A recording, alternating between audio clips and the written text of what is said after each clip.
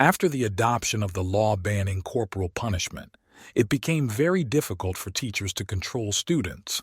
Even if the children did something that contradicted the school rules, there was not enough money to support them. The students turned out to be more intelligent than adults assumed. They understood how to use the law to their advantage.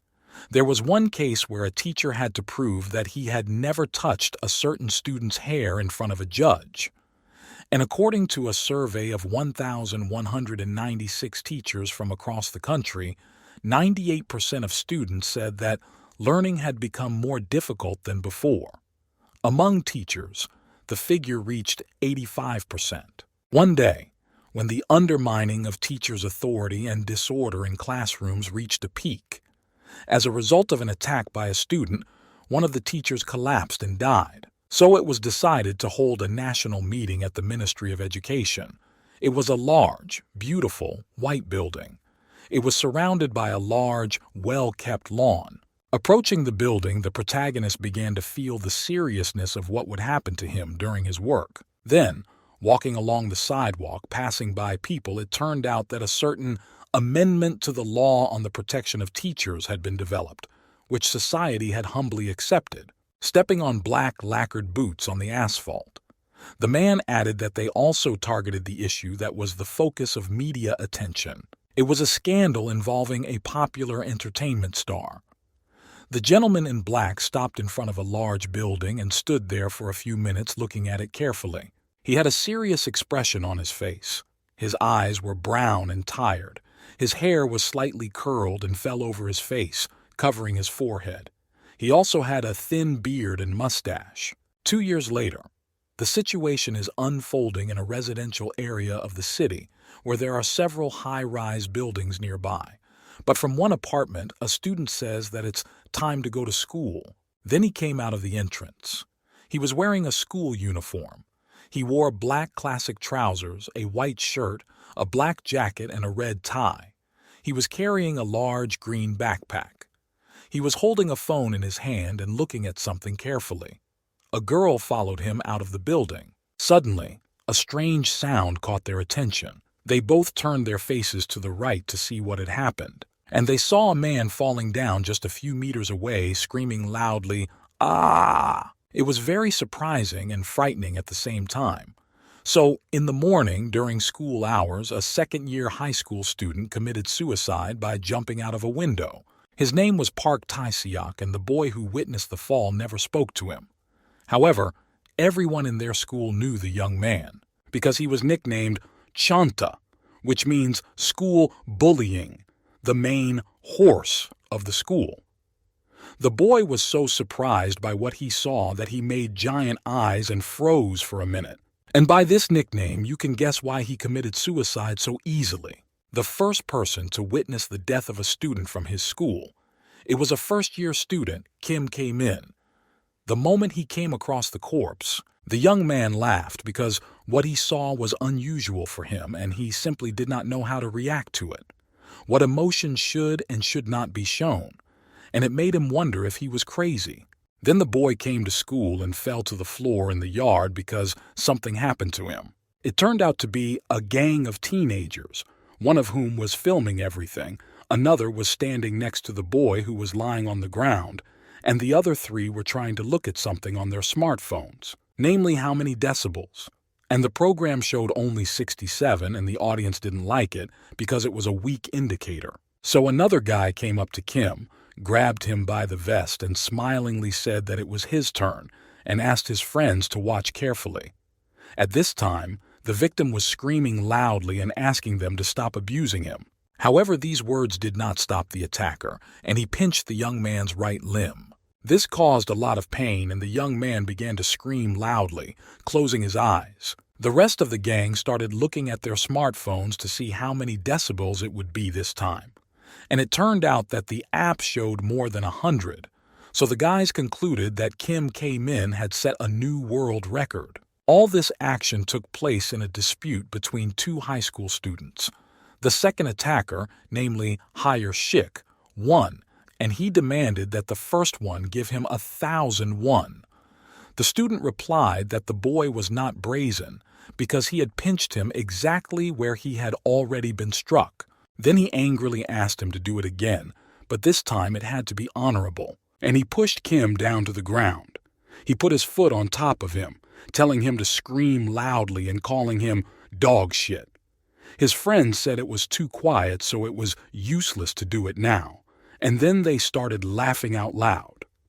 The victim concluded that if the second-year student who was bullied was the one who committed suicide, then he was among the first-year students. But he began to recall that at first he did not keep silent about the bullying. He went to his teachers and told them everything and asked them to help him. The first person he approached was his class teacher, who seemed kind-hearted at first. After listening to the whole story, he smiled and said that it was good that the student told him about it, so he would reprimand the bully. And with that, he promised to solve the problem. Of course, after that, the teacher turned his attention to them. He told them that they should get along well with their classmates and not bother anyone else. The teenagers listened with a touch of contempt. At the end, he added that this would be the first and last time. The teacher reprimanded the gang right in front of all his classmates. From that day on, Kim was bullied even during school assemblies. When the leader of the group was passing by the victim's desk, he heard the teacher say that if he heard something like that again, he would give them fines. The boy replied with a sly smile, "Yes, teacher." After this incident, the young man was bullied even more. This made Kim wonder why the teacher said this in front of everyone, even though he knew it would only make things worse. However, after a while, the teenager realized why. Namely, when he took a drink in a tin can from a vending machine to quench his thirst. In the backyard of the school, he noticed a bunch of teachers talking to each other. One of them said that they shouldn't be too reckless and hide in the corners like this. The other added that these were accurate words, but asked when they would build a smoking room for teachers so that they could relax. After all, the smoking ban and the ban on corporal punishment seemed to be making teachers lose their positions. A few months ago, a new teacher came to the school. He raised his voice a little bit at a child, and the recording of this incident quickly spread on the internet, so the teacher had to be punished. After all this, I asked my colleagues where they could find decent workers in their time. One of them, who wore glasses, was surprised to ask if he thought it was wrong for him to work like this. After all, the ban on teachers physically punishing students is a good thing. Then he asked if there was no other alternative, only the carrot and stick method. But if the teachers did something wrong, the parents of the students would run to the school the same day and make a fuss. It would be like if the Ministry of Education said that teachers were not allowed to teach students. Then he asked a question that clarified yes or no. However, without waiting for an answer, he said that the answer was simple. You don't need to teach children how to live. Let them teach each other. After all, if a school employee lays a finger on children who do not know the answer, he will become the dead teacher from the incident that happened 2 years ago. Kim was surprised by what he heard and said to himself, letting children educate each other is something out of a fantasy. Looking at his reflection, he began to think that the morning assembly was a kind of performance. It was like a message that the teachers didn't care about the children's disagreements. And it turns out that there is no one on his side. And the young man has 2 options: transfer to another school or endure the bullying for another 3 years. But after a while, everything changed dramatically when a car pulled into the schoolyard. And not just any car, but a police car. It surprised and frightened the high school students who were watching it from the window. One of them said that it was probably because of that second grader. Kim said that the police are seriously investigating the death of that student. Everyone at the school knows that his actions were not accidental. They also quickly learned about bullying and violence in this educational institution, and all the initiators were sent to prison. But in the end, he stressed that only when the culture of bullying disappears in this school will he be able to live in peace. Once again, in the same backyard of the school, the boy overheard the gang talking about how the second grader now had a friend, even though he had recently died. And another one said sarcastically, "Oh, really?" The leader was sitting on top of Kim, smoking a cigarette, and said that earlier, when he was afraid, he had asked the second graders about the incident. But no one told him about this dog. As it turned out, the teachers also asked the students to be quiet and not to tell anyone, but only this bastard. But before he could finish speaking, the victim simply collapsed to the ground under him because he no longer had the strength to hold on. And the offender said, "Fuck." At this time, Kim was seriously frightened and could not believe what he had just heard. Suddenly, his thoughts were interrupted by a strong kick to the ribs. This caused the boy to scream loudly throughout the school. The gang leader continued to beat him, saying that he could not resist while he was just smoking a cigarette. The police came back day after day, and he was able to gather strength for Kim. While the young man was covering his head, his friends were talking to each other about the fact that they had no food left after the training. So they began to order the victim to buy them some fried chicken, and he only had 3 minutes to run back and forth to do it. This bastard country is very lenient towards these freaks. This world of freaks is a sacred territory that no one can encroach on. And Kim started to think that he couldn't do it alone. So he held on to the railing and leaned over it to look down from the school building. He was dripping with sweat because he was very nervous, angry, and thought that this was the only way out, because nothing would change as long as this atmosphere prevailed in the school. But it was the only way to make this school a cancer and to reach out to someone. At this time, on his way to freedom, and already standing on his toes to push off as hard as he could, behind him he heard, "Zakika, wait, wait." So the young man had to turn around to see who was speaking to him because the voice was unfamiliar. A man dressed in all black was speaking to him. He had shoulder-length black hair. He sat quietly and smoked a cigarette, adding that Kim shouldn't die until there were witnesses. And then he asked what horrible dreams he must have had for the young man to take such a step. Kim got to his feet and asked who the man was. Was he a teacher? The man smilingly replied that it sounded very loud, but it was true.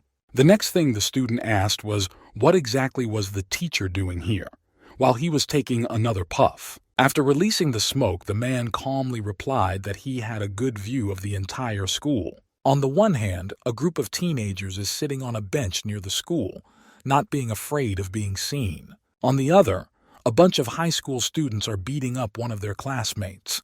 He stressed that this institution was a sight to behold and that he would have to work hard here. The young man was very surprised by what he heard, and so he stood there for a few minutes thinking about it. Suddenly, the teacher jumped up from where he was sitting, causing him to take a step back in surprise. The man was amused. Holding a cigarette between his teeth, he said that tomorrow he would turn everything to hell. However, now he asked Kim to take him to the teacher's room. With a serious expression on his face, the young man began to show him the way, walking down the corridors of the school while the gentleman, with his hands in his trouser pockets, walked slowly behind him and looked at everything carefully. And at one point he decided to ask the student why he wanted to throw himself down. What had happened? This question stumped the young man. The teacher asked a clarifying question whether it was because of bullying or grades. Not getting an answer, he continued to ask that whatever it was, he could just wait for 3 years and everything would be resolved by itself. And finally he added that he would have to work hard with these children. Kim stopped and without turning around quietly said that he knew that this teacher knew. And he continued to shout angrily that he just needed to hold out for 3 years. And he asked what to do because he really couldn't stand another day here. This answer surprised the man so much that he even opened his mouth a little and made big eyes. He turned around and faced the teacher. It was obvious that he was very angry, so he shouted that no one would help him, so how could he stand it? At that time, the gang leader started running in front of him. He just jumped up high to deliver a strong knee strike right to the sternum, which is considered a very vulnerable spot. This made the student fall to the floor right in front of the teacher's feet. He began to cover his head with his hands. The teenager in charge said that because of Kim, he had to switch on the backup bell. He had been waiting for his chicken for so long, and this asshole was crawling around. Then he leaned over to the young man, grabbed his vest, and asked him if he was empty-handed. "Where is his food?" Kim looked the attacker in the eye, frightened, because he had completely forgotten what was being asked of him. The student then slapped him hard and angrily asked if he was tired of living. The teacher watched this for a few minutes and listened to the next questions from the attacker. "Is our Kim Min out of his mind?" "Well, can't you answer? Maybe he should just finish him off." After all this, the leader felt that someone had grabbed his hair behind him. He turned his head and saw an unfamiliar man in front of him. So in surprise, he said, "What fuck?"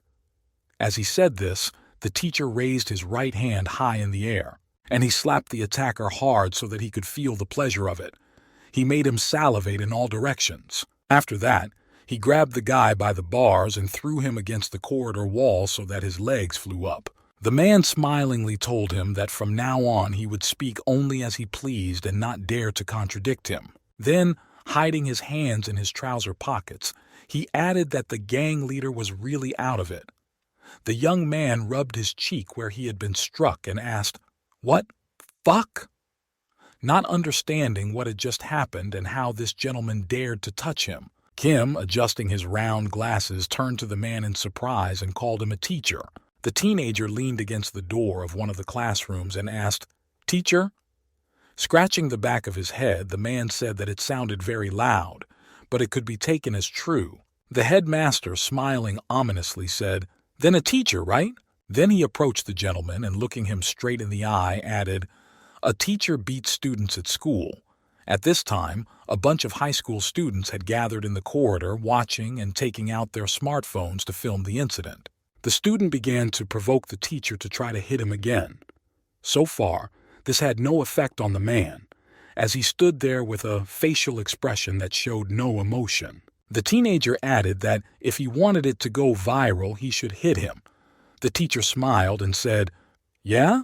And without receiving an answer, he suddenly slapped the student again, telling him not to resist.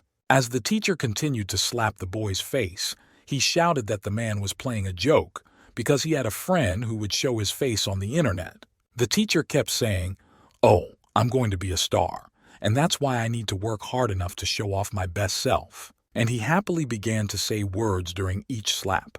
Namely, "It's more beautiful then, more graceful, that's refreshing." The rest of the students filmed this performance and discussed it. One said it was a decisive blow. Another said it looked like the gangster was right.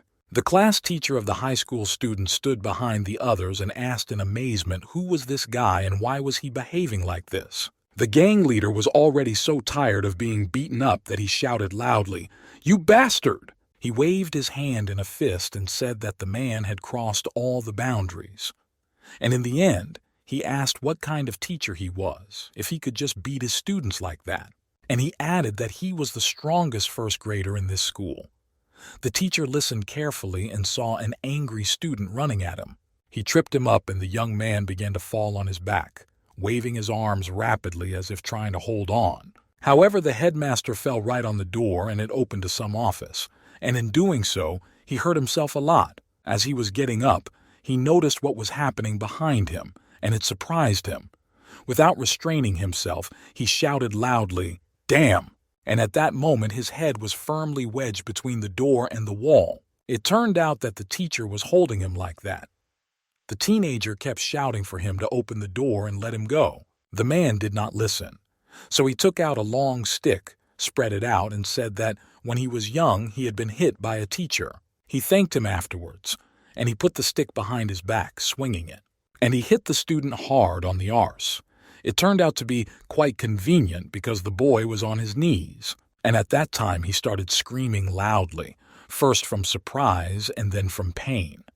Sweat began to appear on his face because he was screaming. The students, who were watching and filming everything with their smartphones, were seriously frightened by what they saw. The teacher began to put his cane back, and the gang leader continued to lie between the doors, screaming in pain and from everything that had just happened. The teacher turned his face to the crowd and said that he was even very tired. After he said that, a gentleman approached, pushing everyone away, and asked the man who he was, and what was he doing at his school. And then he said that he was the deputy director of the school. Then he asked why this gentleman was beating their students. The man answered the question by asking, "Is it his first day at school?" The deputy asked again, "The first day. What are you talking about?" Then the unidentified man said that if he had told him earlier, he would not have been able to put this student in his place, and he began to take something out of his inside jacket pocket. He attached a badge directly to the substitute's forehead and said that he was this person. This act surprised the man because you have to look for such impudence. It said that it was the card of a servant, Manhwa. The school employee asked if it was from the Ministry of Education, the Development Bureau. What the hell is this? The man, holding a stick on his shoulder and smiling, asked if the deputy director even watched the news. He also asked if he remembered the incident when a teacher was killed in class 2 years ago. Then the Ministry of Education adopted the Amendment on the Protection of Teachers' Rights. And at the end he added, in short, that he was from the Bureau of Education. Everything he said surprised the students of the school. They stood there in silence, mouths wide open and eyes giant. After a moment of silence, the gentleman in black said that more detailed information would be sent to the school tomorrow in an official letter. Then he put a folded stick to the deputy's forehead and said that this was a specially created department for such a disgusting school as this one, and they're burying a child alive. The older gentleman knocked the stick away and angrily asked, "Bury? When it's them?" However, the man did not allow him to finish, simply interrupting him and saying that all he could say was that he would be investigating the school. He smiled and said that this was a very important fact, and pointing to the stick, he added that the employees of the Education Bureau have special power. And then he struck the deputy director with his weapon directly. This caused him to fall on his back. With frightened and surprised eyes at what had just happened, he had not expected such a development. The black-haired man angrily said that he had no restrictions and would do what he saw fit, because he was authorized by the authorities. Having said that, he carefully put the stick on his shoulder, and after that he started laughing loudly throughout the corridor, saying that he would teach at this school whether they wanted him to or not. Watching the video of the fight that happened a few hours ago, the school staff asked if Manhwa really said that, and they added that they had misunderstood everything. Even though Park Tae-seok committed suicide because of his academic performance, there is no place for violence and bullying in their school. 3 years ago, the scholarship fund recognized their school as one of the best. They were supported by Ryu Gwan-pil, the third most important person in the ruling party. They also had many successful graduates from their school. In the end, they asked the man to bring this information to the Ministry of Education. When they received no response, the principal and his deputy began to smile nervously and asked him to get something out of his mouth. The man quickly began to pull out a small white envelope from his inside jacket pocket. He put it on the table in front of the ministry employee, saying that although it was not much, they had to pay. Before the deputy could take his hand away from the envelope, the man's foot was already there. With a serious expression on his face, he looked at the director and said that he must have misunderstood him. After all, although he works for the Ministry of Education, he is not a teacher or a professor.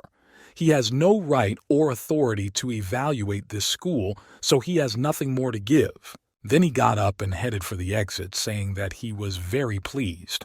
However, old men like him should be ashamed of themselves. While the man could not see behind him, the men gave him the middle fingers, saying that it was a rogue speaking to them. Suddenly the man turned his head to the workers to ask them something, but they did not expect him to turn around so suddenly, so they barely had time to hide their fingers. At that moment, the man took out a shaver. He took off the lid. He began shaving his not-so-growing beard with it, asking which class the student Park Tae-seok was in, who leaned back. The principal, smiling with embarrassment because he couldn't tell if the clerk had seen their gestures or not, said, "Oh, yes, that's..." It turned out to be classroom number 2-5. There were various students sitting and talking to each other. One of them said to the other to open his jaw quickly. However, the young man did not want to do so, so his classmate forced him to do so by pouring water into his mouth from a bottle. He said that he was ordering him to drink it in one go. The young man bent down and began to cough loudly because he did not have time to swallow the water that was entering his cavity. The offender stood in front of him and asked why he was spitting it out. When he received no answer, he punched the guy in the head and called him stupid. Then he asked him if he was deaf or something. A minute later, he added why he just couldn't drink it. The victim continued to leak water from his mouth directly onto his clothes. One of his classmates, who was wearing a red shirt, told them to end the fight as the bell would soon ring, to which the attacker replied by asking if the faggot was not of his own free will. And with this question, he wanted to hurt the guy a little. And then he asked if he was still hungover, because if the teachers smell it, they can blame it on this faggot. The young man in red put his head on the desk and asked what he was saying. He was the one who was still drunk, and he doesn't care about anything at all. The other one replied that what kind of sane teacher would get involved with the son of a high-ranking deputy? At this time, the girls were happily watching the video of the fight in the corridor and emphasized that it was a horror. And when they stopped the frame on the student's funny expression, the lady started laughing out loud, saying that he had been beaten by the teacher. One of them said that the boys said that despite the fact that he was from the Ministry of Education, he could afford it. Then the black-haired one put her hand to her beard and asked if it was really posted on YouTube, but wasn't it their school? Doesn't it look like their school uniform? The boy in red continued to lie with his head on the desk and say that many schools have similar uniforms. Suddenly, the door to the classroom began to open slowly. A man in black, unknown to the students, entered the classroom. His hair was tied back in a ponytail and he was carrying a blue magazine under his right arm. The children watched the man in silence. He approached the table, put the magazine on the surface, and put his arms wide so that he seemed to be leaning on the table. Smiling broadly, he said, "Children, hello." And in response, I heard only silence, because everyone still did not fully understand who he was and what was going on. A young man who had just insulted his classmate by forcing him to drink his water asked the man where this uncle had come from. The man laughed and said, "Didn't their class teacher tell them?" He added that he had contracted the flu yesterday and had to take a sick leave for several weeks. After that, he said that his name was Manhwa and that he was their temporary teacher under the circumstances. He went on to say that he was ashamed to admit it, but it would be his first time teaching, so he hopes that he will be able to get along with them. The main attacker of the class began to smile slyly. The classroom became a mess as all the students started talking to each other, solving their problems, ignoring the teacher who stood silently for several minutes and watched everything. This made him very angry, so he tried to control himself. And a brilliant idea came to him, which made the man smile slightly. He grabbed the magazine and invited everyone to introduce themselves. After that, he would be able to mark them. He started walking between the rows and calling out names: Kang Sung-yeon, Ko Genchuk, Kim Na-rae, Kim Dong-gyu. However, no one paid attention to him and the noise in the classroom continued. Passing by the main rebel of the class, the man said, "Kim Hak-jae." Then he approached the young man in the red shirt who was still lying with his head on the desk, and the teacher read out Ryu Chun-hyun. Suddenly, the name Park Tae-seok was called out to the whole class, after which everyone turned their faces straight to the teacher. None of them had expected to hear those 3 words. The man turned to the students and raised his hand to his head as if looking for someone, smiling, and asked if the children could see Park Tae-seok. Or is he absent today? This even made the boy in the red shirt raise his head a little so that his eyes could be seen. And I heard the following clarification: "Oh, but there are no free desks." When the teacher approached the blackboard, he heard one of the students say that the bastard was dead because he was stupid, and his report card was, in a word, it was a mess. As it turned out, this was said with a smile by a guy who insulted everyone in the class. The student stressed that the teacher should have known about this before coming here. The man looked at the young man with an oblique glance and began to wonder what the atmosphere was like here. Then he calmly replied, "I see," and added that he would know from now on. Then he thanked me for the information and he said he would hold the roll call again.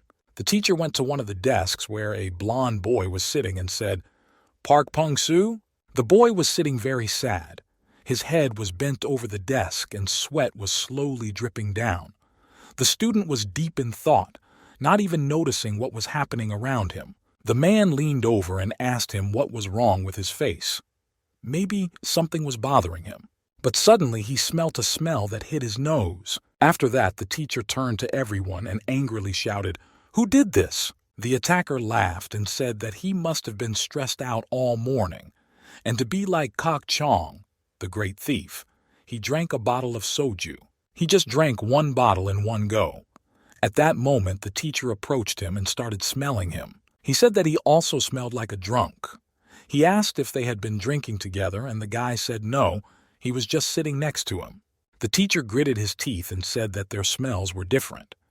And then he explained that it was just his guess. He went on to say that he had been drinking last night, but hadn't gotten rid of his hangover.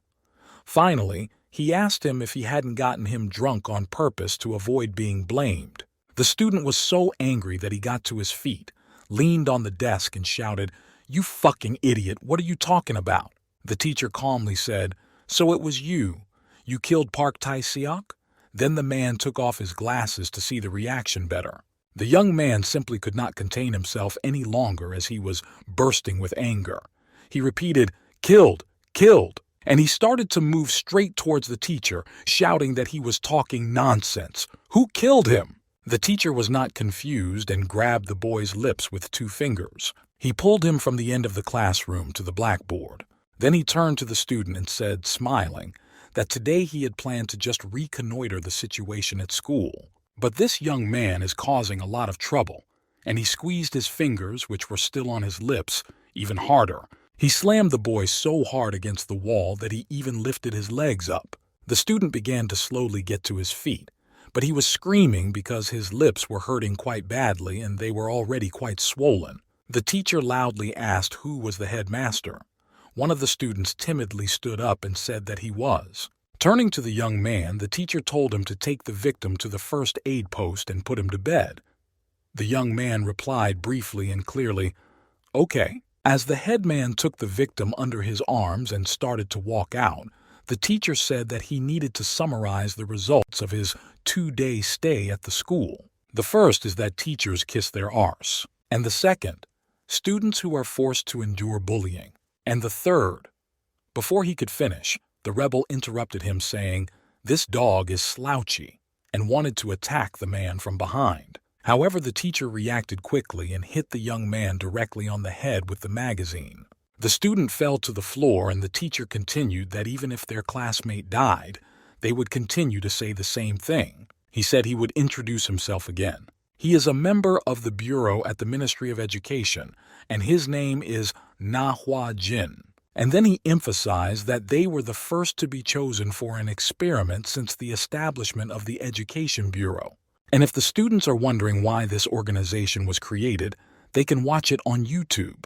The teenagers took out their smartphones and opened the app to see that there were already 32,000 comments on the video. And it is among the trends. People wrote that such children should have been punished long ago and received what they deserved. The teacher said that, in short, every similar situation they do will be in the top stories. Then the teacher shouted loudly, saying that since he had cleared everything up, they should greet him with a bow. He went on to say why, when he was making the call, they kept talking and talking.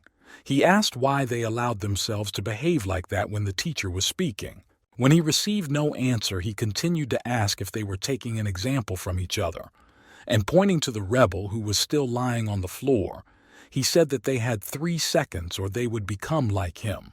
The confused students began to slowly rise to the count of 1. For several minutes they stood there looking at each other, not expecting anyone to talk to them like that.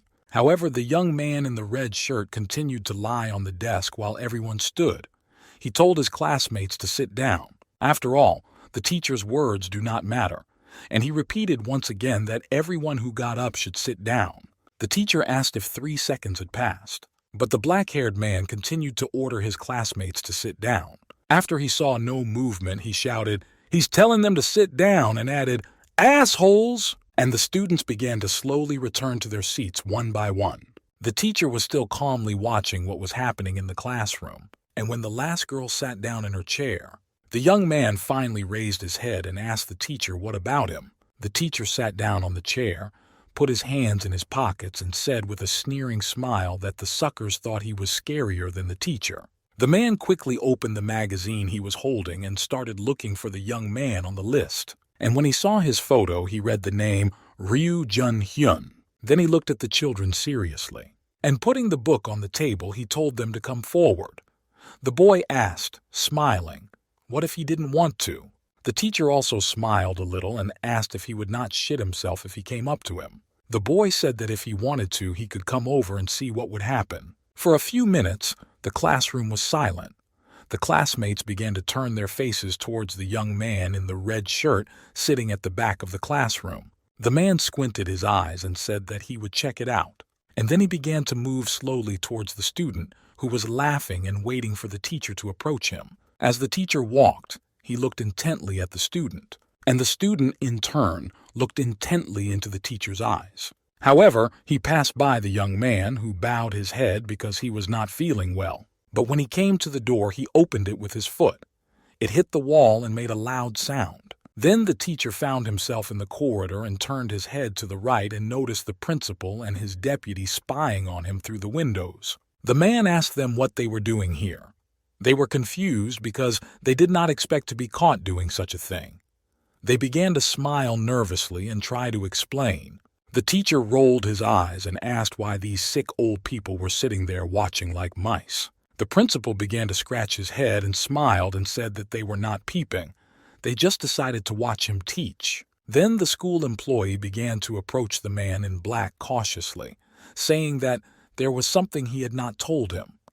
This surprised the old man, and he stood with his hands in his trouser pockets, waiting for the sequel. So the old man leaned over and whispered in his ear that the student was Ryu Jun-hyun, who was sitting in the last desk.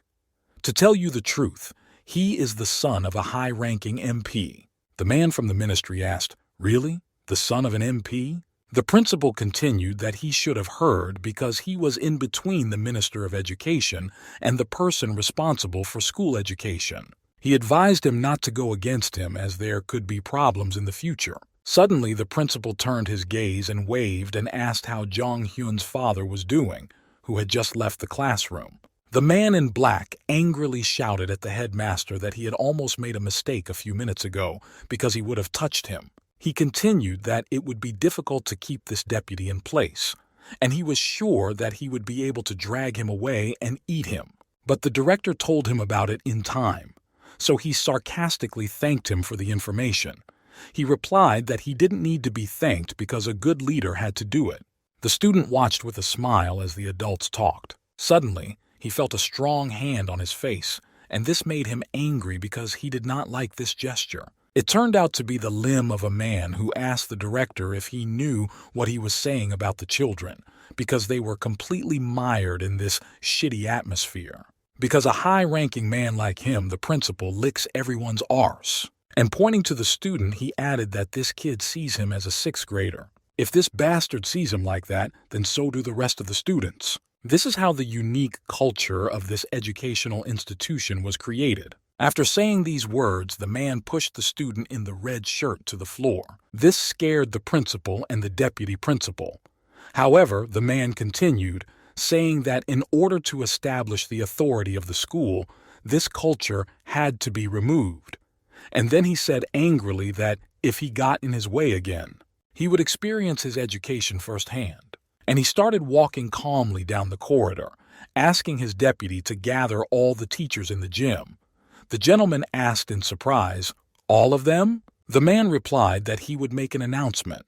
The young man angrily began to raise his head and then the rest of his body. In front of the assembly, the man began to say that he was Manhwa Jin, a member of the Education Bureau. He went on to say that he had been at the school for 2 days, but had already noticed a number of problems. So he asked them all to come together to work together because it is difficult for him to manage all the students alone. However, before doing so, he wanted to let them know that they can behave on an equal footing with him during the school period. He would be responsible for any damage caused, but he promised that it would not affect them in any way. After saying that, he opened one of the lockers. What he saw surprised the teachers, so there was a moment of silence because of the surprise. Then the man said, "Well then," and invited everyone to choose what they liked. As it turned out, there was a whole bunch of different sticks, bats, and darts in the locker. One of the teachers put her hand to her mouth and asked if he meant that they could use corporal punishment. After all, no matter how badly the students behaved, there are still human rights after all. However, the next teacher was already standing right next to the objects, carefully examining them. He reached out to pick up one thing he really liked. It was a long wooden stick. Looking at it, the man said that it was simply super, and smiling, he added how long he had been waiting for it. He was overwhelmed with joy. After that, a few more teachers started looking at the tools and said that they had been dreaming about it for a long time. And looking at the sticks, they asked if they were made of oak. During the week since the new staff member, Manhwa came to the school, some changes had taken place. A high school student watched a picture of a teacher loudly asking, "Are you out of your minds or are you beggars?" This was happening in the backyard, where a group of students were kneeling, and one of the teachers was beating them on the backsides with a stick, telling them that if they wanted to drink Coke, they had to buy it with their own money. The students were screaming and crying in pain. The teacher continued to say that they should be punished because bullying is unacceptable, and finally asked if they understood. It turned out that the school staff, especially those over 40, did. They started a competition with each other. Some of them were forced to stand in a line for a long time while he walked along their line saying what they were doing, because they need to think about their behavior. Others were too abusive by ordering them to carry a large and heavy log. But not all students accepted the new situation. There was a case where a teacher tried to use a stick on a student. However, he managed to snatch it out of her hands and angrily asked what she was going to do. Hit him? Then he broke it in half, adding that he would clean up this shitty school. The door to the classroom opened and a man from the Ministry of Education looked in, saying, "No, no, no." And smiling, he added that the boy was thinking wrong at such a young age. Then he came up to him. He put his hand on the student's shoulder and scared him a little. And walking, he said, "Let's go to some quiet place where we can talk seriously about his future." And after a little walk along the corridor, they went through the door into one of the classrooms. The children who were rebelling against the new system were spoken to personally by the teacher Manhwa, who had a post-it note on his desk with the words, "That quiet place." After the conversation, the student left the room as if he were numb, and the man smilingly put his hands on his shoulders and asked him if he had learned everything. However, the young man turned his head sharply to the side and saw the teacher, who was startled by the suddenness. And the student began to cry so hard that tears flowed down his cheeks in 2 streams. He turned to the teacher he had offended an hour earlier. He fell on his knees in front of her, bowed his head, and asked her to punish him. After the conversation in the quiet town, the children came back as completely different people. In another classroom, a school employee grabbed a student by the hair and he screamed in pain in front of the whole class. The teacher leaned over and shouted at him, asking him how many times she had asked him to stay awake in class. Then she ordered him to put his hands on the desk with the back of his hand. The main rebel of the school said how sick of it all. While on the roof of the school with his gang, he asked them if it was a school or a Samcheon camp, or Samcheon Re-Education Camp, which was established in South Korea in 1918 for prisoners of war or critics of the new South Korean regime who were forced to do hard labor or were subjected to corporal punishment. One of my friends said that he couldn't even take a shit in peace. Every time he sits down, he starts crying. The chief angrily asked what was happening to Ryu Chun. Everyone turned their heads to the deputy's son, who was sitting against the wall smoking a cigarette. They asked him to tell his father about all this shit. The young man took out a cigarette and said that he should be worried about some man he didn't even know. He went on to say that his father's assistant had said that this was the first experiment led by the Ministry of Education. After that, I asked him if his classmates still wanted to ask for it, knowing that his father was not God and that he might get into trouble. He said that if it came to the news, he already had a plan to deal with the press. A representative of the ruling party passed this law, so the plan to use his father in this situation is ambiguous. There are opinions on the internet that people like them should be punished, but at the moment there is no such possibility. A classmate angrily asked if he wanted to be destroyed like that, to which he replied, "Who said that?" Suddenly, footsteps were heard as if someone was also climbing up to the roof. The gang turned their faces to see who wanted to join them. The deputy's son added with a twisted expression that he was just waiting. He added that they should watch carefully, because soon everything would be turned upside down. A minute later, it turned out that a young man had climbed to the roof and scratched his head and asked if Chun Hyun had called him. One day from the front door of the school building, a guy with glasses came out holding a quickly cooked pasta. On the way, he met a new teacher who remembered seeing the boy on the roof and asked him if he was still being bullied. He replied, smiling with joy, that he was not. However, he asked again if he should. The man also smiled broadly, showing his white teeth. Then they came to the backyard. I sat down on a bench.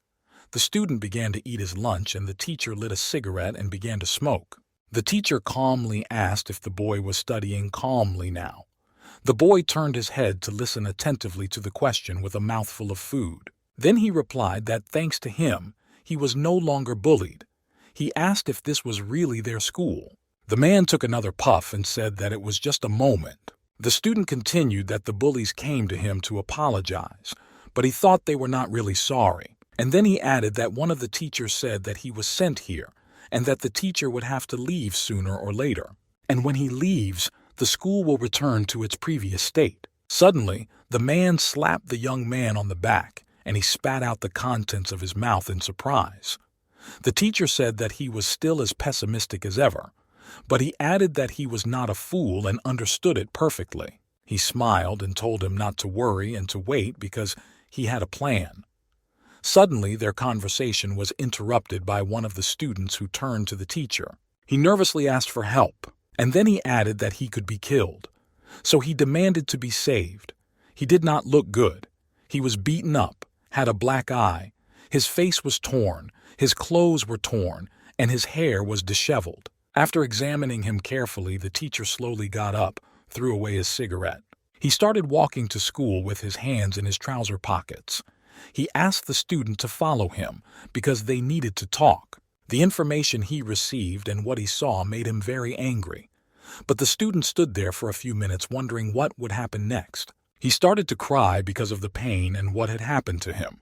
The deputy's son, with a cigarette in his mouth, said, "If this doesn't work, what about that? That student who could not stand corporal punishment," and stabbed the teacher. And at that very moment, the really injured boy took out his blades and tried to attack the teacher, and drops of blood began to drip on the pavement. And it turned out that the young man still managed to stab the man right in the lower back. The student who was watching all this began to shout loudly, "Teacher!" The attacker stood there waiting for what would happen next, and the teacher indifferently looked straight at him. Then he abruptly grabbed his arm. He broke it, saying that he was a mouse. The young man started screaming in pain, and the man added that since he had already taken up the knife, the stroke should be strong, because a 1-centimeter wound would not kill him. He put his hand behind the boy's back and ordered him to follow him. When they had walked a few meters down the corridor, the man suddenly pushed the student so that he hit the wall. He went into his office and then started to close the door. The student was very scared.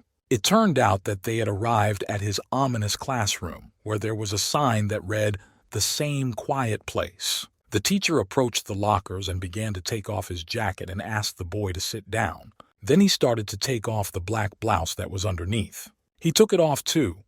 Under it, a wide, pumped-up back was revealed, and on the side of his lower back was a wound that was bleeding. The student was surprised by what he saw, because he did not yet understand what was happening and what would happen next. The man walked over to his desk. He opened the top drawer. There was a mirror and a small first aid kit. It contained scissors, a needle, thread, plasters, and antiseptic. The teacher first took the mirror and threw it to the student, saying that he should take it. The young man barely managed to catch it. Then the teacher sat down on the surface of the table with the wound facing the student and asked him to hold the mirror so that he could patch the wound. The boy came a little closer and began to watch as the black-haired man began to stitch up his wound. The teacher calmly asked him who had ordered him to do this. The student was surprised by the question. Without answering, the man continued to say that he had stuck the tip of the knife in, so he was not trying to kill him. He quickly added that he should tell him who had ordered it. After saying that, the teacher cut off the end of the thread with which he had been patching up his wound. The young man became angry, got to his feet, leaned his hands on the table and shouted that no one had ordered him. He had decided to do it himself. Suddenly, the man stuck a knife between the student's fingers, which frightened the young man. The teacher leaned over to him and added that he would spend several years rotting in prison with mice because of the attempted murder. "Whoever that bastard is, you're going to be behind bars instead. So I said I could show you who you really need to be afraid of." I waited for a few minutes to give the young man a chance to think it over and give me at least some information. When he received no response, he turned his back on the student and said that he was done, so he could just forget about it. Then he began to put on a new, clean black shirt near his locker, saying that he was wasting his time. After all, people like him never change. He added that the boy would regret it for the rest of his life. The teacher was just about to leave the classroom, but the student leaned on the table and shouted that he had indeed been threatened. Then he fell to the floor, grabbed his hair, and continued to say that Tae-seok couldn't resist Chun-hyun, so, unlike a guy like him, Tae-seok was good at his studies and had a lot of friends. As soon as he arrived at the school, Chun-hyun immediately became friends with the upperclassmen and ran the school. They didn't really pay attention to each other, and there was no reason for conflict. Until something happened. One day, a situation occurred in the classroom where the teacher shouted that she had repeated several times that you can't put your feet on the desk during class. Then she asked the insolent boy if he realized he was in school. If he continued in this way, he should be expelled. She said she would tell his father everything. While she was saying this, the boy's friend was filming everything on his smartphone. The boy got angry and abruptly stood up with his hands on the table. This scared the teacher. He called the woman a bitch and ordered her to shut up. After all, she had spoken very harshly about his father, a deputy. Then he asked if she didn't know, and added that she could call his father's assistant and then she could pack her things. He waved his hand and told her to think before she said anything next time. However, he did not have time to hit the teacher because someone punched him right in the right cheek. After that, the young man fell to the floor, hitting his head on the lockers. The defense lawyer angrily shouted at the deputy's son, calling him a jerk, and asked him to look at himself. He asked how he was talking to the teacher. What does he think he's doing? And from that moment on, Tae-seok's life went downhill. The next day, when he came to school, he was approached by one of the gang members of the deputy's son. However, he was not confused and told him that he should listen to adults. After that, the boy was punched in the stomach, and all the students of the school received messages in the school chat. There was a photo of the boy, and under it, it was written that from that day on, this jerk is a school freak. Therefore, you need to beat this first year several times a day. From that day on, a cult of bullying began to operate in the school. Tae-seok was not considered a human being, and someone attached a letter with the inscription, "I am a horse. Hit me." He was a nobody. Because his father worked as an ordinary full-time employee in a state institution, and suddenly he was laid off and the family was left without money. With nothing to do, the man started drinking every day. One day when there was another fight, T asked his abuser how long he would continue. After all, he had already brought his family to such a bad state. He asked him to stop already. Then he asked how long he would continue to abuse him. These words made the teenagers laugh, and the leader bent down and said that he would do it until he died. After that, he pressed harder on his cheek with his foot, adding that he should die as soon as possible. Tears began to burn in the young man's eyes from the despair and pain he was being subjected to every day. The teachers were aware of this situation and did not take any measures to improve it, so Taeseok. As soon as he died, the teachers took the initiative and gagged all the students. The police did not even try to hold Chun-hyun, the deputy's son, accountable. The young man added that he was the one in charge of the school, no one else. Then he grabbed his head and said that, although the young man had died, the cult of bullying remained. He said that he was the next one to die. Suddenly, his despair and screaming were interrupted by a crunching sound. So the boy opened his eyes and looked ahead of him. He saw the teacher sitting there, stretching a little because the story was quite long and his back started to hurt from sitting like that. The student turned to the teacher to see if he was okay. The man stretched and yawned and asked if he had finished his story. Without waiting for an answer, he asked another question. Was this the only reason why the boy was afraid of the fool? This made the boy angry, and he jumped to his feet and shouted that this was not just high school. He asked him if he had even heard what he had just said, or if he was just pretending not to listen because he didn't have the strength to deal with Jong-hyun. However, the teacher was distracted by a smartphone with a notification. After looking at it carefully, the man held the phone up to the boy's eyes and ordered him to look at it, and added, "Isn't he on a leash?" The smartphone had a picture of a gentleman in a classic suit. A gang of teenagers from the roof, looking at the schoolyard, noticed that neither the ambulance nor the police had arrived, and they started to wonder what the fool was doing. Wasn't he supposed to have already stabbed someone because they had ordered him to? The deputy's son calmly said that he didn't expect much from that loser. Then he added that he had 2 or 3 more shots, so tomorrow there would be something interesting. Suddenly someone called out behind the teenagers and they turned to see who had said the words, "Oh, you're the kids here." It turned out to be a black-haired teacher who was hugging the beaten student and smilingly saying that the law of the Republic of Korea prohibits students from being on the roof. What a shame. The children were very surprised and began to ask what was going on. Was it really the jerk who complained about them? Had the teacher whispered in his student's ear, or did he want to be in Park Tae-seok's skin? The cheeky kids continued to provoke him, asking if he was confused. The man continued to ask whether the boy understood what he was supposed to do. After that, the deputy's son was surprised by what he saw. After all, the victim started moving towards him, and then he started to punch him right under the beard, which made him throw his head back. What they saw surprised and angered the friends, and they did not know what to do. So for a few minutes there was silence, and everyone present seemed to be frozen. The teenagers grabbed the attacker by the shirt and started shouting angrily, "Or was he crazy? Why does he allow himself to do this?" However, at the same moment, someone's strong hands grabbed their shirts. They threw them straight to the ground. It turned out to be a teacher who had been silently watching everything that was happening. Afterwards, he turned to the young man and told him that he had a talent because it was a great punch to the jaw. The gang leader was still lying on the ground, but he shouted furiously for the bastard to die, to which the teenager replied that he should shut his mouth. After all, he was garbage who had disgraced his father's name. Having finished speaking, he handed over his phone with a photo of the deputy's news. He added that his end had come. The TV was showing the news that Ryu Kwan-pil had been caught taking a bribe to get out of a sexual assault case. My son was so surprised by what he saw that he cried out, "Daddy!" in fright. The teacher began to smile slyly when he saw the desperation in the student's eyes. He remembered how he had brought his photo and some information that was available at the school to a man who asked if he was the boy. The teacher, smoking a cigarette, asked if he could trample on the student's father. Because teachers are afraid, they have to cooperate with this senator.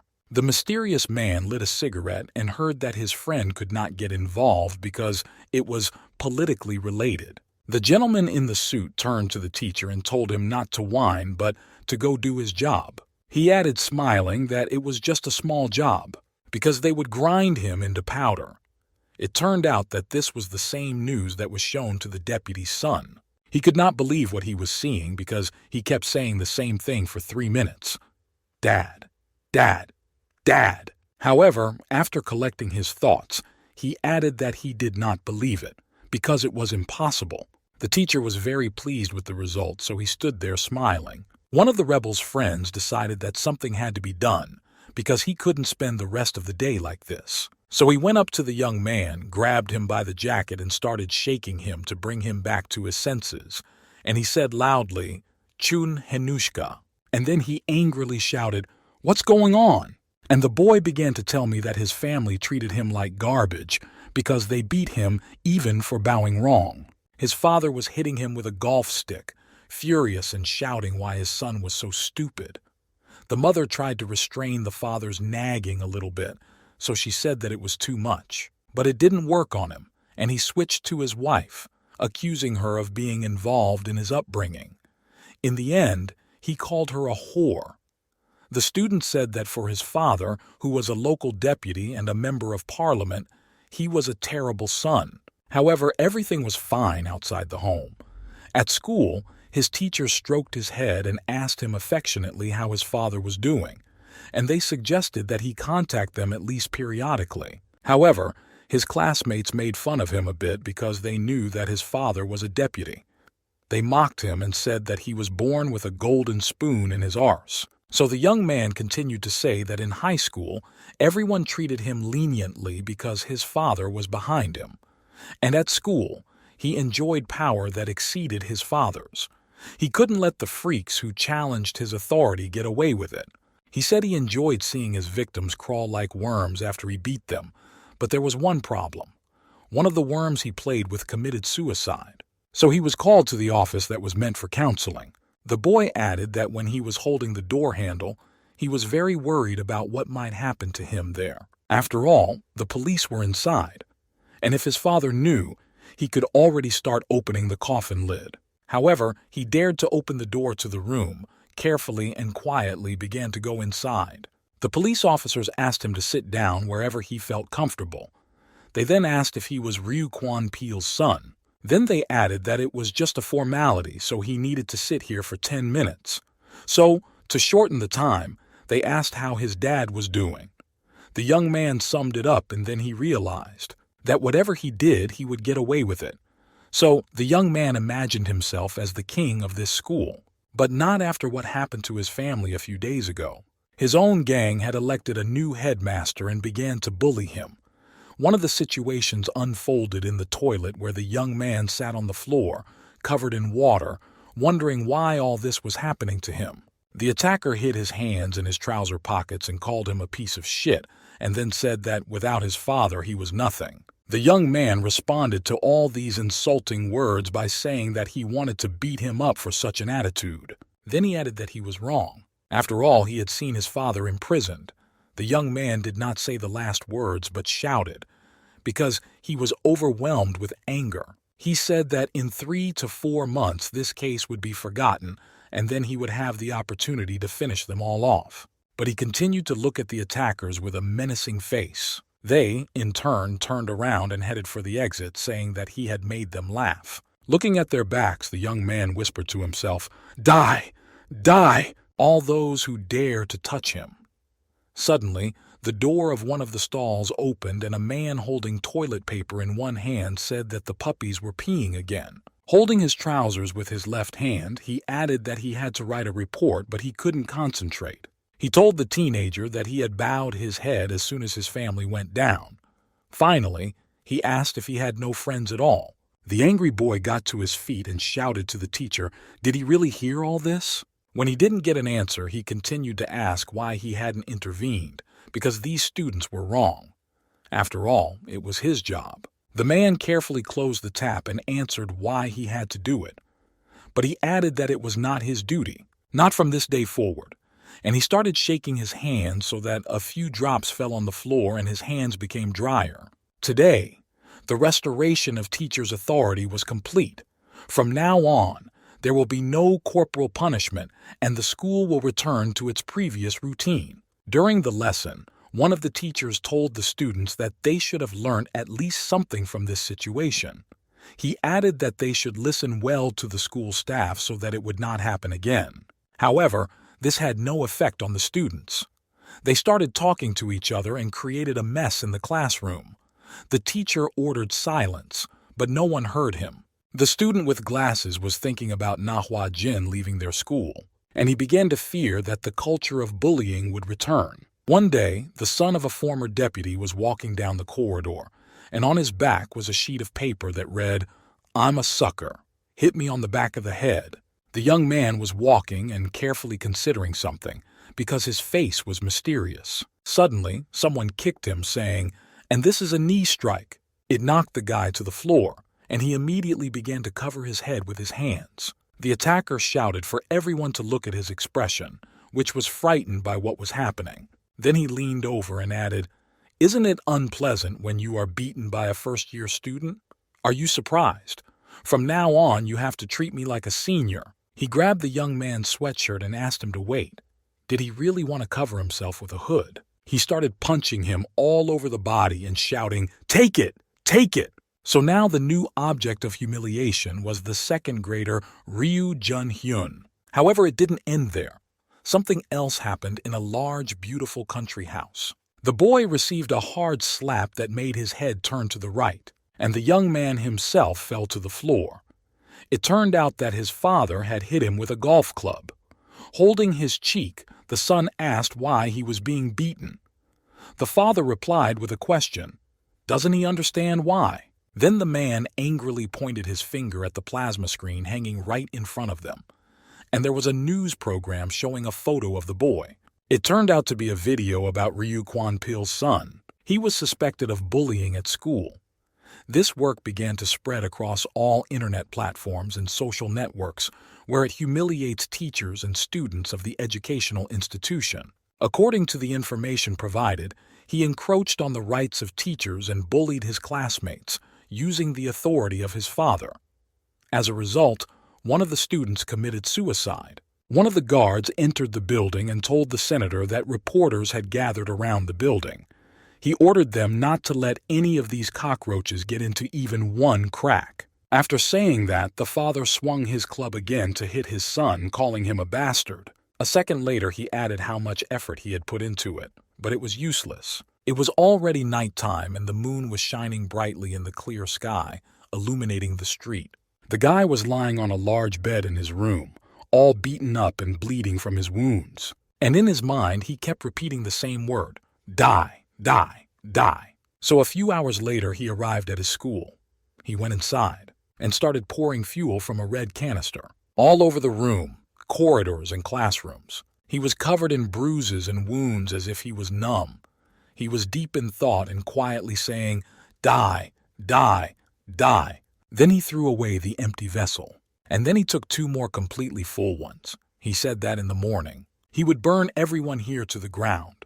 However, someone was watching his actions from the corner, with his hands in his trouser pockets. In 1 second, a foot in a patent leather shoe appeared in front of the young man, which startled him, because he did not expect anyone to be in the school at such a late hour. It turned out to be an employee of the Ministry of Education, who then grabbed a canister and threw it at the boy. It hit him in the face and made him fall on his back. This made the student angry, and he asked if the man had gone completely mad, or did he still not understand what he had done wrong. The gentleman took out a cigarette, put it to his lips, took out a lighter and lit it, saying that from now on, the true learning begins. After saying this, he lit up his face to show the seriousness of his words and to instill a little fear. The teenager leaned against the wall and asked, "What did he say? What did he mean?" And in the end, he asked what he was doing here. The man smiled and wanted to light a cigarette. But when he said that, he realized that only petrol had been spilled. So he dropped the lighter and asked the frightened young man if that was why he had come here. The young man froze where he was sitting, watching the fire begin to approach the floor where the flammable substance had been spilled. He realized that something very unpleasant was about to happen.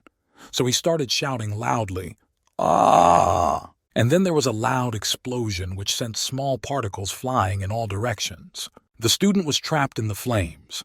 Instinctively, he got to his feet, started to panic a little, and kept shouting, "Ah!" Then he tried to run past the fire to get out of that hellish place.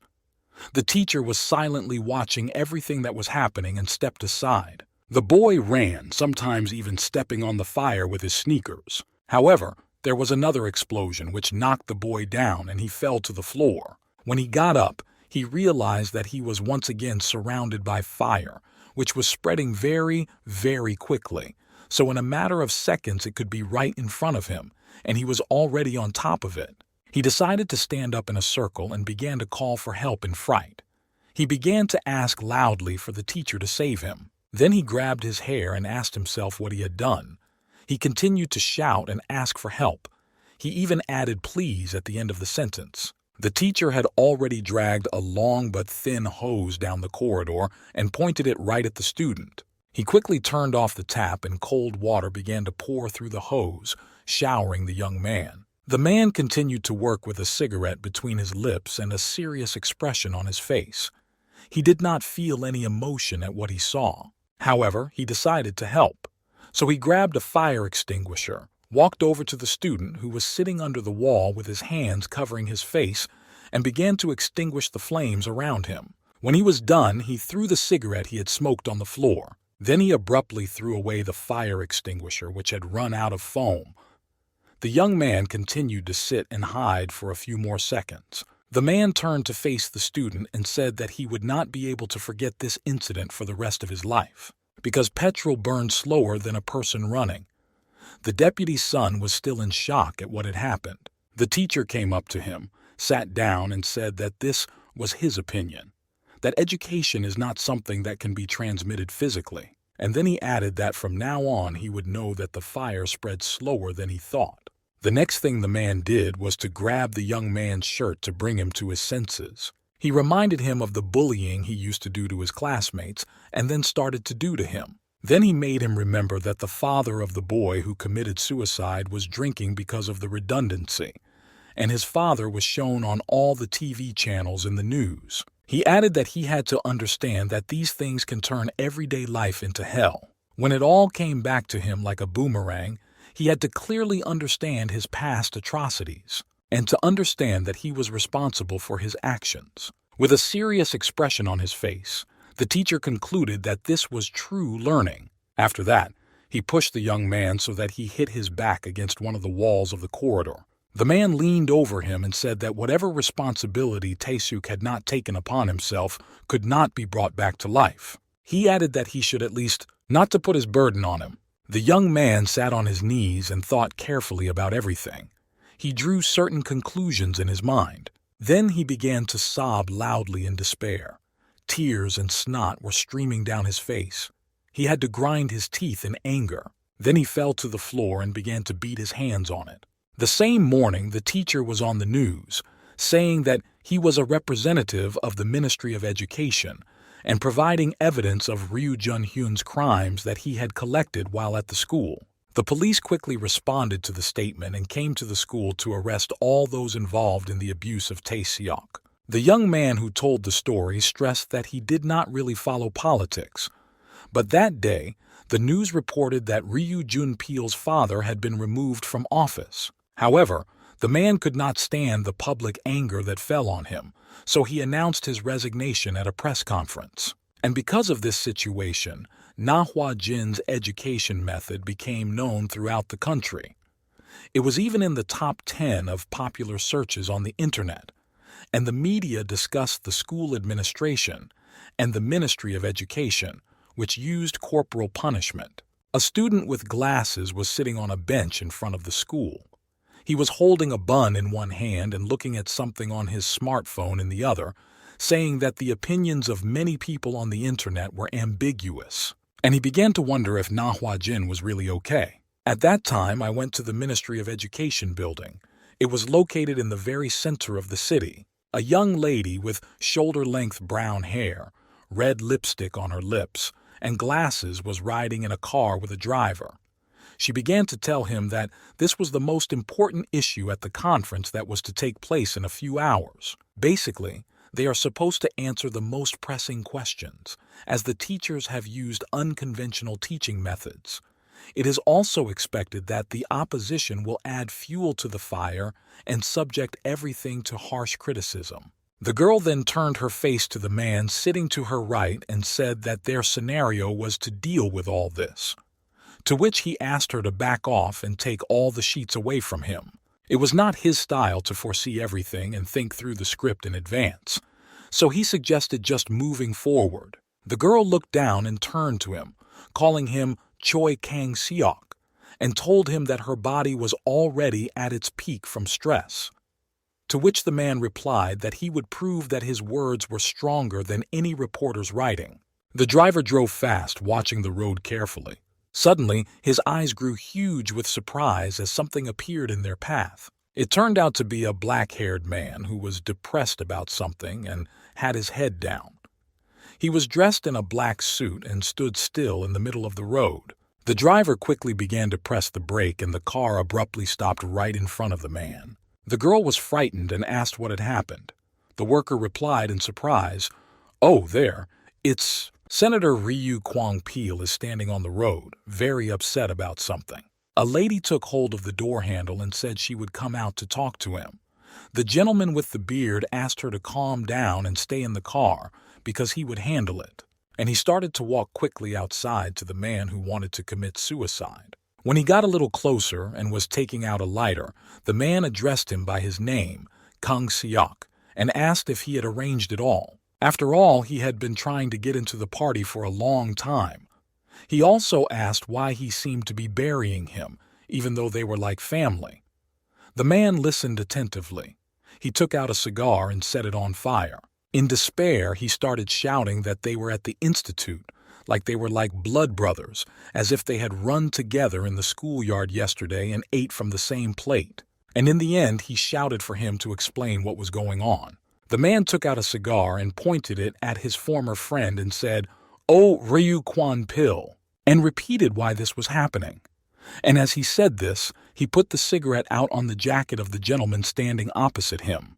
And he asked me if I should tell him shit, because every day it's in the news, and he came here to find out about it. And he asked him if he really didn't understand.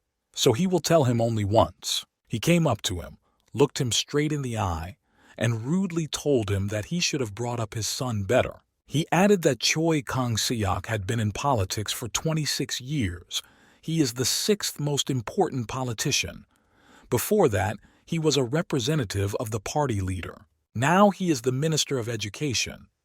The man with the beard said all of this with an angry and serious expression. After what had happened on the road an hour ago, the gentleman walked confidently through the conference room where he was announced, a 69-year-old politician named Choi Kang-seok. He had first entered the political arena at the age of 43. He did not think about his reputation. No matter who his opponent is, he engages in open debate and knocks his opponent down.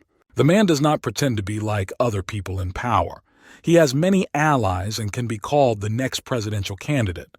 But when he got to the podium, he adjusted the microphone and spoke because the reporters knew his style. He suggested that we end this as soon as possible. After all, he always avoids reporters. One of the reporters raised his hand and said that he was from the Korea News Channel. He said that they knew that the project used controversial teaching methods. It was born 2 years ago when he was a representative of the ruling party. This is a body with no restrictions. Roughly speaking, it is in favor of corporal punishment. I asked if it was possible to assume that he was the founder of this project. This question made the man very angry, and he could hardly contain himself and asked why he was asked this question. After all, 2 years ago, an amendment to the law was passed to protect the rights of members and to provide training. And in the end, he asked why reporters had been smoking on the sidelines until now, and now they decided to ask. Everyone present froze for a few minutes because they had not expected such a development. And the gentleman continued to say that they were busy chasing gossip about a celebrity, and he added that he understood that this was his bread and butter, but why they only make money on big scandals. He said that he did not advocate corporal punishment, but that the Bureau of Education was an organization aimed at restoring authority in schools where it had been undermined. This program is only for experimental schools, and it was not conducted in public, and they did not repeal the law on corporal punishment. After saying that, the next reporter from the U Channel, whose name was Chuck Wong, raised his hand to ask the next question. And when he stood up, he said what it sounded like. The children are hearing what they need to hear. But then he clarified that this was not the result of their old-fashioned view. The man, holding on to the podium, replied that everyone hears what they are supposed to, but that is not the case.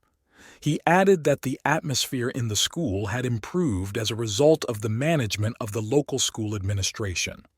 I asked him if it was true. He said that he thought the students themselves should prove whether the reporters were right or wrong. The next person to come up was a female journalist, Jin Suk from Ilbo News. She showed some pictures and said that, as a result of their investigation, clear signs of injuries were found on the bodies of the students. She asked the man if he thought such human rights violations were still possible in education in the 21st century. The man repeated, "Violation of rights." Everyone present froze for a moment, and the gentleman continued angrily that in the name of protecting human rights and students, a law against corporal punishment was developed that completely ignores the educational system. As a result, some students die. Everyone has the right to get an education in a safe environment. And did they add that it's simple maths where students get bruised by other students and teachers who restore school authority? But isn't it more important to protect children who listen to teachers and behave well? Teachers, children, and parents were watching the conference, and a man said that he would say it again. If they are reporters, they should ask questions using different points of view. Aren't they trying to get the truth? And he shouted loudly that he would speak clearly as long as he, Choi Kang-seok, was the Minister of Education. Even if there are many objections, he will still continue to promote the policy of the Education Bureau. He pointed his finger in front of him and told his parents to stop calling him every minute, because from now on he would not be answering calls about this. The black-haired teacher also watched the speech on his smartphone and said that the old man was really crazy. He added that he asked him to be careful, and the gentleman took it and added fuel to the fire. He asked himself how he managed to become the sixth most important politician in the country. While he was thinking about this, sitting on the lawn behind him in the park, someone quietly approached him and said, "How many years? How many winters?" Turning his face back, the man, confused by what he had seen, asked in surprise, "You're back." And right in front of him stood the same man from the video to whom he had addressed as his father. After these words, the older man kicked the boy in the stomach so that he just flew away a few meters. And the old man said, "Who the hell is your father, you son of a bitch?" It was a sunny summer day. The sun was shining brightly in the sky. There were colorful cakes on a plate and coffee in a paper cup next to them. After a bad incident, a young gentleman knelt down in front of someone's grave, and an older man stood behind him watching, smoking a cigarette. Then he took one cake. After chewing on it, he said, "What a disgusting dessert. It's too expensive and tastes like a simple piece of sugar." The black-haired man replied that it was Ka Yoon's favorite sweet dish. Finally, he asked if Daddy knew about it. And while he was saying this, he was very angry and could hardly contain himself. So I held on to the grass tightly in order not to get hurt. However, I still had to tear some of it up. After that, trying to ask calmly, I said, "How is the education department?" It seemed that the students' parents and reporters had turned everything upside down. The old man licked his fingers and ordered them to shut up, because he was Choi Kang-seok, and if he was in charge, everything would be fine. Then the son got to his feet and said that the next influential candidate for the presidency was. He added that his knees were shaking when such a powerful person got angry. Standing next to each other, they remained silent for several minutes as they looked at the grave opposite them. The younger man broke the silence by asking if Lee K-young would have liked it if they had become like this. The older one, bowing his head, sadly replied that it was impossible to avenge the dead, because the living would not stand it. The man's eyes welled up with tears. In order not to appear weak, he sharply said why the sun was so bright, because it could make you go blind. He turned his face to the exit and his back to his son and ordered him to follow him. The black-haired man told his father to go without him because he had been assigned a new task. The older man turned his head slightly and asked which school he was going to. The younger gentleman replied that it was Koon High Technology High School. The principal himself approached him and asked for help. The father asked again, "The principal?"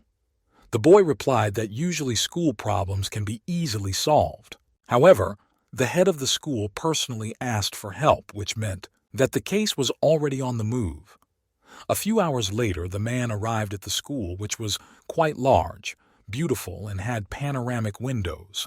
As he walked up the stairs, he put his hands in his pockets and looked around carefully, watching the students he met on his way. And he thought that he would see what awaited him here. When he got to the second floor, he saw two teenagers getting into a fight right in the middle of the corridor. The short-haired one was punching him in the face and saying, "Take that, you fool." A young man with long hair attacked his opponent and shouted, "What, motherfucker?" A classmate who was watching, frightened, began to fuss, saying that they were at it again, and he found himself in the middle of the action again. It turned out that there were two gangs of students in the school. One had orange inserts on their uniforms, and their leader had short hair with dyed hair. The other group of teenagers wore gray stripes on their uniforms, and their leader had black hair with a short haircut. The dyed one said, "Wow," to the Electrode and the Pikachu cub with a sly smile. He asked if it was possible to beat him so that his bones could be collected piece by piece. The opponent replied that they had all escaped from a car service station and advised him to take better care of his appearance. And of course, after that they started a fierce fight, calling each other names. A new teacher was watching from the sidelines. He smiled and said that it was not a dream, but a fairy tale. And taking one step in his black shoes, he said that he needed to stop this strife. And while he was saying this, all the gang members were already involved in the fight. One of the students of this school began to tell me that since childhood he liked cars. He even had a whole collection of different vehicles. Since he learned to crawl, he was not interested in other toys. He played only with cars all the time. That's why he managed to decide on his dream before other peers. Once, in the 3rd grade at a project defense, he said that he would become a famous mechanical engineer.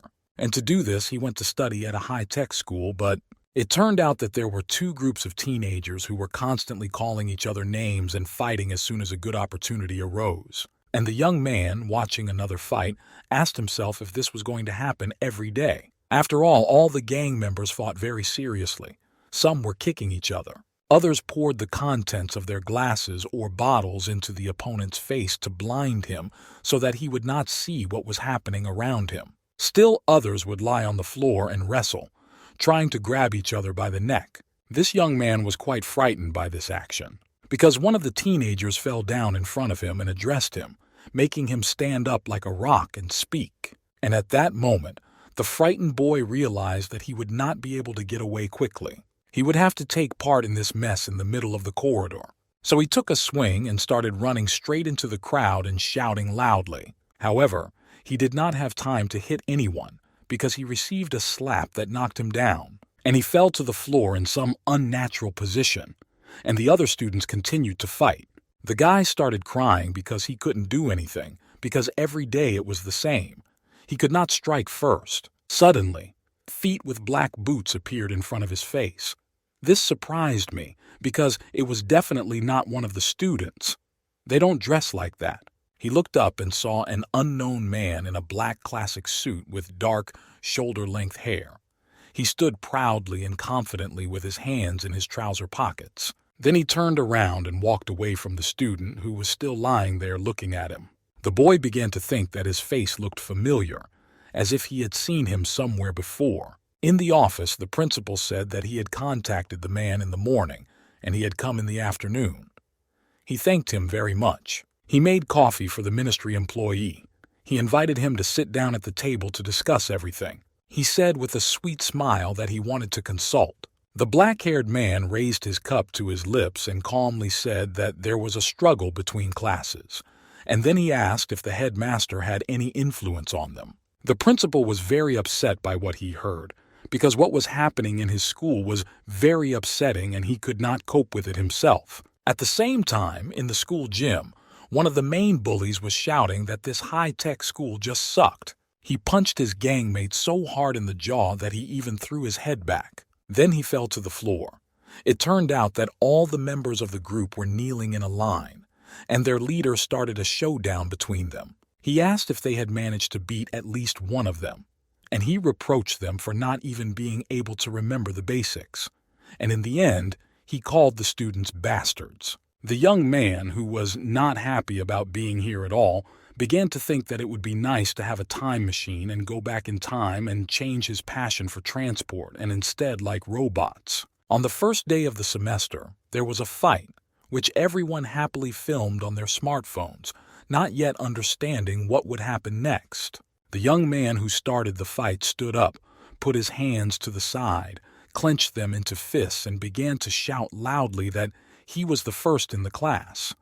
Some teenagers watched him without moving, while others filmed everything on their smartphones. A week later, it happened again. A month later, a real war broke out between second and third year students. As soon as they crossed paths somewhere, a fight broke out. The guy went on to say that he was a loser, of course, and for 3 years in a row he had been in last place. There was always someone who could beat him.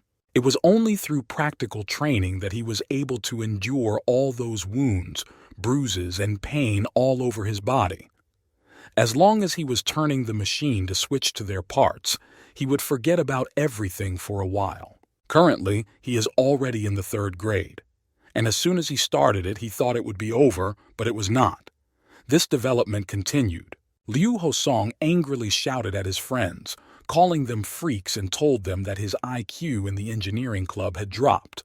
And this is very bad news for today. And he added that the 2nd place in 10,000 years. He asked if they could win. Without waiting for an answer, he went on to say that he wanted to take 1st place by the end of the year.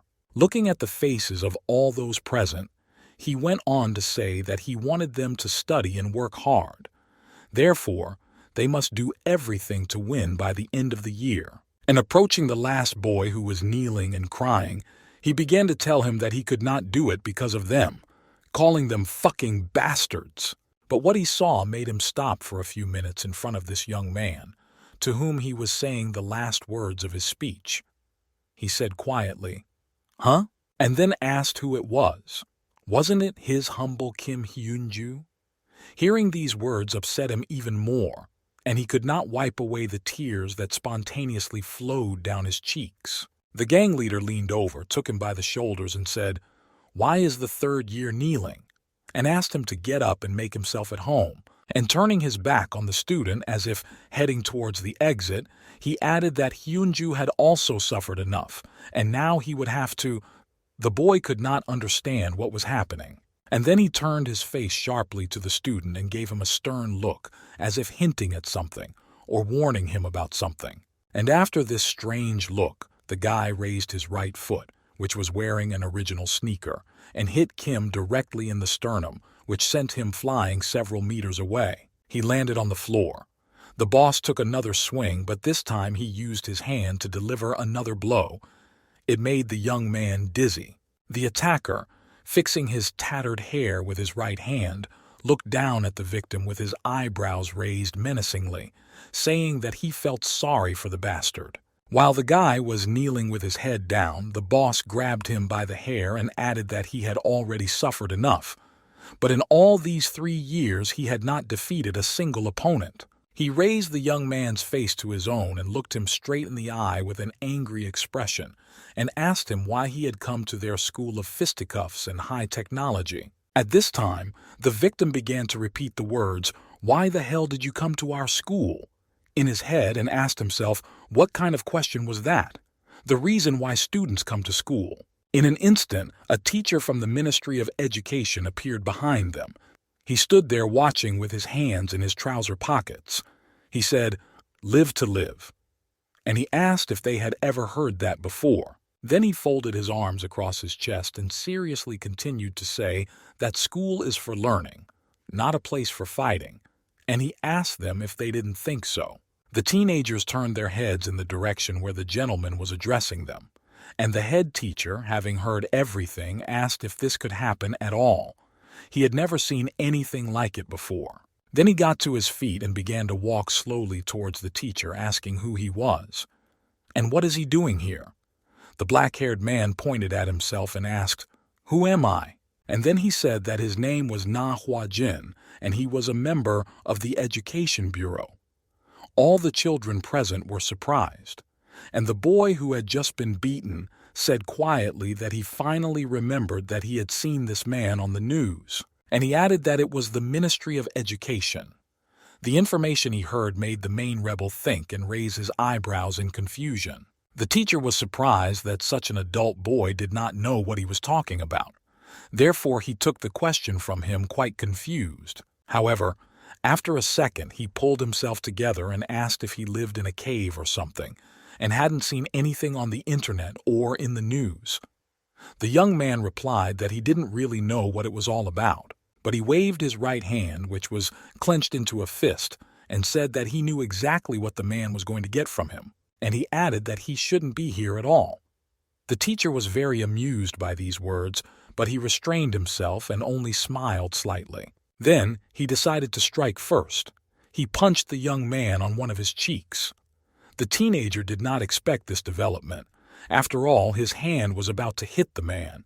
This act surprised and at the same time depressed the young man, because he was dizzy and asked what had just happened. Then he lost his balance and fell on his back with his legs up. The teacher stood there seriously watching what would happen next. The gang members started shouting in surprise. What's going on? Had Sonbi passed out? After all, no one had ever been able to beat him, and he had won every fight. The teacher pointed his left index finger at a young man who had never defeated anyone and asked him to come over to him. The boy was sitting on his knees at the time and froze for a moment at what he saw. To ease the situation, the man smiled and added that he would need his help. He asked if he could handle it. The teenager could not understand what to do and what would be better and more profitable for him. He thought for a few seconds with a frightened expression on his face. After everything that had happened in the laboratory number 1, which was called electricity, one of the students said, "What are these bastards?" It turned out that there was a meeting of another gang at the school, where the leader hid his hands in his trouser pockets and said that at the beginning of the next semester there would be more fights, so they would not challenge them, because they will come anyway. These words were spoken by the student who took the first place among the electricians, whose name was Cho Hong-gi. After a moment of silence, he added that the engineering club would attack them from the outside. He would take on Lee Ho-soon, and the rest of us would deal with the rest. And he loudly added that the electricians club would be in the first place in this school, to which all the gang members clearly and unanimously replied, "That's what it will be." Suddenly, someone's voice began to sound through the speakers, saying, Club Dolb, the electricians are fucking, damn, listen carefully." Everyone in the room instinctively turned their heads towards the speaker, and the voice continued to say that he was from the engineering class, and his name was Kim Hyun-ju. He added that they were all shit, and he was on his own from now on. In the end, he offered to meet them at the gym if they didn't piss themselves. The gang leader became furious at what he said and said, "What a bastard," and he ordered everyone to start moving towards the room where they were called to fight. One by one, the participants quickly walked across the schoolyard. One of the teenagers decided to open the door with his foot instead of his hand to demonstrate his anger and readiness for what was about to happen. As soon as he stepped into the hall, he was hit firmly on the head with a black, thin stick. This surprised him, because he did not expect to be attacked right at the entrance. It turned out that the stick was being wielded by a new serious teacher. The students took turns screaming in pain, especially when they were hit. After a few minutes, the man stopped and smilingly greeted the teenagers. Then he offered them a quick drink, and when they had done that, he invited them to sit down at the desks that were already in the middle of the gym. The members of another group were already sitting at them, and he said that from that day on, they would attend joint classes between their classes. The students listened attentively to everything the man in the black classic suit said. The subject would be called moral education, and everyone must attend it without missing a class, especially without good reason. Then the teacher put a stick on his shoulder, smiling, and added that those who were not satisfied with this could take off their badges, get up, and leave. After all, from that moment on, the students would start their electrical engineering and mechanical engineering classes. That is, their education. The students were upset by what they heard and began to hold their heads because they hadn't attended classes for a long time. The man said that if they didn't like it, they could give up on their future. The leader of the group of electricians asked, "What about that guy?" After a second of silence, he added, "The guy holding his face?" The teacher pointed to himself and asked in surprise if he was talking about him or not. The student, wide-eyed, said that he was a man with influence and connections in the education bureau at the ministry. He said he was a gentleman named Manhwa. I squinted my eyes and thought to myself, even if he is from the education bureau. The next thing he did was to point his index finger at the teacher and say that he had seen him on social media, and he is the person who beat the students and got caught himself. The man smilingly said that this young man was still aware of these events. The teenager then said that this was the second school to fall under their program, so he suggested that he should prepare well for their elections. After saying that, he turned around and started walking towards the exit, ordering his classmates to follow him, and everyone in turn began to turn their backs on the man. However, a second later, a stick struck the headmaster's back, which the teacher launched to somehow stop this impudent man, who confidently walked away with his hands in his trouser pockets. The teacher asked him if he was trying to make fun of him, or was he just being brazen? Finally, he asked who allowed them to leave the gym. The young man was very angry that the gentleman had allowed himself to be hit with his stick and had said words he did not want to obey. He slowly bent down to grab the weapon with his right hand and pick it up. While he was doing this, he said that if the man had been a teacher, he would have known. After that, he started to demonstrate it and shout loudly and angrily that there was no need to put a spoke in their wheels because you could get yourself in trouble. And he asked if the teacher was a smart person, or did he decide to continue pretending to be a complete idiot? The man smilingly answered the question that the boy did not know what it meant to give up his education, to give up if something doesn't suit you, and he said that he hoped this would not happen. The teacher happily informed him that the teenagers would have to take the first class of a course called Fundamentals of Life, which he had developed himself. The teenager angrily asked who among the students was willing to do this. After all, they had never done anything like this before.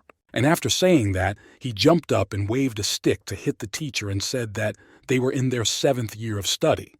So he was done for and could start packing his things. However, he didn't have time to strike because the teacher struck first.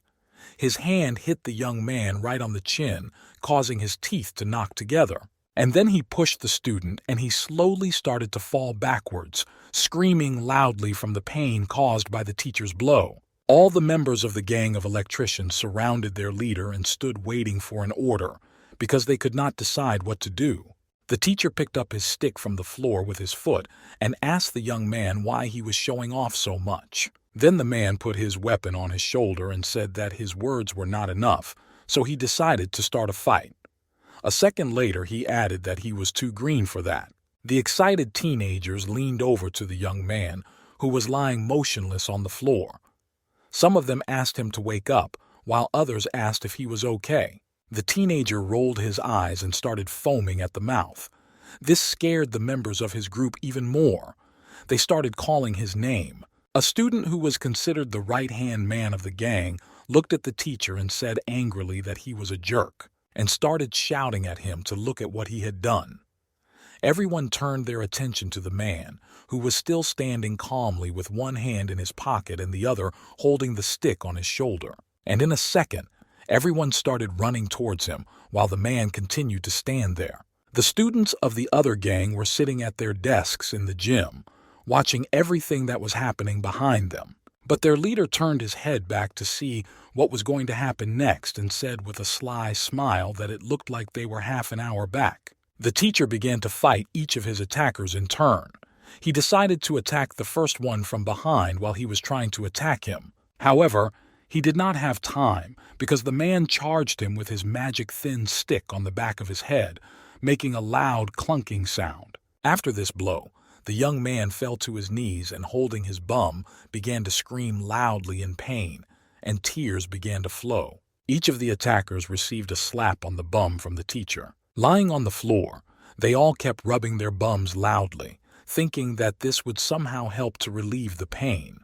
The man was very happy with this picture and smiled slightly, and then he looked to his right and saw the young substitute who had ordered everyone to attack the teacher, who stood there with his mouth open in amazement and quietly said, "Did this teacher really put everyone down so quickly?" The man put a stick on his shoulder and asked him why he was standing there counting crows.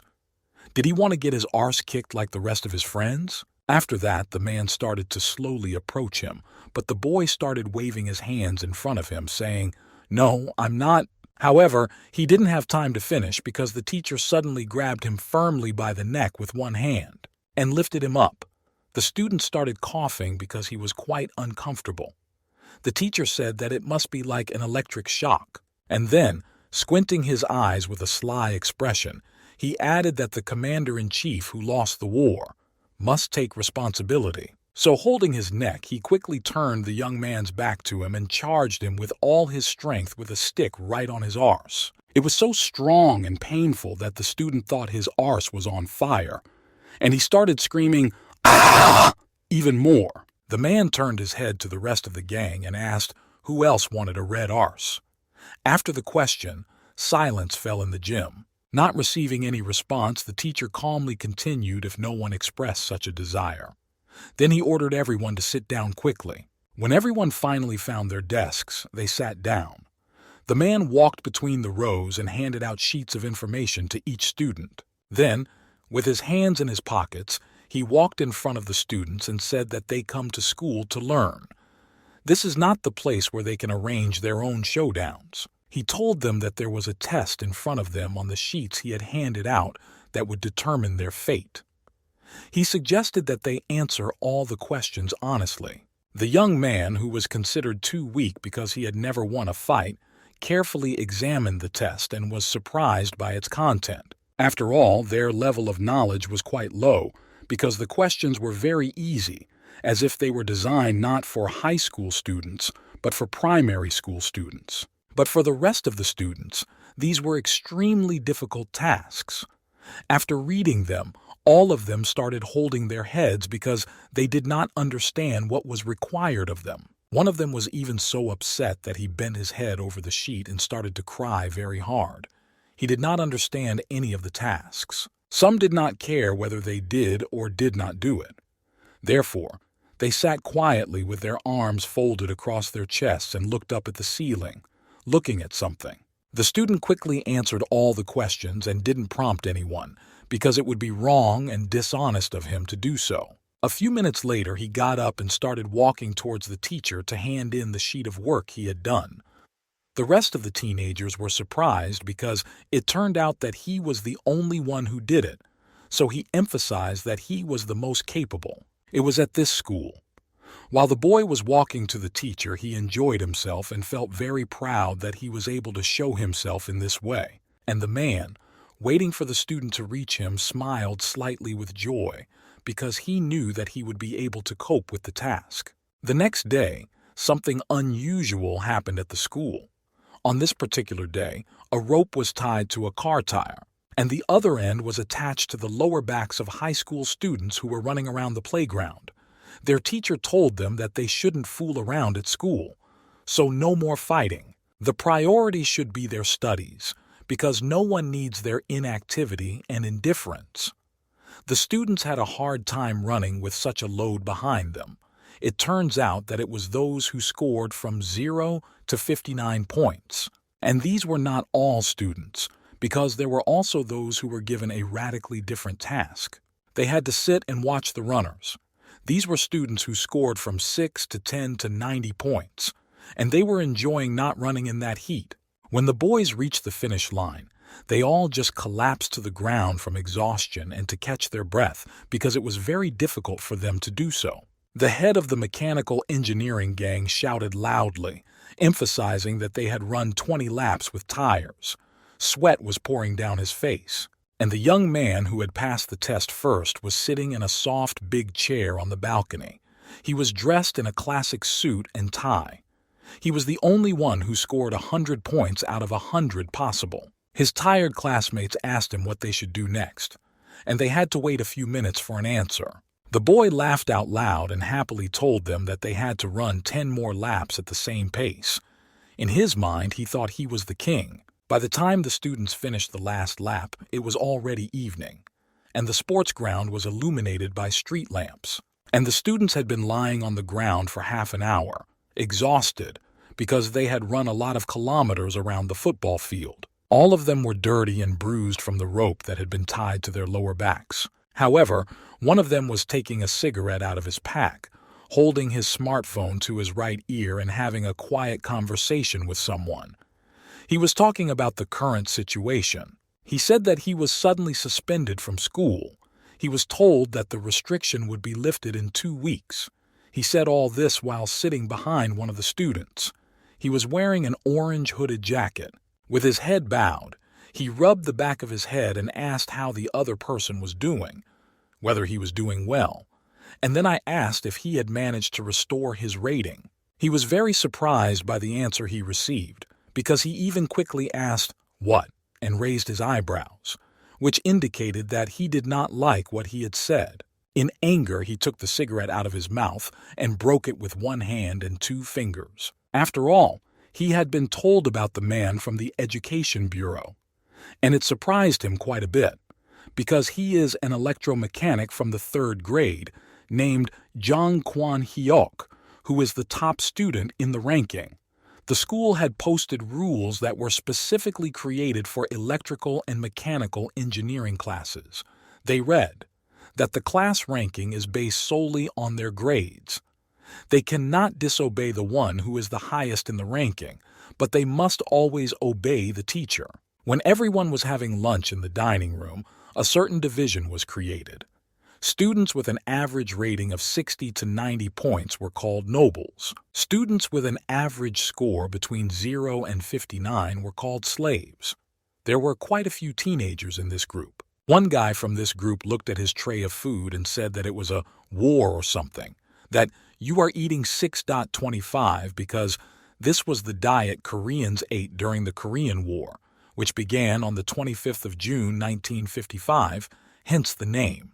The student added that now they even discriminate against them with food. However, everyone continued to eat their food in silence, because there was not much time for the lunchtime meal, and the 100-ball king was sitting on a gorgeous big chair and his tray was filled with completely different food, more delicious. The young man said that he also needed to take care of his health, so he would have to eat in small portions. He threw the seafood into his mouth and began to chew it deliciously, asking the other students what the usual food on their plates tasted like. Suddenly, one of the students quickly got up, grabbed a spanner that was lying nearby and hit the table with it so that all the food flew in all directions. Then he grabbed the tray and knocked it over, angrily shouting that he had already crossed all boundaries by taking away their normal food. But the teacher was already standing in front of him, holding his cane on his shoulder. He asked the rebel if he knew how the emo incident happened. It was an uprising in 1882. It was caused by the fact that the government was supplying rice mixed with earth. A second later, the gentleman was very surprised to see this and said that this was his reward. The young man had broken his heart, so he could hardly hold back his tears. So he decided to deal seriously with those who did not follow the rules and made a big show of it during the lunchtime meal. Tapping his stick on his palm, the man happily announced with a smile on his face that they had cheered him up, so he would punish them one by one. After the meal was over, someone came up to the guy who thought he was the king and grabbed him by the 40 and pushed him against the wall. It turned out to be the leader of a gang of mechanical engineers who was very angry about what was happening at the school.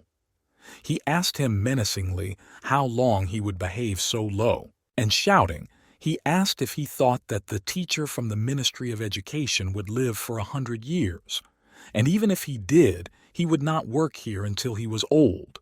Then he said that the day this man leaves this educational institution, they will show it on the news at 9 o'clock and report that the corpse of a stupid high school student was found. Their argument was interrupted by the same teacher who went to the toilet and said that according to their rules, A slave who threatens the king exterminates 3 families. He wagged his finger seriously and ordered all the slaves to gather in the gym to discuss what had just happened. When they were all gathered, the teacher stood them up and told them that they must respect their king. From now on, it was forbidden to go against him. Studying is the only way to rise in the rankings. And in the end, he reminded them that they could not but listen to the student who was higher in the ranking. The young man sitting in the king's chair shouted to those who attacked him that if they felt humiliated, they should study harder to become kings. The teacher, who was standing nearby, said happily that at first he was so quiet, but children get better and better as they grow up, and he added that he should become a teacher because he had a certain talent for it. However, the boy was not happy, and you could see it in his expression. After a few minutes, he turned to the school employee and asked if he could no longer be king. Without receiving an answer, he grabbed him by the trousers and crying continued that if he left the school, they would finish him off in less than an hour. After all, the Lord cannot stay here forever. The student added that he had studied up to the final year and could not just die at their hands. The teacher calmly put his hand on the young man's back to give him some support and reassurance, and asked him to stop being afraid because he would not let him die. Looking at all the students, he slowly began to say that they had the same school uniform and the same age, so there was nothing to be afraid of. And in the end, he added that this is what this school will look like when he finishes his work here according to his own methodology. This calmed the young man down for a few minutes. He said that this school would never change, but I asked if the man understood that at all, and all because he created this system of hierarchies. At that time, the man was approaching the gym. He was dressed in an orange raincoat with a large black bag on his shoulder. The guy took a firm grip on the front door handle and stood for a minute to tune in to what he might see there and what would happen after he arrived. It turned out that a minute was not enough. So he stood for a few more seconds, and while waiting, he heard some noise and commotion going on in the room. Suddenly, all the teenagers who were standing in the bar fell to the floor because they had no strength to hold on any longer. Among them was the main rebel of the mechanical engineering group. The leader of the other gang was sitting at his desk and said to him that he had a red hedgehog on his head. He asked him why he didn't take it off if he knew it was there. The young man angrily replied that he should shut the fuck up because he had a haircut like a convict. The guy did not react to this but asked if he knew what day it was. A second later, he added that their peer, Jung Kwan-hyuk, was returning to school today. The dyed boy was surprised by this information. However, he asked what he was talking about.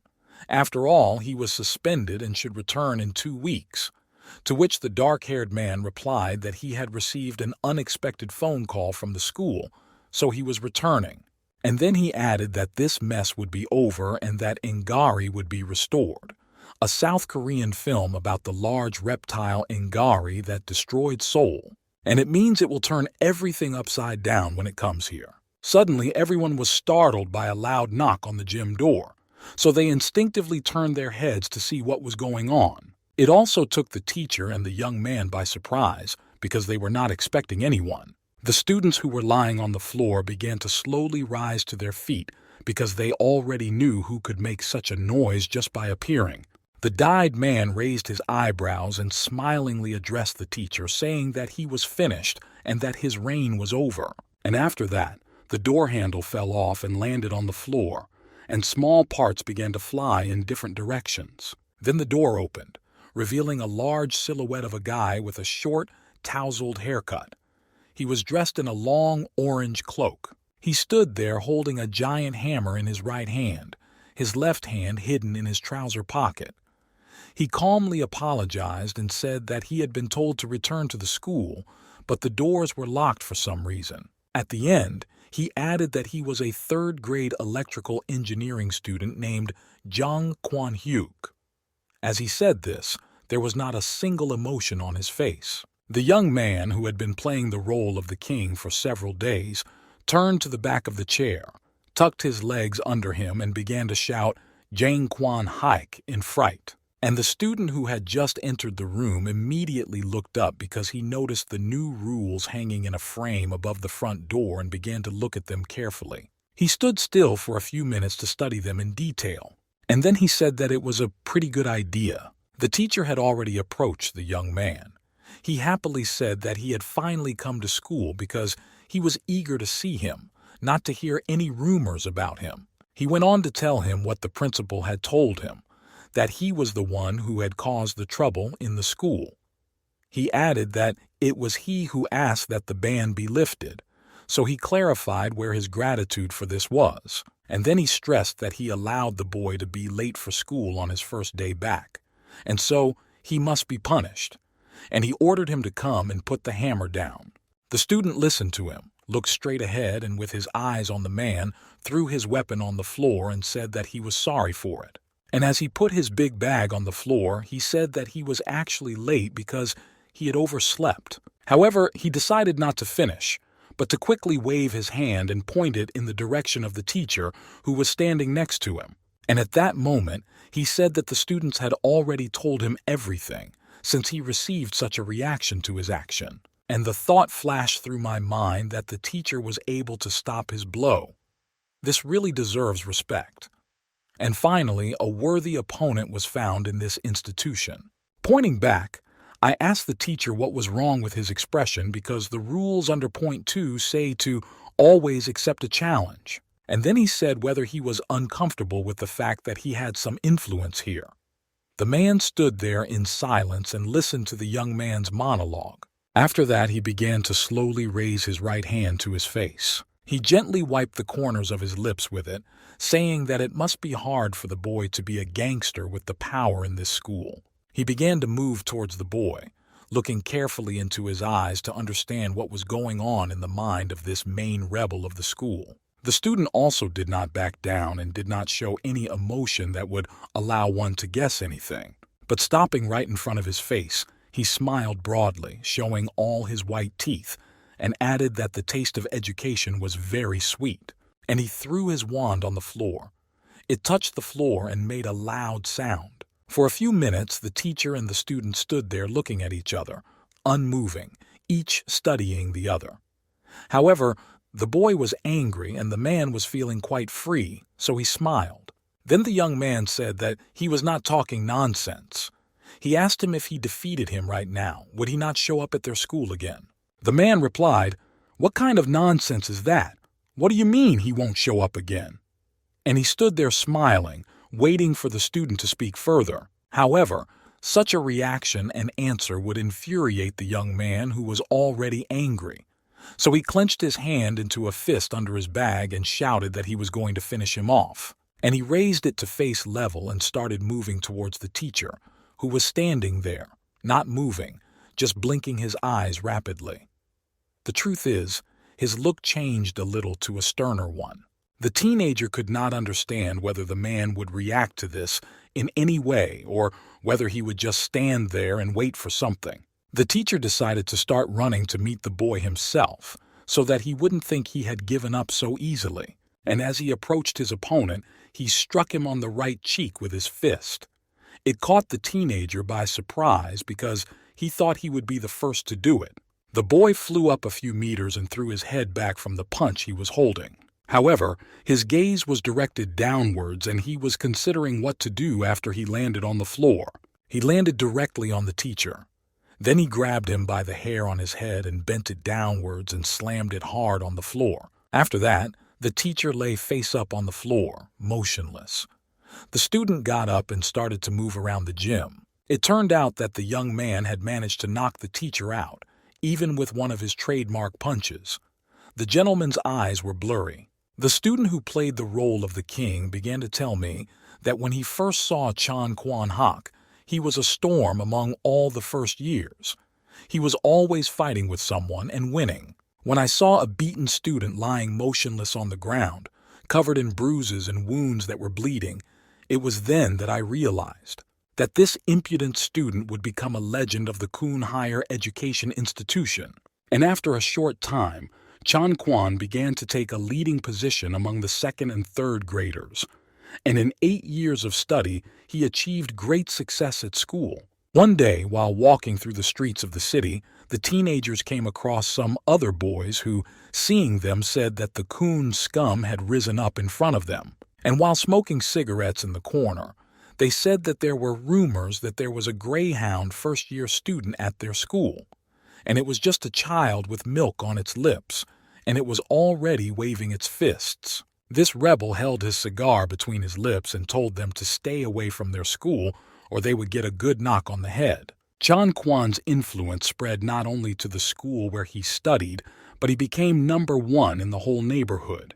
He had never met a rival who could defeat him. The high school students rejoiced because finally the whole district was under their control and they had the right to do whatever they wanted. 8 years ago, the same school was erased.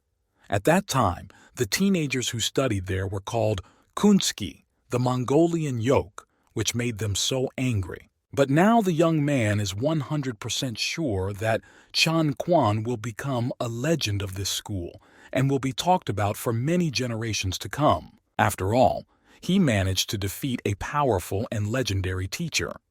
So everyone who saw this began to rejoice, jumping high, raising their hands in the air and shouting, "Hooray!" This joy and the noise from it lasted for several minutes in a row, and the teenagers continued to shout, "Qian Hung knocked him out," as expected. And the boy continued to stand by the unconscious teacher and watched his classmates, who were simply delighted with what had happened.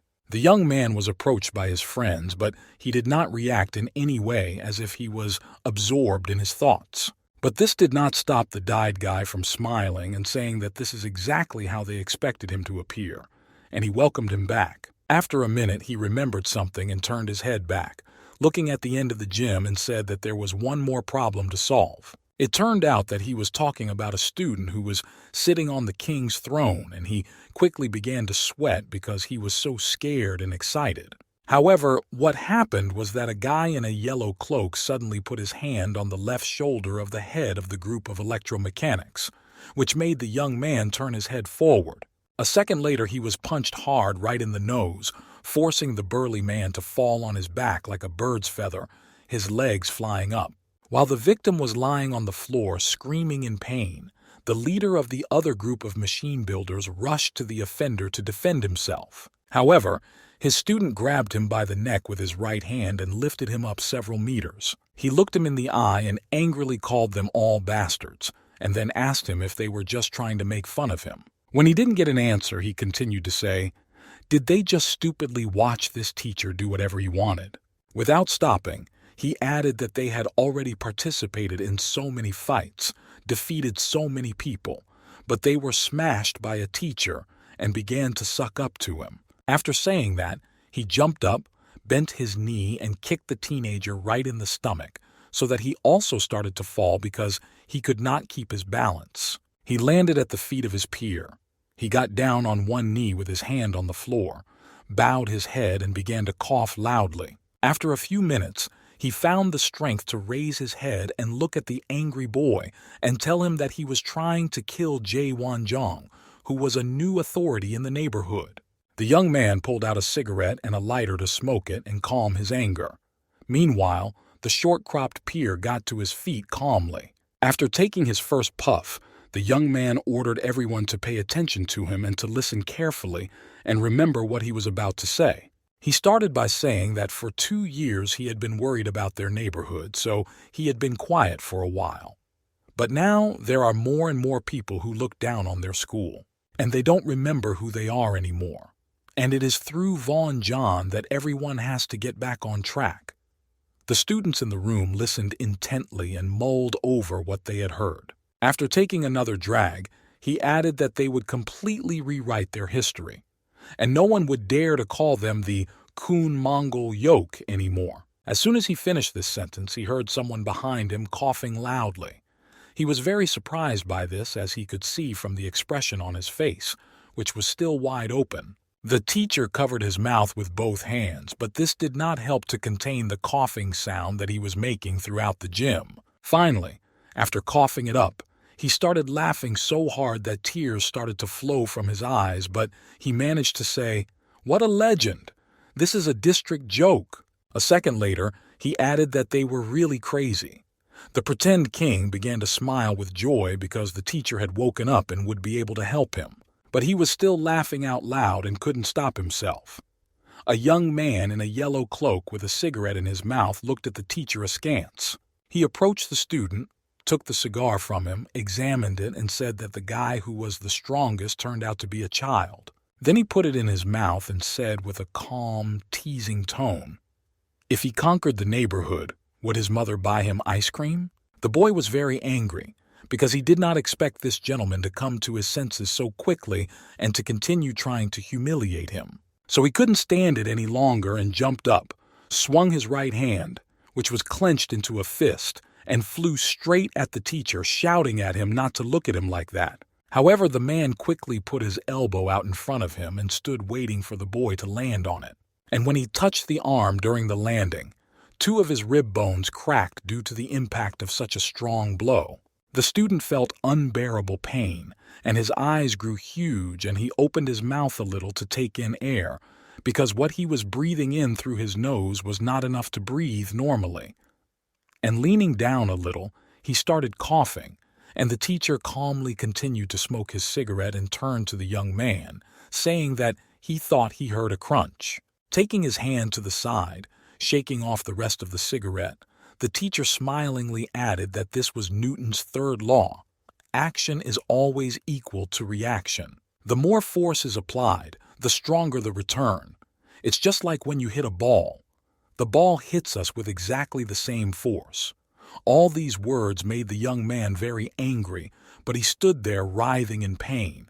The teacher came closer to the student who was kneeling down and added that they say it is a law of physics, but he believes it is a law of life. If they treat money lightly, they will burn in it. If you exceed your authority, you will be eaten alive. If you use your power for other than mercenary purposes, you will be beaten to death. And in the end, he emphasized that this is the law of true education. Sitting down in front of a teenager who was screaming loudly in pain, he said that since he had broken ribs, he would not touch him for 2 or 3 weeks. Then, the man got up and addressed the king, who was still sitting in his luxurious chair, silently watching everything that had happened over the past hour. He said that from now on, the title of this wounded student was the king's devoted euthanist. This surprised the king himself because he had not expected such a dramatic development. He was so tense and afraid that he did not know how he would manage such a brave, strong boy. The teacher was amused by this reaction, so he smiled sweetly and said that the hierarchical system he had created was very effective and would be able to help. The rebel was in full force to feel what it was like to be at the bottom. The victim was already sweating down his face because the pain was so unbearable. The next day, in another establishment which was quite beautifully decorated in red, there was a serious conversation about the rumors that Jung Kwan-hyuk had smashed up school number 40 as Dogadai, a man who made a mess of things all by himself. As a rule, they simply did not fit in with the group, but they had considerable authority. One of the cheeky, short-haired guys said that he had a feeling that this Jung Kwan-hyuk was not the man to take down the high school 40. In the end, he added that if they also just sit on their eggs, they will also get it. So he suggested that they should unite and smash Kun to begin with.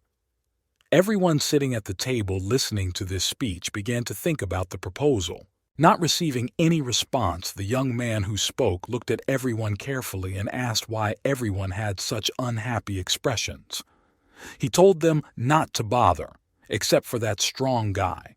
The rest of them couldn't even hold a spoon in their mouths. One of them dared to say that they understood everything, but it was Chan Kwan who was the problem.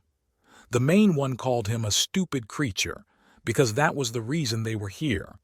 The other one emphasized that he alone had taken out 20 guys from the school of 40. A second later he added that he had used a very effective tactic. So you can throw a stone to the wolves, but you can't throw a wolf in a stone. While they were discussing this, someone tried to quietly sneak into their room. He came in and asked the group of boys what they were talking about, and he was curious. They all turned their faces towards the front door where someone's voice was coming from. The man menacingly ordered them to collect money, because in their time, everything could be settled with it. It turned out to be a tough student from school number 40, who had just been beaten up pretty badly the night before. Further events unfold in the school gym of Kun, where the student who holds the position of king is sitting on his luxurious chair watching the water pouring, which was slowly and carefully poured into his glass by a teenager with broken ribs. So every day it gets more and more interesting. Having completed his task, the boy asked with an indifferent expression and a slanting look if there was anything else he needed or if he could be free. The king could not be happy that the head of their school, Chong Quan, was fulfilling all his requests like this without resentment or reproach. Therefore, from the very beginning, he was against this idea, because he did not think that everything could go so smoothly. But it wasn't always like that. The first time he dared to ask for water, the angry young man started shouting loudly. Not only had he been beaten badly, but now they were trying to make him look like a fool. And in the end, he added that this was the first and last time he could talk to him like that, because next time he would just knock out all his teeth, and that would be it. The teacher heard this threat because he had just entered the room and was wondering how this counselor could speak to His Majesty in such a tone. And waving a small stick with colorful feathers attached to the end, he shouted that he was the royal Sailor Moon, and he would be punished in the name of the moon. He then held the stick up to the young man's face, right up to his nose. The student could not understand what was happening and what this teacher was trying to do. However, after a second, the boy started sneezing over and over again. The teacher was very amused because he had expected exactly this result. When the student sneezed, his ribs, which had not yet fused, began to hurt a lot and caused him considerable discomfort. After a minute, he had to kneel down because he couldn't stand it any longer. The teacher ignored him and handed the magic wand to the king, telling him that from now on it was his weapon. He added that this thing was capable of eradicating all evil and making the school peaceful. The king took it in his hands and grimaced because he did not know if he would ever use it. After the incident, a meeting was held on the roof of the school where someone said that they should expel this teacher as soon as possible. He was not ready to put up with what was happening. It turned out that this was the same young man with broken ribs speaking in front of his peers. Then he began to accuse them of being the reason why the situation had turned out the way it did. One of them took his bait and the others followed. The teenagers did not remain silent and accused him of bowing his head to him and now trying to shift the responsibility onto them. Someone from the crowd suggested that he shouldn't be embarrassed. And from that moment on, Quan Hake lost his power and no one obeyed him. However, not only he changed, but also the rest of the students. Even the king himself noticed this, as he sat and watched them while they were solving a task. Even the leaders of the two gangs were sitting quietly opposite each other and exchanging pleasantries. One of them said how strange it was that he could get it into his head. The other replied by asking if he thought he was smart. The young man from the group of electrical engineers asked if they moved up in the rankings. Would they be able to eat pork in a sweet and sour sauce? The other one, smiling with joy, added that not only that, but also many other delicious things. So we decided to celebrate by going out and drinking cola together. They got up and started walking slowly to the cafeteria, laughing loudly. One day during lunch, one of the students begged to borrow a piece of omelet from another, and the latter gladly shared it with him. And that was the impetus for what happened over the course of 2 weeks. The boundary between electrical engineers and mechanics gradually blurred and their relationship finally improved. They even spent their free time together playing games on smartphones. The atmosphere at the school was such that Manhwa Jin could leave with a calm mind. He still wanted to run away because he didn't understand what was going on. One day, the headmaster quietly watched the high school students through the open door of the gymnasium, his hands clasped behind his back. He was very pleased to see this, because he had never seen these boys so calmly able to be in the same room and talk to each other normally. An hour later, he was sitting with a teacher from the Ministry of Education, and happily saying that these children could not eat with each other because they did not get along. He emphasized that his work was really impressive. In addition, that violent student, Jong Kwan-hyuk, began to behave properly. While the principal was saying all this, the teacher was sitting in his chair and drinking his coffee. An employee of the school asked him if he was not pleased to see the children take the right path and achieve some success. The man replied that the director was very naive for his age. These words surprised him a little, so he sat down in silence and waited for the teacher to continue. The teacher gritted his teeth and continued to say that he really believed that those ardent rebels had just started everything from scratch. One day, when Kavin was returning home, the king of the school was walking behind him. He caught up with him and called his name. The young man stopped but did not turn his head.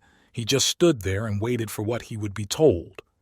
The student said that the lessons were over and that he didn't want to. However, he did not have time to finish because the rebel turned his head a little and told him to get off him. He asked him if he wanted to order him to do something now. But without waiting for an answer, he continued to say that he had probably endured similar humiliation for all 3 years. The boy was surprised to hear this because you could see it in his wide-open eyes, and he realized that Jong Kwan-hyuk had changed the most. He was simply unrecognizable because he had never spoken like that before and had never behaved so calmly. He changed when everyone who was on his side turned away from him, and this would upset him. He was also still bothered by his broken ribs, which reminded him of what had happened every time. 2 weeks had passed since the fight in which he had been beaten by the teacher. His ribs had almost fused up, and he was glad to see that he would soon not have to endure this unbearable pain. The teenager thought that he had never suffered such humiliation in his life. The ugly face of the cigarette-smoking teacher haunted him even in his dreams. But he promised himself that tomorrow he would deal with him seriously, because he could not just destroy his life like that. He raised his eyebrows angrily and said that as soon as he was done with him, those donkeys from the school would follow, and he decided that he would kill them all. While he was thinking about this, some boys came up behind them and asked if the day of judgment had come. The students of the Kun school turned to see who was talking to them. It turned out to be a boy who had appeared in the cafe when his friends were discussing important issues. He said that the headmaster of Kun High School was carrying a backpack of some sucker. He asked what new kind of entertainment it was. Chan asked if he was looking for a fight, or what he was hinting at. The boy replied that he wanted a rematch to be able to show his skills again. The teenager in the yellow cloak stressed that there were only 3 of them. Although the last time he was able to beat him when there were even 30 people, and in the end he asked where he got his confidence from. The angry student squinted his eyes, called his opponent a fool, and asked him what kind of confidence he had. Without waiting for an answer, he happily said that his confidence was now in the money he had. After these words, I heard someone's slow footsteps. A giant man in a black suit appeared behind me, and the guy added that this world is so wonderful. Because if you have money, you can order an uncle on call. Who kicks the arse of people like this student? It turned out to be 3 serious gentlemen. The main one wore black round glasses and smoked a cigarette. They are employees of the Cool Kids cleaning service. The pupil who played the role of the king started shouting loudly that they were going to be killed because these men looked very threatening. But the boy in the yellow cloak stood calmly and thought. The men on the phone smilingly told him that even the Chechens were afraid of them, and they added that the boy would become a silk because they teach very important lessons, and the same brawlers like him. But before he could finish, he saw a hand, made into a fist, approaching his face. The student decided not to wait until he was attacked first, so he decided to attack first to have at least some advantage. The punch landed right on the cheek, forcing the man to stagger backwards. Blood began to flow from his mouth. He rolled up the sleeves of his coat one by one and asked them if they had taken pills to treat him like that. But whatever it was, he would be able to kill them with just one punch. And he started running, swinging his arms at the next serious stout man in a suit. However, he managed to hold his fist in front of his face with one hand, and holding a cigarette in his mouth without taking off his glasses, he said that the young people were quite strong. Therefore, one can find a worthy opponent among them, and he asked if that was all the number one of the district was capable of. At the same time, the teenager was thinking that the man had managed to stop his punch. Smiling, the uncle added that he really thought he could scare him because he had seen worse in his life, and he had been in worse situations. And after that, he swung and clenched his hand into a fist, aimed and struck directly at the young man's broken ribs, causing unbearable pain. The teenager started screaming loudly and blood began to come out of his mouth, flying in different directions, and sweat began to appear on his face. The caller took out a cigarette and, watching Chan, said that it didn't matter how much he was paid, he liked this job. At this time, the young man knelt down and continued to cough. He looked up and heard the following words, telling him to look at himself because he had been crushed so easily, and called him Hube, which is the name for people who came to work in the company or study at the same institution after you. The student was surprised to hear him say, Hube. The man asked if it had been 8 years. He started fixing his hair while waiting for an answer. In those days, the boys from the neighborhood called them Kun, the Mongolian yoke. After that, he slowly began to take off his round black glasses. And then, holding a cigarette between his teeth, he smiled and said that he himself was called the Great Khan. This was the name of Kun's main educational institution 8 years ago. The teenager asked in surprise if he was really the Great Khan of Kun. The man was hiding his glasses in the inside pocket of his jacket. The boy looked at the man carefully and continued to say that he had heard this name for the last time 8 years ago. Then, getting to his feet, he asked the man if he knew who had the biggest piece of pie in the neighborhood. The man pulled out a cigar again and began to smoke it with his left hand in his pocket. Suddenly he started shouting what he and this man had. While he was saying this, he accelerated and, with his right hand in a fist, started running again to try to deliver another of his trademark blows. The man thought it was time to decide who was stronger, so he threw the cigarette butt on the ground.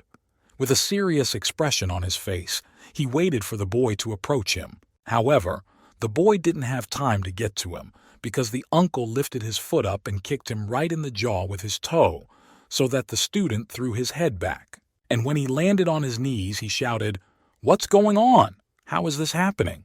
That he managed to hit him faster than he could raise his fist. How is this even possible? The man approached him, smiled sarcastically, and asked who was stronger. Then he leaned over to the boy, swung his fist again, and called him a weakling, emphasizing that he would not even be able to beat him with both hands. After that, he punched the student in the neck exactly where the caduceus is located, saying that his time was up and that he should end it. The blow to this place was also very painful, and the teenager again began to shout loudly to the whole street. But he remembered that he was bullied for the first time in the first grade. There was one such situation when he was riding a carousel and other children came up to him and asked why this son of a bitch came here. They were boys a few years older than him. One of them said that he wanted to ride there so the boy should get off it in the fog. The other one called him a sucker and asked him if he wasn't ashamed to be there. When he didn't get an answer, he said that he was disgusted to see this boy here every time. He emphasized that the mother was poor, so why did they live here? Another asked if this was a family with only one mother. And suddenly, the question was asked how the boy used to go to the toilet if they couldn't afford to buy proper food for cooking. After listening to everything, the boy could no longer tolerate this abuse. So he jumped to his feet, ran to the head and grabbed him by the shirt and punched him in the nose. After this incident, the victim's mother came to the scene and threateningly asked how she was raising her son. The poor mother had nothing to say, only quietly told them to forgive them. The other woman added that in any case, it was important that the child understood where his limits were and that he should not go beyond them. At that moment, the young man understood for himself that he needed to learn how to fight properly, and then he would not be able to lose to anyone, because those who are obsessed with money, those who look down on everyone. They should all tremble when they see him, and then no one will allow themselves to look down on him, because he will be at that very height. While these memories were flashing in his head, he was lying on the ground, beaten and bleeding. When he came to, he opened his eyes and realized that he was dizzy and everything was blurry. And he realized that this was the first time this had happened to him, that he had no strength to resist his opponent, who continued to stand over him and punch him hard in the face. Each blow to the nose sent blood flying in different directions, and the student realized that for some reason he was now very scared. So having found a little strength in himself, he quietly began to say, "It's scary. It's scary." But his attacker did not hear him, but continued to strike. And in a moment, the teenager managed to shout out loud that he was very scared and asked him to stop beating him because he could no longer bear the pain it was causing him. Then he grabbed the man's arm and begged him to stop. But a second later, he added that he would no longer touch those who had called this man on him, and in principle promised not to fight with anyone else. So he asked them to stop beating him again. The gentleman who was beating him up finally heard the words the boy was saying and stopped for a moment. He turned his head to the gang of teenagers standing behind him and asked what his clients wanted to do next. They happily told him that he had done a great job and could finish. They concluded that money was indeed a very good tool. The man got to his feet and added that his thoughts differed from theirs, because when this guy comes to, the first thing he will do is run to them to beat them up. And he offered one favorable offer, of course, for a fee. Until they finish school, these uncles will protect them and help them in any fights. The same day, but in the evening, something terrible happened at an abandoned construction site. The beaten teenager Chan was dragged there by force and thrown to the floor, and one of the men held the boy's arm outstretched, who was seriously frightened. The other one was ordering his colleague to hold him tighter so that he could not move at all, and he lifted his foot up to strike him on the fingers. The guy started shouting "Save me" at the top of his lungs because he realized what was about to happen. At least there was a small chance that someone would hear and at least call the police. The uncle said with a heavy breath how hard it was for him, but he asked him to be quiet because they were not going to kill him. They also dragged the king of the school, Kun, to this place, who was kneeling and watching everything. The man continued to say that they were just going to fix his hands because they were not the way they should be. So he has to endure it because he is a man after all. The king was very scared, and at that moment he realized that he had never spoken to Kwon Hyun before, but he remembered how he had also suffered all those 3 years when he participated in a fight where every time someone beat him and he was constantly beaten with wounds and bruises. And it was because of this school system that his group, led by the head, was not very well liked because he was dragging them down. But all this was only because he did not know how to fight properly. So every time he was lying on the floor, crying, he blamed and cursed the guy who created the system that made him feel so bad. The guy who created this system where he had to survive like a dog. But now, he is in a situation where he is watching this young man begging for help. The main man began to quickly bring his right foot, which was wearing red, patent leather boots, down on Chan's hand. However, at the same moment, the king put his hand up and he received this hard blow, not his peer. At first, he gritted his teeth in pain, but then he had to scream so loudly that even blood began to fly out of his mouth in different directions. Chan slowly looked up at his offender because he did not understand why nothing had touched his limb. The serious man was looking a little to his right and carefully examining someone. He even showed a little smile, through which his white teeth were visible, and he angrily asked what had just happened. Who dared to interfere with their work? The teenager who had dared to do this knelt before him and coughed. A minute later, I heard him begging him to forgive them and let them go home, because they had already suffered enough that day. And in his mind, he was thinking about how much he hated Kwon Hyuk. He couldn't stand by while 3 grown men beat up a teenager. The man angrily said that the boy had a very long tongue and suggested that he should move away while he could, because in a few minutes it would be too late. While the boy was trying to listen carefully to his speech and understand all the words, he realized that he was dizzy from the amount of blood he saw. Then the man, not seeing any movements in his direction, raised the young man to his level and gave him a hard slap on the right cheek. And of course, after that, the student was thrown to the ground. Quan was lying on the ground being held by two guards and quietly watching what had just happened. He began to think quickly about why this guy decided to help him, and he thanked him in his mind for such a courageous act, which he had not even expected. However, another problem arose: whether they would still be able to escape from the hands of these thugs, because so far they were winning and had some power over them. And besides, there are three of them. Suddenly the teenager who was the king of the school raised his left hand and looked at the fitness bracelet, which showed the number of heartbeats per minute in red. And it turned out that it was a high figure, 177 beats. And someone received a notification on their phone with this terrible figure and the inscription that the child was very sick. The location was indicated on the map. As it turned out, it was the smartphone of a teacher from the Ministry of Education who was at home at the time doing push-ups. When he heard the notification, he got to his feet, took out a small towel and held it to his forehead to wipe away the sweat. Then he picked up the phone from the floor and carefully looked at what he had received. At that time, the evil man on the construction site struck the teenager again, sending him flying several meters away, his legs kicking upwards. Landing on his back, the young man lay unconscious with his arms and legs spread out in different directions, while his attacker stood and admired his creation for a few seconds. He concluded that this bastard was better than the strongest in the neighborhood, and he had been preventing him from going to the person they had ordered to punish for 10 minutes. Looking at his face, which was stained with blood, he began to think about what his strength was, and then he asked himself if he shouldn't hold a grudge against this rebel peer. As it turned out, the young man was conscious, so he was able to answer the question, and he said how much he hated him. However, they have ranks, so... Then he turned his head a little to the side and added to the teacher. There was indeed their upset teacher, also in a black classic suit. He stood there for a few minutes and silently looked at his student, who simply had no living space left on him. Everything was covered in bruises, wounds, and blood. The next thing he did was to turn his furious gaze to the men.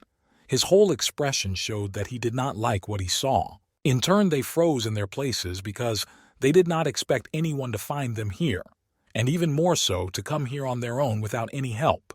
The teacher sat down next to the king of the school, Kun, and asked him to tell him briefly what had happened and why.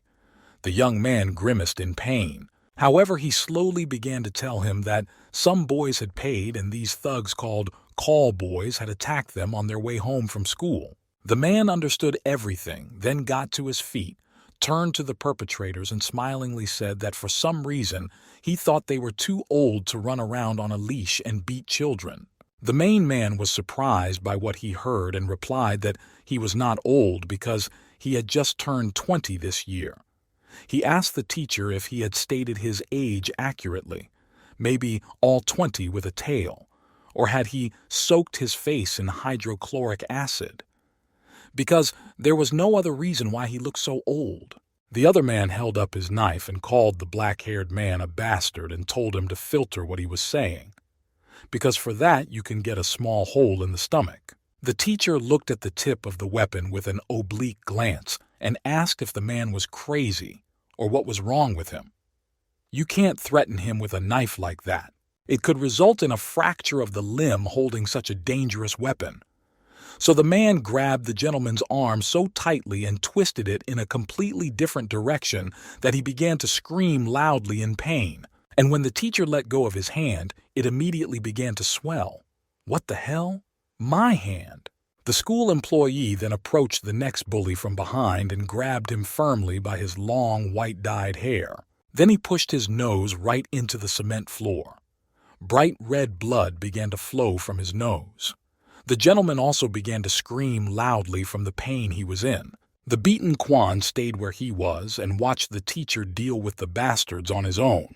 The head of the uncles on call firm was in a bit of shock that his partners had been overcome so quickly and easily, and he said that he felt like his feelings, which he had been trying to hold back, were starting to burn. At this time, the teacher, with a furious expression on his face, his eyes giant and his teeth gritted in anger, asked his students to close their eyes for a moment. And then he asked them if they were the call boys, because he had heard about them several times on the news. It was said that they were hooligans who beat children for money. And a minute later he added that they actually do similar things.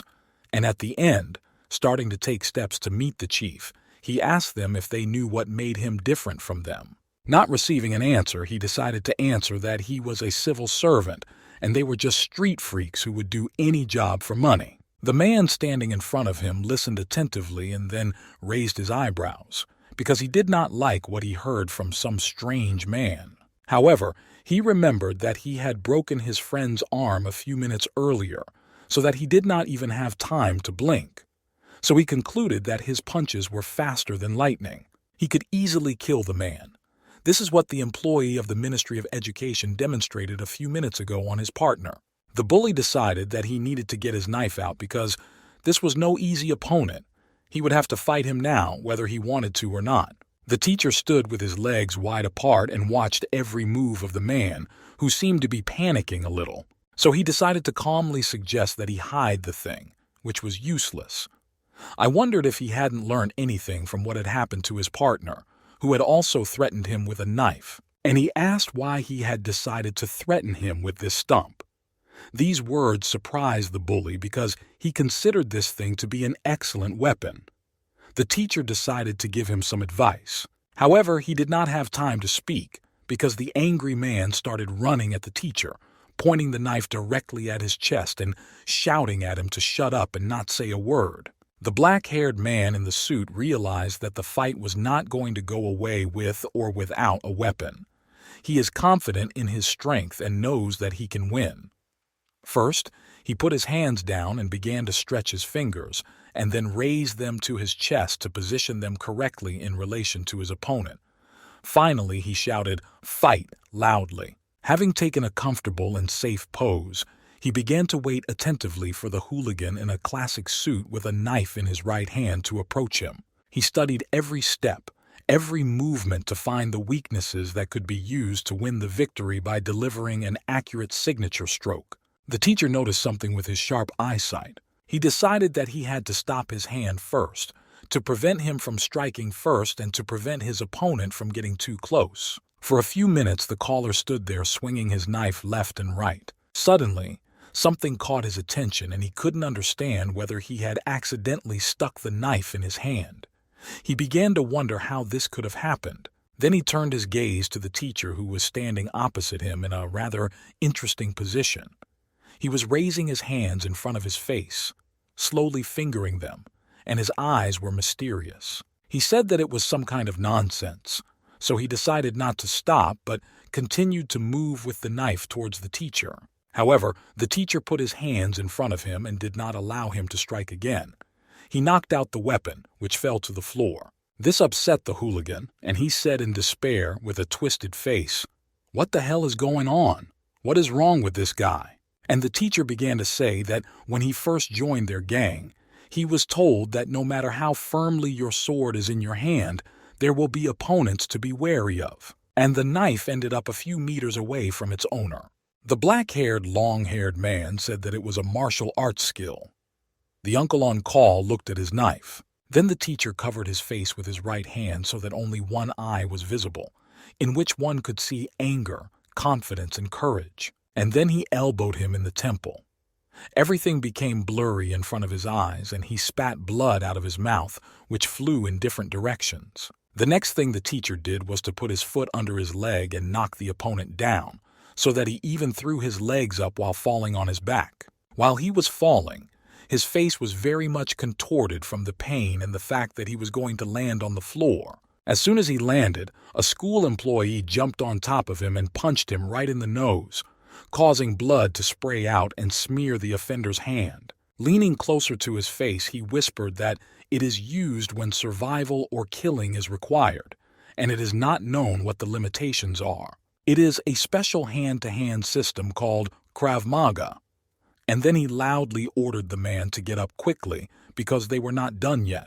Their fight was still on. So when he saw no movement, the teacher grabbed his opponent by the hair on his head and dragged him for several meters. One of them had to die for the fight to end. When he had finished, he punched the man in the right cheek, causing him to reel back and scream in pain.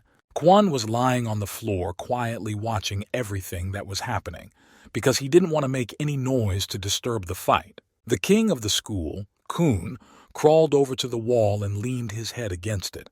He was very pleased with what he saw and even smiled a little. Another employee from the company called 5 on call saw what was happening to his colleague and asked the teacher to stop.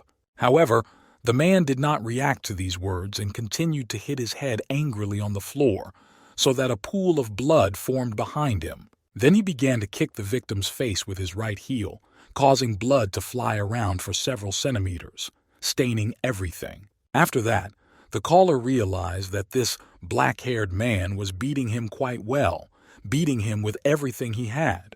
He can kill without blinking because in his eyes you can see so much anger that needs to be taken out on someone.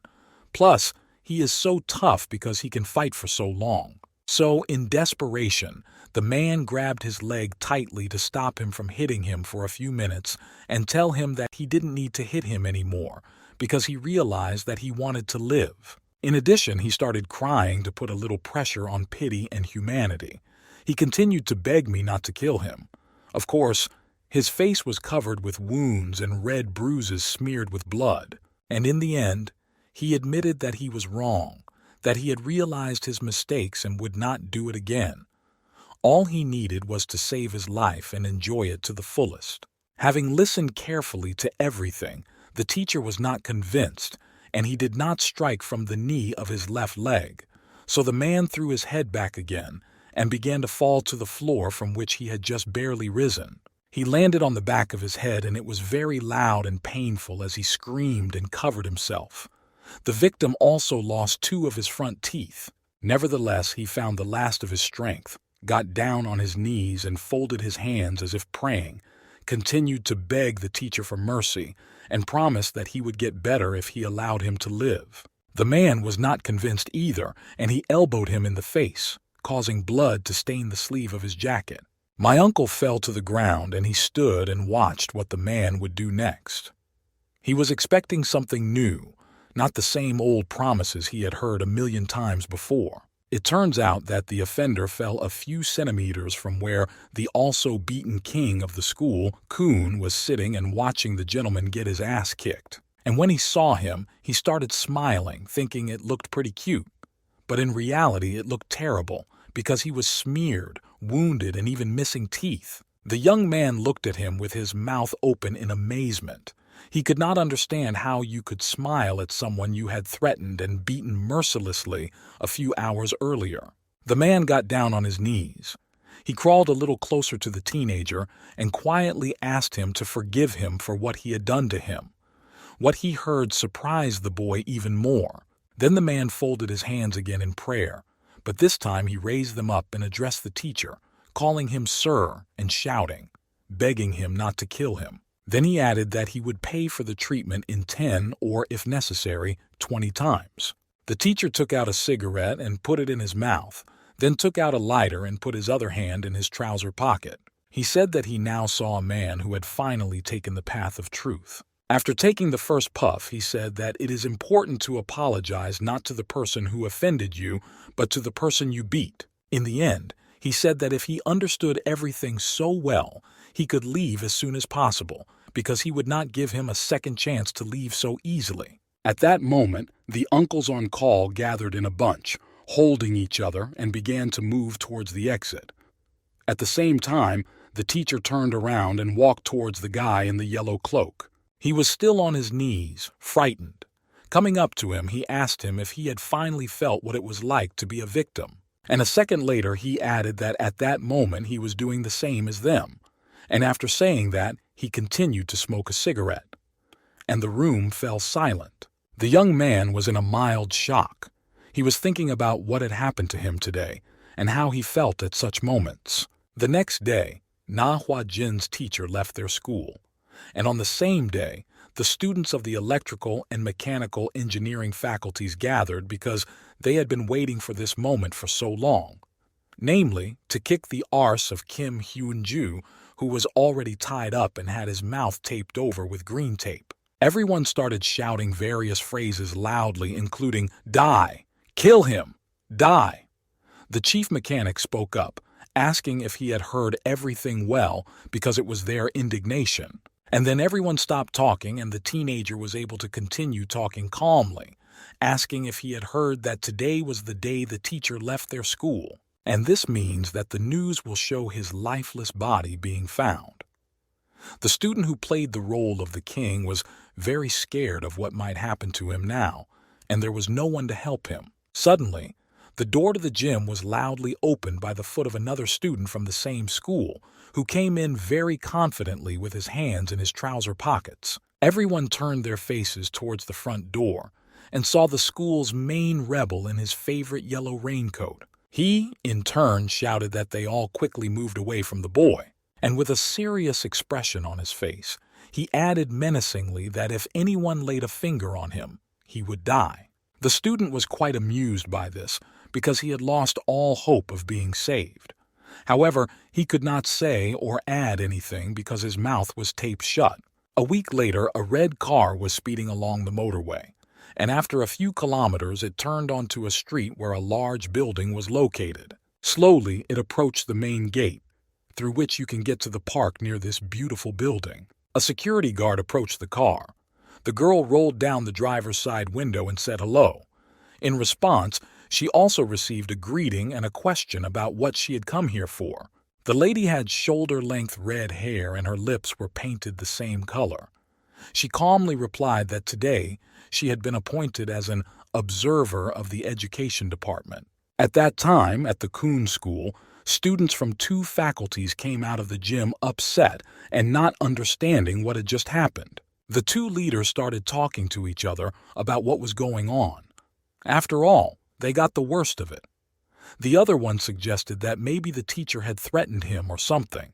While they were thinking about it, Kwon slowly began to remove the green strip of tape that was glued to his new friend's lips. The young man gently rubbed the place where the sticker had just been, because it was quite red, and sincerely thanked him for standing up for him. But then a thought flashed through his mind. Does he really want to deal with him face to face? He smiled confusedly at the fact that he didn't understand everything yet. While looking at his classmate, Kwon began to recall what had happened at the end of the evening yesterday. The teacher was standing over him and asked if he understood everything. Because now he too had been in that shoes, namely, he had fully experienced what it was like to be bullied. After all, he only asserts himself by humiliating weaker opponents, far surpassing them in strength. And in the end, he added that you can never feel or understand these feelings until you are beaten in the same way. And saying this, the teacher began to slowly lift his leg up. Then he held it right in front of the student's face. This already made the young man quite worried because he could not guess what was going to happen, because this teacher has his own peculiarities that are not so easy to unravel. However, the blow fell a few centimeters from the teenager's groin, and he almost fainted, thinking he was going to die. The teacher quickly got down on one knee and put his right elbow on it, leaning slightly towards the boy to be at the same level as him, and saying that he was very lucky. And after a second he added that if these uncles did not show up on call, he would have to personally take up his re-education. Then he emphasized that he was lucky twice. The young man sat silently with his eyes wide open in amazement. The teacher continued to say that it was all thanks to Hyunju's strong character. The main rebel turned his gaze to the student in question. He continued to listen, saying that in such a situation, 9 out of 10 people would have just watched his bones get broken, although he could have smoked on the sidelines and enjoyed the moment while your life was being broken. But Hyunju chose to rush in to defend you, his enemy and abuser. Then he asked if he thought he could have handled it himself. When he didn't answer, The teacher leaned a little closer to the student and said that a person's rank is not determined by strength, but by a strong character. But if he still did not understand anything and did not draw any conclusions, then he will know the power of the true education. Having said all this, the man put his hands in his pockets and began to walk slowly towards the exit. The two disciples followed him. Quan was still standing there, unmoving and without showing any emotion. The former king continued to kneel in the middle of the gym, watching his savior. He expected to hear something from him, but he just turned around and started walking towards the exit without saying anything. After a few steps, I decided to clarify the situation and said that maybe the guy had misunderstood him. He did not help him because the teacher threatened him. Without turning around, he added that what happened yesterday was really cool, was actually very cool. And this surprised the rescued teenager, because he was ready to hear everything, but definitely not this. After that day, Kim Hyun-jin graduated from school well, and no one dared to bully him or even say a single harsh word in his direction. And Jung Kwon-haek never started any more fights at school. He began to prepare diligently for the entrance exams and think about his future in detail. After graduation, their paths diverged. 10 years later, they would find jobs at the same tech company. At that time, the Ministry of Education came to the building. A teacher returned, satisfied that he had once again succeeded in re-educating a few teenagers and setting them on the right path. The man was sitting in the office of the head and looking at a folder on the table, saying with reproach that he had just returned, and here was something again. Is it the next task? The gentleman with the cigar replied that everyone was confused about whether corporal punishment was justified. Doesn't their job involve a constant accumulation of documents and reports? So he would have to sort through these sheets, and he would have to do it as soon as possible. He asked what the hell he was doing at school for the past 2 or 3 weeks. He added that he was a contracted bully, and whether he knew that corporal punishment had long been discontinued. The teacher picked up folders and sheets and asked the man to stop and hire more people instead. After all, how could he deal with all this alone? The man replied that it was his responsibility for now, and sooner or later new staff would be hired. The guy's eyes grew huge after hearing this information. An hour later, the man decided to go through the small pile of files. Flipping through each one, he studied the information in detail, and he came across one story that shocked him, that so many different kinds of bullying were going on in this educational institution. And he concluded that this was the most reflective school he had ever come across. So he closed the folder with the name of the female high school stuck on it. After that, he slowly brought his right hand to his chin, closed his eyes, and began to think, a girls' school. A school for girls. Girls. Then he turned his head to his interlocutor and said that he was a minister and understood everything, but a women's school was too much. To which the man replied that he had a stupid and quarrelsome temper. He added that he knew he would not be happy with this, so he hired a very reliable employee, who at that time was already approaching the office door, and the boss suggested that perhaps the man also knew her. After these words, the secretary knocked on the door and said that a new employee of the Ministry of Education had arrived. The man replied that she should be invited in. The door slowly opened and a rather cute little girl walked in. The teacher, who was already present in the room, looked at her carefully to see what kind of beauty was coming. When the lady appeared in front of the men, she raised her hand to her temple to salute. The boss instinctively raised his hand to his head and only then wondered why he had done so. The black-haired worker began to wonder who she was, because she was just plain bugging him. The woman said that she was an agent of Special Forces 72X. Her name was Im Han Lim, and she was assigned to the Ministry's Education Bureau as of today. This information scared the man, who continued to study his documents. The new employee was wearing a white shirt and a black classic trouser suit. She was wearing small heels on her feet. She approached the desk where the teacher was sitting. He stammered in fright and began to say, Staff Sergeant Im, and asked why she was here. Smiling, the lady put a strand of hair behind her ear and said that she had come to catch deserters.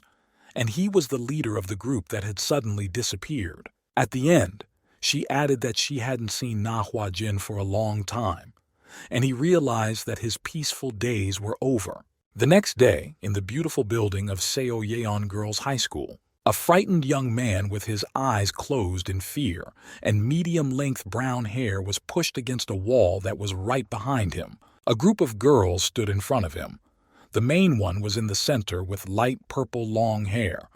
Her other friends were filming everything that was happening on their smartphones. The guy asked what they were going to do. The main lady, demonstrating a shaving machine, said to the teacher that they just wanted some variety because everything was monotonous. Then she added that he had a nice face, but his hair left a lot to be desired. She asked him to come closer to her because she would not hurt him. The teacher was very angry about the whole situation. For several minutes he stood there silently thinking about what he should do next so as not to harm himself or this young lady. So he grabbed the girl by the hand in which she was holding the car and addressed her by the name Han-e-ri and shouted at her what kind of behavior she was doing. Does she really think it's fun to mock her teachers? The young lady turned her attention to her hand and asked the man how he dared to grab it, because it was out of the question how he could afford to do that. Then she began to mock him, saying, "Oh my God, will he be okay after this?" And the man realized that he had acted rather rashly and that there could be terrible consequences for this. The girl continued to stand in front of the teacher but changed her posture a little. She pressed one hand to her chest and brought the other to her left cheek and said, "Oh no, if you touch a student," and smiling she asked him if he knew what that would mean. After the incident in the toilet, the man slowly opened the door to the teacher's office, where 2 teachers and 1 lecturer were watching him. Having carefully examined him, the colleagues approached the upset employee, who bowed his head and asked what had happened to him, and what happened to Teacher Nam's hair. The gentleman did not answer, but continued to stand silently, deep in thought. Did the teachers continue, or did those freaks from the 4th grade do it? And then they asked a series of questions that were never answered. They were as follows. How is he after what happened? Will he be able to continue teaching? Because after such an incident, it will get worse and worse. There was also a new employee of this educational institution in the office who was shocked by what she saw, to put it mildly, but she sat silently and looked through her documents. So today's victim was a teacher named Nam Sang-wook. Now they have turned their attention to him, so they will play with him without considering him a human being. 5 minutes later, the bell rang and the teacher walked down the corridor to the classroom where she was supposed to be teaching. The door was open, so the upset woman stopped for a second, leaning against the wall, and stood silently between them to get ready to work with these children. When she entered the classroom, no one paid attention to the teacher. Everyone continued to go about their business and talk loudly to each other. The 3 girls were looking at something on their smartphones and, taking turns showing the images on them, began to discuss everything in detail. When the woman approached her desk, she put a magazine on it and quietly said that she needed to open page 87 in the textbook. However, even after that, no one reacted because they were busy doing their own thing, and the teacher emphasized that for these children, she was an empty place, a ghost. Employees of the Ministry of Education had already left for the school in a red car. The woman turned to the man and asked him how he could not recognize his friend with whom he was eating from the same plate. The man, holding her hand, asked if she would recognize herself now. The lady said angrily that it was very funny. It hadn't been 10 or 20 years, it had only been 2. The man stressed that she had changed since then. She used to have black hair, which was always tied up in a bun, but now it was bright red and she had bangs. After that, I asked her when it became customary to let your hair down in public, and what was the point of having bangs cut off by mice with such a hair color. The girl smiled and said that he was still mumbling. She continued that when she was in high school, she actually had that color, but since they were going to be dealing with school children, she wanted to reminisce about the old days. Turning her face to the window, the teacher asked her if she liked chewing gum. The lady asked him angrily if he was really laughing. After all, they couldn't change them now. Then she asked what about his long braids. She emphasized that they looked quite bad and that they could be cut and made into a beautiful hairstyle. The man replied that he was in mourning. This confused the girl because she did not expect to receive such an answer from him, and she bowed her head and was sad that she did not know this. So she began to think about who it could be that he missed so much. The teacher interrupted her thoughts by saying that they had already arrived and she needed to slow down here. And he looked out the side window at a large building nearby. He got out of the car, stood on the sidewalk, and slammed the car door loudly. Then he leaned over to the open window and said that, first of all, she had come to the practice as a teacher. Therefore, she needed to keep an eye on the school until he returned. The girl listened to him and put her hand to her head, smiling, and said, "Yes, sir." Then she pressed hard on the gas pedal and drove off down the road. The man only had time to turn his head to the left to see his partner driving away. He looked up and started to look at something. It was a rectangular blue sign with the words Police Department on it, which could be reached by calling a single number 182. After taking a few steps around the school, he stood in front of the front door with his hands in his pockets and looked at it, wondering what to do. At this time, a woman had already arrived at the school, and the principal introduced her to the teachers, saying that from today they had a new trainee teacher whose name was Im-Han Lim. He asked them to help her join the team if possible. Everyone stood silently and looked at her sympathetically because they thought she didn't know where she was going. The girl stood there, dressed nicely and smiling sweetly, and said that she was very pleased to meet him and would be happy to work with them. She added that she hoped they would get on well. The principal raised his hand to his chin and said that he would be responsible for her for the time being. The head teacher of the second-year 4 class, Jung Seon-yeon. The woman did not expect to be appointed to this position, so she opened her mouth a little. Then a new employee approached her with her hands behind her back and happily said that she would be happy to work with her. To which she replied, "The feeling is mutual." And then she added that it was a pleasure to meet such a beautiful woman. The school employee was very surprised by this, because she did not understand the reasons for joy and inappropriate smiles. Then they started walking down the long corridor of the school. The new girl walked along the back and looked at everything carefully, while her colleague bowed her head and held her textbooks. The red-haired girl happily said that she hadn't been to school for 7 years, and then she said that she missed it very much, and she emphasized that she also graduated from a girls' school. I asked her what kind of children are now. After all, they used to play pranks on each other and their teachers. To this, the woman calmly said, "Intern Im-Han Lim." And when they approached the door of the classroom where they needed to go for the lesson, they stopped for a few minutes, and the teacher added that she would give one piece of advice, that you should never jump above your head. And then she started to open the door to the classroom a little bit. However, her expression seemed to the new employee to be very sad. So she moved across the classroom to her desk with her head bowed, and the red-haired teacher had to follow her, surprised by what she had heard. For a moment she froze in her tracks, because what she saw in the room was even more surprising than the words she had heard a few minutes earlier. After all, the senior students did not react in any way to the teacher's entry into the classroom. They were all solving their own problems. Many of them were not in their seats, but sat next to their friends. When they stood in the middle of the classroom near the table, a quiet teacher put her hands on the table and addressed the children, asking for their attention. She told them that a trainee, Im-Han Lim, was standing next to her. The gang of 3 girls continued to go about their business, namely taking selfies on their smartphones. The teacher could not stand it and shouted loudly, saying, "Lady, well, the new teacher is here, at least today." At this time, the employee from the Ministry of Education stood silently and studied everyone so that she could deal with them later. Her nerves were also frayed by this attitude towards the elders, so she had to force herself to play the game air, where you have to breathe in slowly through your nose and out through your mouth. And in her mind, she was monologuing that these students were doing their own thing and talking without stopping. This is a tough method of bullying, when you are not noticed, as if you have vanished into thin air.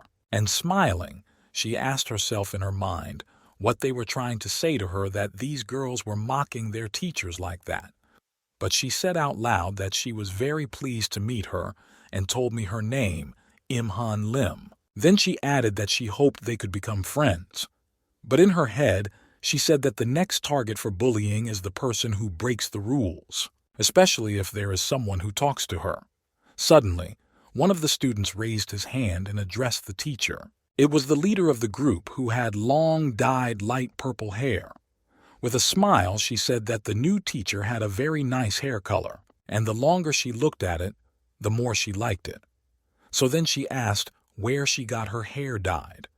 This question surprised the employee, who had been working at the school for quite some time and had never received such questions. The woman calmly replied that it happened in a hairdresser's in Seongbuk-kun. She said that if she was interested, she could give her their business card. The student happily clapped her hands and thanked her. Next, she asked how old she was because she looked quite young. The lady replied that she was 26. The students then asked if she had a boyfriend. The lady calmly replied that she did not have one at the moment and was completely free. The group of teenagers were talking among themselves and could not decide who would ask the next question. However, one of them finally decided and asked how many plastic surgeries she had had. After that, they all sat back and waited for the reaction. Without waiting for an answer, the gang members started talking to each other, making various assumptions. Among them were, "Oh shit! You must have had to fix a lot of things. From the top of your head to the tips of your toes, it's all done. If you redo everything, it's more than 1,000 operations." The woman did not like this very much and tried to remember all the words spoken in her direction. Then she decided to answer the question. So, smiling, she said that she had only had one operation, and it was for breast reduction. By saying this, she knew that she would make them all look at her in surprise. Everyone was quiet and almost did not move, because none of them could have expected such an answer. This went on for several minutes. But the new teacher took advantage of this awkward moment by bending to the right and left, saying that she was a sports fan, but that her size made it uncomfortable for her to move. Then she asked with reproach that they were not really interested in reduction surgery, so there was no point in talking about the price. The teenagers continued to sit silently with their mouths open. Suddenly, someone from the crowd said out loud, "Fuck, that's unlucky." And the lady began to dart quickly between the desks to spot the person who had allowed himself to say that out loud. She moved a little to the right and put her hands down and asked who had just said that. The two girls who were looking at something on their smartphones replied that they were not talking to her at the moment. One of them held the phone up to her face, showing it to the whole class, and said with a sly smile that it was just a YouTube video. And then she added that the woman had red hair like a witch. And then the lady tried to smile nervously, but it didn't work very well. So she loudly called them girls, which in their understanding was very rude and was used on a par with the word maid. The students did not like this very much, and one of them, who was wearing a burgundy hoodie, angrily rose to her feet and shouted at her to repeat what she had just said. The woman responded calmly, even with a smile, saying that she was not talking to her now. And in my mind, I thought that this was the way it was supposed to be. Suddenly, she ended the conversation by saying that it was the end of the lesson and that she would see me at the next lesson. This behavior and attitude surprised the students in the class. A girl with purple hair opened her mouth and said with enthusiasm that it was very interesting. They are already looking forward to the next meeting. The satisfied teacher slowly walked out the door and looked back at the teenagers for a moment, thinking to herself how sweet education tastes. During one of the long breaks, the new teacher and her mentor met in the school's backyard, and the quiet girl began to ask angrily if the lady knew what she had said to her before entering the classroom. Without waiting for an answer, she repeated herself so that the lady would not try to do something impossible. The red-haired woman folded one arm across her chest and rubbed her beard with her left and said quietly, "Of course, it's obvious that the students are a little aggressive, And then she asked if it was normal for them to hit teachers. Seeing the frightened face of the interlocutor, she said that she understood everything perfectly well because she had also studied at a girls' school, and these children needed to be set on the right path. The teacher clenched her right hand into a fist in anger and said that she knew nothing at all. The employee of the Ministry of Education was surprised by this reaction because this girl seemed too modest and shy to show such emotions. The next thing the lady did was to put her hands to the side and say a little more calmly that children are not only cruel, but also very cunning. Suddenly, a strange whistling sound was heard in the mountain, which interrupted the conversation of the two teachers at the most interesting place, and they were forced to stop for a few seconds. And the red-haired girl looked up to see what was going on and noticed a pot from under a flower pot flying straight at them.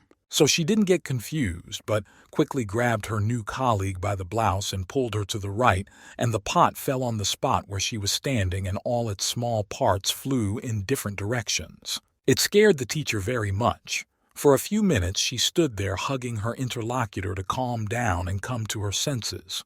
The lady from the ministry looked at the lady and said that she understood everything. A second later she added that this was why she had been sent here and finally said that she was an employee of the Education Bureau. After that, high school students began to look out of the windows of the second floor and asked if the teacher was feeling well. Observing this inhuman reaction, the woman in the suit asked the school employee to explain to her in detail why the school had slipped into such a state. While the lady was still coming to her senses, a student with light purple hair appeared in the window and happily said that it seemed to be the wind. Then the story goes on from the man, and he says that at first he was very respected in this class because he was the class teacher of class 2-4 and a part-time history teacher named Ko Yoon-soo. When he met his students in the corridor, he would smile at them happily, and one of the students would ask him, with a grimace, if he could stop eating in the homeless shelter. Teacher Ko Yoon-soo always treated his students with kindness and respect, as he claimed that there were no cruel students in the world. He was a good teacher and was a role model for the students in his third year of teaching. The gentleman came to school and went straight to the classroom, where he took his seat and told the children that he was their new class teacher. After that, he suggested that they should have a good year, as he hoped they would get along well. Teacher Ko's black streak began when he became responsible for Han A-ri, the main rebel of the class, who had her hair dyed light purple. One day he saw a yellow e-cigarette on their desk, which no one even tried to hide. It was just lying there as if it was a normal thing for a school student. So the teacher called the girl to discuss it with her. When they were sitting at the table, the girl said that the thing was not hers and that someone was probably just trying to set her up. The teacher calmly replied that he had seen her smoking it this morning around the corner of the school. The student said that there are studies that prove that e-cigarettes do not harm teenagers. The gentleman replied that he thought she was just trying it out of curiosity, so he hoped the young lady didn't smoke and didn't harm her health. The girl sadly bowed her head, put her hands on her knees, and said that he was right, because a friend had suggested it to her, but she did not know what it was. Then she put her right hand to her chin and said with a sweet expression that she would not do it again, and finally asked him to forgive her for the first time. After this conversation, the teacher returned to the teacher's office, where one of his colleagues asked him if he had spoken to Han A-ri yesterday. She told him to be careful because last year 1 or 2 teachers were convicted without even touching her. After listening carefully, the gentleman smiled and said that A-ri would not do that. After all, they had a good conversation. He explained everything to her, and she thought about her behavior. And after a minute, he continued, "If the children understand." But before he could finish, someone came into the office and shouted loudly, addressing the man by name. It turned out to be an angry principal who did not come in, but simply flew into the room, unable to contain his anger, and asked the man if he knew where he was going to call. But without waiting for an answer, he told him that he was going to call the education committee. And in the end, he added that he could not have molested the student in the psychology classroom. The man was very surprised to hear this, as he had not expected to receive such accusations against him. An anonymous complaint was filed with the local education department alleging that teacher Ko had raped student A-Ri. The decision was made to suspend teacher Ko and revoke his teaching license. The man defended his innocence. However, he did not file an appeal, although he was not satisfied with the investigation against the victim. Criticism of people around him and slanting looks, the man still could not forgive the betrayal of his students, and as a result, he died. After that, the young lady said touchingly that it was really her who had written and left that anonymous statement at the Ministry of Education. It turned out to be one of the girls from the high school's rebel gang who began to think things through because she had actually heard the sounds coming from the psychology classroom. And besides, A-Ri said that he had molested her. At this, the student calmly said what she was talking about, because it was just a joke and the teacher had misunderstood her. And then she began to think about why Seo-hyun had said this without asking her. The girl, frightened by what had happened, put her hand to her chest and said with tears in her eyes that she only wanted to protect her friend. The student with purple hair said it was just a misunderstanding. Even if there was a problem, they would write it off as a joke. After the girl finished speaking, someone asked her a question. What does she think about Ko Eun-hyun's death? What does she think about Ko Eun-sung's death? This surprised the young lady a little bit because it was evident in her wide-open eyes. Rolling her eyes to the sky, the student began to say calmly that she was sorry that this happened to her teacher because of such a small misunderstanding. She added that people die all the time, whether it's a car accident or something else. Then she began to smile sweetly and correct a strand of hair behind her left ear, saying that isn't the best way out, the one you chose, or something like that. It turned out to be a video of an interview with Kim So-hyun and Han A-ri. A black-haired man in a classic suit was watching it on a computer at the Ministry of Education. One of my colleagues said she would show him the statement that had been sent to the Ministry of Education. At the end, she warned him that he should keep quiet about the content of the interview he had just watched. The next day, the new teacher, who had red hair, was walking down the corridor of the school holding in her right hand the senior class magazine she was on her way to. Cautiously opening the door, she began to slowly peer into the classroom where the students she had just met yesterday should be sitting and waiting for her lesson. Suddenly, a sound startled her. It turned out to be an ordinary firecracker. And then she heard, "Surprise!" It was the same joyful children holding a cake in their hands, saying that they were very happy that she had come to their school. One of the students came a little closer and said that last time there was not a very pleasant atmosphere, and it turned out to be just a fever. So they suggested that she forget about it and become better friends. After listening carefully, the young lady began to think that even though she was from the bureau, it was not an easy task to correct these children. But she would not give up halfway through. Suddenly, she turned her head to the left and noticed that not all the students were standing around her, but a girl with purple hair named Han A-ri was sitting at the last desk by the window. She did not approach, as she always stays in her seat to observe the action from the outside and to notice some pros and cons that could later be used against her. The teacher's thoughts were interrupted by a student standing right in front of her, holding a cake with a candle in her hands, telling her to blow it out as soon as possible. The woman held her hair so that it did not touch the sweetness, bent down a little and blew so that the candle went out immediately. The phrase, "Welcome," was written on the cake. After that, she looked up at the lady who held it and noticed a sly smile on her face and a stunning idea in her eyes. And right at that moment, the student raised the cake to face level and began to point it at the teacher, who stood there in surprise and watched. However, the woman managed to knock it away with her right foot, and the cake flew off and landed directly on the head of the girl with purple hair. She obviously hadn't expected this development because she made giant eyes in surprise. The classmate who was supposed to deliver the blow turned her head to the leader and shouted, in surprise, and everyone present opened their mouths at what they saw. The woman, smiling sweetly, first apologized. Then she began to explain that her reflexes had kicked in, and she hadn't expected him to fly all the way there. The student simply could not contain her anger. She did not like it, because everything had already started to melt and run down her face. The teacher realized that she had to save the situation, so she decided to act scared and said how come he had come so hard. Then she quickly ran up to the student and, with her arms outstretched, asked how she felt.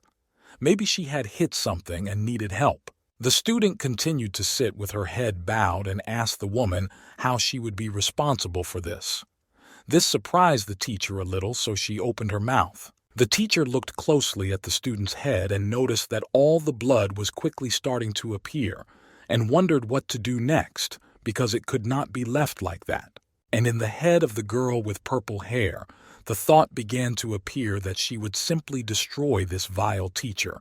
What a scum she was. The red-haired girl didn't think twice about grabbing the lady's head and slamming her face against the desk so that the rest of the cake flew in different directions. All the students who watched this action were seriously frightened and opened their mouths and began to shout, "What?" interrupting each other. Continuing to hold the student's head, the teacher clarified whether she wanted to ask her how she would be responsible for her actions. At the end, she asked if that was what she wanted to ask. Then she pointed out that it was just an ordinary cake, so why was she bleeding so much? What was wrong with this cake? Looking at the remains of the cake on the floor, she noticed several sharp blades in the middle of it. She turned to the students and asked them if they had tried to disfigure her face with them. The furious student got to her feet, leaned her hands on the table and shouted that she didn't know, they had done it all, and pointed to her classmates. The lady calmly replied that she would introduce herself again. She told them that she was a member of the ministry's education bureau and that her name was Imhan Rim. The girl was very surprised to hear this information, as she stared at her already large eyes. However, the woman calmly continued that since the student was constantly looking at her phone, she must have seen a video of Manhwa Jin's teaching methods. The teacher then grabbed the student by the chin and leaned over to look her straight in the eye and asked her what was wrong. And then she said that she didn't look as cute as him. After school, the teacher went to the gym to take out her anger on a punching bag by hitting it hard. After more than 40 minutes of such intense training, the woman had to stop and take a break, so she began to take off her boxing gloves. Sweat dripped down her face and she was breathing heavily. However, out of the corner of her eye, she saw someone watching her and immediately asked what was wrong with her that she was seeing him here. Her black-haired colleague from the ministry took out a bottle of energy drink from a bag and smilingly asked her if things were so bad at school that she even decided to let out her anger. The lady replied that this was not true at all because she had just decided to warm up. Then he threw her drink in the tin can, and the woman started to catch it with a smile. Then, of course, she thanked him for his kindness. The teacher sat in the ring and asked the man if he had watched the video of the police investigation. The man replied that he had, and that he had learned even more than she thought. The teacher died, and they smiled slyly. After a moment of silence, he added that even his head realized that the case was not clean. After all, they had perfectly hedged their bets when they charged Suho, even though her innocence was obvious. The man went on to say that several teaching methods should be carefully considered, because it would be useless if they acted covertly. As she got to her feet, the woman asked the captain how he felt about entrusting all this work to her. The gentleman, in turn, turned to face her and listened attentively to her proposal. He approached the pear tree, and the lady put her right hand on it and added, "No matter how aggressive the opponent is, he still won't be able to treat girls harshly." And after saying that, she began to beat it quickly with her hands, which were made into a fist. After a few minutes, I noticed that she was a graduate of a women's school, so she could choose the right method of training. The man, watching all her actions, simply melted before her eyes with pleasure. However, her colleague kept asking questions, and one of them was whether he wanted to fight with her, and whether he would be okay, because he had been retired for a long time. For a few minutes he stood there quietly watching, but then he remembered what the question was, so he pulled himself together and answered briefly and clearly that he refused. The next morning, before school, the high school students read the news about what the Bureau of Education had done to the school that had visited before theirs, and what they saw shocked them, to put it mildly. It turned out that the class leader and her group of girls were looking for these certificates. One of them stressed that even this man had sent the deputy's son to prison. After that, I asked if they would do the same to them. There was no answer, but the next assumption was that perhaps the new teacher had come here because of Yoon-soo's death. The friend was frightened and said that if that was the case, then they were definitely finished, because there was no way back. The young lady with purple hair was sitting quietly on a chair with a plaster on her forehead. A second later, I asked her what she was afraid of. She just needed to behave as usual, that's all. She added that she had learned something. Their stay here is only 2 weeks, and she asked her friends what this woman could do for them since she was alone. Suddenly, I heard a voice behind me asking, who told her they were only here for 2 weeks? It turned out to be a red-haired teacher as she reached for the leader's phone saying that they would be here until they got the school back to the way it should be. Because Manhwa Jin's teacher is so competent, he was able to get the job done in just 2 weeks. Carefully looking through the contents of her smartphone, the woman added that she was not really that experienced, so she could stay until her graduation. The student was furious and jumped to her feet, leaned on the desk with her right hand and angrily called the teacher a bitch and ordered her to give her phone back. However, she attacked the wrong person. The woman held a baton in her hand and struck the student hard on the limb that was on the surface of the desk. The girl's face twisted in pain and she tried to hold back a scream that was begging to be released. Then the red-haired woman leaned close to the leader's face and spoke, saying that the girl should forgive her, but she was older. She also asked why such a young lady could not restrain herself from swearing and allowed herself to speak to the teacher in such a tone. Watching the student, she raised her eyebrows and, opening her eyes wide, angrily ordered her to look her straight in the eye without looking away. Having calmed down a little and mastered her emotions, the student did not do the task, but first turned her head away and looked to the right. After a minute, she decided to change her position, so she lowered her head and looked down to the left, making an expression as if she was thinking about something. At this point, the teacher turned to face everyone and pointed to the right and said that this applies to everyone, so they should put their smartphones in the box on the first desk. She added that all students were forbidden to use their phones during the learning process. The students were very surprised and upset by this new rule because no one had ever restricted them like this.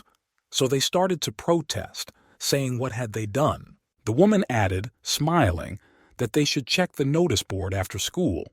After all, it was written in detail who had caused them to be detained for 4 months. The leader could not help but feel angry, because all these words were directed at her, so she was not happy to hear it, because the authority that had been built up over the years could easily collapse. The next lesson in this class was taught by another teacher, who told the class that animals also have emotions and the need for socialization, but unlike humans, it is all based on instincts, and people can grow into a personality only in a society with certain traditions and values. After her monologue, she turned her face to the students and looked carefully at all the desks, asking what characteristics of people she had mentioned. Not seeing a single hand raised, she said that Han I-ri would answer this question. The girl was drawing various pictures in her workbook with a pen and did not hear what was being asked. The next lesson was taught by a different teacher, who, after explaining the material, also turned to the girl and asked her to write down the solution on the board.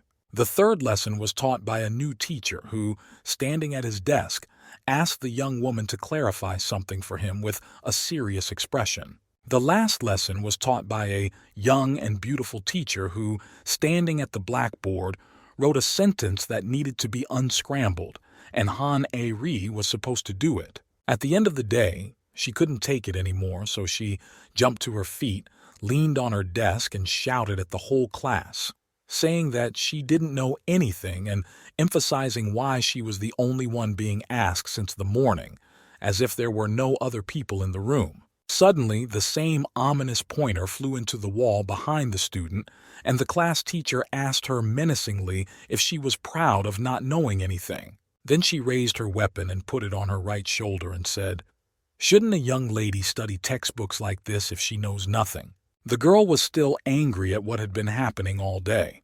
However, a minute later she heard an order to kneel with her hands in the air. However, the lady did not resist for a long time, but decided to do everything she was asked to do at once.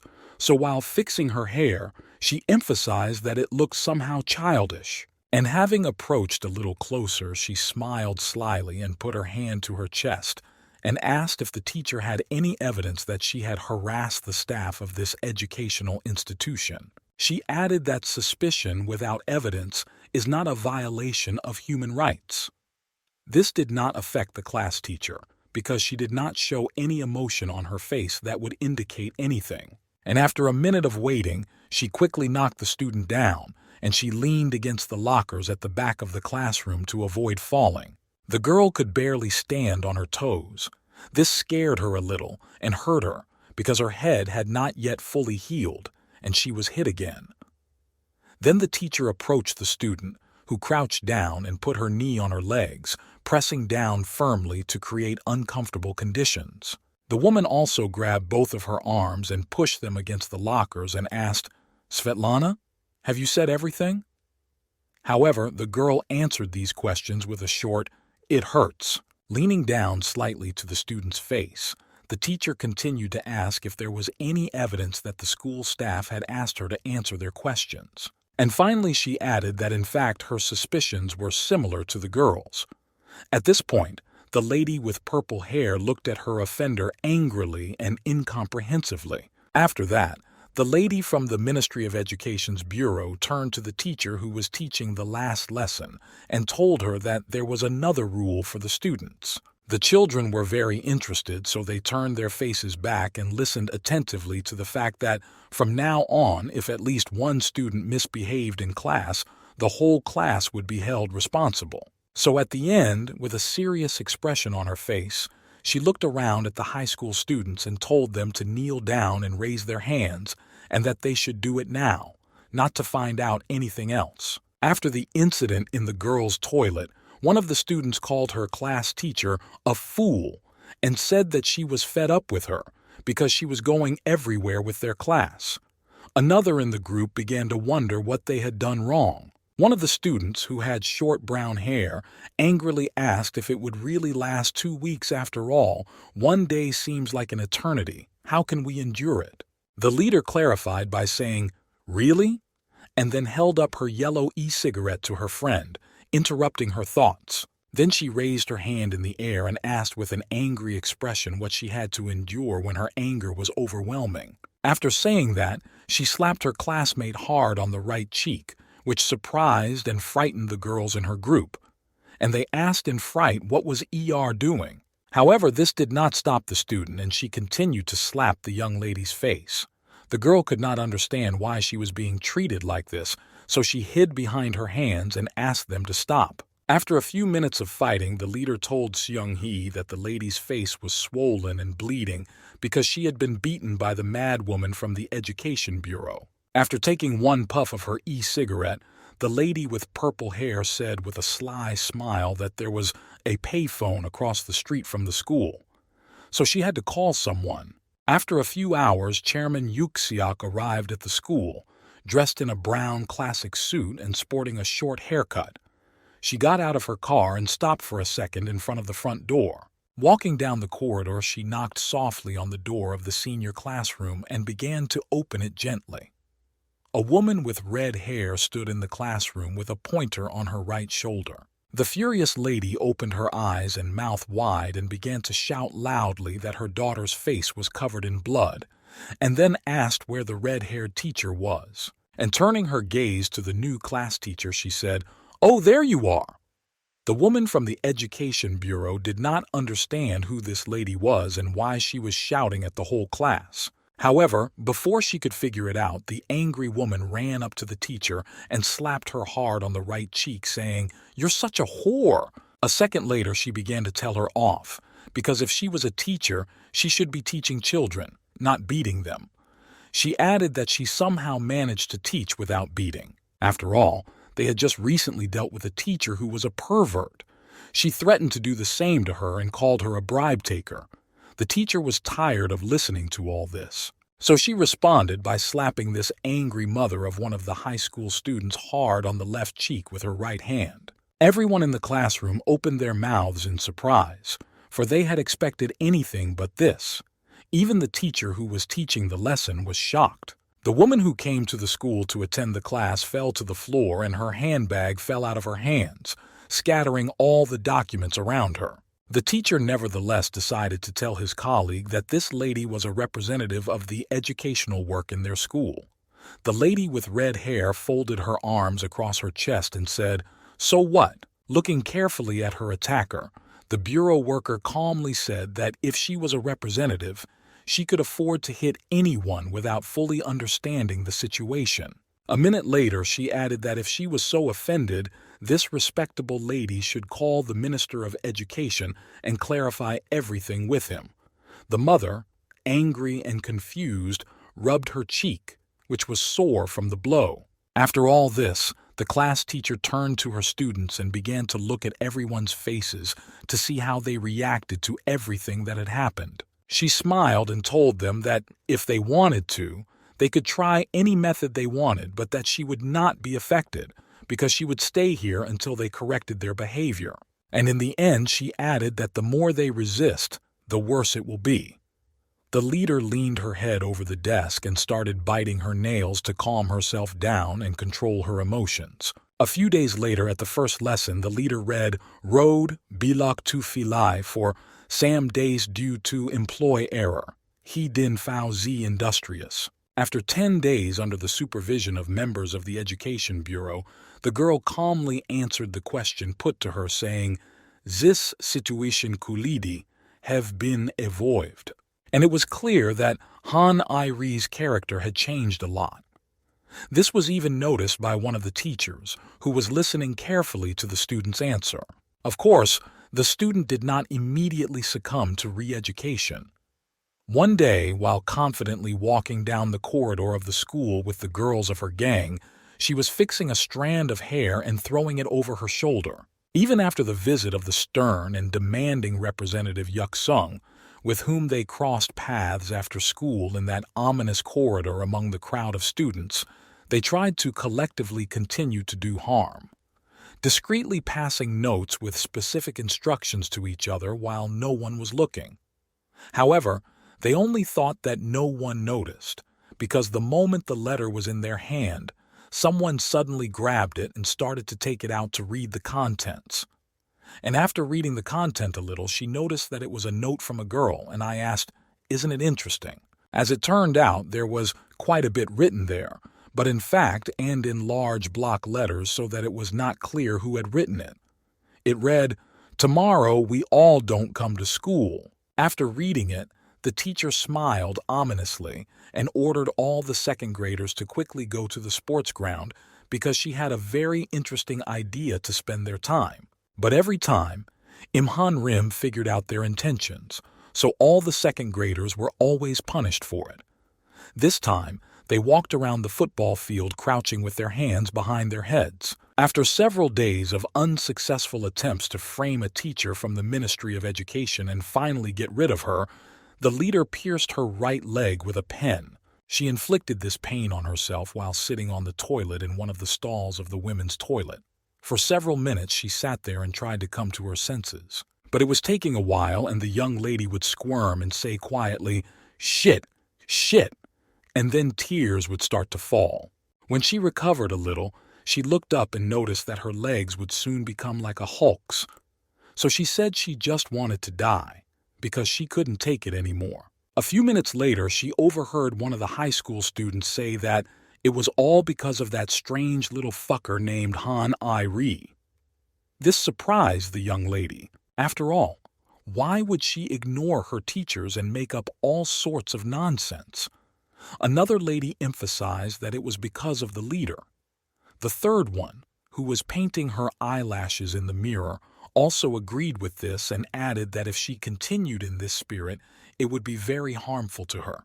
Then the fact that even the third graders are thinking of beating her up was mentioned, because they can't use their phones either because of this stupid woman, to which another girl replied laughing that they were not the only ones who wanted this, because even when the bureau finishes here, it will still be difficult for her to be in the school. As a result, all the students blamed Ari and told the school administration, and the girl who was like a queen among the students fell to the very bottom.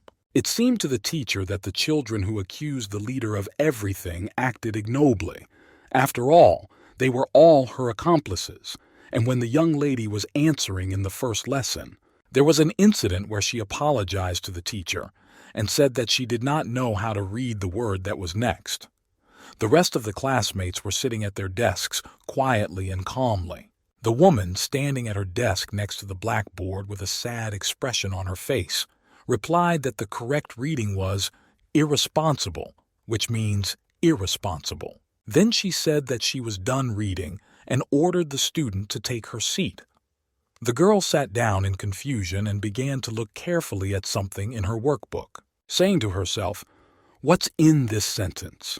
She was closely watched by an employee from the Ministry of Education who had been standing behind her leaning on her wooden pointer throughout the lesson. She found it very boring because she was so bored that she could just fall asleep on the spot and collapse to the ground. After her boring day at work at the martial arts school, which was located a few blocks away from the school, a woman with red hair was dressed in a black, tight-fitting sports uniform and was fighting with someone in the ring, taking out her anger and pent-up energy. Her opponent was a colleague from the ministry with long black hair. He was skillfully trying to dodge the angry young lady's punches. During the fight, the man smiled and asked if the high school student named Han Ai-ri had finally calmed down. He clarified that she was the one with purple hair. Striking again, the woman replied that she had, and suggested that all her friends and classmates had probably turned their backs on her and were not talking to her. Then, looking directly into the eyes of the gentleman, who was holding his hands and fists in front of him, she raised her right leg, bent at the knee, upwards. She pointed it at the head of her opponent, who stood in his place without moving, just smiled sweetly and tilted his head with a mysterious look. However, there was no impact. The next thing that happened was that they stood in front of each other with their hands down. At the same time, the woman bent down as if to bow and thanked him for such a productive sparring match. She walked to one side of the ring and began to take her white towel. She said that it is not easy to regain the lost authority, because when the Bureau's activities are over, it will be impossible to control the children. Wiping her face, which was dripping with sweat, she added that the students would not be able to be stopped even if they left slowly and slowly. Suddenly, she felt a sharp pain in her right arm and turned her head to the side and noticed that she had been hit by the same black-haired colleague. The teacher said with a surprised expression, "Wow, I was so surprised." And for a minute she stood and looked into the eyes of the man standing opposite her. Then the girl decided to diffuse the situation, so she waved her hand and said, smiling, that it had come very unexpectedly, but she stressed that it was not like him at all, because if it was a training session, then maybe. My colleague calmly replied that she should be more careful. After all, if they weren't easily broken, there would be no point in coming. With a serious expression, he added that she shouldn't forget, because that's the reason the office works, because there are some weirdos who are devoid of common sense. When it was already quite dark outside, the teacher who was teaching the first lesson in the high school, where the leader was trying to answer the question, walked out. As she walked away, she reflected on the fact that the teachers were no longer intimidated, and the lessons were easier to teach. However, for some unknown reason, she was still worried. After all, not so long ago, Ari was having fun as if she had no breaks at all. Images of a girl with purple long hair came to mind. It scared her a bit, and she said that she shouldn't think about it. but she believed that this student was a demon that could not be pacified. And again, she saw the girl smiling sweetly and tucking a strand of hair behind her ear. However, in this last lesson, she appeared so defenseless as she stood at the desk and read the new text, and the woman began to assume that maybe she doubted her. As she approached her house, she asked herself if they had gone too far when they started to be too demanding of Airi. As she walked up the stairs to the desired floor, she held her purse tightly under her left arm and continued to think about it all over again. When she reached her landing, she was startled for a few seconds because she saw someone she could not have imagined being there. It was the same high school student sitting on the floor. The girl was upset, so she pulled her legs under her and leaned her head on them. The teacher asked her name in surprise, Han Airi, and then she asked what she was doing here, because it was quite late, and it was already dark outside. The student looked up and was very upset and crying bitterly. After a little bit of self-control, she asked the woman she had come to what she should do next. However, she did not give her an answer because she started to tell her that all the children and teachers blamed her for the fact that the bureau had come to them, and they all look at her as a bastard.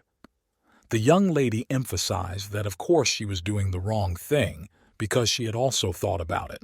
And in the end, she asked the woman, who still couldn't properly recover from her surprise, how she could apologize because she simply didn't know what to do to be forgiven.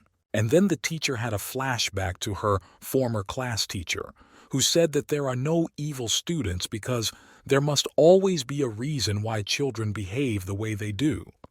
Therefore, you first need to find out the reason and then direct the child to the right path. And the last phrase, that's the job of a teacher.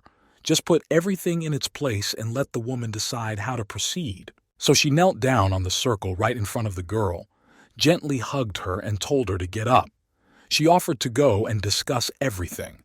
Then the teacher went to her door and put her right index finger to the intercom where she had to switch off the alarm. She began to slowly and carefully enter her security code, tapping on the blue backlit numbers on the touchscreen. The student standing behind her watched intently and tried to remember the order in which the numbers were entered, as she had already prepared a plan for the development of events. When she opened the door, the tired woman turned her head towards the student and kindly invited her to enter her modest home. However, this was not what the teacher had imagined. The student put her hand to her mouth so that she could not make a sound. Then she pushed her to the ground and put her hands to her neck as if trying to strangle her. The class leader's eyes were giant, as if someone had glazed them over. The woman tried to resist, so the attacker grabbed her arms tightly and still said a long hoping that the girl would come to her senses, or that someone would hear and come to her aid. As it turned out, 2 other girls from the high school gang were standing behind her, watching their classmate. They were a little surprised by what they saw because they hadn't expected it to look like this. The girl with long purple hair continued to sit on top of the teacher and asked her if she knew what she was doing. That when you go to the main page of the Education Bureau, you can see a very interesting feature that allows you to leave an anonymous request. And in order not to tell everything for a long time, the girl said that, in short, isn't the bureau the place through which you can report like a little cunning mouse? Then she pressed her hand on the teacher's face and angrily asked if she had done it. Had she reported what was happening in their school? Nothing could stop the student, and she continued to shout that it was just a joke. But the teacher decided to sell his students. While all these words were being heard throughout the room, the victim emphasized to herself that neither she nor the teacher, Yoon-soo, had made a mistake. However, her thoughts were again interrupted by the leader, who said that from now on the jokes were over and it was time to get serious. The assistant standing behind her took out a box cutter and scissors. They leaned over the woman, who was very frightened and could see their faces as if their eyes were glowing red and their mouths were wide open. The woman concluded that these children were devoid of humanity and were simply monsters. Suddenly, this discussion was interrupted by a loud and unexpected knock on the front door of the apartment. It frightened all the children who were present. After the knock, a woman's voice was heard saying that she was a neighbor, So she came to ask why they were making so much noise. And the second question was whether the teacher was okay. This did not scare the leader too much because she allowed herself to shout loudly to the lady behind the door, first telling her to shut the fuck up and get out of here, because it would be over soon. However, this did not stop the neighbor, and she started to open the door slowly. Behind it was the person the students hadn't expected to see. It was the same teacher from the bureau, who had red hair and was dressed in a modern sports suit.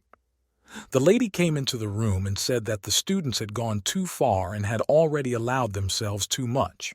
And looking angrily into the eyes of the student leader, the woman raised her eyebrows and said that if they were not going to open the door, they had better count to 3, because it could be the end. And after saying that, the woman began to count slowly. Raz, 2, 3. The student looked at the teacher from behind her with a frightened look and couldn't figure out what to do next. What would be the best solution? A few days ago, when this very calm teacher was returning home from work and took the lift to her floor, she saw something that surprised her. There was a woman standing right at the door of the neighboring apartment, opening it with her keys. It turned out to be her new colleague from the Ministry of Education. She was also surprised by the person she saw. The teacher addressed the lady as Teacher Lim. The lady turned her head to face her interlocutor and replied, "Yes, good evening, Teacher Dam Im." Opening her mouth slightly, the school employee asked if she also lived here. The woman replied that she had rented an apartment for the duration of the school's activities because it was close enough to the school. The lady with red hair began to straighten her hair in the back and smilingly asked if she also lived here. What a coincidence. After training in the gym, the man from the bureau said that human psychology is quite an interesting thing when you realize that the goal you want to blame is unattainable, so you direct your anger to another. These children will definitely blame the wrong person and thus put a spoke in the wheel, so their next step will be to find out who reported it to the management. Turning his face, he added that it was obvious that Han A-ri would blame the informant, who she thought was the only problem. So he set a task for his colleague to find out who the next target would be. That's why when she heard a strange noise, she decided to go to her neighbor's house and ask if she was okay. She realized that the leader of the senior class was inside and ordered her to open the door. Not receiving any response, the lady finally added menacingly that if she didn't do it within 3 seconds, it would be her biggest mistake. She started the countdown by saying 1. The students turned their heads to the door and were surprised, so one of them said what this teacher from the office was doing here. Then 2 was heard behind the door. The leader was still sitting there thinking about what to do. The teacher they had attacked asked Eri to open the door and then offered to discuss the matter in detail. She made the assumption that nothing had happened, that she was ready to forget everything and start their relationship all over again. The students still couldn't figure out what to do in the situation they were in. After a second, she turned her head to the victim and asked him with a mysterious smile if he wanted to die, and then added that it was just a joke. Then she got to her feet, walked over to her friend and snatched a blue-handled clerical knife from her hands. This action surprised and frightened the student. She turned around and sat on top of the teacher and held the knife up with both hands. The victim began to cover her face and head with her limbs. However, the same friend grabbed the girl by the arms and quickly pushed her against the wall, holding her limbs up, asking her what she was doing.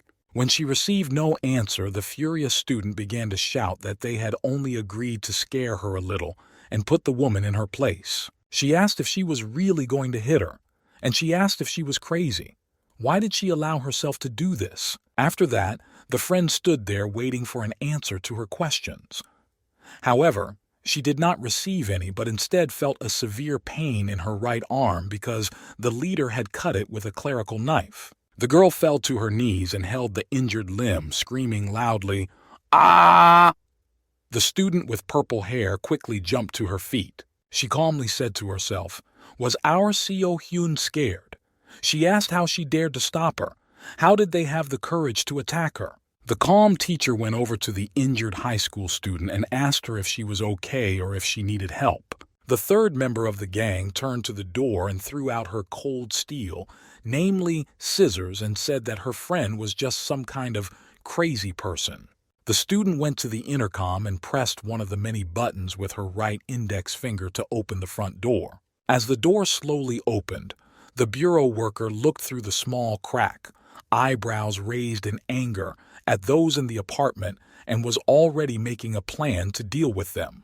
With wide eyes, the teacher said that 3 had long since ended and that the leader had wasted her precious time on nonsense. The high school girl opened her mouth at what she saw because she was surprised by what she saw, because she did not expect the woman to be able to get to them so quickly. And the girl came up with what she thought was a brilliant idea. So she picked up speed and began to move quickly from one end of the room to the other, where there was a large glass door to the balcony. She grabbed the handle and opened the door, and stepping outside, she quickly leaned over the not-so-high railing and began to fall straight to the ground, head down with her legs thrown up. After a few minutes of this free fall, the girl landed on her back right in the bushes that were planted next to the house. After lying there for a minute, covered in scratches and bruises, the student began to slowly get to her feet, oohing and ahhing in severe pain.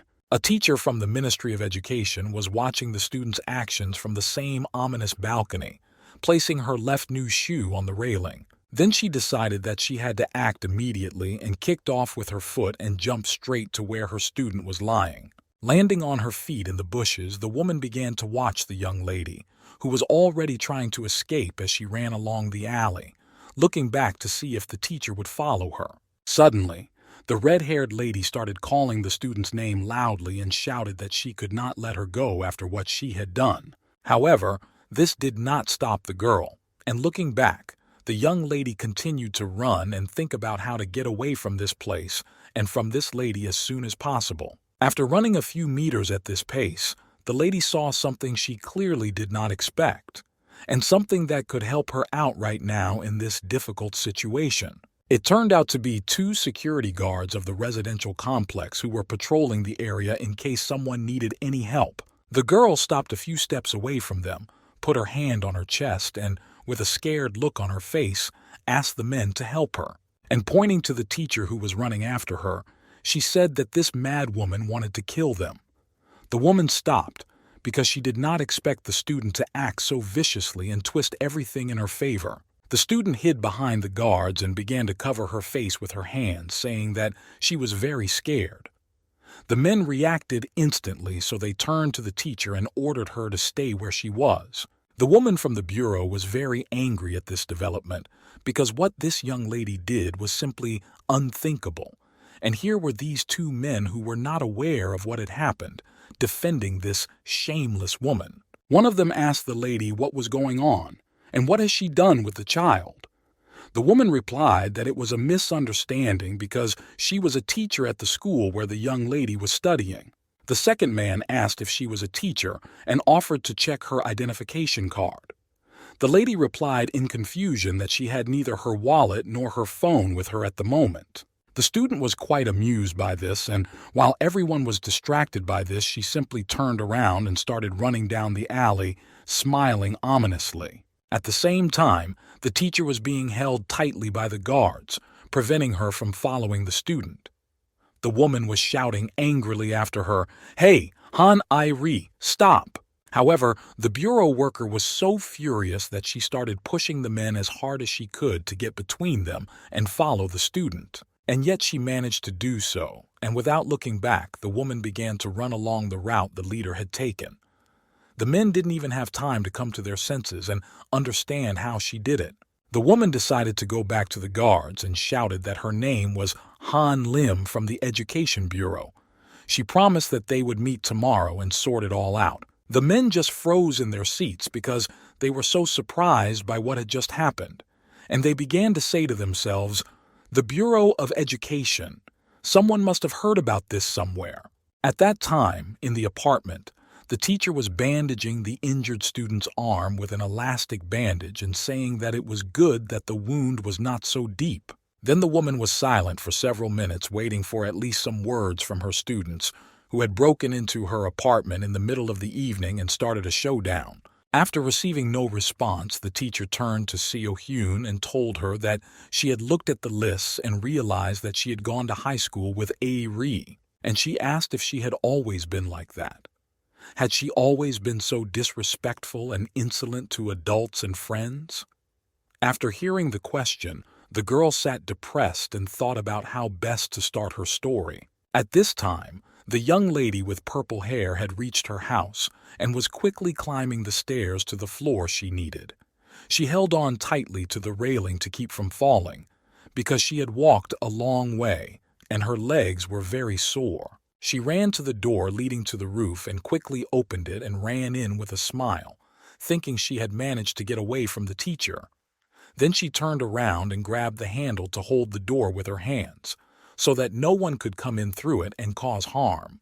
However, she did not have time to do this, because she had already received a strong blow from the door right on her right cheek, and that is why her lip started bleeding. As it turned out, the teacher caught up with her and kicked the door again with her left foot, so that the student who was standing next to it flew back several meters. While the student was lying on the roof of the house with her arms and legs spread out, the furious woman walked confidently towards her, clenching her hands into fists. She came a little closer and angrily raised her eyebrows, shouting, asking if she hadn't been clear. After all, the lady had warned that this would be her biggest mistake in life. The girl leaned against one of the walls and began to slowly rise, frightened.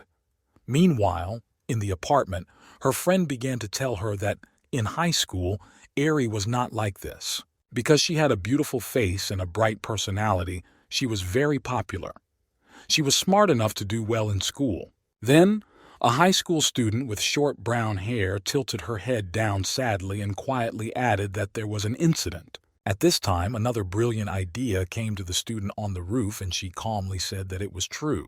So she raised her head and looked up at the sky with many stars and said to herself that if she did this, the Bureau would no longer have such power. What she saw was a woman with bright red hair that scared her and surprised her at the same time, because something happened that she could not have even imagined. It turned out that a student with long purple hair had decided to jump from the roof of a building downwards.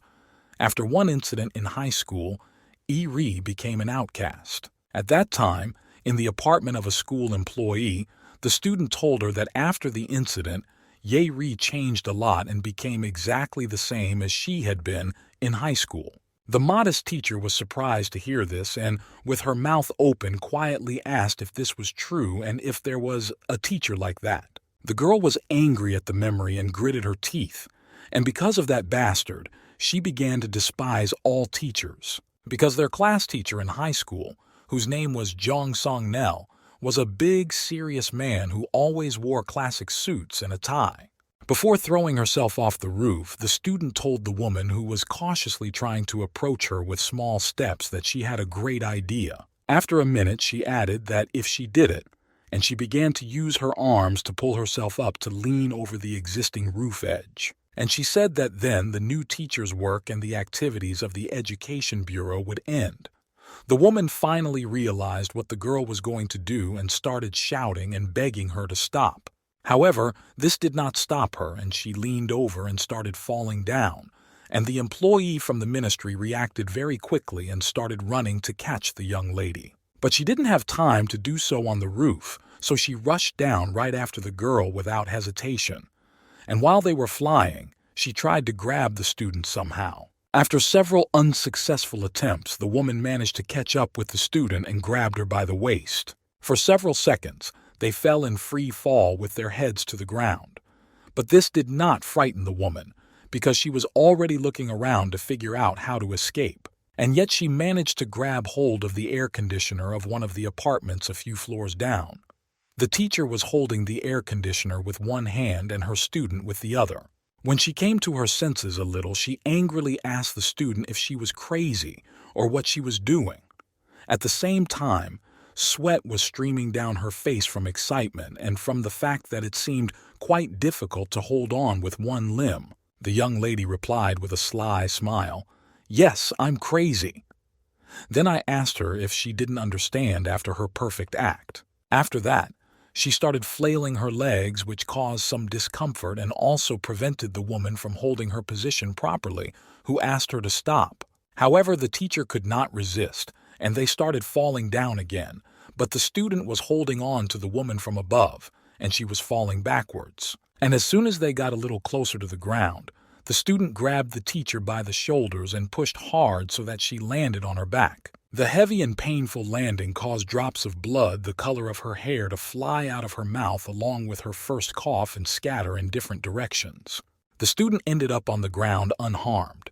For several minutes, she knelt on top of the teacher and watched her actions. After the woman coughed, she froze in the same position without moving.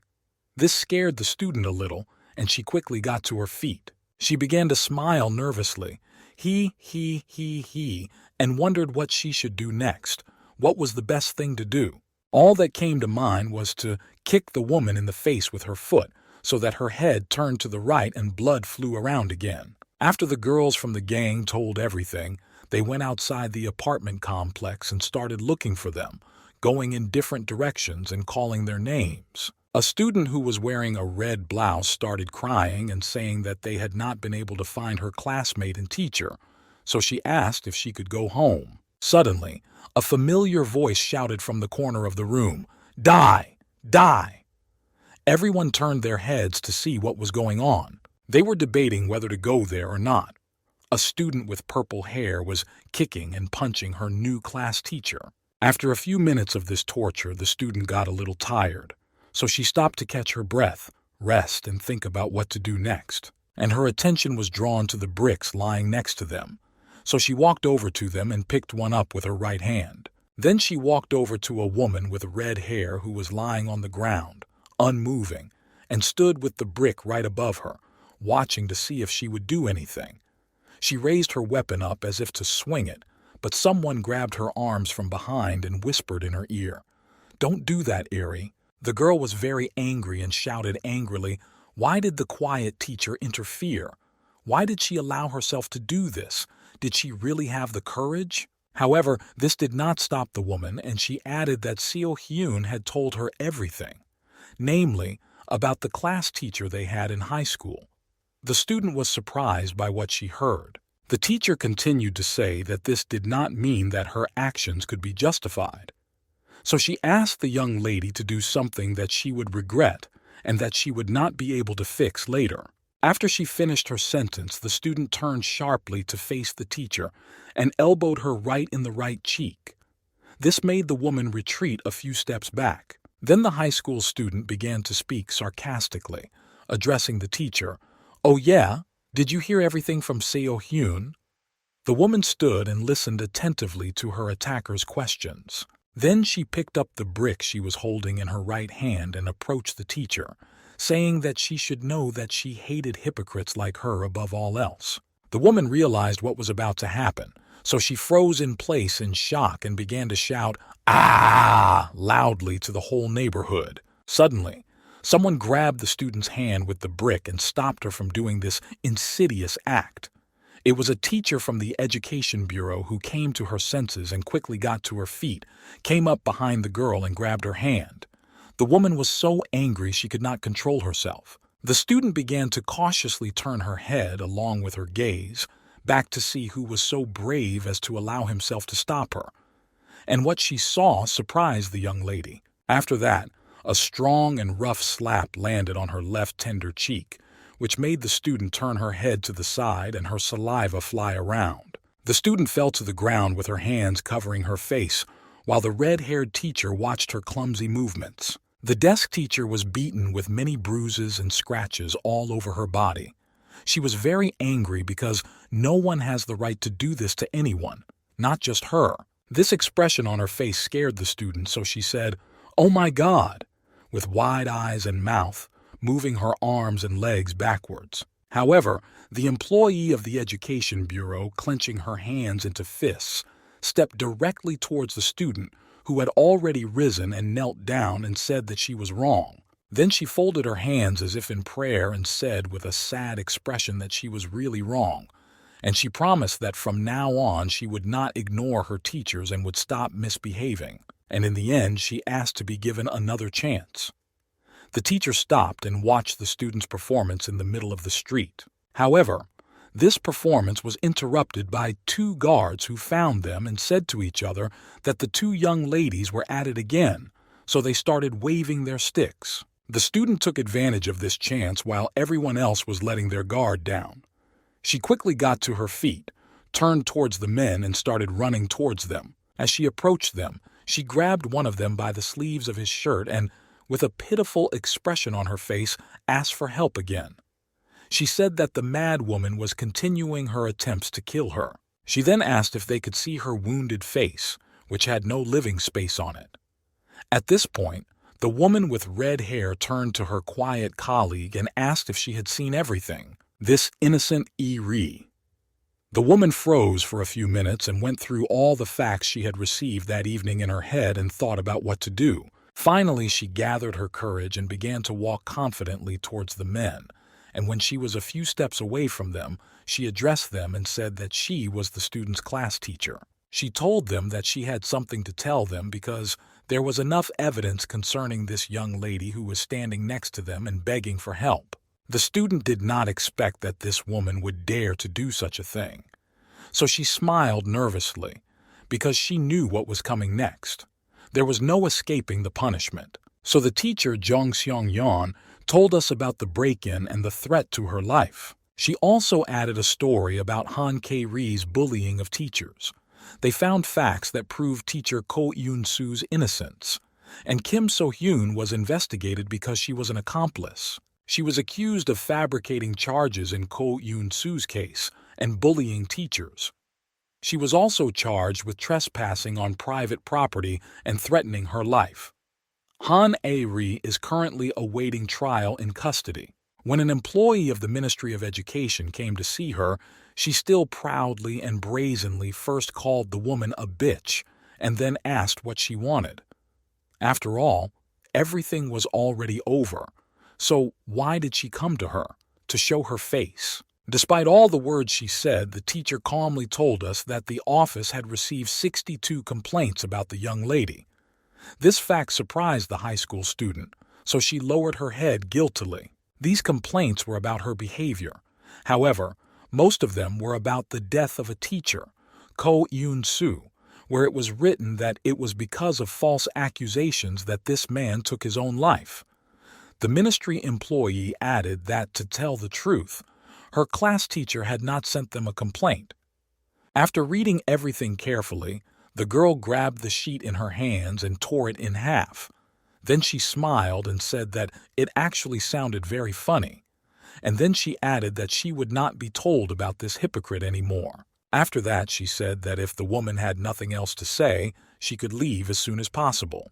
After all, she was sickened by the sight of her face. Finally, the red-haired woman calmly addressed the girl by name and said that this was a shameful act on the part of the teacher and demonstrated something to the student, who opened her eyes wide at what she saw. The girl's mind flashed back to her high school class teacher, who always wore a classic suit, light shirt, and tie.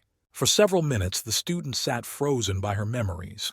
Her face scrunched up and her eyebrows drew together in a fierce manner, and small, scarce tears began to form in her eyes. The woman standing by the table said that the student had also gone beyond the limits of what was permitted and she should understand this. And then she added that she had done the same thing when she was in high school. But even so, the teacher still had no sympathy. After all, the law says that everyone who commits a crime becomes a criminal. The girl looked at the teacher from the corner of her eye. The red-haired woman turned to face the door to finally leave the place. However, she finally said calmly, "I promise, Jung Sang-nel, that teacher, he will definitely pay the price."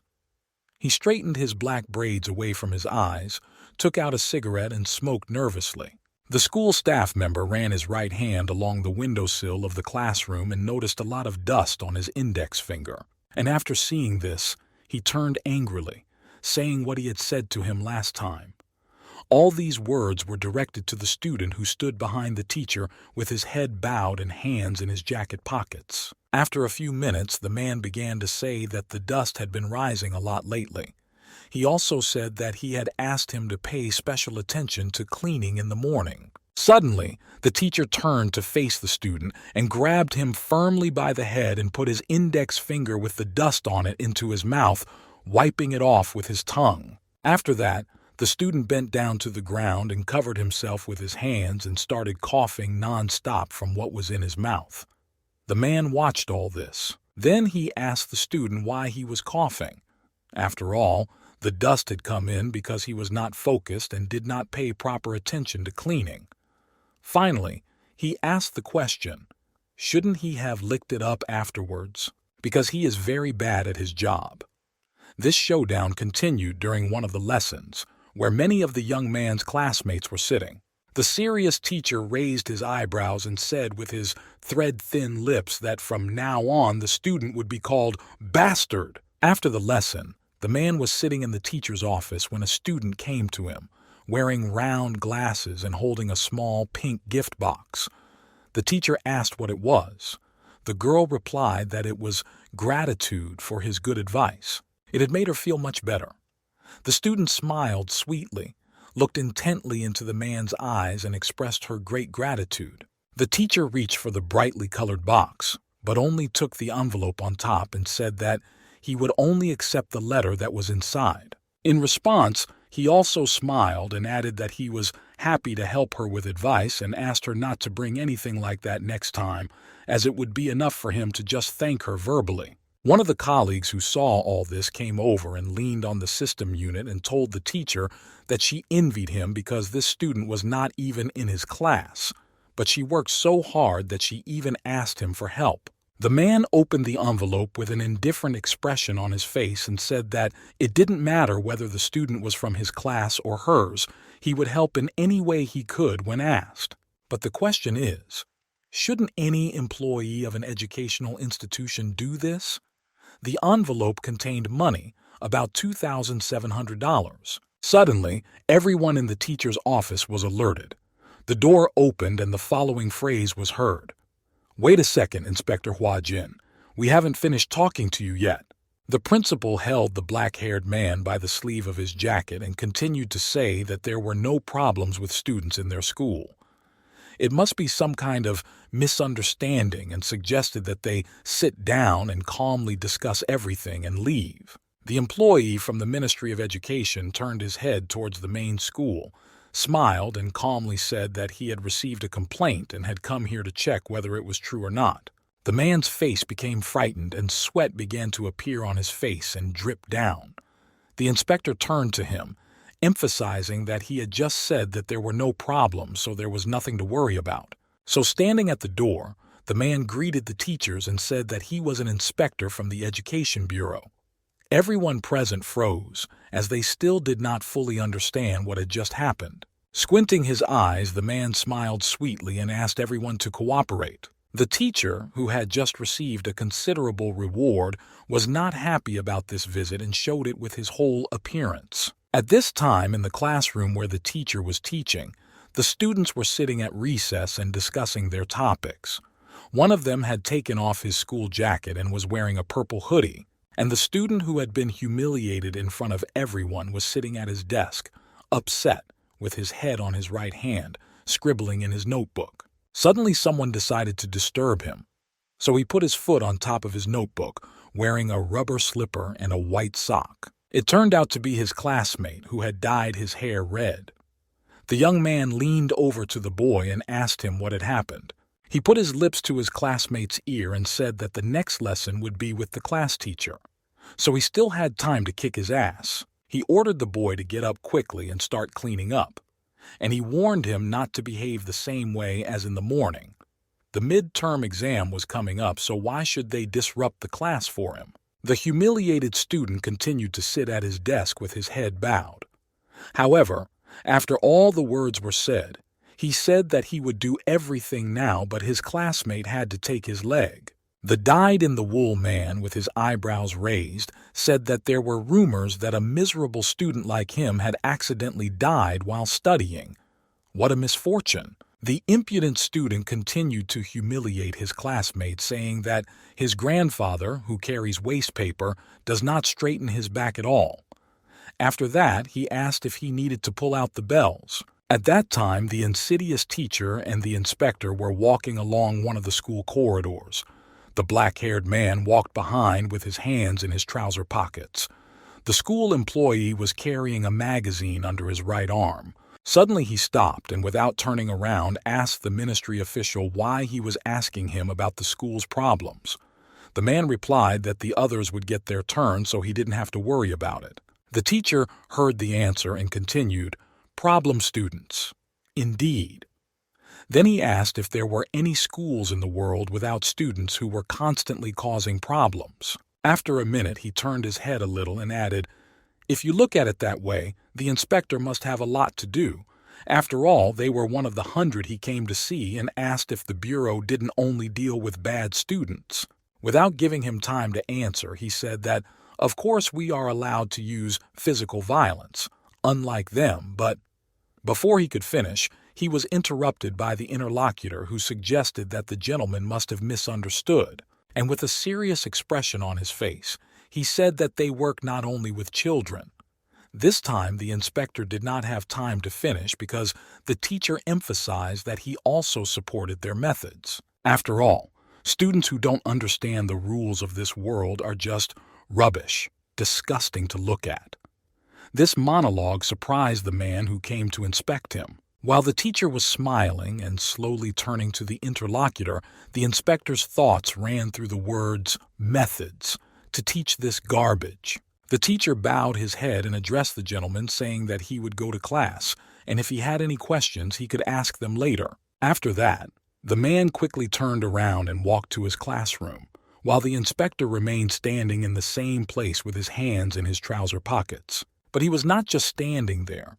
He was carefully thinking about the fact that this man was behaving in a rather impudent, strange, and self-confident manner. When the teacher came to the classroom and opened the door, he saw something that surprised him. It turned out that in the classroom, right in front of the blackboard, one student was sitting on top of another and punching him in the face. The teacher watched for a few seconds. The main bully of the class was very angry. He switched to his left hand and continued to hit, saying, "Can that big-eyed bastard hear him?" And he added that he had become too brazen. The blow was so hard that the whole class heard a loud sound, and the young man turned his head to the side in pain. At that moment, the teacher decided to intervene and walked across the classroom to the two high school students and looked at them with a serious look. And the painted student noticed him and turned his head back to see who was coming. The man, with one hand in his trouser pockets, calmly addressed one of the children, Kim Gwang Schmuck by name, and asked what he was doing.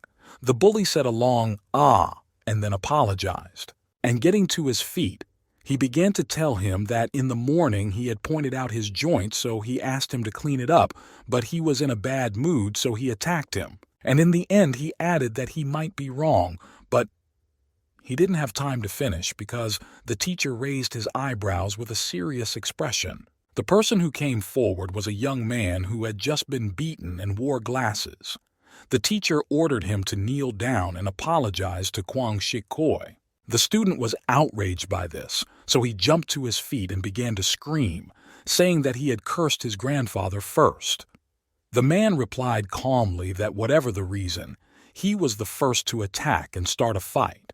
Then the gentleman came closer to the student, put his hand on one of his shoulders, and said that, starting with non-compliance with the rules, he ends up with violence. After all, no matter what, rubbish is rubbish. And leaning over to his right ear, the teacher smiled slyly and looked at the young man with an oblique glance and asked him if he was telling the truth. And finally he added, "A bastard of a loser who collects rubbish."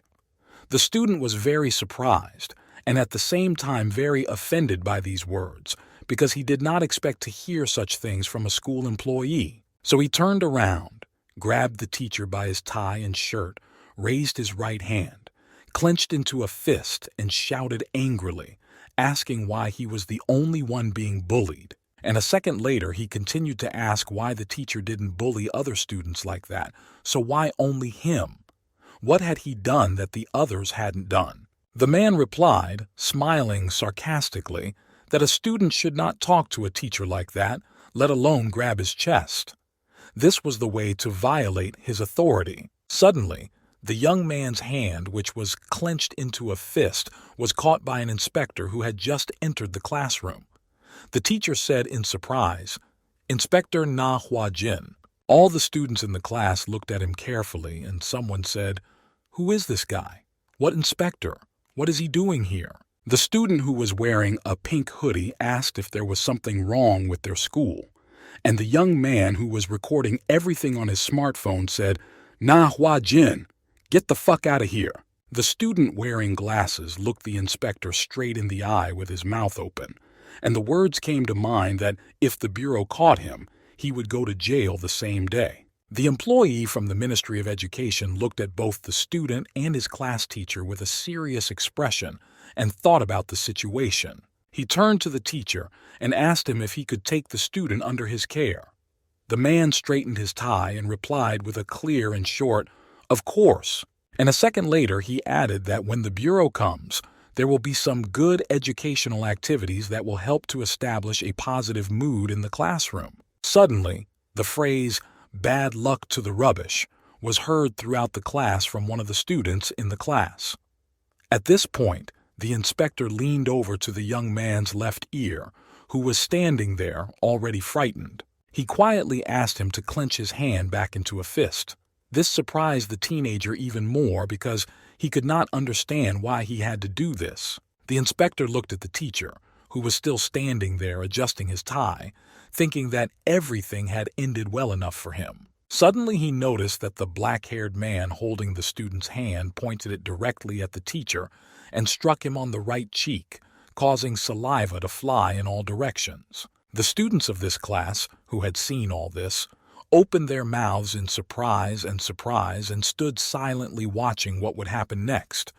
It even scared them a little. The teacher was surprised by this development, so he held on to the spot where he was hit and asked why the inspector had done it. The inspector replied that he and the teacher agreed on something. More specifically, he agreed with the fact that we need to make sense of the garbage that has already allowed itself a lot. And then he smiled slyly. A minute later, I asked him if that was what the teacher, a bastard who equated his students with himself, thought. The teacher stood there and angrily held his cheek, which still hurt. After the incident, 2 employees of the Ministry of Education met in the schoolyard. The woman handing over the sheets said that they were Han A-Ri's records. She went on to say that she had been a good student in the 2nd grade, but that she had been in the top 10 before Jong Sang-nel was appointed her class teacher. The man reread the sheets and asked what was known about her parents. The lady replied that in the 1st grade of primary school, the student's parents divorced and the father raised the girl alone. As his job was related to sales, he had to go on business trips for 6 months. That's why they rarely contacted each other. He was a complete stranger to her and wasn't even interested in her school life. After listening to everything, the gentleman began to roll the sheets into a tube and calmly said, "That's because..." The woman was surprised and said, "Oh?" The gentleman continued to say that Choi Hyun-un, who is now under pressure from Sun Sung-nel, was the best student in primary school and was ranked 3rd-4th, but he lost his parents early and now lives with his grandfather who collects waste paper. The woman listened and asked what the hell he was talking about. Isn't a child without a family allowed to study well? And in the end, she added that she also had no mother, and that was why she was very angry. Suddenly, the attention of the educators was drawn to a situation that was just happening in the schoolyard a few meters away. They heard the following words, "Fucking suckers, stand up straight and tall." It turned out to be one of the school teachers who, with his hands behind his back, was addressing the 2 students, saying, "How could these young men with swollen faces afford to be idle?" One of the young men said that this was not true and clarified that they could not even go outside the school grounds, and then added that they were not trying to escape. They just wanted to buy food and eat here. The teacher did not like this impudent behavior and decided to slap the student as a form of discipline, because he could not talk to adults like that. However, he did not restrain himself and continued to slap the student, asking if he was trying to justify himself in this way.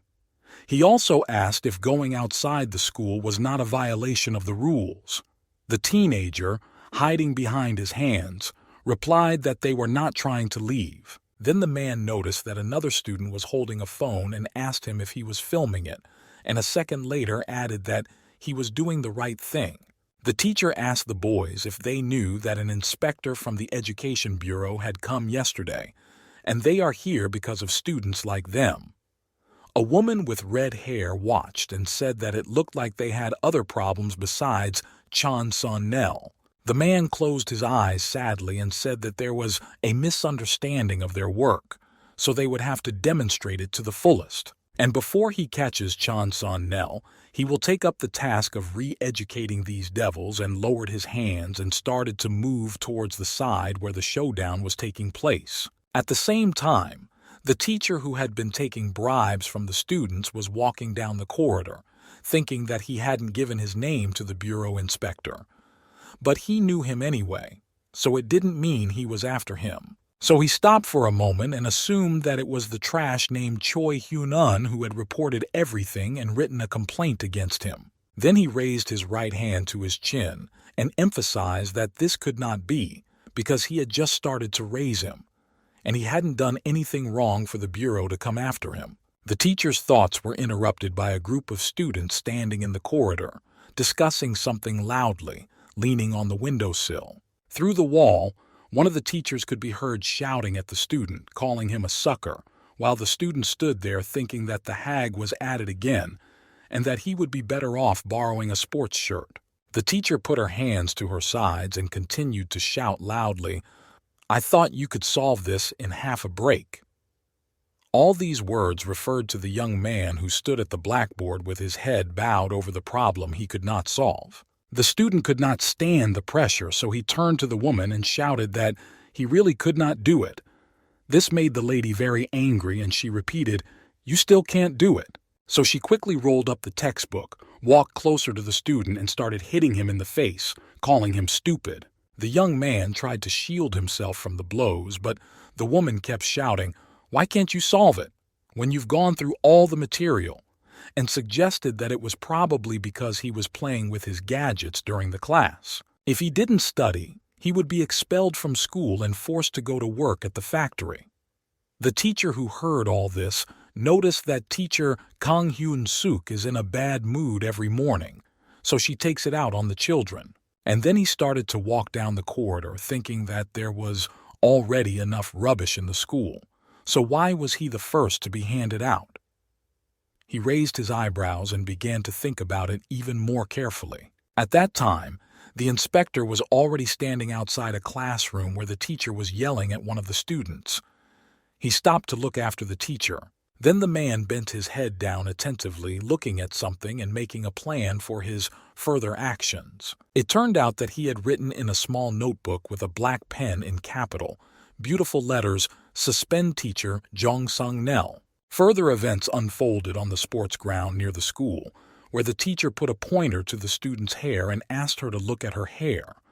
What kind of job would she get with that look? The girl bowed her head guiltily and said that this was allowed in this educational institution, to which the teacher replied, "If you shout about freedom, you can fall. Freedom must be in everything." Then the man raised his eyebrows and made a face, brought the pointer to another place on the young lady's body, and asked her to tell him the truth, answering the question whether she was going to seduce guys in nightclubs. The student was offended by the accusation and looked at her collarbone, which was being pressed by the teacher. The woman shouted, "Ouch!" and took a few steps back from the pain. To this reaction, the man replied, "Oh, I was wrong." And then he asked if she was going to go and complain about him for sexual harassment.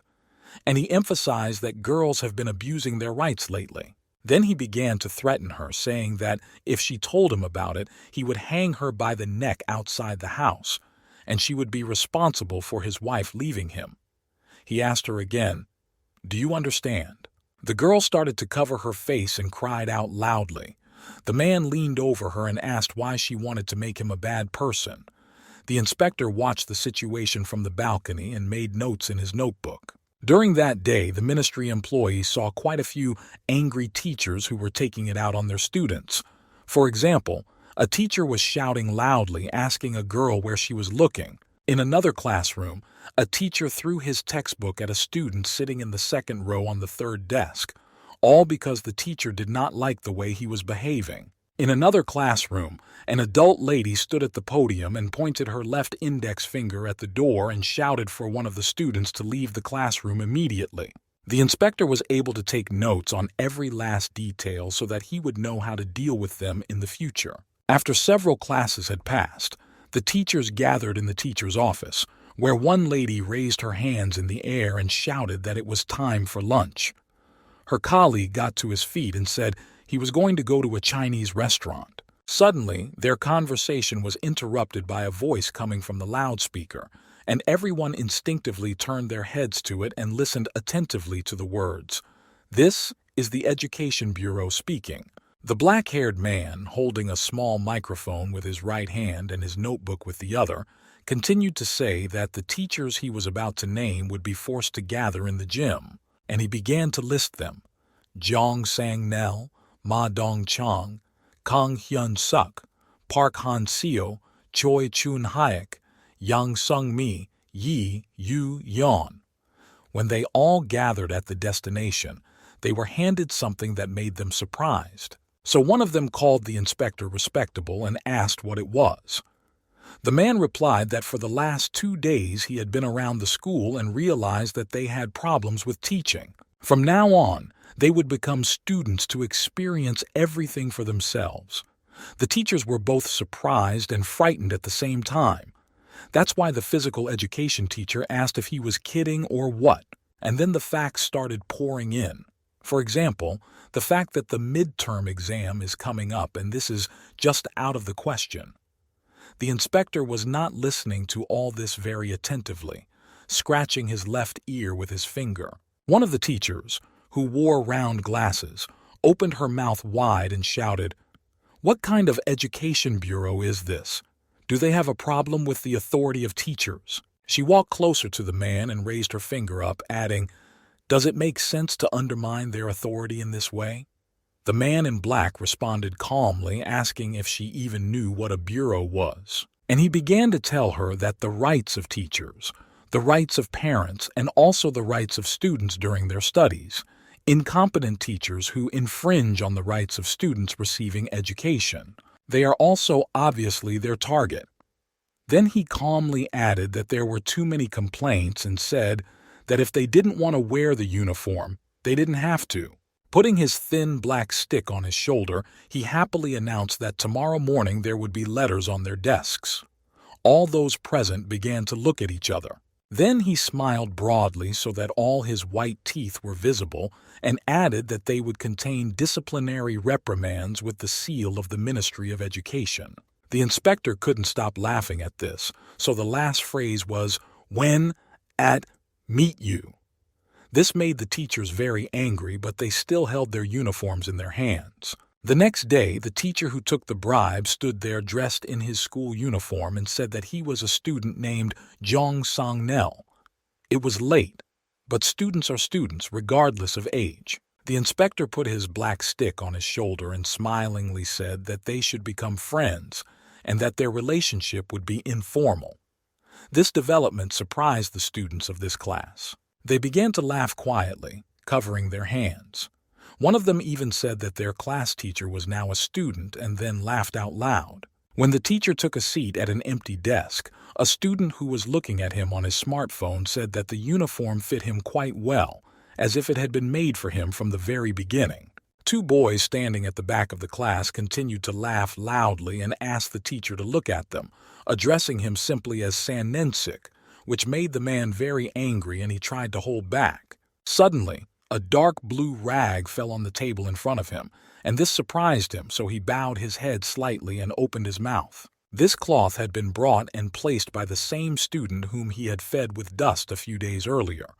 The young man said that Manhwa Jin had told him to clean up as well.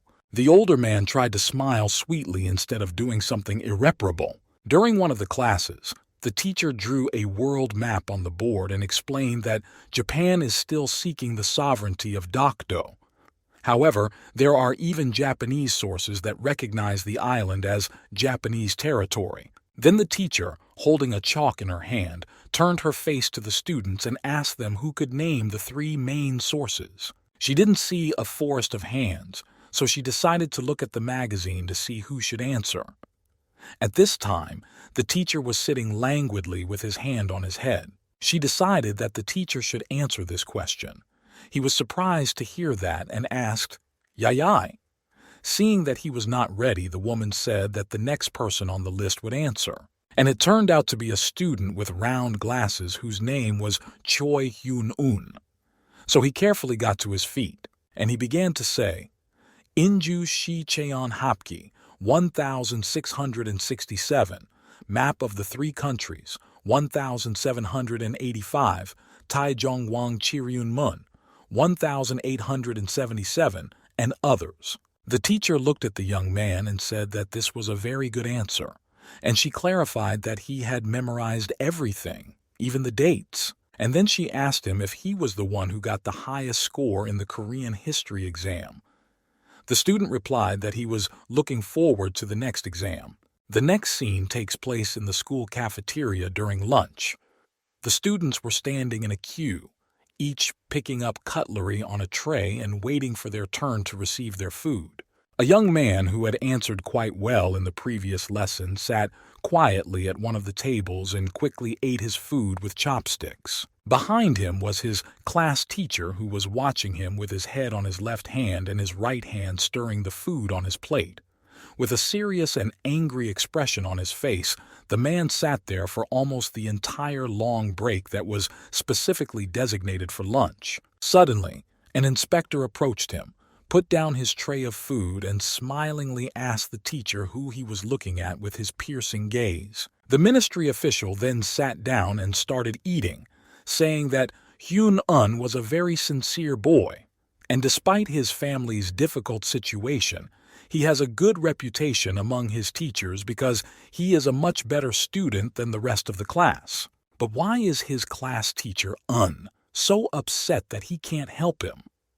The man listened to all this with his eyes glazed over and an angry look on his face. Then he stood up and said that there was no discrimination against the students on his part.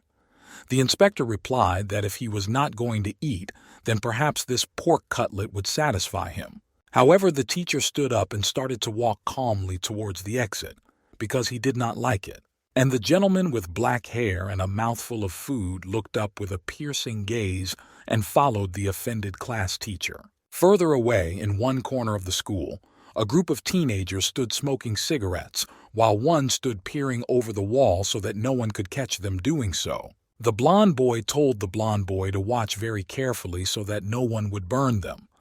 The blonde replied that it was good, because if anyone saw him smoking, he would be in trouble. He was distracted for a moment, and when he turned his head to see if anyone was moving in their direction again, he noticed something and started to say, "Eee," in surprise. And the young man quickly turned his head to his classmates and began to say timidly, "Fuck! There's this! Should I say something? It's like—" Blondie, not understanding anything, said to him to speak more clearly. But before he could say anything, the teacher, Kim Gui-shik, appeared, hiding his hands in his trouser pockets and coming towards them with a serious expression. The students who were smoking started throwing everything away quickly and turned to their class teacher in fright. The man calmly said that the rest of the children had already moved to another boat. Then he held up 2 fingers of his right hand and asked for 1 cigarette. So the young man with dyed hair, who was also the school's main rebel, gave the teacher what he asked for and helped him light it with a lighter. After taking 1 drag, the teacher asked why the boy didn't do what he asked. The boy started to get nervous and said, Me? Me? What do you mean? The man said he was talking about Choi Hyun-un. He asked why that bastard was still eating away at his brain.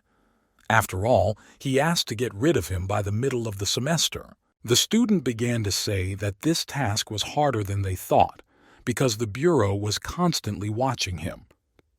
The man replied that no one said to deal with him at school, because there are many ways to do things outside of school. The teenager decided that it was time to leave, so he started pacing and told him to leave him alone, because he would not do anything for him. Suddenly, the teacher put his hand on the student's shoulder and said that he was not asking to deal with him for free, but if he did, he would.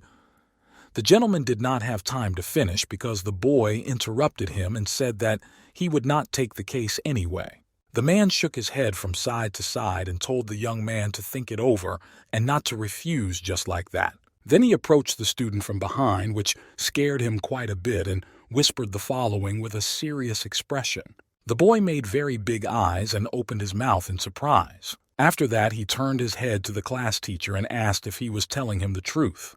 The man first called him a puppy and then ordered him to keep quiet. This situation was imperceptibly observed by the inspector, who was also having a smoke break at the time, but on the roof of the school, and he was very interested in this situation. Then the events unfolded on the streets of the city, where a saleswoman left a package of paper cups with a note on it that read, "Grandpa, this is especially for you.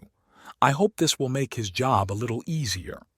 The elderly man carefully picked it up and put it on his cart, thinking that it was probably important to collect such a pile of cups.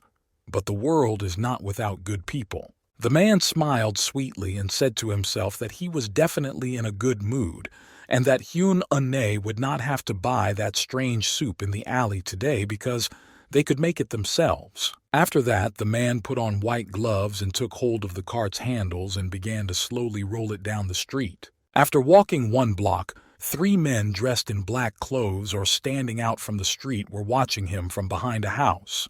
They watched him closely for several minutes. They were also wearing caps and masks so that their faces were not visible on purpose, and it was impossible to guess who was hiding behind them. In one cafe, there were 2 people, a man and a woman, who said that she had heard about everything from her daughter. She asked him if the Education Bureau had come and was terrorizing him. The seemingly modest lady asked if he was okay. Does he need any help? The gentleman took 1 sip of tea and said that she shouldn't worry, because they had already thought of everything perfectly. The woman replied that the fact that this young man was mocking her and meddling where he shouldn't be made her very nervous. The teacher smiled and said that if she was talking about Choi Hyun-un, she shouldn't worry because he had already ruined his life. He added that he would no longer be able to concentrate on his studies. At this point, the young men in black caught up with the old man and started throwing the waste paper up in the air, even tearing some of it into small pieces. The children did this very happily, shouting and laughing loudly. My grandfather stood a few meters away and shouted at them for what they were doing, calling them fools.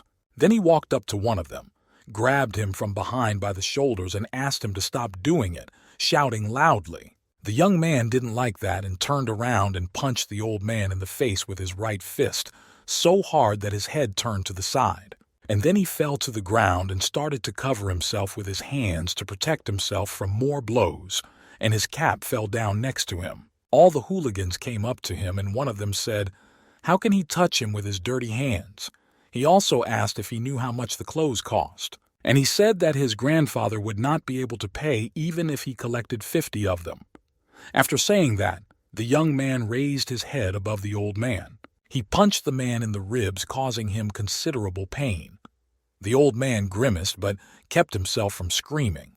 At the same time, the old man's student was returning home from school and was a few blocks away from the scene of the fight, but he did not hear anything because he was listening to music in his headphones on his Walkman. When he looked up to look at the road in the distance, he noticed his grandfather coming out of an alleyway and pulling his cart with waste paper. The young man walked over and put the Walkman in his jacket pocket and smiled happily at the old man and said hello, and the man said, "Oh my God, my Hyun-un is already leaving school." The boy put his school bag on the trolley and told his grandfather to leave it because he would help him. The old man replied that it would be very uncomfortable for him if he had to carry it through the streets. The student smilingly asked why it would be inconvenient, because it was their bread. Moreover, he was not too tired at school, so he still had a lot of energy to put to good use. But when the student looked closely, he noticed something that surprised him in the form of his grandfather and asked him what was wrong with his face. What happened? When he received no answer, the young man asked angrily who had attacked him.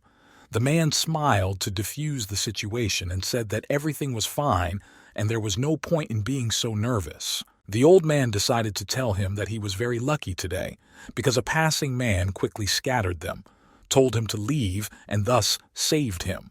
Then the man addressed his grandson by name and said that no matter how hard it was, he should not give up because bad things happen in life, but good things also happen.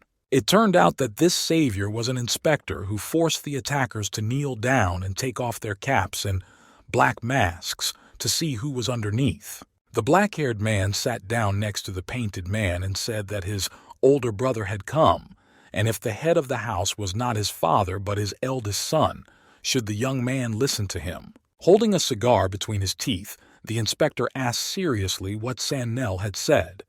What made them decide to do this?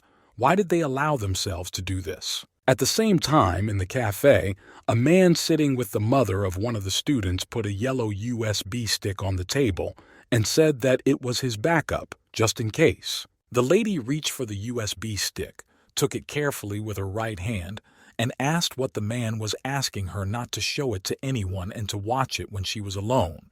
The lady looked carefully at this yellow thing and asked again what it was. The inspector, holding a cigarette between his teeth and smiling, showed the dyed student the USB stick and asked if it was a midterm exam question. When he didn't get an answer, he continued to ask if they had the courage to undermine the student's performance. And the target for persecution is an inferior family, which the school gives up on if there are difficulties. But a second later he added that it was actually within his competence. The circumstances were established. The evidence was found. The man was very pleased because he did not expect to find everything so quickly. So now he can start the real training. The class teacher of the high school students smiled to himself as he continued to sit in the cafe. After the incident, the red-haired woman looked at the ominous yellow flash drive and asked him if he was bullying the kids over their grades. And did he have a plan to distribute exam tests? The lady sat on the edge of the ring while the inspector worked out by the punching bag. The lady looked at him and said that if he reported this to the police, his shop would be closed down quickly. Suddenly, the gentleman looked up from his work and said that it was impossible. And then he asked if distributing the tests was the only sin of Jong Song-nul. First, we need to find more evidence of his brazen activities. After saying that, the man picked up speed and ran straight for the pear tree. He hit it hard with his right hand, which was tied with a white elastic bandage. The inspector bent down to pick it up and put it back in place, and began to fix the bandage on his left arm, because for some reason it had come undone. The colleague opened her eyes wide at what she saw and asked the captain if he was angry because it had touched the young man's family. After this question, the man stood there and did not move, as he thought about the best answer. So he squared his shoulders, raised his hands, and said, "A little bit," in a short, clear voice. The next day at the school, all the teachers were holding up certain sheets of paper and looking at what was written on them in surprise. The women tried to read it carefully because they still could not understand why they had been handed it. But there was a bold heading saying that it was a midterm exam. And then there were the tasks. The first one was to clean the classroom, and you could get 2 points for that. The second task was to clean the dining room, which also earned 2 points. The third task is to greet the students. The fourth task is to read the school rules. And the last task was to apologize to the students in question. The inspector stood in front of the teachers with his black, thin wand on his shoulder and watched their reactions. One of them finally dared to ask what it was. A black-haired man with a serious expression shouted to the whole class that the midterm exam would begin from now on. He added that the test would end exactly 1 week later at 21 minutes to 0, and those who do not get 60 points will be considered bad students, and they will be immediately suspended, which means only one thing: complete expulsion from the school. All the teachers present were quite frightened by this information. Then, smiling sarcastically with all his 32 teeth, he said that the people paid special attention to the last task. The senior class teacher was very angry at what he had read, and sweat began to break out on his face and slowly trickled down. On his paper were two names, Choi Hyun-un and Kim Kwang-shik. At this point, the inspector added that they had to try hard because if they didn't deal with this problem, they would become outcasts. After the meeting in the school gym, the physical education teacher shouted loudly that it was too much because one of his students was holding his hands behind him, and the student was poking him with a small pointer saying, "What? Are you sorry?" She added that they should forgive him for doing this to girls all the time. After a few minutes of this torture, the young lady continued asking why he was crying. Because they thought he was going too far, because it was just a joke. Is the one they suffered so much from really shaking all over the place? And smiling, she repeated once again that it was a joke and they were just trying. The class teacher of the high school saw this mockery as he was standing a few meters away.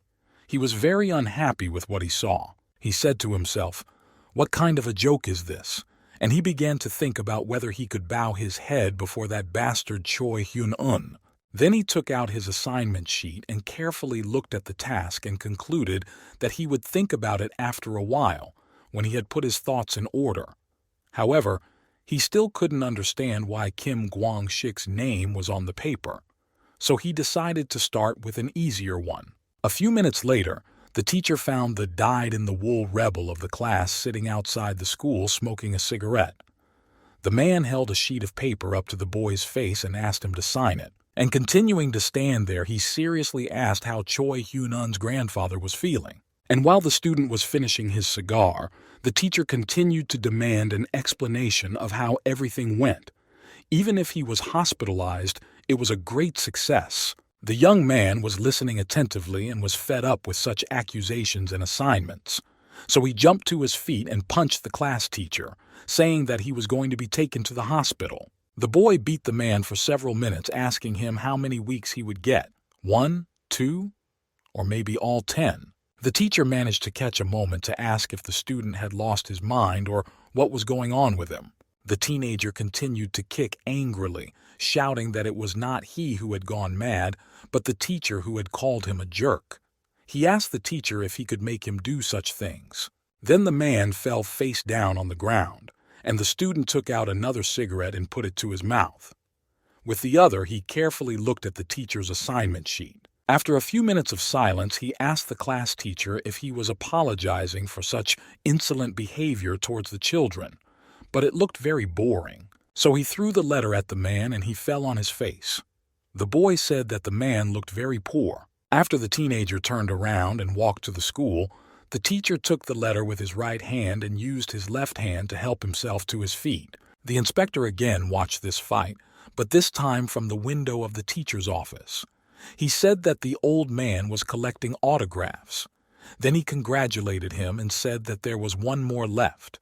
But he sarcastically stressed that he only needed 2 signatures and it was so difficult. The school worker looked up to see his supposed interlocutor. The next day, the teachers were picking up rubbish around the school, sweeping the sidewalks and thoroughly washing the windows. The class teacher stood at the restroom, looking down and smoking a cigarette, wondering why his relationship with Kim Kwang-shik had deteriorated so dramatically. He wondered if something had happened yesterday when he had told the young man something to force him to go and do that inhumane task. But it also occurred to him that maybe the file was on the yellow thumb drive he had put in his pocket. But in any case, it's not the worst thing that could have happened, and it won't break him. This test is from last year. He couldn't give the real one to such a jerk. When the teacher took his last drag, his colleague told him that the cleaning was over and they could be free for the day. Suddenly, however, a crumpled piece of paper hit the class teacher on the forehead. He had to look up to see who had done it, and he saw students looking out of the windows of the school and throwing their rubbish in the place where the teachers had just cleaned up.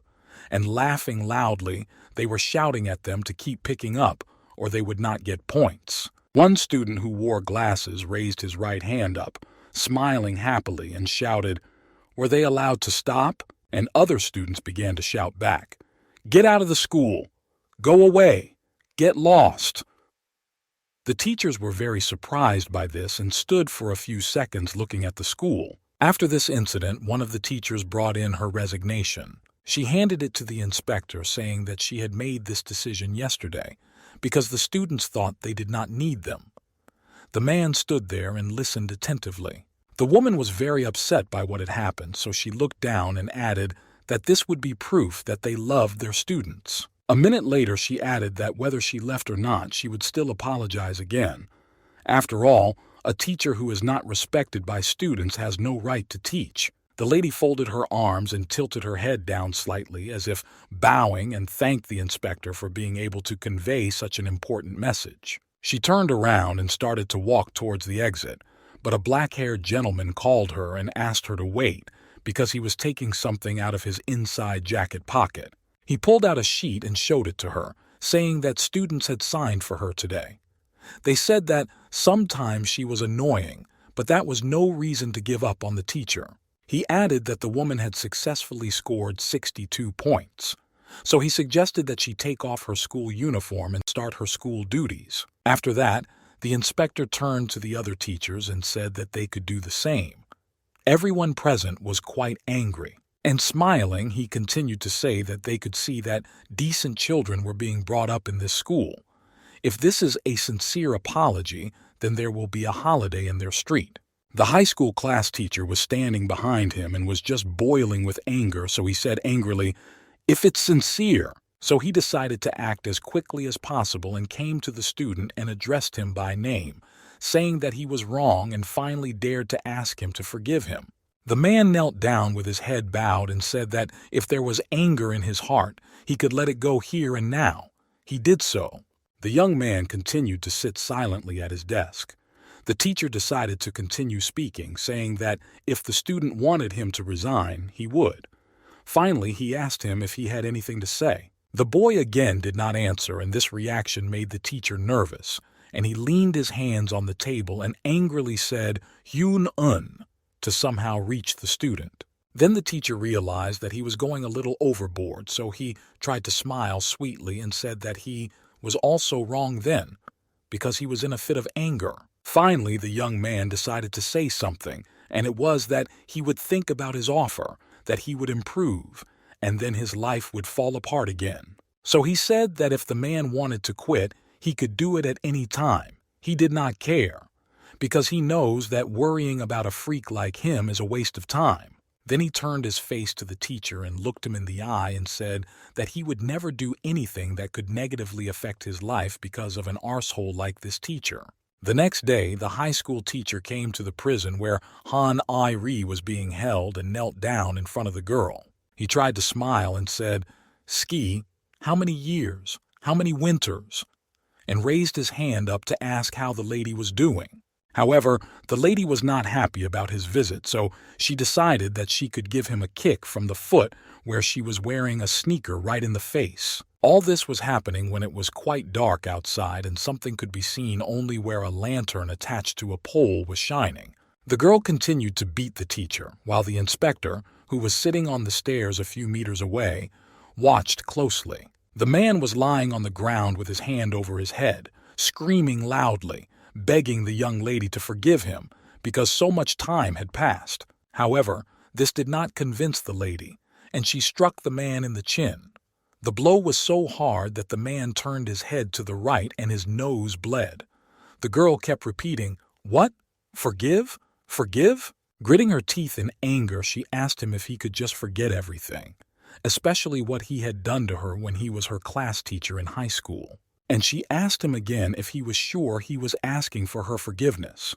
And a picture came to mind of her as a little girl, crying, washing the floor with a blue cloth, and the man standing behind her with his arms folded across his chest. Then the girl knelt down and timidly told the teacher that she was done and asked if she could go home now. The gentleman made a serious expression and said, with his eyebrows raised, that tomorrow there would be a midterm exam in this class. And smiling a little, he added that he would come in an hour to check everything here, and if he found even one speck of dust, she would be ready.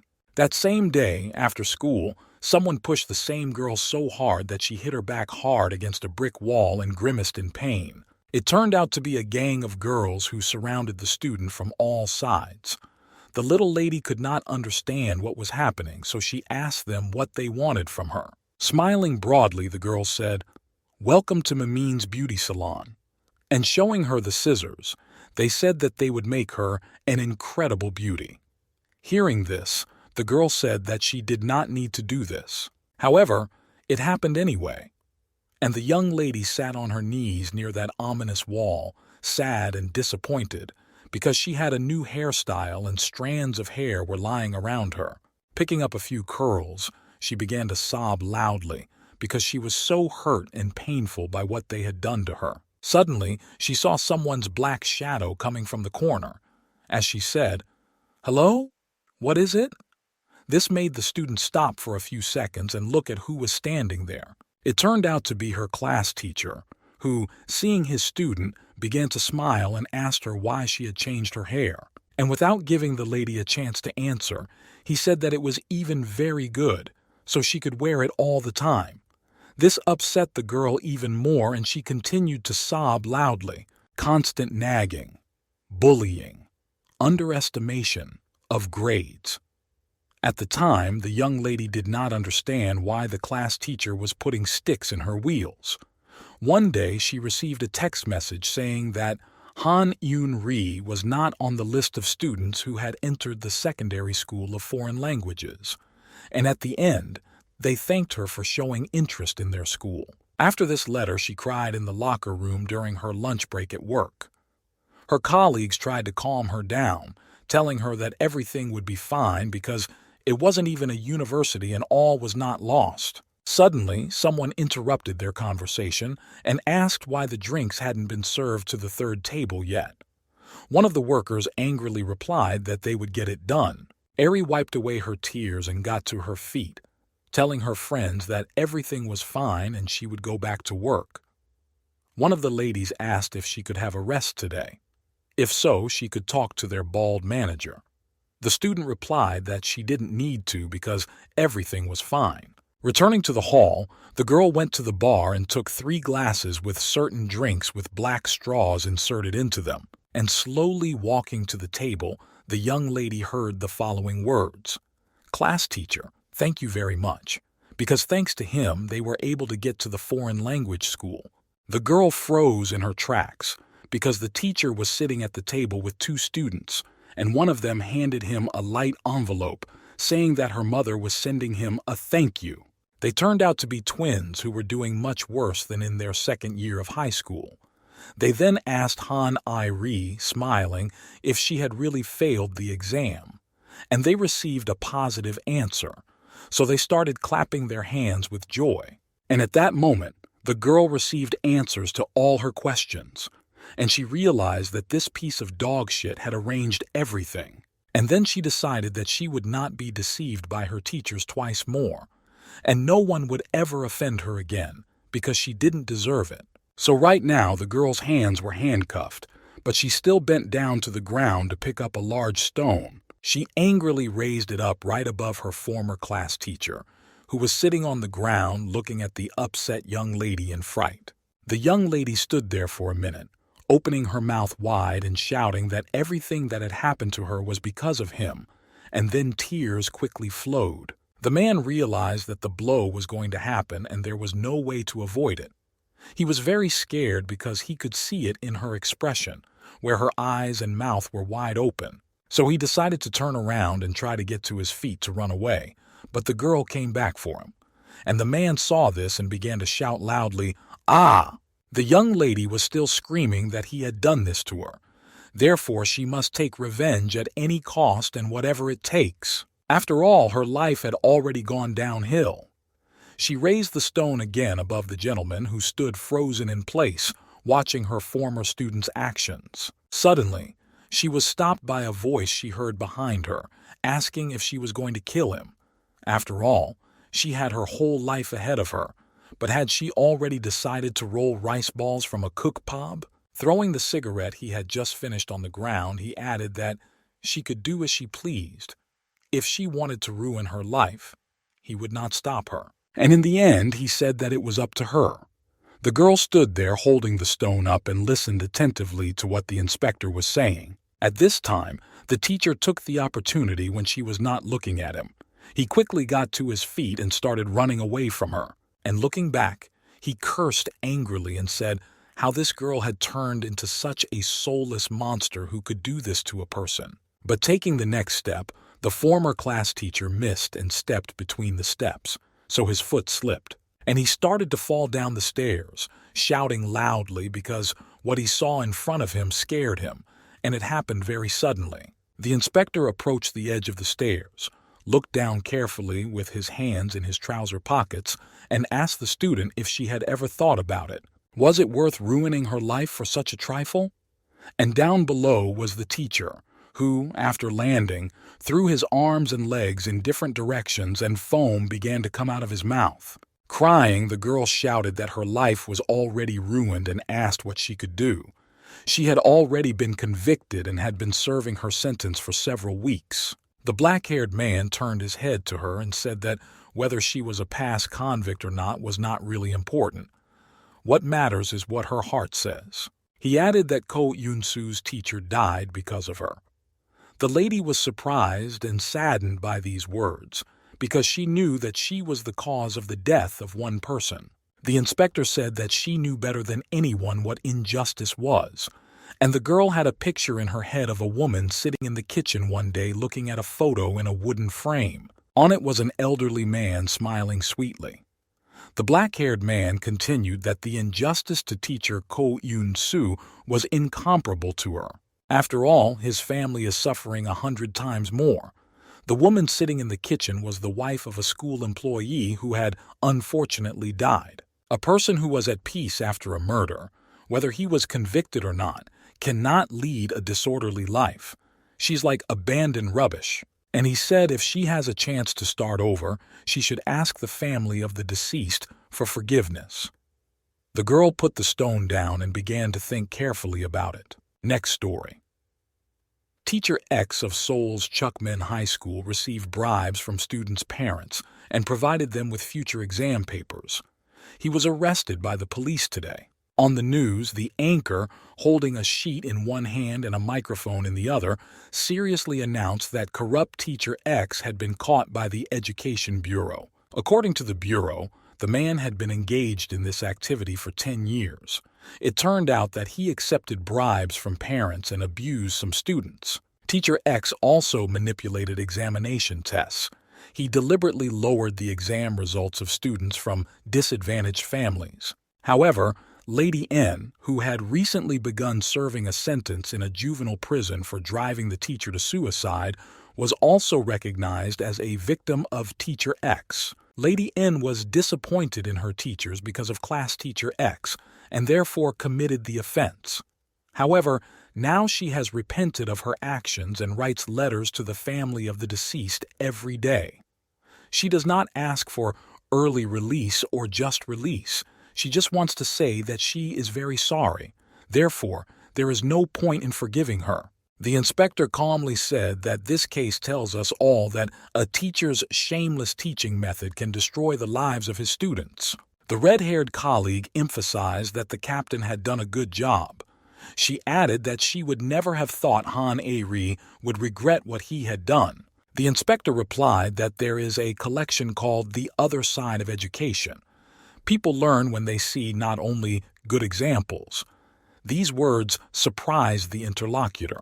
Raising the cup of coffee to his lips, the man smiled happily and added that Jong Sung-nel was a bastard who only received his portion of true education at the very end. 3 months later, the imprisoned student was still writing letters to the family of the teacher who had died because of her. Each time she carefully considered what she wanted to write. Suddenly, A guard named Han Eun-ri called out to her through the small bars on the door. Hearing the voice, the young lady turned her head in the direction of the call. Then her hand reached through the bars and held a letter in a white, beautiful, small envelope. This surprised the student even more, because no one had ever written to her, only she, and then only to a certain family. So she did not know who could have done it. She took the envelope carefully, so as not to tear anything, opened it and took out a letter and began to read it carefully, standing in the middle of her cell. The letter read, "Good afternoon, Han I-ri. I am the wife of your teacher, Ko Yoon-soo. I didn't have the strength to open the letters you've been sending me for 3 months.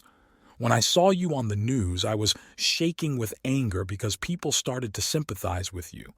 If you hadn't suffered before, this could not have been the reason for my husband's death." As she read these lines, tears began to form in her eyes. She did not expect anyone to write back to her at all, and on the second sheet was the following text. "I cannot forgive you, E.R., but my husband is a teacher. Even if I can't forgive you, my husband would smile and forgive his student Han I-ri. Don't send any more letters. Don't go down the wrong path. Live a good and honest life. This will be a real atonement to my husband." The last lines moved the lady very much, and she clutched the letters tightly to her chest with both hands, bowed her head, and began to sob loudly. The story continues at a bus stop, where one guy tells us that he was so annoyed by the game that he even broke his keyboard, and he added that he just took the bitch and hit her against the monitor. He broke the keyboard in half and shoved it down the young man's throat, and with the other part he hit him in the balls.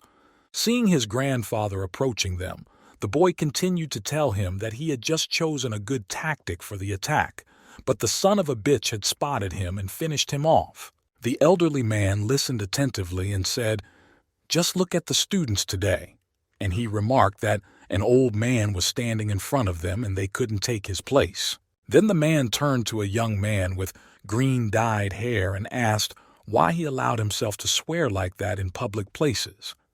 Maybe his parents had brought him up badly. After these words, the boy started to slowly get up from the bench and took a few steps to approach the elderly man in the cap.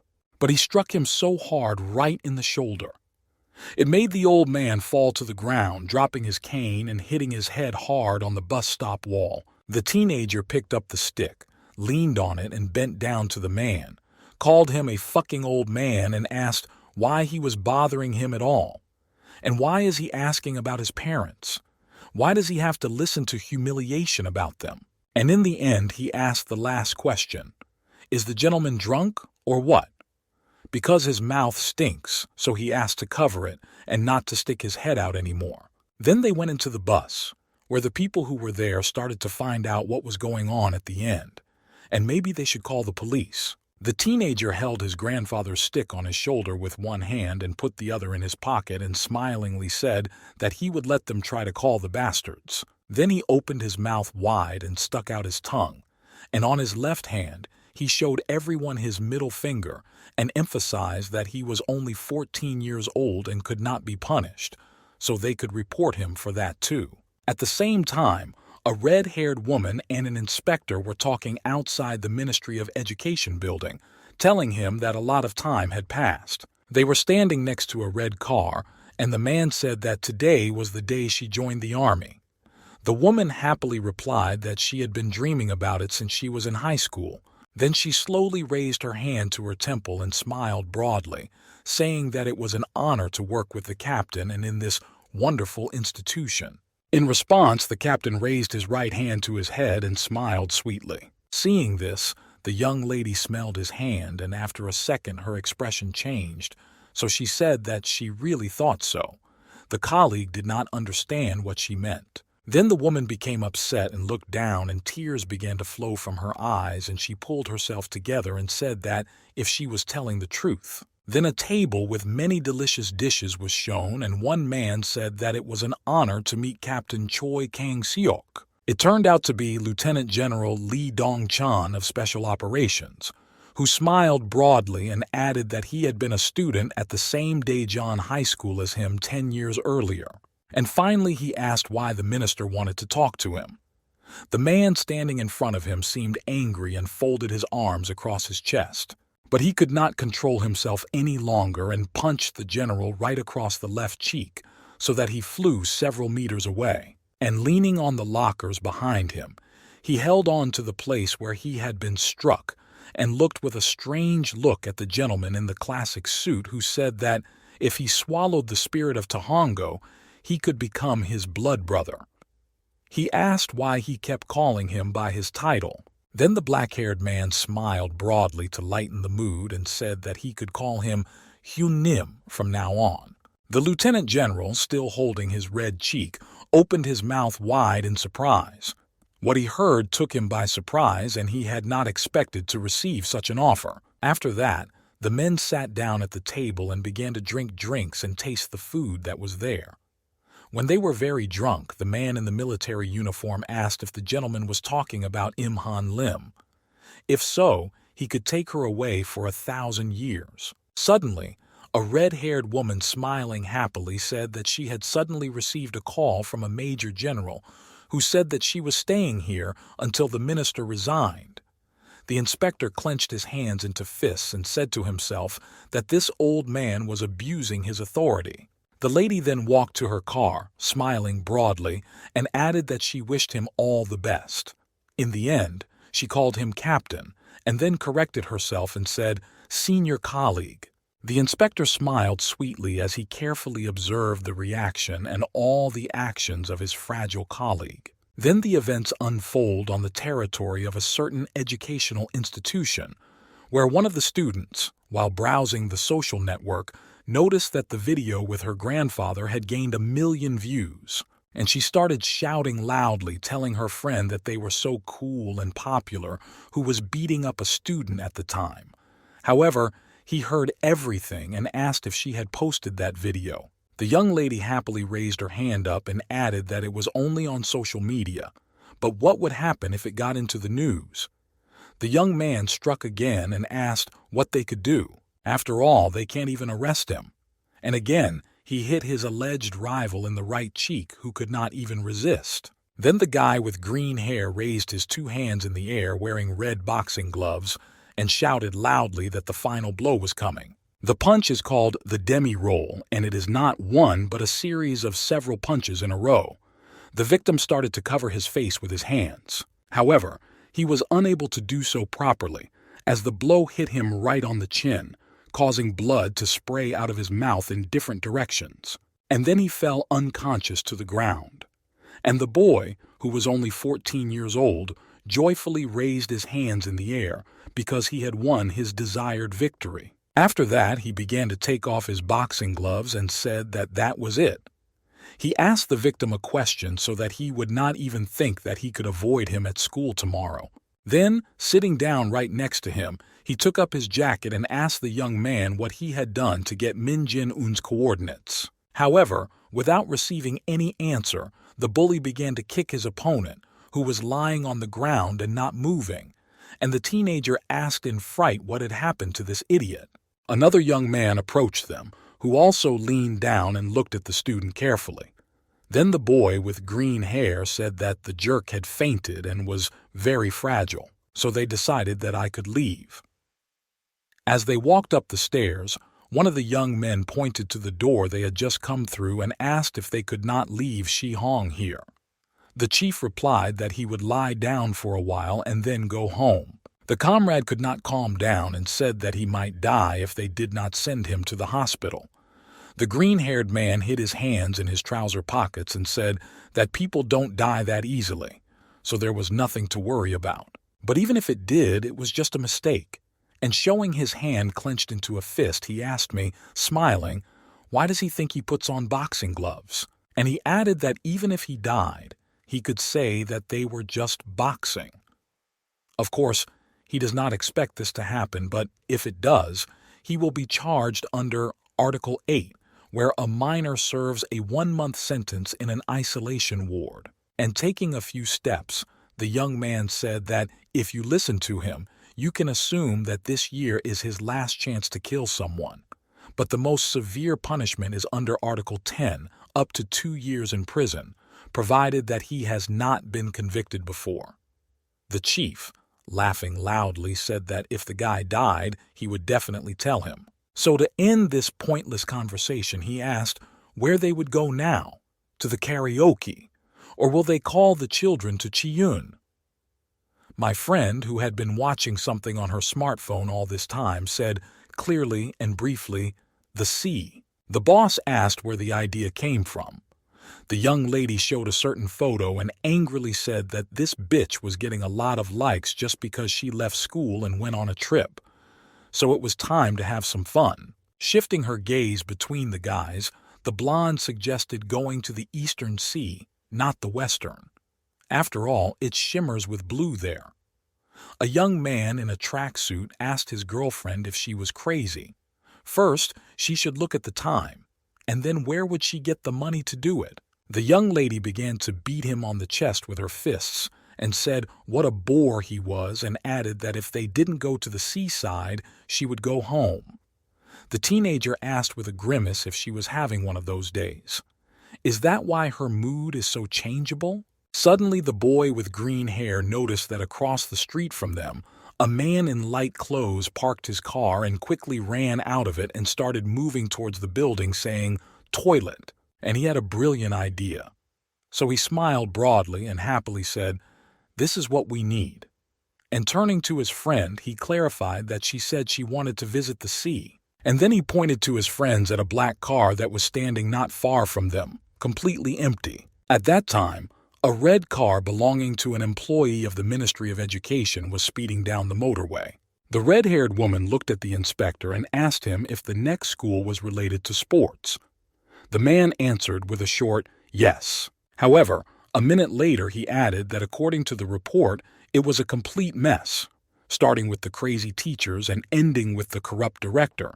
He concluded that the fish rots from the head. My colleague looked at the road and said that even the sports school was a complete mess, and the military is doing nothing about it. Suddenly, in the car's side mirror, the inspector noticed a black luxury car that was quickly catching up with them on the right side. And then it not only caught up with them, but also overtook them at breakneck speed.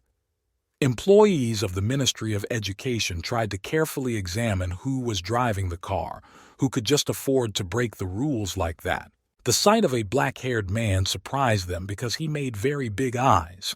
He even froze for a moment because he hadn't expected to see such a thing. In the black car were 3 teenagers who were very happy and were rushing forward, smiling broadly and listening to their youth music loudly. They were driving so fast that they didn't even pay attention to anyone else. They didn't care because they were enjoying what they had just done. A young lady with red hair asked what kind of madman was driving a car like that. The inspector, looking carefully ahead, ordered her to follow them. The woman turned her head to her colleague and shouted in fright that there were children behind the wheel. The man said that he thought they were from a secondary school after all. This is the most reckless and irresponsible age. And who else but them needs to be shown true education? And smiling, he added that these are brainless children who do not yet understand the consequences of their actions. And the students were having a lot of fun in the car. The Law on Minors, Article 4, Paragraph 1, Subparagraph 2. A minor child between the ages of 10 and 14 who commits a conditional offense will be dealt with under the law on the protection of minors. In simple terms, children under the age of 14 can get away with anything they do, and they know this quite well, and they are skillfully using what they are not allowed to do. And they will not be pursued by the police because, according to the law, they are not guilty, and therefore they are free to walk around as if nothing had happened. Even when they kill a person or drive him or her to suicide with their bad actions and deeds. At this time, a traffic light on one of the city streets turned green for pedestrians, which symbolized that they could safely cross the road. So they started to move. Some of them were holding their handbags tightly in their hands, while others were looking at something on their smartphones and not even looking at the road. Suddenly, several pedestrians were drawn to a sharp sound coming from the right side of the roadway, so they turned their heads there, and at the same moment, a car rushed right between them at breakneck speed. It even scattered people on the road with a wave of air, and they started asking what it was. A young man in a tracksuit turned his head back and said that they were in a film. A blonde woman asked the guy with green hair if he knew how to drive. The high school student replied with a short and clear, "Of course." And pressing the gas pedal, he asked her if she knew how fast he drove in GTA 6. And they began to race down the road even faster, despite the signs and traffic lights. One of the gang who was sitting behind them pointed ahead and said that they would reach Gangwon-do in just 1 hour. His friend looked over at him and started laughing with amusement. And when he turned him back to the road, he saw something that scared him a little. There was a white car in front of them. The young man began to shout nervously, "What the hell is this Kalama doing here?" And then he began to shout, "Get out! Call it off! Go away!" However, the collision could not be avoided. The right front wing collided with a car parked by the roadside. Then they flew into a pillar and hit the bumper, which finally brought the car to a stop. And gray smoke started pouring out of it. And the vehicle they initially hit remained standing where it was. And the man who was sitting in it hit his head hard on the steering wheel and raised his head and rubbed the back of his head, grimacing, because it hurt a little. And then he noticed through the side window that the children started to quickly get out of the car and shouted to each other that they needed to get out of this place. So the driver opened the door and shouted at them that this idiot didn't know how to drive at all and drove onto the road where there were already many cars. The student with the green hair turned his head back and called the man a piece of shit and added that the next day he should watch where he was driving. Suddenly, a red car came in their way, blocking the road, and they couldn't move on to escape and hide from the man. The leader approached the front side window and knocked on it with his fist, asking why he was there. Finally, he ordered the cretin to get out of here. However, it didn't happen as he thought it would, as the gentleman sitting in the middle suddenly opened the door and hit the guy right on the forehead. This caused the student to fall to the ground head first with his arms and legs spread in different directions. What happened to their friend scared the other children very much. They started shouting at the inspector, "Did he really dare to hit him?" And calling him an old man, they told him that he was out 100 million won. Suddenly, they felt someone behind them grabbing their necks with his strong hands and holding them against his body so that they could not move normally. It turned out to be a red-haired employee of the Ministry of Education, who was pleased to catch them both like this, and the children looked up to see who had done this to them. Then the woman looked at her colleague and asked what they would do next.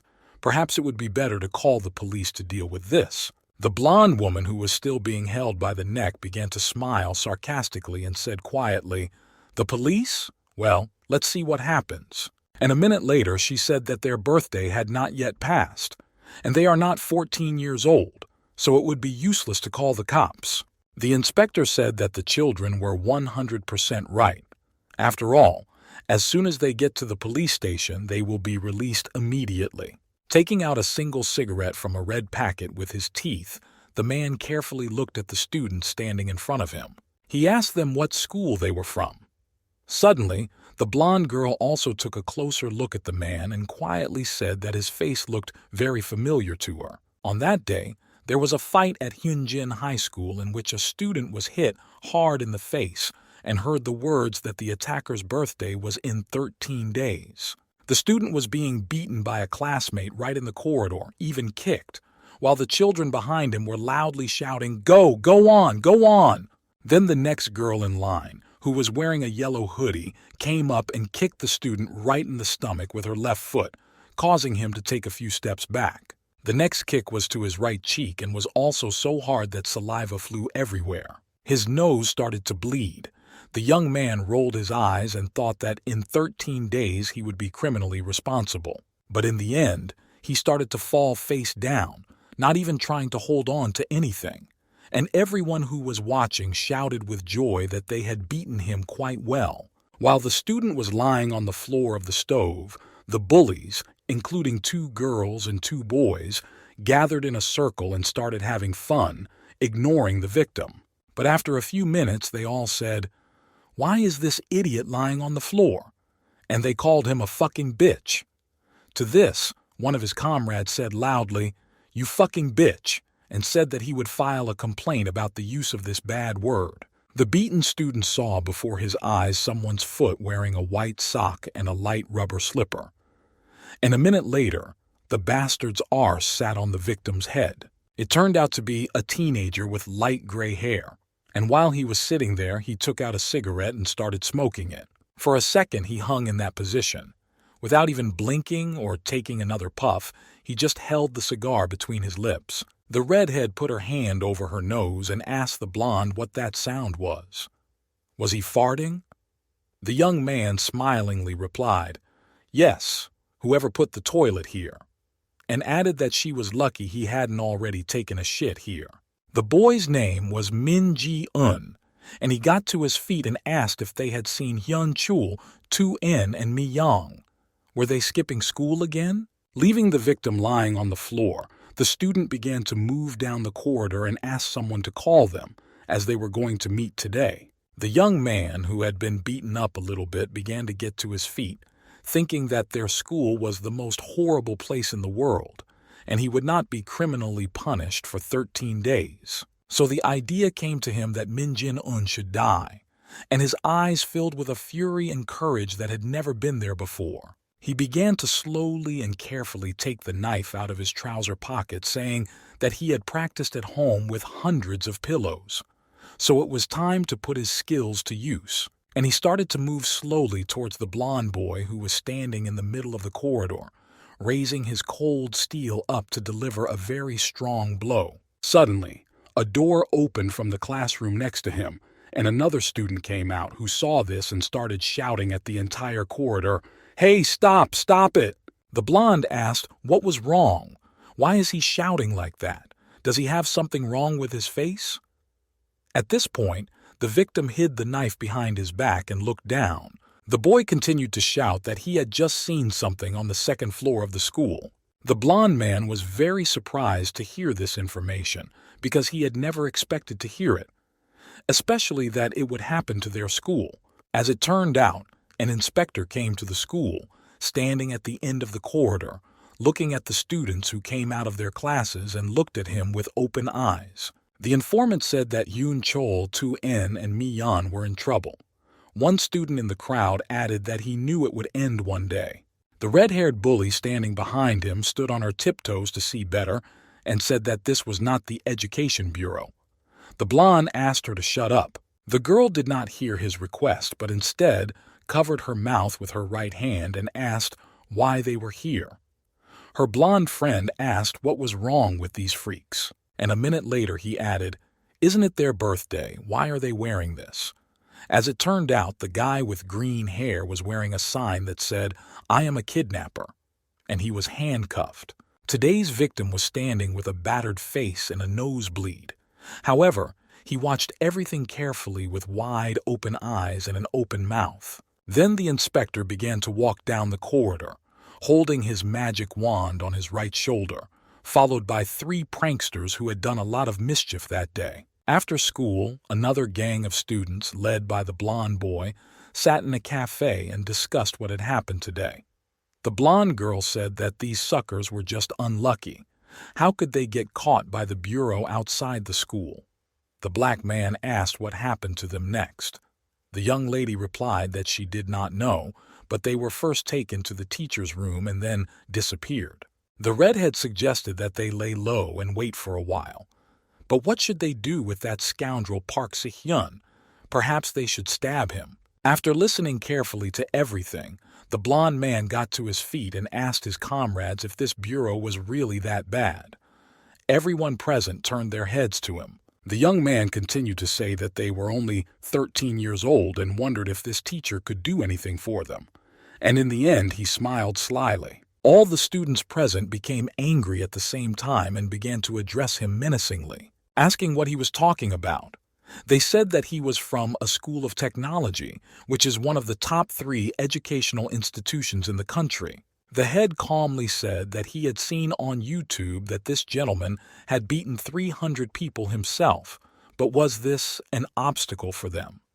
After all, rumors can be exaggerated, so you need to think things through carefully. Suddenly, their argument was interrupted by a red-haired woman who had been watching something on her smartphone and then started shouting loudly. Everyone turned to her and asked what had happened. What had she seen? For a few seconds, the girl did not respond to them, just saying to herself, "Wow, wow, wow." And then she turned the phone to her friends and told them that the new Sebastian Louboutin shoes had come out and they were so cute. And then she invited everyone to register because it was a very cool exclusive. One of the gang angrily pointed out that they were actually discussing important things here, and she was looking at shoes. And the blonde lady replied that it was crazy to pay 800 lakhs. After they had discussed everything, they started to climb the stairs where they met a young man who asked them to clean up after themselves, because if his father found out, he would be in trouble. After all, they don't even pay the rent. The girl with red hair kept saying that these new shoes were very cool, and the more she looked at them, the more she wanted them, but her mother would not buy them for her even if she died. Walking along the sidewalk, the same girl yawned and sadly asked why her father was giving her some miserable 300,000. Suddenly, something caught the attention of the blonde man walking behind her. It turned out to be a supermarket, which was closed at this time of day. The only lights were on in the vending machines that stood around the premises. Looking at the building, the young man smiled mysteriously, because he already had a plan in his head for what he was going to do. He walked up to the glass door with his bright green toy, and his friends, who were standing a few meters away, asked him where he was going. Then he brought the toy closer to the glass, and when it touched it at high speed, it broke, and all the tiny pieces flew around. All the hooligans opened their mouths wide at what they saw because they did not expect him to do that right then and there, without even warning them. The blonde girl asked what he had done, and what was the purpose of all this. The blonde man, putting a hood over his head, replied that he also needed to buy something. He also put a black mask on his face so that he could not be recognized on the dash cam. However, the rest of the gang came in with him.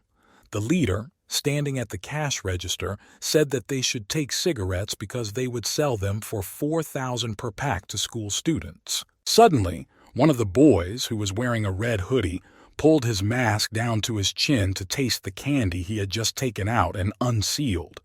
However, his friend warned him not to take it off again.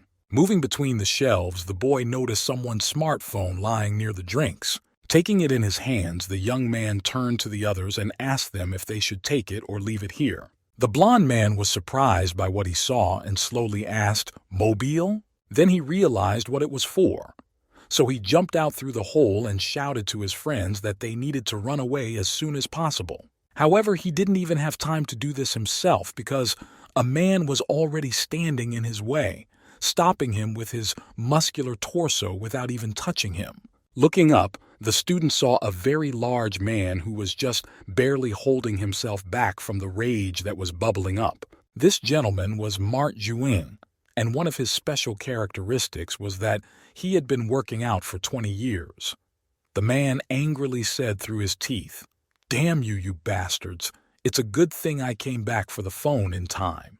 However, this did not frighten the blonde in the slightest.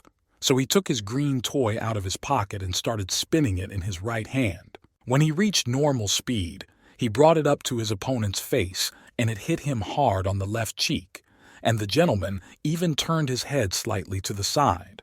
And then he started screaming loudly from the pain he was feeling right then, as his cheek seemed to be on fire. However, in a minute he pulled himself together and the pain even went away a little. He looked at the student with wide eyes and shouted, "You bastard!" And a second later he added that it would be the end of him.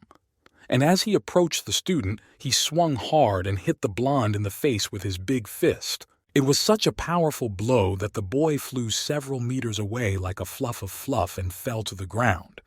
His friends were very scared for him. At that time, the man turned to them and with a furious face called them juvenile bastards and ordered them all to stay in their seats. He added that they would all eat konpop. The leader of this group of students raised himself up on his elbows and smiled happily when he heard this. After the incident, they all arrived at the nearest police station. It was already quite late in the day. 3 boys and 2 girls were sitting on chairs in the waiting room trying to take a normal photo together. When the policeman on duty saw them, he said, "Is this Min Jin-un again?" Rubbing his head, the policeman told the man that these children were a pain in the arse. The gentleman turned his head to them and asked, "Are they repeat offenders?" And he added that their lives were in the shitter and they would definitely go to jail. The officer on duty turned his head back and asked his colleague to call Park Suk-yen's guardian. He said that the young man should be sent home as soon as someone from his family came. What he heard surprised the man, who brought the children to the police station to have them dealt with properly. The policeman began to ask him questions about how to send them home. What was he talking about? To which the gentleman calmly replied that they were minors and they could do nothing. Finally, he asked the man if he had hit the blonde. After a minute, the man said yes, but only because he had attacked him first. The policeman on duty said it didn't matter. After all, how could he hit a child? He asked the man to sit down because he needed to draw up a report. The man was very outraged by this and angrily said what kind of stupid laws are in this country.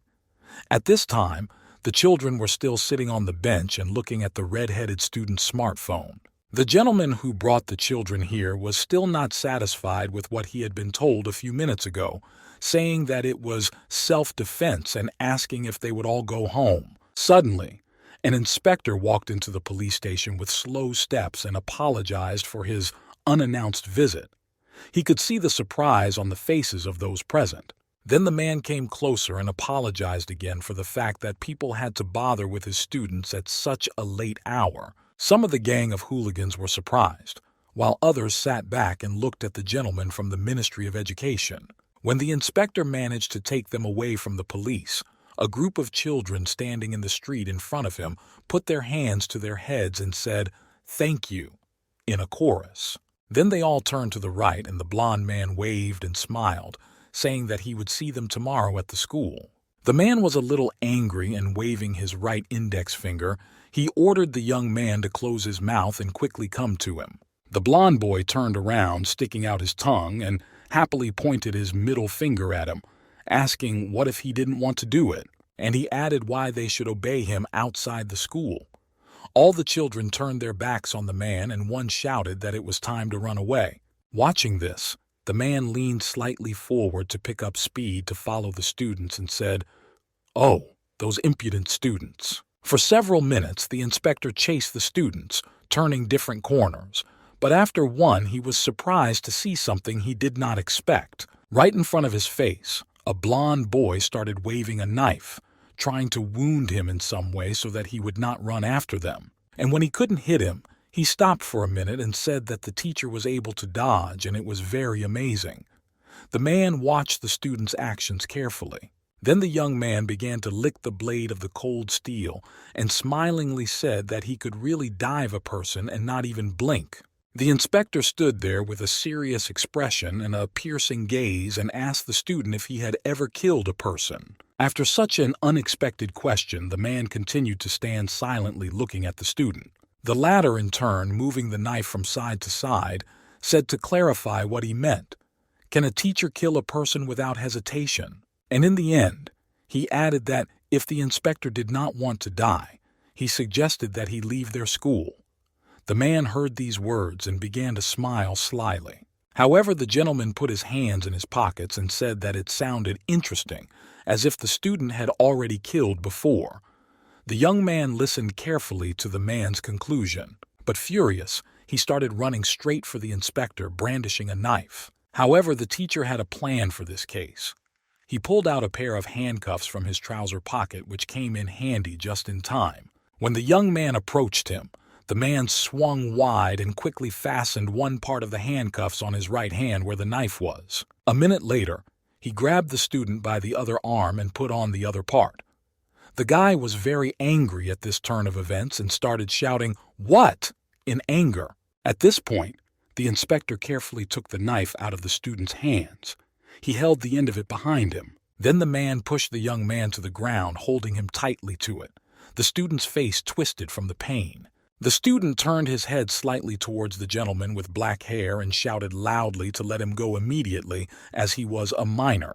The teacher took something green out of his pocket and with squinting eyes said that if a student has a sin in his soul, he should not be proud of it. The next thing he did was to pull the mask over the young man's eyes so tightly that they almost came out because they were so big. However, the boy did not give up and kept shouting to be released immediately.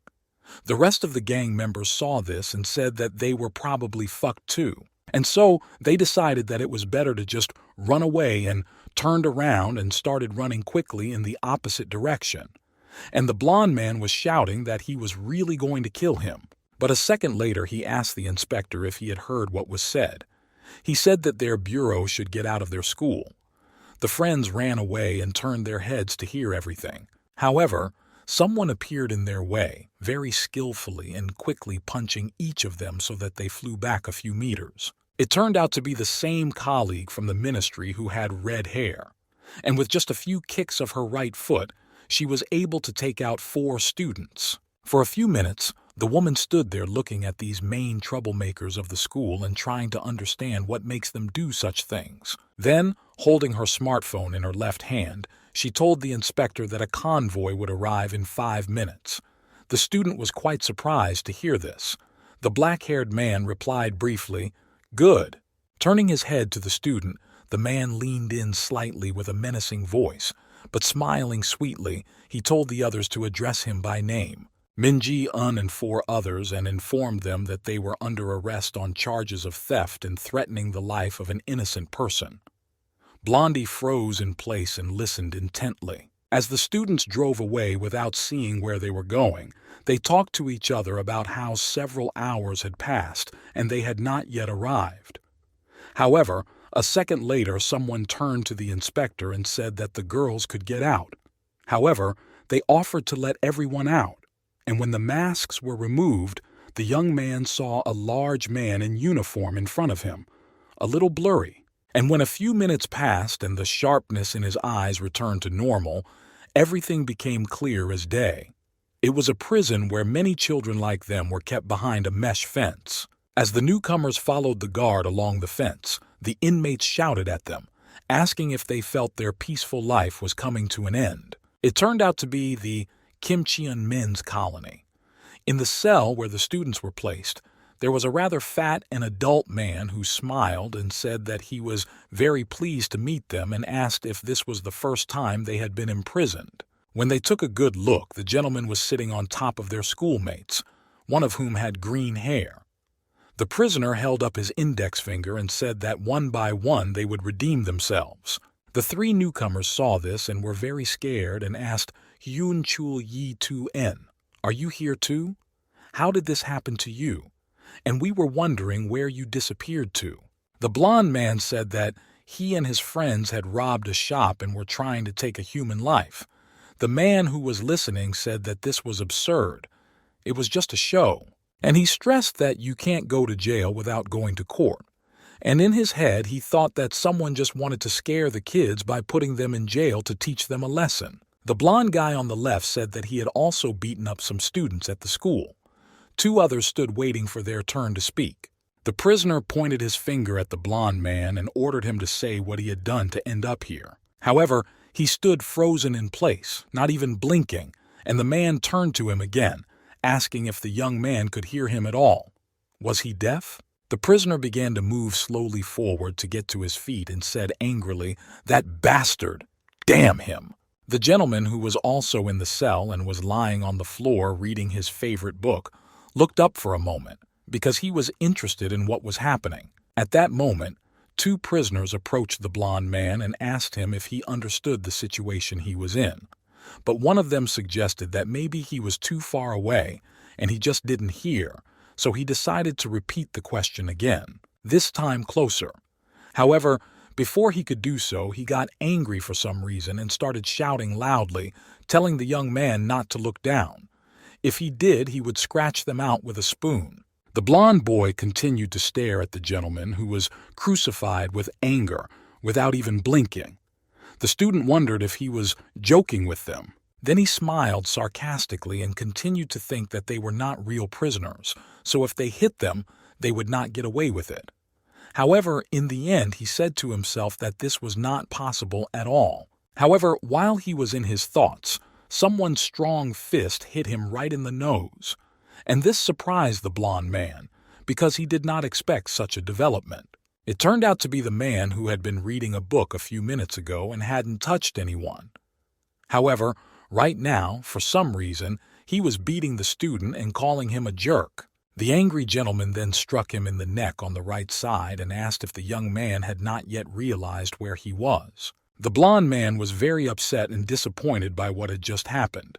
He was very, very hurt from the blows he received from the adult man. Suddenly, the prisoner got too close to the student's face and made giant eyes filled with rage and said, "Did you look down?" So without hesitation, he grabbed the young man firmly by the neck with his right hand, and the student opened his eyes wide, and tears began to flow down his face. Then the man started moving forward quickly with the young man and pushed him against the wall so that a loud sound could be heard throughout the cell. The young man began to cough loudly because he did not have enough air to breathe normally, and thoughts began to appear in his head. What? This bastard? As if they could start a real fight? And with a student? Having carefully examined the attacker's face, the blonde noticed that he seemed quite familiar, so he began to remember where he had seen him before. The next blow came from a knee to the stomach. The guy started screaming even louder in pain. Then the young man fell to his knees in front of the attacker and, holding his stomach, began to say, "Ooh," because he was in great pain. The prisoner was looking down at him from the top of the hill, watching everything. The gentleman sat down so that he was on the same level as the blonde and said that the juvenile prison was very disciplined. He said that if there was a bad incident, the time spent in prison would be extended by a day. But if he killed them all, the time would be increased by exactly the same amount as in a normal fight. After these words, the student remembered that he had seen this man on the news. A black and white picture came to mind which was shown on TV about a year ago. It was about the murder of 7 people. It turned out to be a mentally ill man who did not say a word while being held by 2 strong guards by the hands. However, the prisoner just smiled slyly. This gentleman's name was Ma Ken. He was only 19 years old. He had been in prison for 20 years. This is the maximum sentence for a juvenile prison day. And this young man looked at the newcomer and told him that he had nothing to lose. Blondie froze with his eyes wide open because what he heard shocked him, and he realized that from the outside they might be protected by society, but here, at this time, Jongju was in the women's prison, which was located a few kilometers away from the men's prison. The girls from the gang were washing the floor with blue rags and sobbing loudly to the whole cell, saying that they really wanted to go home, not understanding why they were punished like this. Suddenly, their crying was interrupted by a loud sound of a pen hitting a desk with several white sheets of paper on it. The angry lady turned her head to the newcomers and said angrily that they had had enough of the noise. She asked the girls to shut their mouths before she sewed them up, and at that moment the young ladies fell silent. Only tears and snot continued to flow down their faces, and they looked on without blinking. So we can assume that the girls were having fun with Han A-ri. Then the events unfolded in the men's colony, but in a different cell, where a young man named Min Chun came in again, smiling and holding his belongings on a tray. He sat on the floor and told his neighbors that he had been to the juvenile colony several times. One of the big boys asked him what article he was in for. The student happily replied that he was in under Article 8 for stealing a car. The guy showed his strong and big fists and said that he was in prison under Article 9 and said that those guys were in a coma after just a few punches. The newcomer concluded that sometimes it can be very fun here. He doesn't have a criminal record, but there are a lot of interesting guys here. At this time, the blond man and his comrades were in the cell. The main one was lifted upside down, and his saliva was running down his face, dripping onto the floor. Even in prison, there are class inequalities, while he was hanging like that. All his cellmates sat down next to him and ate and savored the food they had brought for lunch. After a few minutes of this torture, Oh Dong-soo, who was in prison for grand theft and had been sentenced to 3 years and 2 months, this young man took a spoonful of rice and told the blond man to say, "Ah!" And his fellow prisoner was named Shim Soon-tong, who was in prison for a brutal murder and had been serving 4 years and 6 months.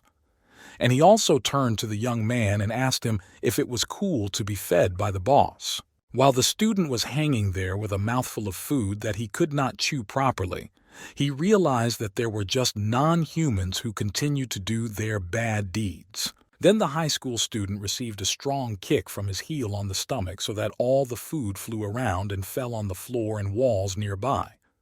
After that, the blond man was lowered to the ground and lying head down, he coughed loudly trying to spit out what was no longer coming out. At this time, Ma Kim, who was serving a 20-year sentence for the murder of 7 people, came over and told him not to spit it out, as it would be a waste of rice. The next morning, at 8 o'clock, certain work was to begin in the prison, and for this purpose all the children were lined up in a line, standing one behind the other. A large and fat teenager approached the young man with blonde hair from the back and whispered something quietly in his ear, "Rule 1," and then he began to take out a pen, which he had hidden in the right sleeve of his top. When he had it in his hand, he took it far enough and stabbed the sharp end into the back of the young man in front of him in the queue. In pain, the student gritted his teeth, closed his eyes, and contorted his face in such a way that it was clear that it had caused him considerable pain. Then the black-haired attacker, smiling sarcastically, angrily said that it was better not to go in front of those who were higher in class. The victim was still standing and trying to move away from the unquenchable pain. At 3 o'clock in the afternoon, there was a physical education class where a group of boys were playing volleyball on the school grounds. However, one of them said that today they would play the game with their feet, so he jumped up high to hit someone, and Hyun-chul became the scapegoat. This is the same guy who had his hair dyed green and was in jail for car theft. After his shot, the attacker raised his hands in the air and shouted, "Wah! A 3-pointer!" The rest of the audience saw this and said that he had done it quite well. The second rule in prison was to stand still and not move, because you become a target after doing something stupid. After sports at 4 o'clock in the afternoon, there was a scheduled shower, where everyone had the opportunity to wash off the sweat and dirt. The blonde stood under the watering can next to his cellmate, the one who had killed many people and had fallen under his hands as soon as he got there. Trying not to notice him, the student noticed something that caught his attention for a few minutes, and his eyes became gigantic. The man had a rather large tattoo of a snake on his back, which covered most of his back. As he was soaping his head with his side vision, he saw that someone was watching him. So he turned his head, smiled sweetly, and winked. Rule number 3 is to be very careful 25/8. The blonde was quite surprised by this, because he hadn't expected this burly man to have such an ambiguous reaction. At 7 o'clock in the evening, it was time for recreation, where everyone was in their cells. The new teenagers knelt in front of those who had been here for a long time while they read the newspapers with the news. The fourth rule was to keep your hands on your knees as a sign of respect, so that everyone could see them clearly and have no complaints. It turned out that in a juvenile prison, the hierarchy is much stricter than in the army. That's why recreation time is the most difficult time for newcomers. If you move even a little bit, as one young man did, he put his head down a little bit to rest, because his neck was already very stiff from this position. And after a second of this, a large plastic bottle flew into his face and hit him right on the nose. After that, the guy bent over even more and his nose started to bleed, and the one who threw it reached forward and tongued the bastard. The other thug, holding his bottle in his right hand, angrily stressed that not even a week had passed, and he was already allowing himself to behave like that. The only weapons in the prison were water bottles, because there is one advantage that they leave no marks on the body. The furious head prisoners said that today they had crossed all the boundaries.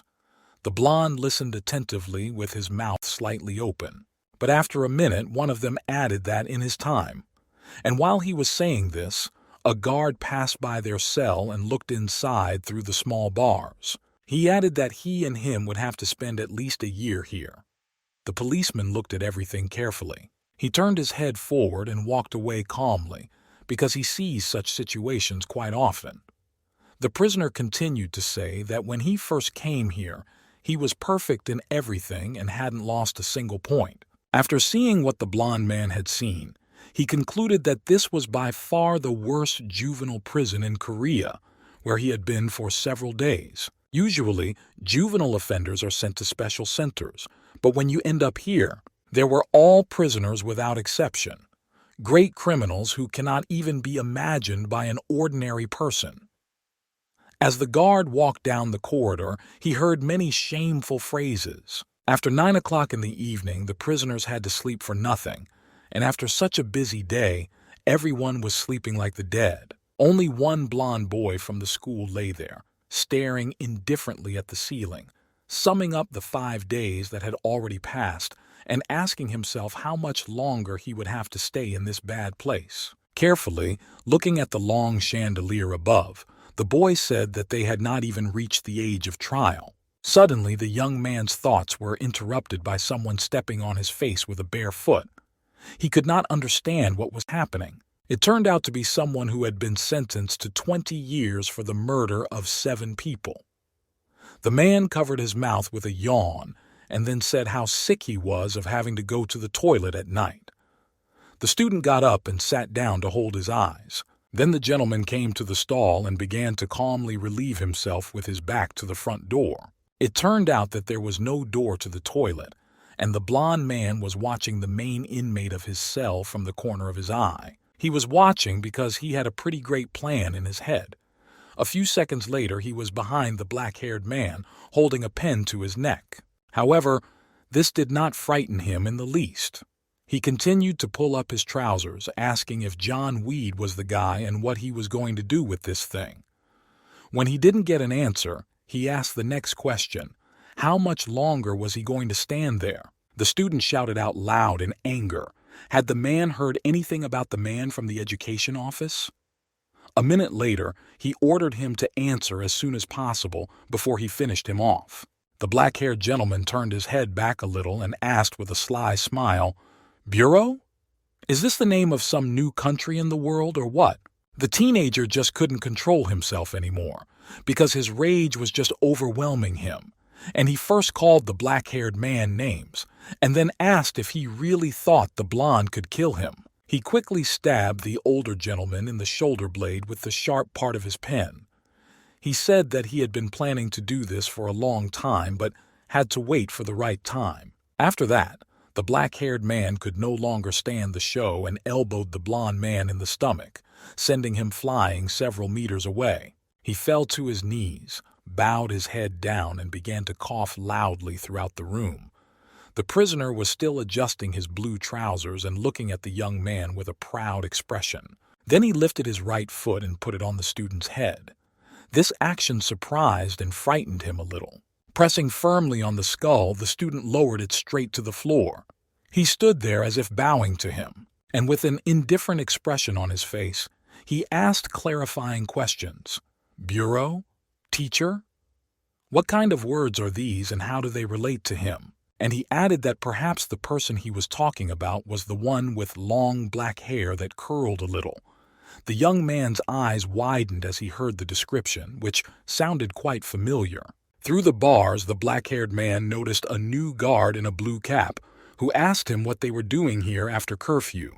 The convict turned his head and looked at the man carefully, smiling mysteriously, and said that something very interesting was happening. This man, the guard, turned out to be an inspector who squinted his eyes and smiled slyly and first called them freaks, and a second later added that they needed to be re-educated. The blond man raised his head a little to see who was watching them at such a late hour, and what he saw was quite satisfying.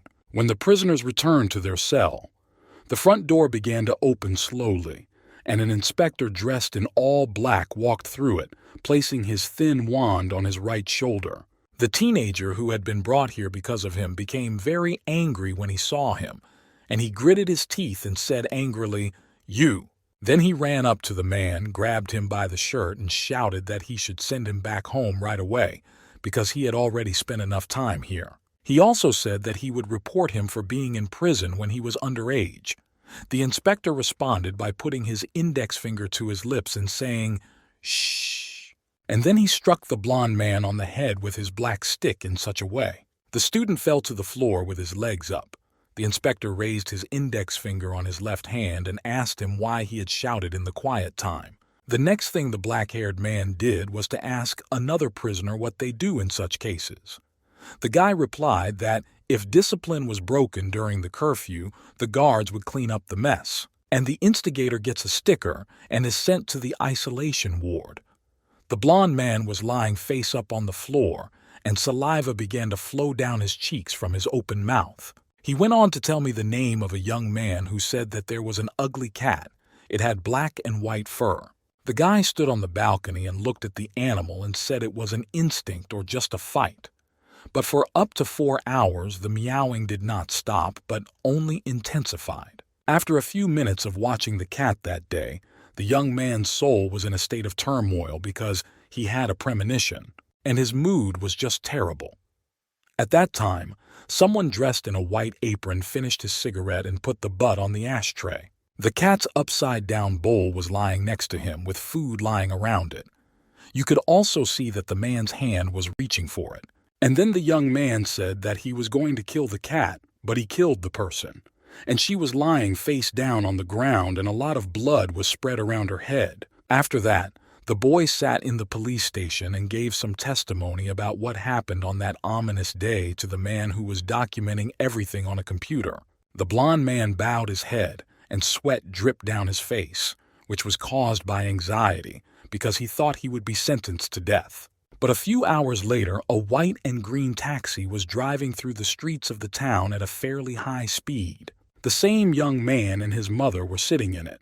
The young man asked if it was true that he could go home. The woman did not answer and continued to look out the window. However, the student emphasized that he had killed a man and asked his mother again if he shouldn't be executed.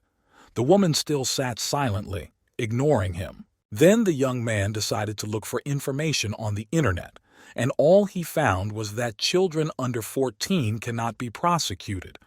But children under 14 are not criminally liable, and the only way to punish the boy is to punish his guardian. The boy read all this when he was at home and sitting at his desk. At that time, the boy was only in the 3rd grade of primary school. However, even then he understood everything and his eyes became cheerful and a wide smile appeared on his face because of what he had just read. The adults who wrote these laws must have thought that children were too stupid.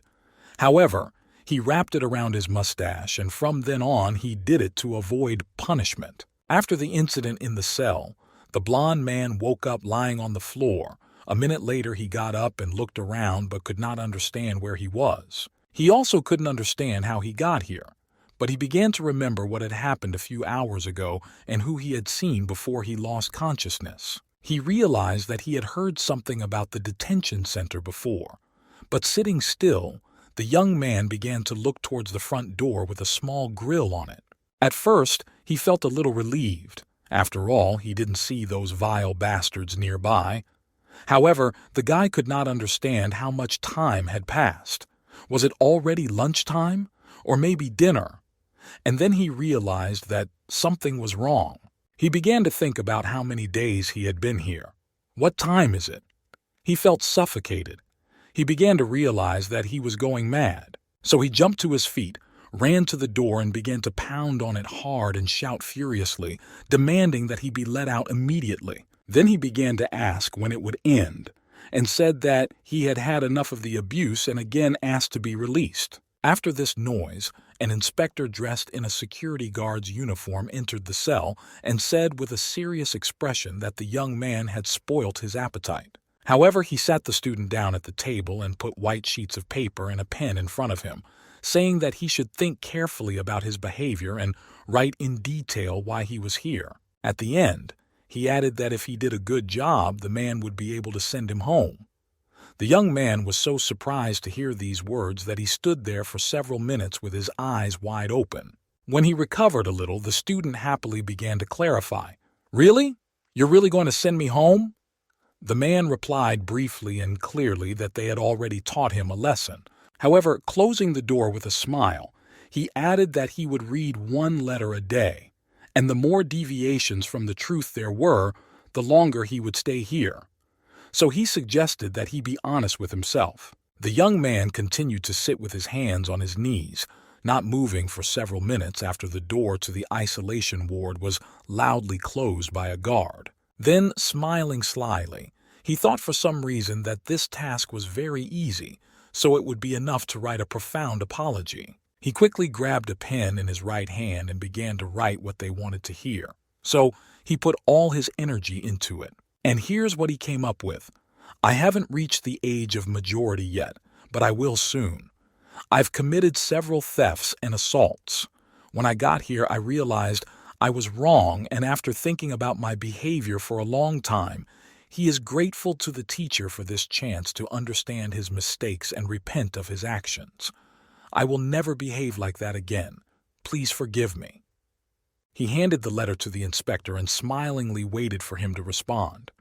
Instead, the man held the letter up to his face and blew his nose in it. He crumpled it up and threw it on the floor and happily told him to redo it and that he was adding another day to his sentence. The student was shocked, to put it mildly, because he did not expect such a reaction, because he thought everything was written perfectly for him. After all, he had spent 8 hours on this letter, and it was just perfect. He sat there for a few seconds thinking about it in detail. Then he took up his pen and paper again and asked himself what the man wanted, and he decided to step over his pride. The next day, the inspector came again and read the new letter. And then he tore it into 2 pieces, crumpled it up, and threw it away. He told me to redo it. This went on for several days, and the guy was just so surprised and disappointed because he had already put everything he could in it. So he was really pissed off. His anger was overwhelming, and he shouted through gritted teeth, calling the teacher a bastard. Then he turned the desk over and told him to stop mocking him. Finally, he asked what he wanted from him. As he got closer, he raised his hand, which was handcuffed. He raised it to hit the inspector because he had no more strength to endure it. But then the teacher grabbed it and quickly put it behind his back and said that he was right, but he could not do anything to him. And he stressed that as long as he was handcuffed, it would never happen. But looking at the guy who was sitting on his knees and said that he could not write anything today, because he had already been working on this case all day. And leaving the isolation cell, the man turned his head and smilingly added that the young man should not think that he was so cruel. It was just the rules of this prison. The words he heard and what had just happened made the student very, very angry, because he could not influence the further development of events. So he spent the night lying on the floor with his hands handcuffed behind him. The guy was also upset that he hadn't succeeded, and he started to work himself up about the fact that he had nothing to breathe. It seems that there is not enough fresh air in the room, and it seemed that his mind was leaving him. Tears began to appear in his eyes because society thought he was too young to support him. But there is no forgiveness here. This is a freakish prison. There is simply no chance for a person to survive in it because there are so many obstacles and trials that not everyone can withstand. The student spent the 8th day in a row in the isolation wondering in detail what he should do next to get out of here. On this day, he again presented the inspector with another letter he had written and sat silently waiting for him to read it and give his verdict. However, the teacher waved his head to the left and right and crumpled the sheet and said that it needed to be redone again because it was not enough. The teenager was neither surprised nor angry. He just continued to sit in his seat without moving or saying anything. The inspector put his foot on the table and said that before he left, he would read his drafts. And taking the first one, he emphasized that the guy must have thought long and hard to write this. Straightening the crumpled sheet, the man read a few lines and said, "Oh, this is about the student's first impulsive act." At first he read it with a slight smile, But then he could not contain himself and began to laugh loudly in front of the camera. The young man turned his head to the sir and could not understand what made him laugh so much. After calming down a bit, he said that the guy was a fool and asked why he had written such nonsense before this letter. Then he brought the sheet close to the teenager's face and told him to look at it carefully and read what he had written. After reading everything in detail, the man said that this was the reason why he was in this prison and in the isolation ward. The young man made a face at what he heard. After this incident, all the newly arrived students began to take off their blue uniforms, which they had been wearing in prison for several weeks. The inmates who had been here for quite some time and were still serving their sentences watched the teenagers and said that they were lucky. A young man with green hair, wearing his white shirt, sobbed loudly and said that they were finally going home. Suddenly, the door to the cell slowly opened, and an inspector, still dressed in his guard's uniform, came in and asked if everyone had changed. When he received a positive answer, he turned to the exit, smiled sarcastically, and said that they were leaving the cell quickly. 3 of the students raised their hands in the air and began to cry with joy. However, only the blond boy stood there with an indifferent expression and a devastated look on his face. When the teacher left the room, the students of the secondary school followed him one by one. The gentleman who was in this cell for the murder of 7 people carefully watched the actions of his former neighbors, sitting silently with his head on his right hand. And when the blond man was the last to leave, the black prisoner sat on his bum and said with a sigh, "Oh, schoolboys." The young man did not understand what he meant. Then he added with a sly smile that he would be here for another 4 years. People stay in juvenile prison until they are 23, then they are transferred to a regular prison. And finally he added, "See you later." Turning his head slightly towards the prisoner, the blond man stood for a moment and listened to him attentively with an oblique glance. The next day, during the sports hour, the juvenile prisoners played volleyball on the playground in the middle of the prison yard. But the guy with the mop of hair, who was about to serve a 20-year sentence, was not. He was calmly doing his second set of pull-ups on the horizontal bar. As he was doing another set of pull-ups, he noticed that someone came up to him from the right and offered him a cigarette, holding up a whole red and white pack. It turned out to be an inspector who was holding a bottle of red energy drink in his other hand and drinking it in small sips. He said to the young man that it was a very good job, and with a big smile on his face, he offered the prisoner a little rest and a smoke together. The black-haired man did another pull-up and smiled back, saying that he didn't actually smoke and didn't advise the inspector to do so. After finishing his workout, the prisoner jumped down to the ground and asked the inspector to give him a drink of cola, which he had also brought with him, and they moved to the benches, which were located a few steps away from the horizontal bar. For several minutes they sat in silence, smoking a cigarette and drinking a sweet drink from a tin can. Then the prisoner looked ahead of him and asked the teacher if the boys had returned to their previous lives. The inspector took another drag, looked into the distance, exhaled the smoke slowly, quietly, and calmly, and said, "Well, they are," as they drove fast in a blue and white police van on their way home. A student with green hair, sitting next to the blond man, said that the words of the murderer haunted him. He still can't forget them. And the teenager just looked silently out the window, and the words, "See you later," flashed through his mind, because they were definitely not crazy. Who would want to be there again? Then he remembered the situation when he was in the isolation ward and the inspector showed him a draft that said, "I will commit suicide if I get here again," and said that this was the right answer. After a minute of reflection, the secondary school student asked the man with an indifferent expression what he was talking about. "Why is this the answer?" The inspector smilingly said that the young man probably thought he wanted to see him justify himself, but he was very wrong. He asked him how he could believe the fairy tale that a person can change in 2 or 3 weeks. An employee from the Ministry of Education told the student that he wanted to show him his future if he did not change his behavior for the better. There are many juvenile boys like him in this prison. He added that all of them cannot understand the consequences of their bad actions. Because crime, if you try it at least once in your life, it will be hard to give it up, just like alcohol and cigarettes. With two fingers pointed, the inspector said, smiling, that they probably thought they were the smartest and used loopholes in the law. But during this time, they had already got used to crimes. And after that, the gentleman threw the sheet right into the guy's face, who sat silently with his mouth open. Turning to the exit, the man happily said that there was only one prison for juveniles in their country, so if he gets here again, he will meet half of his friends. After saying that, the inspector closed the door of the detention center behind him. The young man remained sitting where he was. However, he was very angry because it could be seen in his expression, where his eyes were squinting and his cheekbones were moving up and down.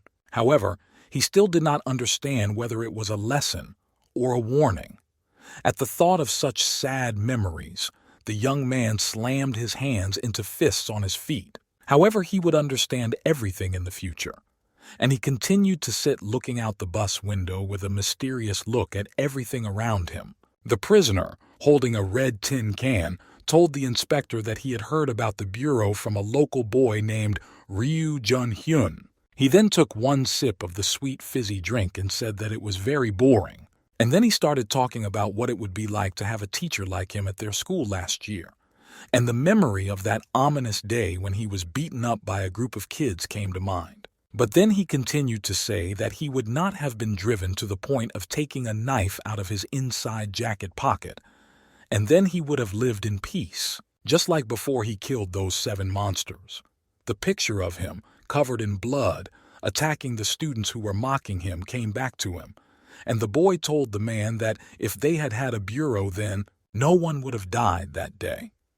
The black-haired young man said this with his head down and looking at the ground. The inspector listened attentively while smoking a cigarette. However, when he blew the smoke out of his mouth after the last puff, the inspector moved forward a little, but still looked ahead of him. The prisoner, not hearing any words, began to slowly rise from the bench, but finally asked a question. Perhaps the future would be different. If there were people like them, employees of the Ministry of Education Bureau, suddenly, one high school student received a reminder on his phone that the age of permissiveness ended just today. It turned out to be the young man who had been severely beaten at school 13 days earlier. At that time, in prison, the black-haired man continued to say that he would not have eaten those hooligans and would not have become prey himself, and then there would have been no monster like him. And the boy, who has now become an adult, went to the bin, which was located a few steps away. He took out a small black folding knife from his trouser pocket and threw it into the bin. The black-haired prisoner, moving a few meters away from the teacher, added that he would not have become such a monster who killed 7 people without any feelings. After that, the inspector threw his cigarette on the ground right next to the bench where he was sitting. But a minute later, he took another cigarette from the pack and put it in his mouth, took out a lighter and lit it. Then, after taking the first puff, he raised his head up with his arms spread wide and said calmly how burdensome it was. The inspector's thoughts were interrupted by a security guard who came up to him and said, "So you've been here all this time," and invited the man to follow him. While they were walking to the building, the policeman informed the inspector that he was allowed to meet with the person he had requested. When the prisoner was brought to the meeting room, the guard told the teacher that the man had just been released from the isolation ward, so he might be a little overexcited. And finally, he said that if something happened, he could call him. The inspector looked carefully at his interlocutor, who was sitting opposite him with a piercing gaze. He was a man with a slightly darker skin color and long, straight, long hair. He was smiling a little. The bureau worker asked him his name. He calmly answered Cho-Kyu Chol. The next question was about his age. The guy answered briefly and clearly that he was 20. The third question was what crime he had committed. This made the interlocutor smile sarcastically. A second later, however, he said that he was in jail for assault, robbery, gang rape, gang formation, and more, but he didn't have time to finish because the inspector asked if he remembered or knew Choi Ga-young. This name made the prisoner very surprised at first, but then he started laughing loudly throughout the room. Rubbing his hands, which were made into fists, he slowly and confidently said, "That's right, that's right." And smiling ominously, he said that this was the bitch, or rather the girl whom he had beaten and sent across the Styx River. The inspector was filled with such unrestrained anger at the words he heard, which could be seen in his evil gaze. However, the prisoner, sitting back on his chair, continued to say that it must have been in May, because it was a very hot day. He remembered that he sweated like hell then, and these stupid schools don't switch on the air conditioning until June. The long-haired man had a hazy picture of that day in his head and said that he was very angry that day and went to skip school. However, when he was walking down the corridor to the door to leave the building, someone stood in his way. It turned out to be the victimized girl whom he called a bitch, and she tried to stop him. The guy went on to say that he did not remember exactly, but she was very loud because she was screaming frantically. The man stressed that he was very tired that day, and it was also very hot, and the screaming was really annoying. Then he punched his fist hard into his palm. These movements were closely watched by an inspector sitting opposite him. Then the gentleman with straight black hair put his head in his hands and said that Tyson had once said that the best punch he had ever taken in his life was at his wife. The prisoner looked up with a sinister expression on his face, and he said with a big smile that he could guarantee that that was the best punch of his life, because the sounds of the bones breaking and her body twisting in pain. And he added that when he closed his eyes, he could see the picture in detail. Then the gentleman calmly asked what it was like to be such a loser. The inspector was surprised by this question because his eyes became quite large. The man tapped his index finger on the table and said that if it hadn't been so hot that day, and the air conditioners were working in the school, if she hadn't stopped him, if she hadn't fallen from just one innocent blow, that day would not have been my best punch in my life. The education ministry official sat silently and listened intently to remember the smallest details. Then he got to his feet with his hands on the table and said, "Oh shit," and added that the other man should tell the prison authorities. Then he got too close to the inspector, so he had to put his hands in his fists just in case, and the prisoner said that he had done nothing wrong. He was just unlucky because of the circumstances that day. However, he did not fight with his visitor, and after saying that, he turned around and left the visiting room. After the meeting, the inspector went outside the prison to get some fresh air. However, he decided that in order to think things through, he needed to smoke a cigarette, which he had just taken out of his pocket. As he lit it with a metal lighter, he thought about all the words he had heard a few minutes earlier. However, his attention was drawn to what was happening to his right, and he turned his face to get a better look. It turned out that his boss from the Ministry of Education had come up to him and used his lighter to help the man light a cigarette. The man took out a Cuban cigar and held it between his teeth and said that the inspector had finally left, because he had already thought that he was being held for robbery. The subordinate took the first puff and exhaled light gray smoke. He stood there in silence for a few minutes. Then he turned around and walked in a different direction, saying that he didn't need to do anything to a man who was already responsible for his sins. The main man was a little surprised by these actions and looked in his wake. However, after stopping for a split second, he added that he shouldn't have known about it. Even if the offender is right in front of his nose, even if the perpetrator is mocking the victim, and the black-haired teacher said that he could do nothing, the only thing left to do is to clench your fists. And the heart overflows with white, and after that, deep wounds remain on the palms which fill with blood. Then a picture from his past life appeared in his mind, where he was drinking and a gentleman from the ministry came to him and called him a pig and ordered him to get up, because he had had enough of sitting on his pants. He said that the guy who killed Ga Yun was protected by the law on minors, so the man said that he wanted to create an independent organization to catch such bastards. He shouted that they should destroy these bastards. The inspector said that at first he thought it was some kind of nonsense, and putting his hands behind his head, he added that he still thought so. Turning his head a little to his superior, he added that it was still a little useful. The gray-haired gentleman stood there silently listening to his subordinate's monologue, holding a cigarette between his teeth. Then, on the sports news, The presenter smilingly said that she would now introduce the new young athletes. The players who will be shown today are Kang Soo-yeon and Kang Ja-yeon, the youngest national representatives of the women's basketball team. These protagonists are sisters from Sinan High School. Yi said that they were showing a training match against the women's team of the prestigious Kongyang University. Kang Ja-yeon is the one who is shooting the ball, and they are being blocked by a member of the national team named Song Sil-gi. However, it was a deception, because the girl then passes the ball to her sister. She grabbed it tightly and quickly started moving towards the opponent's basket. And with one hand, she exquisitely throws a three-pointer. And of course, she hits the target, because it is her well-practiced shot, which always works out well. That's why Kang Soo-yeon is the best sniper from last year, and Kang Ja-yeon made many successful passes. After the match, during an interview, one of the girls said that she and her sister have been playing basketball together since they were little, so they think that together they play better than other athletes. At Kang Soo-yoon's school, the basketball queen is tall and incredibly beautiful.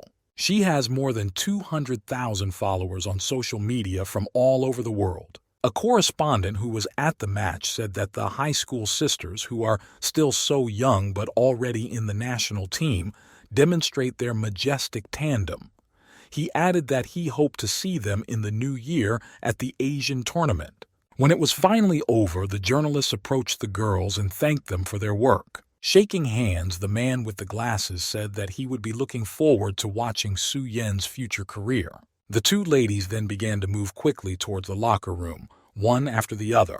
When they entered the room, one of the sisters began to remove the hair elastic from her hair. However, members of their team lined up in front of them and bowed to emphasize that it had been a great interview. Then one of the ladies emphasized that the captain was very beautiful today, and that she should look beautiful on air.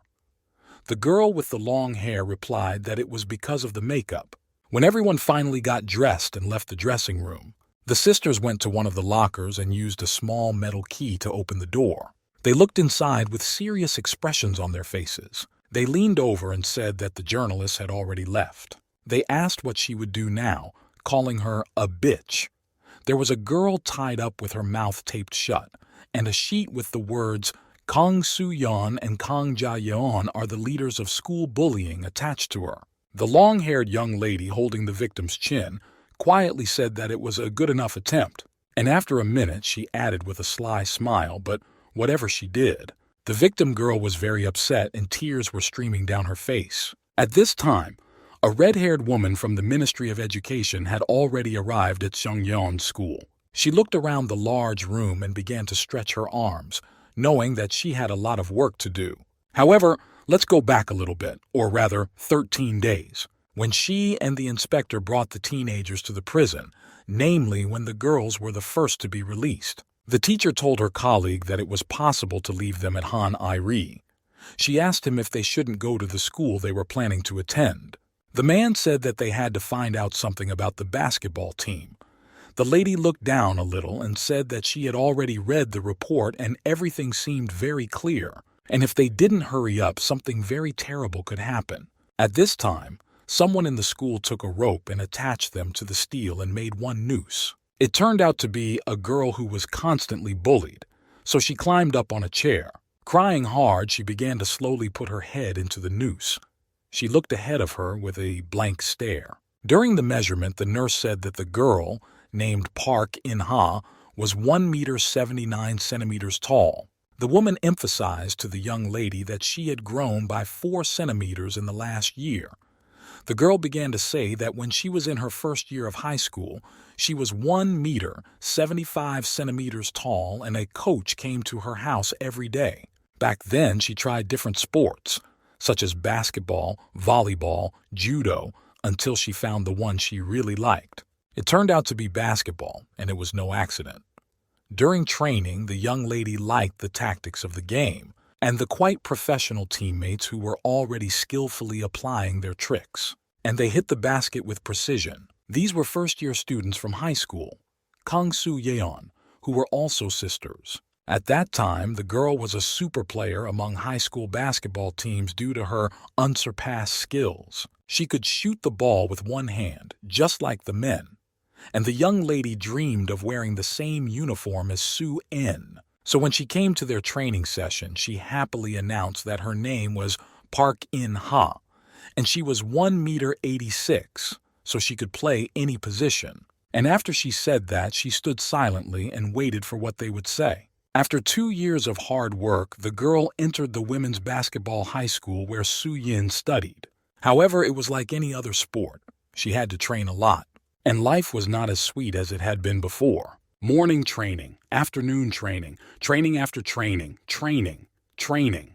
The new arrivals were abused when they were given hard training that exceeded human capabilities. During one training session, the team leader approached them and addressed a red-headed girl named Kang Ja-yoon. With a serious expression on her face, she invited her to come and eat chicken together. The young lady knelt down and happily replied, calling the other woman her sister. The redhead, following the leader, said that she had called her mother yesterday and that she had been giving her father a hard time. The young lady who had just arrived noticed that they were breaking the discipline and she was ready to turn a blind eye. But not when a freshman is excused from training just because her sister is the team leader. That's why she was jealous of Jae-young. At the end of the day, they rested in their rooms where there were bunk beds. One day, the redhead looked down at the new girl and called her by name. She asked if she wanted ice cream. As it turned out, they were neighbors and her behavior depended entirely on her mood. When they first moved in, they occasionally switched floors. The redhead asked her to wash her clothes and basically do everything for her. The dark-haired girl told her neighbor that she didn't want ice cream and that she could go by herself. The redhead did not like this answer. However, at first her classmate did everything because she had a very kind soul. But now she was just sick of being taken advantage of whenever she wanted, so the lady couldn't take it anymore. Suddenly, after a few minutes of silence, she saw a red box cutter in front of her face, which was waved in front of her face by an angry redhead. She gritted her teeth and angrily called her neighbor a bitch and ordered her to get up and leave quickly. When she saw no movement, she asked if it was so difficult to do. However, this did not frighten the dark-haired student, and she first grabbed the hand where the weapon was and then pushed her neighbor to the floor. Then she climbed on top of her and began to break her limb with a knife. She said that before basketball, she had practiced judo, and she told the redhead to go get her ice cream by herself. And in the end, she asked if it was really that hard. The girl, who was lying face down on the floor, watched her neighbor angrily. The next day, someone showed off a few dark hairs in her hand, asking if the scum could see it. It turned out to be 2 girls from the team, and they asked the newcomer if she ever cleaned her shower. Had the first-year girls become so impudent in their time? The angry young lady began to shout loudly that it was not her turn to clean the showers this week.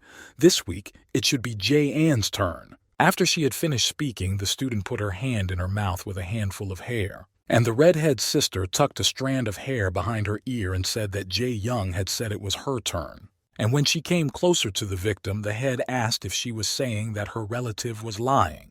The student summed up that she had paid heavily for touching the commander's sister, and just from that day on, no one passed the ball to the girl, even when she was open to it and clearly demonstrated it. She also got all the blame, and in an instant, everyone stopped talking to her. The only work she had to do was to massage Soo-yeon and Jong-yeon's backs. The bullying did not stop even when they moved to a new class. Day after day, she continued to massage them without touching the ball. Some might say it's easy, that you can just give up basketball. However, it was hard for the girl because she had fallen in love with the sport since she was in high school. One day, during a regular training session, the coach announced some good news. That Kang Soo-yeon and Kang Ja-yeon would be going to the Asian competition next year. So the man invited the rest of the team to congratulate the girls. But for the victim of bullying, the world just collapsed in front of her eyes. Because some people give up their dreams because of constant bullying, and the perpetrators face a bright future. The day the reporters showed up, the young woman risked her life to tell about their atrocities. After all, she had been abused to the point of death, and things were only going to get worse. Her last hope was the Education Bureau, but she thought they wouldn't come here. Suddenly, someone began knocking loudly on the door of the storeroom where the young lady was standing and trying to commit suicide, addressing the young lady. He said that the new coach would be 30 minutes early. Therefore, she should quickly come to the gym. When she got there, everyone was already there and waiting for the teacher. Red asked her sister how it happened that their coach was suddenly injured. The long-haired woman replied that she didn't know, because he had suddenly called over the weekend and said that he had injured himself while drinking. The victim, with an indifferent expression on her face, hoped that the new coach would not be particularly interested in their lives. After all, they were on the national team, and what could he do for them? Slowly entering the gym one by one, the players saw a rather interesting person in front of them. It turned out to be a red-haired woman who, tapping her stick on the floor, smiled sincerely and said that she was their new coach, and her name was Im-Han Lim. She said that she hoped they would work well together. The victim looked at the new teacher carefully, made giant eyes, and opened her mouth in surprise. And the two sisters started smiling sweetly because they didn't know what was coming. The team leader turned to her sister and asked her if this person was the reason why she was so nervous. And coming up to the coach and looking her straight in the eye, she said that she was just a short person. The teacher was outraged by this statement, so she asked what the student had just said. Just a short girl? And as she spoke, the lady looked intently into the eyes of the girl standing opposite her. Then, squinting her eyes, the woman continued to say that she was with her mentor. No, she allows herself to talk to a simple person. Where is this customary? The student looked up at the teacher and stood quietly with a serious expression on her face, listening attentively and thinking about every word she said. Then she bowed her head a little and apologized, because she had never seen a basketball coach of such a small stature before, and so she did not recognize her. However, after a minute, she slowly raised her head and gaze and started smiling sarcastically and asked if a lady with such a body could handle them. This made the woman very angry, but she managed to keep it together. She just put her wooden pointer to her right ear and began to fix a strand of hair with it. She said she wanted to give a warning to the team leader, whom she had never seen before. She told the young lady not to think she didn't understand and added that she would only tolerate such actions once. Then the woman took her pointer and put it on her left shoulder. Turning her back slightly, she said she was not going to tolerate it twice because she was not capable of doing that. After this incident, another training session began in the gym, where the team members followed the instructions of their new coach. One of the sisters, the red-haired one, gained enough momentum to jump high up and throw the ball with her right hand to the basket that was right in front of her. It turned out that the ball hit its target. A few seconds later, the baller landed on the floor and started running in the opposite direction. At the same time, the woman with red hair was carefully observing all the team members to see how they were behaving and to find weaknesses that could later be used against them. Suddenly, her attention was drawn to a girl with dark hair who was giving it her all. She was even sweating as she moved quickly around the court. She was very focused on this training session because she hadn't been able to play basketball for several weeks because the team leader had been punished. The teacher called out to her, "Hey, over there!" This caught the student's attention and she turned her head and looked towards the new coach. The woman pointed at the girl with a stick and said that all the children were practicing throwing and asked why she was practicing steps. The student was surprised by this question. So the teacher told the young lady to stop talking nonsense and go to the other children. This surprised the student even more, so she even opened her mouth a little bit at this. The head teacher went to the teacher behind her and calmly told her to leave the girl alone.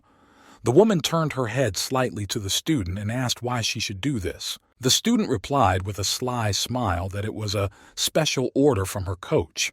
In-ha is not that strong, so she was told to practice this way for a week. And in the end, she added that she would be watching her, so the woman could just watch from the sidelines. The teacher was silent for a few minutes, thinking about everything she had said. And then she asked, addressing the main team, whether she and the previous coach had no eyes at all? Or does she mean that this girl trained steps for hours on end and has poor endurance? She also noticed that the other children had only made a few throws and were already running to get a drink of water. She asked if the lady thought they were the ones who needed endurance training. Then the woman with red hair turned to the darker girl and pointed at her and told her to get on the field and not to stand there. After these words, the teacher felt someone put a hand with long, thin fingers on her right shoulder, and she froze for a few minutes. It was the head of the team who had already come too close and with a serious expression and a threatening tone of voice told her to stop doing this. She added that she and the previous coach had created this training system, so she didn't like the fact that someone could come in and change everything to her liking. So she said angrily that the woman was interfering in the middle of the workout. She asked her if she didn't think she was ruining their teamwork. The coach did not like this. She grabbed the student by the arm and asked her why she was training alone. And next, did the head coach even know who the substitute coach was? When she received no answer, the lady replied that he had the same powers as the main coach. The woman squeezed the student's hand so hard that she could not understand how such a frail lady could have so much strength. The teacher continued to say angrily that there was no difference between them at all.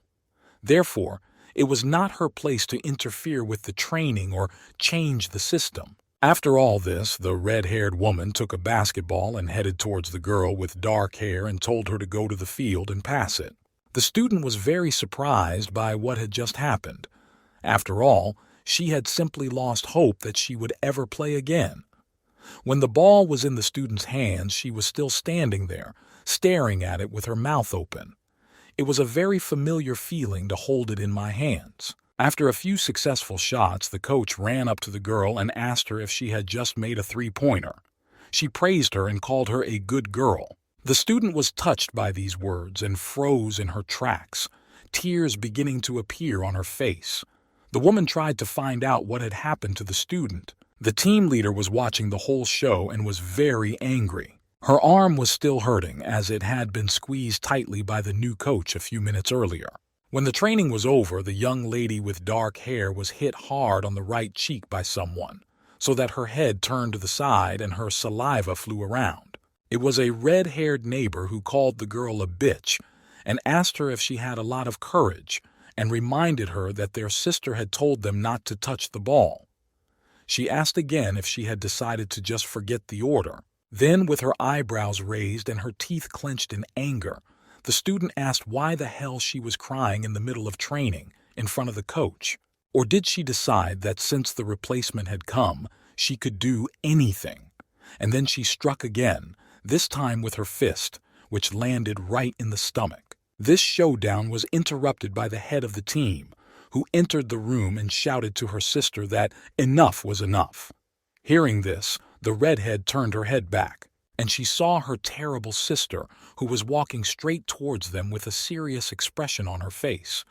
And to top it all off, she was in no mood because of what had happened at training. She walked up to the victim, looked her straight in the eye, and addressed her with the name Manhwa, and calmly asked if she was having a hard time. Then the head teacher put her right hand on the student's left shoulder and said that she was very worried when the lady wanted to tell the reporters everything, and she said that now she could let her live a normal life. But, for that, she just needs to leave. The student said the last sentence not so kindly, but even with impudence, and even began to smile sarcastically. A minute later, the teacher calmly asked the victim to promise that she would never tell anyone what had happened here today, and then no one would bother her in class. The dark-haired student's eyes flashed back to the moment she heard those words, because just a moment ago it was not basketball, but the end of her life, which she wanted to say goodbye to in a dark little back room.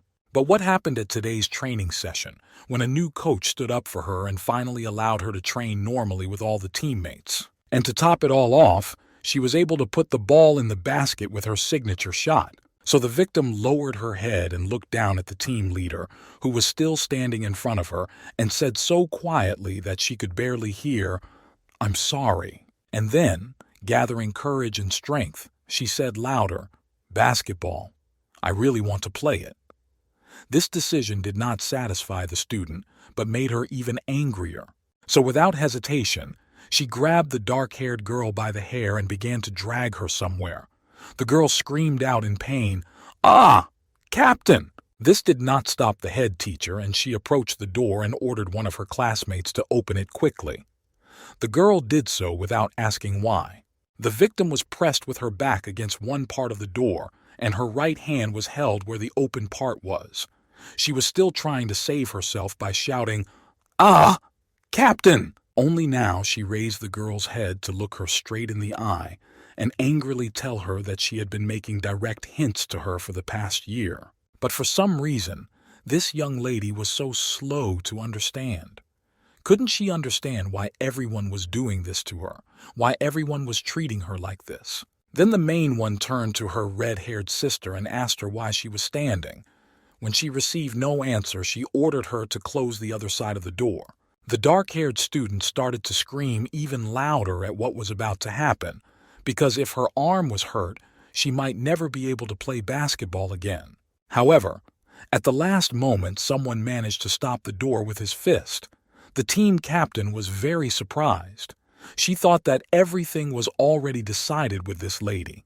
After a few moments of silence, everyone present began to look through the small crack to see who had allowed themselves to do this, who had allowed them to interfere in their dispute. And they saw on the other side a woman with red hair who was very angry at what she had seen and heard.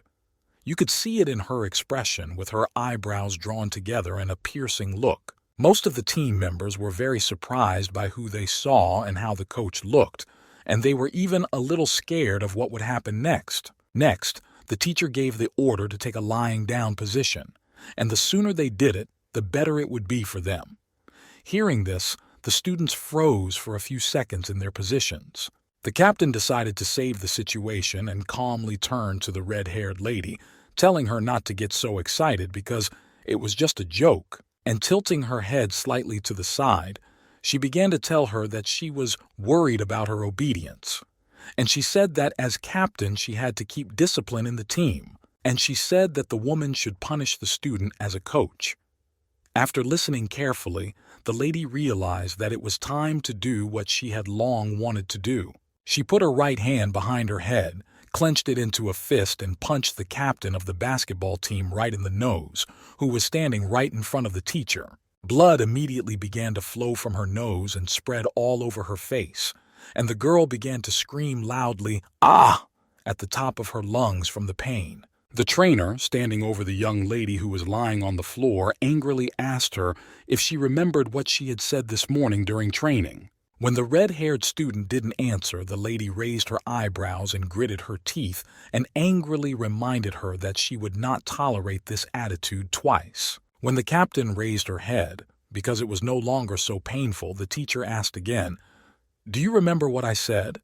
That I would not tolerate it twice." The student wiped the blood under her nose with an angry expression and replied to the red-haired woman, asking her if she remembered what she had said. The red-haired sister, who was standing behind the trainer, began to smile slyly at the words because she remembered those words well and knew what they meant. The captain reminded her by saying that she would be able to cope with them. So far, this hadn't scared the woman from the ministry too much, because they were just the words of a teenager. However, all the children from the team slowly began to gather around the coach.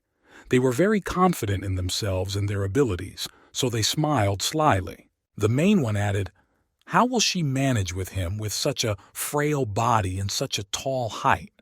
At this time, the woman was looking at everyone carefully, and the situation was already a bit stressful, so she clenched her hands into fists. However, she already had a plan in her head for what she should do in this situation, and she allowed herself to smile a little to get at least a note, a piece of positive. Behind her, a red-haired lady came up close to the teacher and asked her if she thought they were incapable of doing this.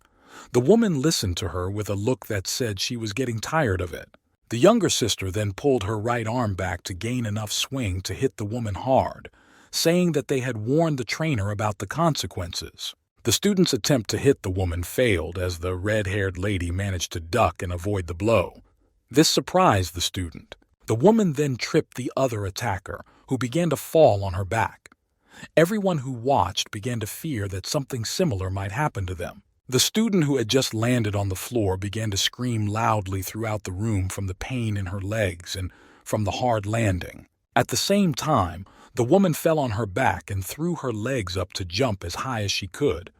The young lady standing behind her could not understand what was happening. The trainer pushed off and hit the next attacker right in the chin with her heels, and it was so hard that the student threw her head back and threw her arms to the side. When the lady dealt with everyone, only the red-haired girl was left standing, to put it mildly, in shock at what had happened.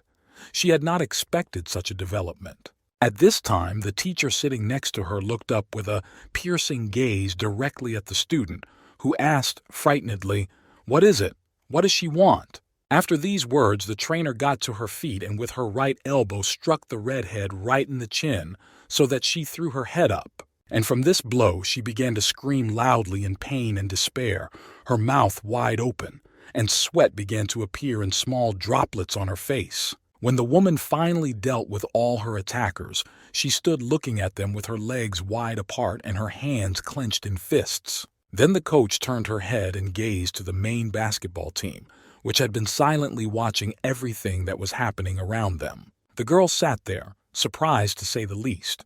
She was simply shocked because she was sitting there with such an expression on her face, wide eyes, raised eyebrows, and a gaping mouth. Suddenly, the teacher moved with quick, confident steps straight towards the captain. She was very serious and her hands were still clenched in fists. The young lady was frightened by what had happened, so she began to quickly address the teacher, saying, "No, no, wait." After these words, the red-haired girl stopped in her tracks, and raising her right foot up, the woman brought it closer to the captain's face, who began to tremble and clenched her teeth in fear, expecting another blow. However, the woman put her foot near her right ear and held her back. To avoid seeing what was happening, the girl squinted her eyes tightly and lowered her head slightly. It turned out that the teacher did not intend to beat her at all, but only wanted to scare her. That's why she propped her leg against the baskets of balls behind the student, and she calmly began to say that, from this second onwards, the basketball team will obey all her orders because if anyone dares to object, they will all follow the punishments she will invent for them. The captain looked up at the woman and looked her intently in the eyes, and she listened carefully to every word so that she would not miss anything and remember everything properly.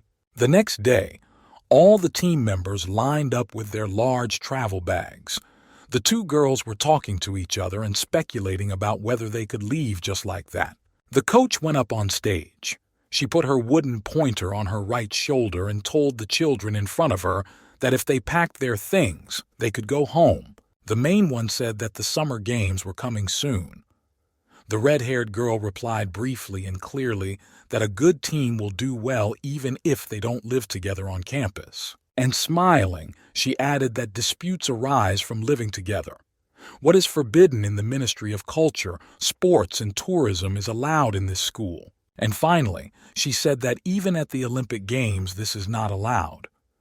The captain silently turned around and headed for the exit, and her teammates were shocked by this reaction. The next morning, at the first training session, the girls stood against the wall, half crouched with their arms outstretched. A red-haired woman walked in front of them and put her hands behind her back and asked if it was hard for the ladies. When she received no answer, she continued to say that they must be feeling very bad, and she asked if it wasn't fun to live separately. One of the girls, unable to bear the strain, said, "Fuck, what a time." The redhead heard all this well, so she turned her head towards the lady who said it and started to take small steps towards her because she didn't like the expression. Then the girl raised her right hand up to slap her hard and at the same time angrily called her classmate a bad person and said that she should listen carefully when her elders speak. Suddenly someone caught her hand from behind. It was the new coach who approached her left ear and whispered a question. Had she forgotten her words? And added that the girl should not bother her teammates. Then everyone moved to the gym where they started a training game to practice their shots to improve their accuracy. And then the main team faced each other on the field, with the ball being kicked with the left hand, and a dark-haired girl chasing her from the right side who until yesterday had been subjected to massive bullying and was punished by not being allowed to play. After running for a few meters, the two girls collided and ended up on the floor, flying in different directions, and the ball rolled in the opposite direction from both of them. The dark-haired girl quickly got to her feet and walked over to the captain, who was still sitting on the floor, and stretched out her hand and sincerely apologized. She asked if the girl was okay and if she needed any help. The boss was very angry at this development, so she looked angrily at her victim. The coach, who saw and heard all this, shouted at the dark-haired girl and asked her why she was apologizing. It was a foul, and it was the captain's fault alone. Then the woman said seriously that the girl should not worry about that during training, so she could give her best, no matter who was watching. Then the coach asked why they looked so interested. After all, they can play at the same level as the national team, but they are not able to pass properly. After the training, one of the girls processed the captain's photo in Photoshop to add bruises and different kinds of scratches to her face, and then on her buttocks, where they would also be quite visible from under the short, black sports shorts with 2 white stripes on the sides. It turned out to be the team leader and her red-haired sister. The captain looked at the photo and noticed that it was quite good. The young lady asked her if she knew how much time she had to spend in the starfall. After all, thanks to her, the main one gets 200,000 likes. The redhead smiled happily and said that she didn't need to cross their path. But a minute later, she added that the damned redhead wouldn't be here much longer. The same evening, the captain posted the story on her social media with the text, "I'm worried about tomorrow, what pain I'll have to go through this time. Will I be able to stand it?" And at the bottom, she attached a photoshopped photo of herself with a bruised face, where comments of support began to appear below it. Of course, this news came to the trainer, who picked up her phone and opened the student's page and began to look at the photo carefully and read every comment. She did this in her room, lying on the bed with her round glasses on.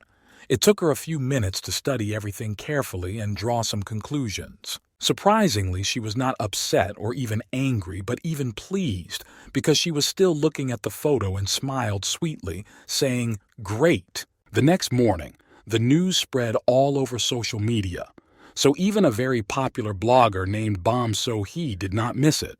The girl first greeted her audience, and then she said that today she would talk about the coach's abuse of her sisters, who are already known to them and are members of their national basketball team. A photo of a red-haired woman was then shown, and it was said that the new coach had beaten the captain, Kang Soo-yeon, because of different views on training. After that, a photo of the alleged victim was shown on the full screen, with several bruises and scratches of different sizes on her cheek and chin. The younger sister shared the story in her star city, so it quickly spread through all the available social networks. Even the teachers at their school saw it. Followers began to collect all the personal information about the new coach. The red-haired woman liked it very much, because she thought that this woman would get what she deserved. However, after a few minutes, something interesting was discovered, and it did not please the main rebels of the basketball team so much, because it turned out to be dirt on them. Last night, someone anonymously sent screenshots of Kang Ja-eun's text messages, where you could read various threats and blackmails that the girls resorted to. They even touched upon the young lady's parents. The news said that an independent examination had been carried out, which confirmed that the photo of Kang Ja-eun's post was photoshopped, and there is evidence that Kang Ja-eun is spreading bullying at school. A search of the coach's personal information showed that she had come from the Bureau of Education to deal with bullying at the school. The red-haired girl was already starting to get quite nervous about this. It went on to say that this inspector had caught the very student who had driven an innocent teacher to suicide. And the reason why her face was not known until now was because she had taken all the students' phones at her previous school. When the team members watched the video in their classroom, Ruta asked a clarifying question. "Is this fucker from the Bureau?" In response, she heard a clear and short yes from a red-haired woman who had entered the room a few seconds earlier. The woman happily showed off her smartphone and said that she was also watching the news, so she wouldn't have to tell her who she was in a long and boring way. She then turned to the redhead and asked her if she had seen enough. And in the end, she called the girl a bullying queen. The student's face began to flush with excitement. Everyone in the classroom froze in their seats at what they had just heard. They tried to digest everything and understand what to do, how to behave. Then the coach's happy expression and smile disappeared from her face, and she became serious. So she calmly and briefly ordered the main bully of the basketball team to leave with her. The redhead turned her head slightly back and looked at the woman with raised eyebrows and squinted eyes, wondering what she should do. Go or not go? Where is her sister when she needs her? All she could think of was to get to her feet and start running, leaving her friends behind and the teacher who had expected such a reaction. The student rushed to the door. She opened one half and began to look around to see which way was safe to run and where to go. The teacher was very amused by this development and started laughing, saying, "Yeah, yeah." And then she put her wooden stick on her right shoulder. The woman asked the next question, whether the young lady thought she could just run away from her problems. As the redhead ran down the corridor of the school, everyone who saw her stopped in their tracks. They took out their smartphones and started filming everything, and then they posted them on social media with various humiliating hashtags. Suddenly, on the ground floor, the redhead saw the girl she had been bullying for several weeks. The young woman stood in her place without moving. The rebel with wide-open eyes that even showed red capillaries shouted loudly, calling out her name, "Pak! In! Ha!" to the lady who was standing a few meters away. And then the angry redhead, clenching her hands into fists, started to move quickly towards her classmate to deal with her for such bad rumors about her and her sister. However, before she could get there, a small packet of milk, which had been opened, hit her head and began to pour onto her face. A young man standing on the balcony threw the carton and asked if this was the girl who allowed herself to be bullied by her peers. Everyone turned their heads in his direction and listened attentively. Then he drew his eyebrows together, leaned down a little on the iron railing and called the redhead a nutcase and asked why she was screaming so loudly throughout the corridor. And then, seeing the girl's entire face smeared with milk, he said loudly, laughing, that all her insides were now coming to the surface, showing her true face. After that, everyone watching the show began to raise their hands and shout loudly for the rebel to apologize. And she did it not later, but right then and there. The girls who were standing in the center of the corridor looked up and were shocked at what was happening in the school. Ruta was very surprised that no one supported her.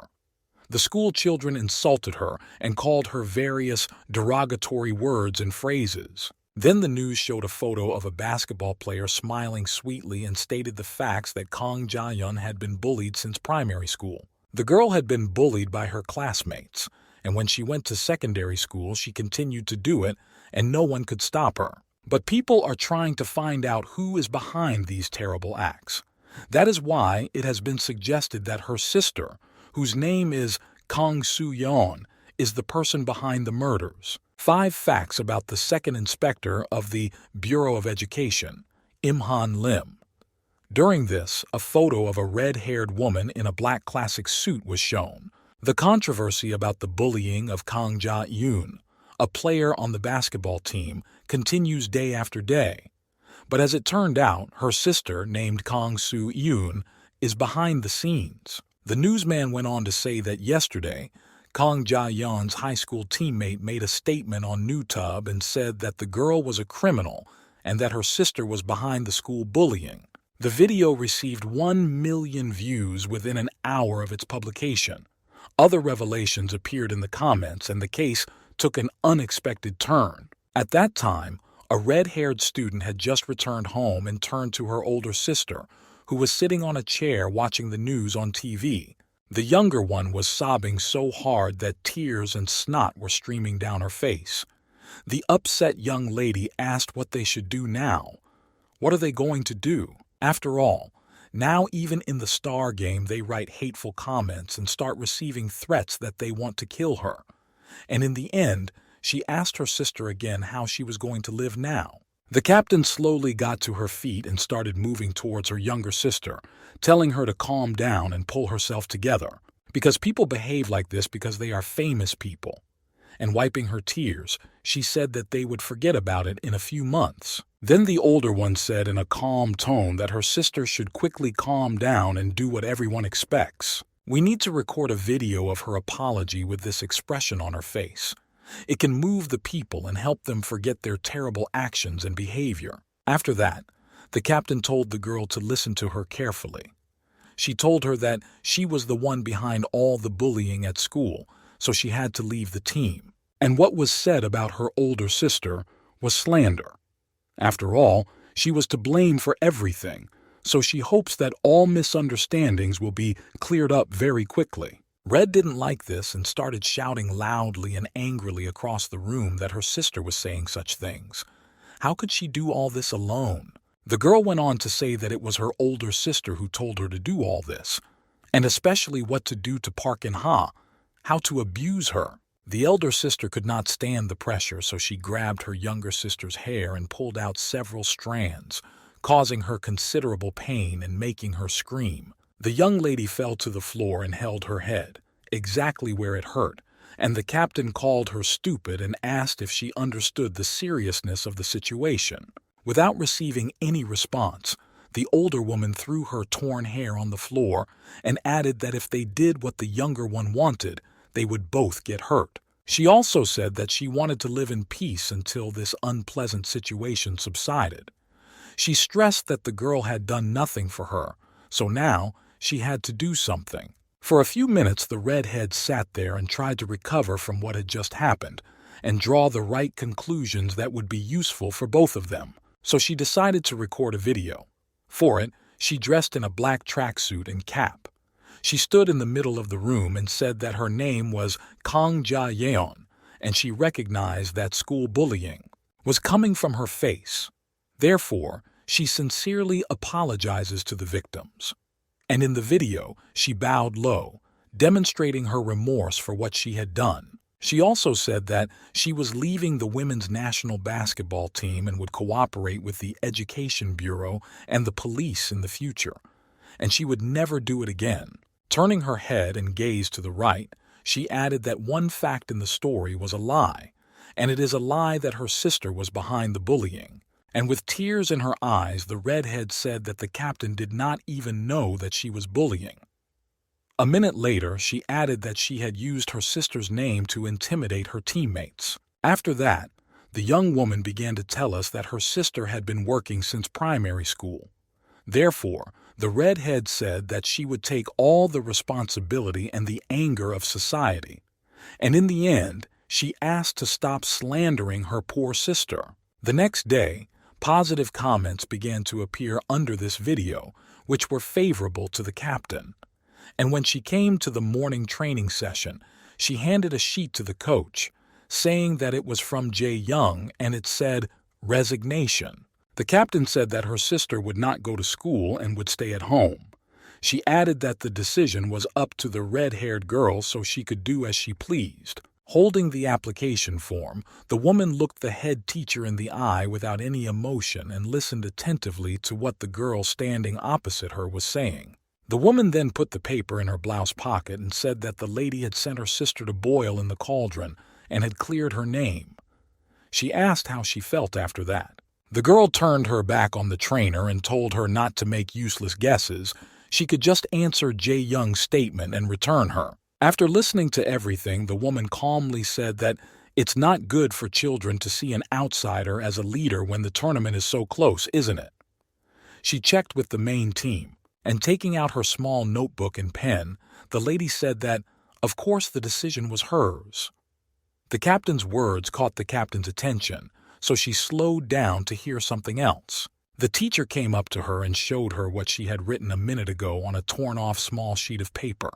What she saw surprised the head teacher. The woman said that she had distributed the starting positions of the team, where the following names were written: Si Choi Soon Yeon, SF Kim Ji Sung, PG Park In Ha, SG Kang Soo Yeon, PF Lee Hyun Hwa. While the long-haired woman was reading this list, the rest of the team members began to arrive at the gym for the next practice, which was scheduled to start in a few minutes. Suddenly, their attention was drawn to the captain, who shouted angrily at the coach, asking her if she was crazy, why the positions were set up the way they were. And throwing this sheet aside with her right hand, she added angrily, "A girl who doesn't even know what basketball is going to be like? Where have you ever seen such a thing?" A minute later, she asked the next question. What about the rest of the players?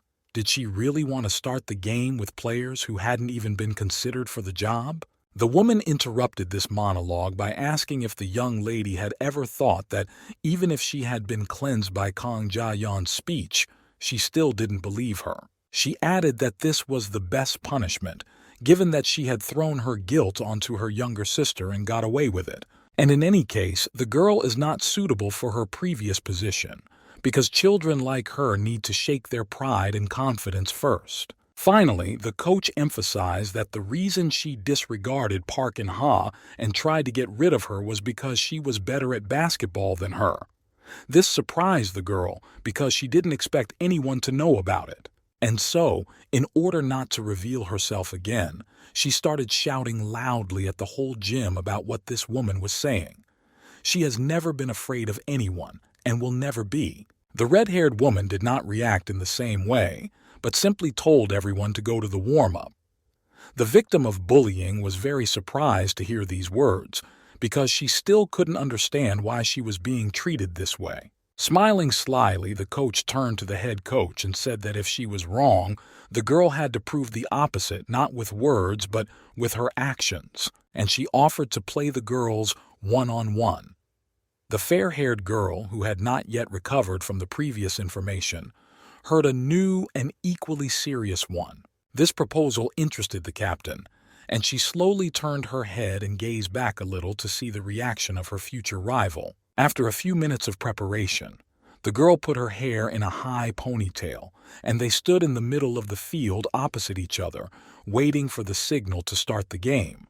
The coach stepped a few steps forward and, demonstrating her hand with 5 fingers spread wide, said that the winner was the one who scored 5 times first. The team leader asked if the woman would keep her promise that if she won, she would have to go back to her education office and leave them alone. The red-haired woman blinked both her eyes to demonstrate her positive response, and then she clapped her hands, symbolizing the start of a fierce game. The captain put the ball down on the floor and began to pass it from hand to hand, looking intently at her opponent, who was standing opposite her, no less concentrated.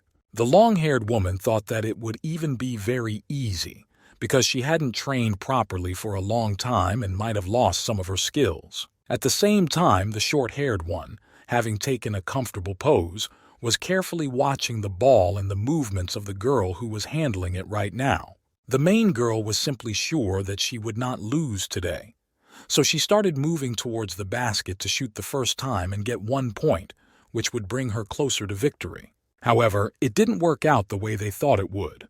Right before the basket, the ball was intercepted by the opponent and she jumped high and threw it herself.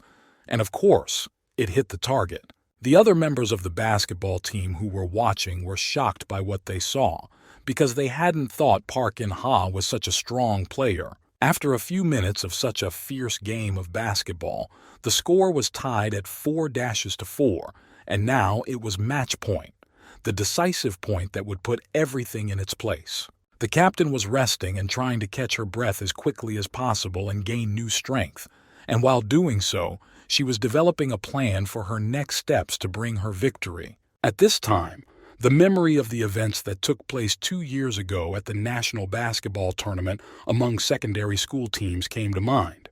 There was a red-haired young lady and this dark-haired girl who showed quite good skills and techniques that allowed her to take the ball away from her opponents. This made the tired younger sister of the captain very angry because she could not get the ball into the basket to bring her team some points. At this time, a young lady with a short haircut and dark hair color came over. After resting for a few minutes, she felt quite confident on the court. The game was closely watched by the redhead's older sister, who was standing on one of the stands. She immediately noticed this skillful player who had no worthy rivals. The coach, who was also watching the game, emphasized that this girl was very good, and he asked a clarifying question about who knew that there was such a talent in Inso High School. And turning to the captain, who was just burning her eyes at the young lady she didn't really like, he said that he was sorry to say that, but she is much better than your sister who can't beat her, and to reveal a strategy to take the ball away for at least a few seconds. Even then, the captain began to think about how to get rid of this rival so that she could no longer join their team and not damage its authority. However, the captain told the coach that she had already played her last year, and that she was just a tall player and nothing more. She hadn't shown any extraordinary skills then. However, in just a year, her fundamentals and technique have become much better, and she demonstrated this during every game and thus brought winning points to her team. So the captain went on to say that when Park In-ha goes to high school, she could become a player who surpasses her and leads her school to a leading position. With a serious expression on her face, she turned to the coach, who was sitting on the sidelines listening attentively and trying to understand what his student was getting at. The young lady smilingly suggested that instead of this player going to another school and becoming her rival, she should take her to her team. It would be better to keep her close. After the dark-haired girl moved on to high school, she found herself on this team, where during a regular training session she managed to steal the ball from her opponent in front of the basket. She threw it into the one she wanted. This made the coach very happy as he shouted that her skills had improved significantly. He added that he was thinking of keeping her in reserve until next year, but there was no need. So from today, she will be in the main team. And a minute later, he added, addressing the girls, that this year they would become national champions. The captain was standing on the sidelines, furious because since this lady had come to them, their anxiety had only grown stronger. The lady stressed that, just as she thought, the problems from high school had not disappeared, and that Park In-ha could become a professional player. The same age, the same school. If this girl does become such a good player, they will immediately start comparing them. That's why, during a conversation with the coach, she was surprised to hear why she didn't want In-ha to join the practice. After all, she had asked to take the young lady to them. He asked again why she had changed her mind. The girl said that he hadn't received money from his parents for joining the team this year, and she stressed that he had announced it a few days ago. And smiling slyly, the captain looked up at the man and asked him if she should tell him about it. And right from that moment, the young lady was abused by her red-haired younger sister and several of her teammates. They met the young lady in the backyard of the school, where they slapped her hard on the face so that blood began to flow from her nose and lips, staining everything around her. The new girl could not understand why she was being treated like this. Badly beaten, she sat under the wall of the school and cried bitterly because of the pain she had suffered and the fact that it was all unjust. At that time, the captain was watching her from the second-floor window and was very pleased with what she saw. After all, this was what she had expected. The next day, at the next training session, the coach treated the girl differently than usual, not so kindly. He angrily said, "Get out of here, you empty-headed girl." This upset the young lady, because she still couldn't understand why everyone had changed their attitude to her in a moment and become so unfriendly. Standing against the wall, she thought about all the words that had been said to her, namely, "Get out of basketball. How much longer are you going to resist? You should give up. Get out of my sight." We return to the gym, where a decisive game is taking place right now. The captain froze for a few minutes as she was immersed in her memories. Of course, the dark-haired girl noticed that something was wrong with her opponent.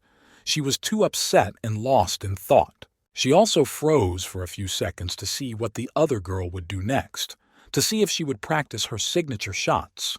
However, she still managed to knock the ball out of the captain's hands, who was just heading towards the basket to make the final shot and get her last point. The young lady was very surprised by this act, and she opened her mouth a little and made giant eyes, because she could not yet understand whether she was still in her thoughts or in reality. Their game was interrupted by the sound of a whistle coming from the stands. The coach blew it to draw their attention to her. She raised her hands to her chest and shouted loudly with a serious expression, saying that it was time to change the attacker to make things fair. The girls stopped and began to pierce each other with intense glances, showing that no one had any intention of giving up or making a mistake. The captain, however, was still furious, and this could be seen in her expression, where her eyebrows were drawn together and her nose was wrinkled. She wondered if this was even possible, and she assumed that this girl might be a genius. But how could she be on a par with her if she hadn't practiced properly for a long time because of her punishment? At this time, the dark-haired girl took the basketball with both hands, walked to the center of the court and took a comfortable position to start the next game. However, things were not as bad as the team leader thought. When everyone else was still living on campus, the dark-haired girl couldn't sleep while everyone else was fast asleep.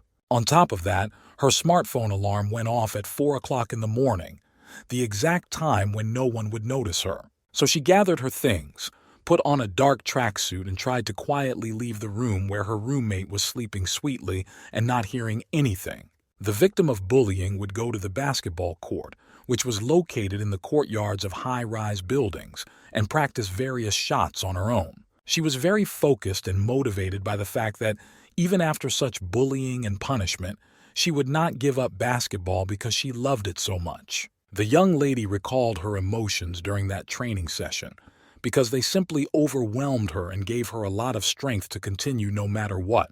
So now, during the game, she pushed her opponent away and began to move quickly towards the basket, tapping the ball on the floor with her right hand. The other teammates who were watching the game were very surprised by this action and opened their mouths wide because they did not expect this young lady to do such a thing. The captain naturally tried to catch up with her and take the ball away to prevent her from getting closer to the basket where she could score the winning point. The fact that she had not been able to do so for several seconds made her very angry and upset, because she could not lose her leadership and authority so easily. In front of her, the captain could only see the back of her opponent, who was slowly moving away from her, heading for the basket to shoot the ball. When the dark-haired young lady finally reached the end of the field, she stopped, raised her arms, and was about to push her feet off the floor. However, she was unable to do so because someone grabbed her by the hair and pulled her backwards. The young lady screamed loudly throughout the gym. The coach was furious and quickly went to the girls, who were on the basketball court at the time, to find out what was wrong. The main one kept pulling her opponent's hair and shouting angrily, "Is she seriously going to do this now? How can she afford to do this?" And a second later she added that she should have stopped it when she thought about it, but for some reason she didn't. And now she has to deal with these problems. Then she started asking the dark-haired woman questions about why she was still resisting. Why can't she just let it go and let her build a successful career? This time, however, the victim of bullying would not stand for it and grabbed her offender by the vest and pushed her firmly to the floor so that she landed on her back.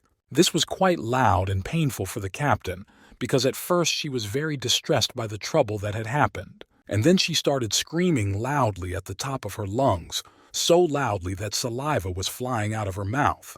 She did not expect that the dark-haired girl would have the courage to answer her like that. Even the trainer herself froze in place with her mouth open a few meters away. And someone from the crowd said in surprise, "Wow, wow." The short-haired woman stood there calmly, looking down at the team leader who was lying on the floor, trying to cough and recover. Then, with tears in her eyes and clenched teeth, she asked why the girl liked destroying other people's dreams so much. Why does she allow herself to do this? What is wrong with her? Then the dark-haired woman lifted her right foot and put it on the captain's left hand and asked if she could do the same to her right now. This frightened the captain a little. The dark-haired woman began to press her foot on the captain's arm, causing her considerable pain. Sweat began to appear on the young lady's face because she was so nervous and had to endure what was happening to her. The next thing the short-haired woman did was to grab the same hand she was standing on and slowly break each finger. This alerted the captain even more, who turned her head and gazed to the right and watched her attacker with wide eyes and mouth. The victim of the bullying turned to the older redhead sister and asked her a very simple question. Did she know that this match was not fair? After saying this, the student turned her head back to look at the rest of the team, who were silently watching this action. After all, the captain knew nothing about her basketball game. A picture came to mind of the ominous match she had participated in. And when she was training off the field, she was closely watching the team captain and all her actions and game strategies. In fact, no one noticed the victim then and did not take her into account at all. While doing stretches on each leg, the girl was bent over with her head down, looking upside down at what was happening on the field. But this did not prevent her from noticing something. The shape of the throw, the technique used by the captain, and even the time she used to cheat, and even the style of training she had developed with the previous coach who had fallen under her influence. The dark-haired girl watched all the captain's games closely, because she had enough time, because she didn't train with everyone else, but just did something on the side, as far away from everyone else as possible. She then interrupted her story, turned her head to her classmate and asked her why she thought she was doing it. Why did she need to do it? For several minutes she was mostly silent, but the attacker tightened her grip on her hand, which suggested that she wanted to take revenge at any moment. The short-haired woman calmly and briefly replied that, no, and she explained that she was doing it all because she really liked the way the captain played basketball. And despite the fact that she didn't like her as a person, she stressed that she could learn a lot from her in basketball. She said this sentence with tears in her eyes. After all, the girl takes this game seriously. Therefore, the victim thought that if she trained long and hard, one day she would understand. This confession was very surprising. However, a minute later, the girl stressed that, in the end, the captain had even cheated on basketball. Tears began to roll down the dark-haired girl's face. Then the student got to her feet, turned around to face the exit, and after a few steps addressed the head Kang Soo-yeon by name and summed up that she was just plain garbage. The girl remained sitting where the attacker had left her and, with her head down and looking at the floor, tried to think carefully about what she had heard. After that, the coach came up to the young lady from behind and told her that In-ha didn't really want to punish the boss. After all, Kim Soo-yeon is a treasure of women's basketball, so she shouldn't be let go because of her mistakes. The red-haired woman added that these words were said by a student who had just left the room. The coach went on to say that the victim of their school bullying simply wanted to play on the same team as the captain. These words surprised the girl so much that she didn't even blink. The woman said that even if In-ha had forgiven the head girl, she couldn't leave it at that and go back to the education office. The student sat on her knees and waited for the coach to speak next. And the red-haired woman said with a serious expression that from that moment on, she knew for sure that the red-haired girl's older sister would never make the national team. She stressed that the young woman had dug her own grave by her actions, decisions, and by using her sister and her teammates. A few days later, the bureau employee spoke at a conference where she said that, as a result of an investigation conducted by the Ministry of Education, it was concluded that the team captain Kang Soo-yeon was behind the bullying at the Sinan Women's Basketball Club. The Korean Basketball Association, having received the results of the investigation, decided to disqualify Kang Soo-yeon and Kang Ja-yeon from the national team. They are currently under investigation by the juvenile court over allegations of school bullying, and ending the conference with the results of the investigation. The woman said that she would like to address the athletes who dream of becoming professionals and wants to tell them that the main task of a player is not to play better than everyone else. The former captain watched this interview on her battered smartphone. The woman on the phone at that moment said that the main thing for each player is to show a very good game that can give joy and make a positive impression on the audience. And in the end, she asked a question that read as follows: who might like the game of a morally broken player? The redhead's older sister listened to all this, wrapped in a blanket and biting her fingernails with excitement. A few weeks later, the 20th National Basketball Competition for middle and high school girls was taking place. The team from the school where the Bureau was investigating took part. The game was closely watched by 3 judges sitting at a long table at the end of the gym. The children were engaged in a fierce competition with each other. One of the men who wore glasses looked at something on a white sheet and said, "It was a pity that this happened to Kang Soo-yeon."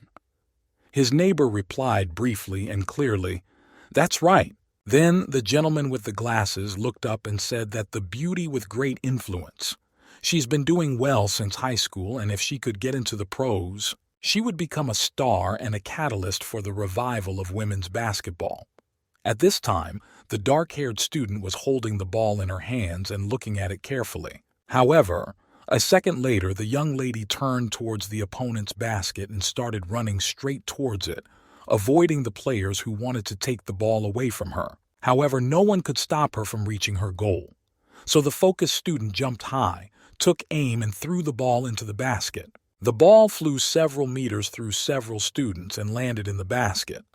This surprised everyone present because it is a very legendary shot that not everyone can make. And for this young lady, it was quite a common thing. Therefore, she started moving quickly backwards without stopping, following the ball which was being driven by her opponent. Suddenly, the referee took off his glasses and asked with a surprised expression who this girl was, who could make such a magical, successful shot that brought the team points. A red-haired woman was watching the game from the far stands, especially her student who had been rescued from school bullying. The lady was very pleased with what she saw, and she concluded that this student was not inferior to Kang Soo-yeon, who also behaved quite well on the court. The dark-haired student was very happy that she was able to bring victory to her team and glorify her school throughout the city. On top of that, she had a lot of fun. The interview that the coach gave a few days ago was being watched carefully on the big screen, and after listening to half of the interview, an unknown person said that this red-haired lady was very annoying with her self-confidence and behavior. It turned out to be a girl who had her hair in a ponytail, and on the table were crackers which she was eating while watching TV. And a second later, she asked herself why the bureau worker was wearing so much makeup and the red hair color. After that, the next question was asked about the student who had cheated on her innocent teacher. The young lady reached for another crumpet. After eating it, the young lady went on to say that it looked very funny. Because in our time, what kind of justice can there be? Because the rights of female students are always humiliated. It is an established norm. She added that she herself had to work hard to survive there. And on her laptop, she opened a document titled Additional Study Materials. Then, typing the text to the community, she asked them to share information about the effectiveness of their training and educational quotas. It turned out that this young lady also wore glasses. And smiling broadly, she said quietly to herself that in case of a student who is not well controlled, the teacher will, inevitably. The next day, an employee who was a trainer in one of the schools arrived at the Ministry of Education in her red car. She felt quite tired and sleep-deprived. There was not enough time to recover properly and gain new strength for further work. At the same time, her black-haired colleague did not pay any attention to her because he was watching a conference where a lady with a serious expression was speaking. This really made the woman angry, so she started shouting loudly in anger for him to turn it off quickly. The gentleman smilingly said that she looked quite good on the screen. Then he could not contain himself any longer, so he started to cover his mouth with his hand to make it less noticeable. However, he managed to ask a question that sounded like memorized words. The woman straightened a strand of her hair and said that she did not want to say it, but the minister made her. Her voice was trembling, and it was the worst possible way to say it. Then the man leaned over to the computer and used the mouse to turn on a new video and said that here are 5 facts about Im Han Lim. This made the lady very angry, and she started trying to take the mouse away from the man, who managed to get away with it so that she couldn't catch him. However, their argument was interrupted by their gray-haired boss, who came into the office and started shouting that they were flirting instead of working. And then, having calmed down, He asked them if they had already chosen their next school. The black-haired man turned his head and said that he hadn't yet, because he was just about to review the report. The gray-haired man quickly put a yellow folder on the table and said that if they hadn't chosen one yet, he suggested starting with this one. The inspector turned his attention to the folder, while he studied the contents of the documents. The chief took out a cigar and started smoking right in the office. The black-haired man said that he hadn't been doing it for very long, because there wasn't enough fresh air. After a few minutes of reading, something caught the inspector's attention. So he had to bring the folder closer to his eyes to make sure he had read everything correctly. What he managed to reread was still very serious. It contained the following lines. Anyone involved in education has experienced that students who have had a bad home upbringing tend to deteriorate the learning atmosphere in the classroom. Therefore, teachers have no choice but to create an atmosphere in the classroom in which such children are psychologically depressed and intimidated. The enclosed materials contain psychological techniques that can help maintain the right educational atmosphere. The gray-haired man turned to the exit and said that as a child he was most disgusted with anti-communist ideologies and education that praised the military dictatorship. The red-haired woman began to read the report, which was in a yellow folder. After a few minutes, she was shocked by what she read, to put it mildly. The senior among them stressed that primary school students are the foundation and future of the country, and here someone decided that they could psychologically influence and promote ideology. At this time, in this ominous school, one blonde student was kneeling at the back of the classroom with a sheet of paper held above her head on which was written, "I am a sexist." The teacher turned to the rest of the students and told them to look closely at the bad child who was behaving in such a discriminatory way. This woman had dark wavy hair, plump lips, and she wore round, large glasses. With a smile, she said that the culprit should feel the consequences of his behavior.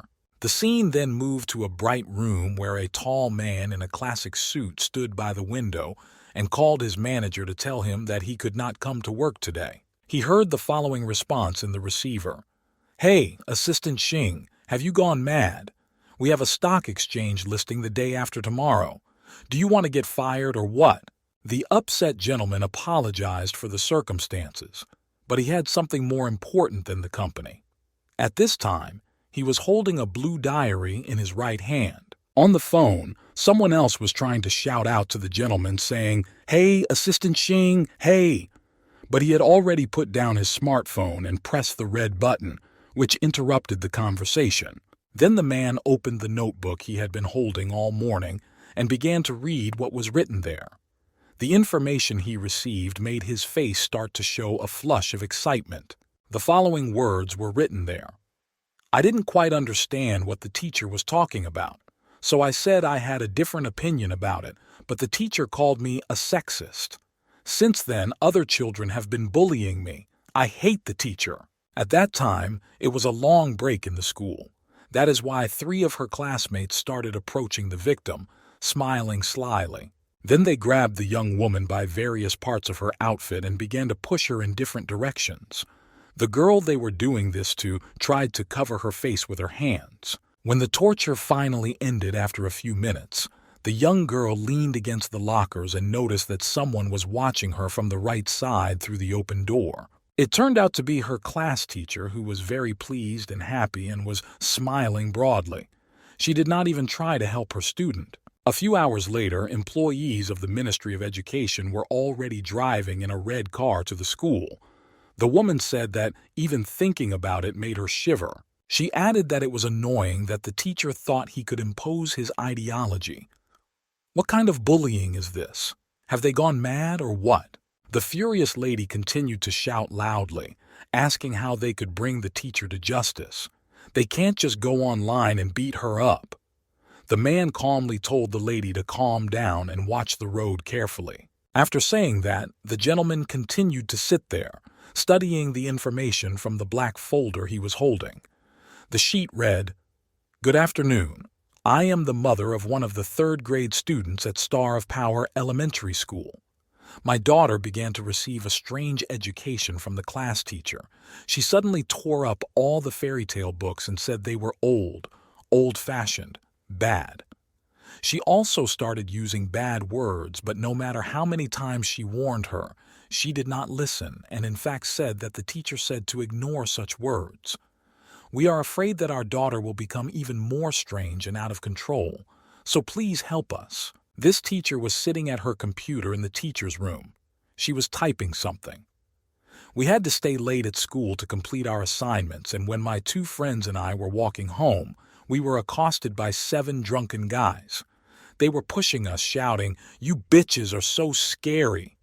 My friend ended up falling and bleeding, and these guys just laughed.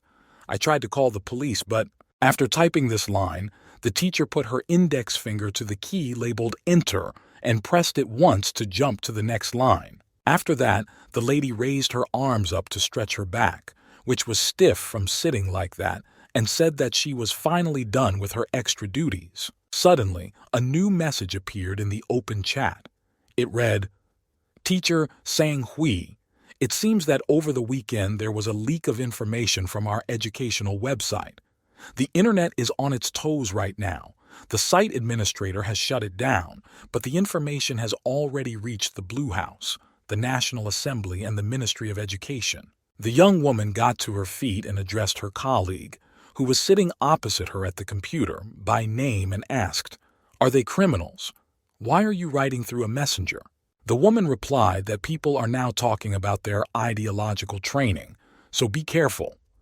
She was interrupted by a teacher with glasses and said, "What kind of ideological training?" Taking her notebook in her hands, she smiled and calmly said that they were only making noble efforts to create a world without any discrimination. After saying that, she turned and headed for the door to leave the office and go to the classroom where she was about to teach a lesson with primary school students. However, halfway there, the teacher was approached by 2 people she did not know, so she had to stop and turn her head to face the interlocutors. The inspectors, smiling broadly, showed their badges and said that they had come from the Ministry of Education to clean up the place. The man asked the surprised school worker if she was a teacher named Yang Sang-hui. For a few minutes, the lady stood there, shocked at who she saw. However, the woman calmed down and asked why they had come here. The gentleman put his ID card in his inside jacket pocket and smiled, saying that she shouldn't worry. After all, when they were teaching students, the issue of gender discrimination arose. The man said these words very happily. He went on to say that they had heard that the lady was quite knowledgeable about the case, so he asked if she could give them a master class. They really wanted to see it with their own eyes. When the woman heard the last sentences, she became very happy and smiled broadly and said that it was very good that they had decided to come to her, because she knew the business. And turning her back on the inspectors, she said that they could follow her now and she would give them an open lesson in her classroom. The red-haired teacher leaned over to her colleague and whispered quietly in her ear that this lady was very easy to deal with because when they had developed this plan, she was not sure that it could work. Entering the classroom, the teacher sat the guests down on chairs in front of the blackboard and began the lesson. One of the students stood up and began to read from the sheet about how the celestial clothes had disappeared and the fairy was confused. And at that moment, a woodcutter appeared and said, "You will become my wife and give me children. Then I will return your clothes to you."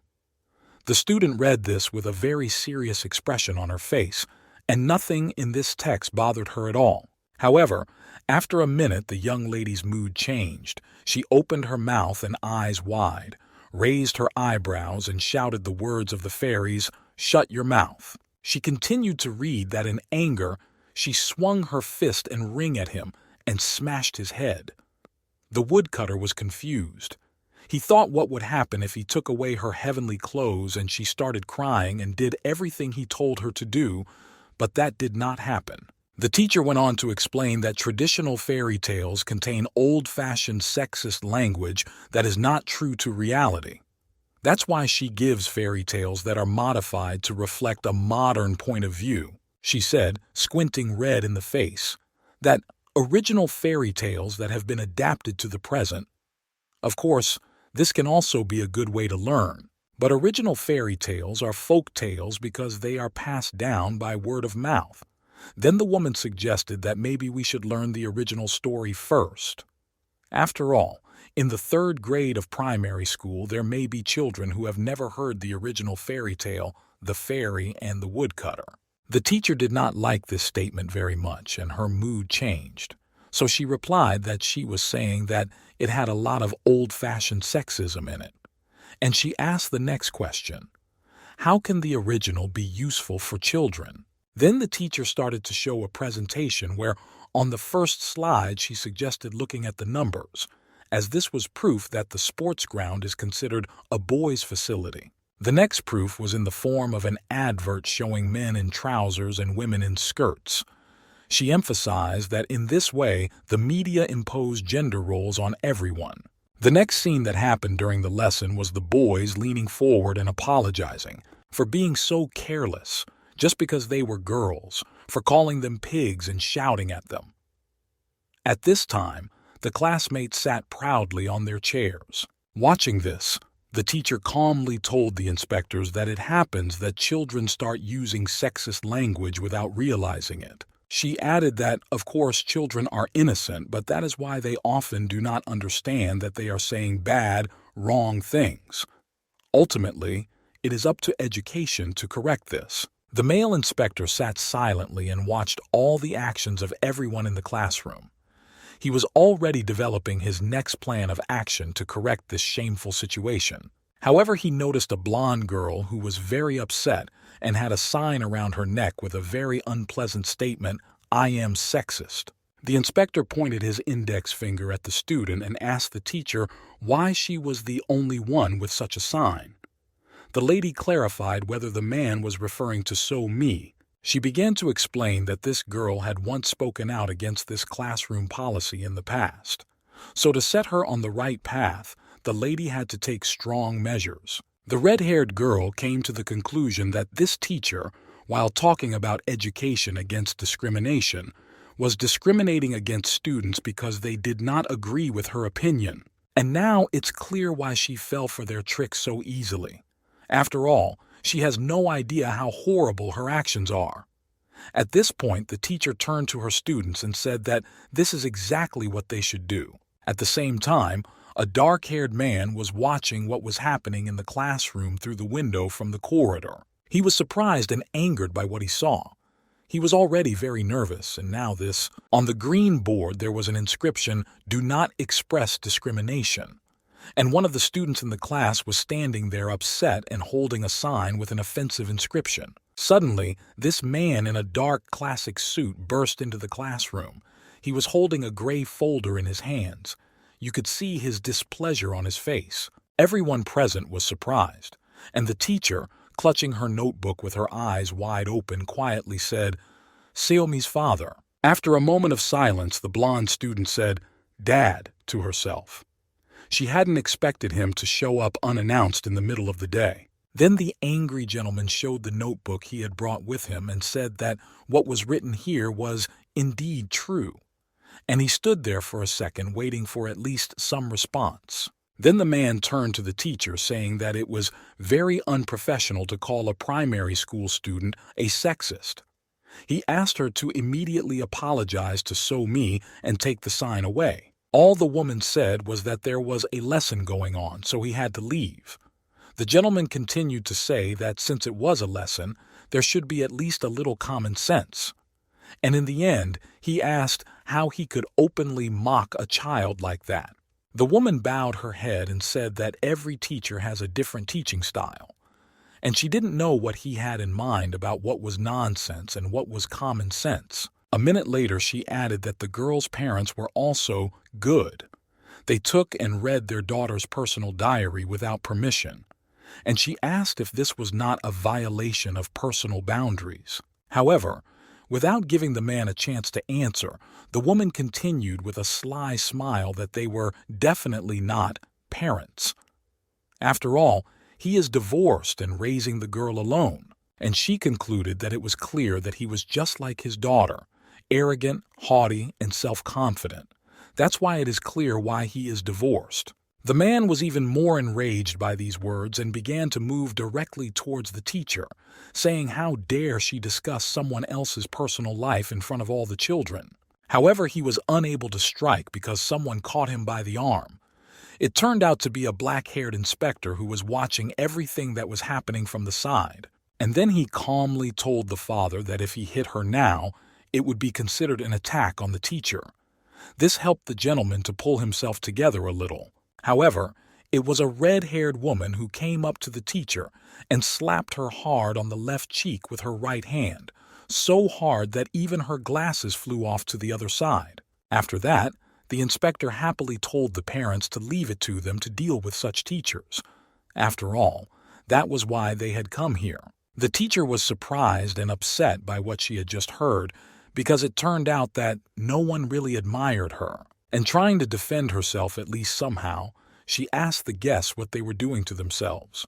What right do they have to beat someone? The inspector calmly and with a sweet smile said that they had actually come because they had received reports that teachers at the school were brutally brainwashing children. As expected, this method of teaching is very specific. Moreover, seeing how the lady allows herself to speak rudely to parents who are not satisfied with these teaching methods, and with that, the woman had already crossed all the boundaries. The lady slowly bent down to pick up her glasses from the floor and said that she agreed that she had crossed the line in her words towards Seomi. Then she added with a twisted face, but she didn't agree with the phrase brainwashing. After all, brainwashing is a flawed educational method that instills narrow and immoral ideas such as Nazism. Therefore, she cannot agree with the comparison of her teaching method to brainwashing. The inspector decided to clarify whether she was sure that her teaching method was very correct.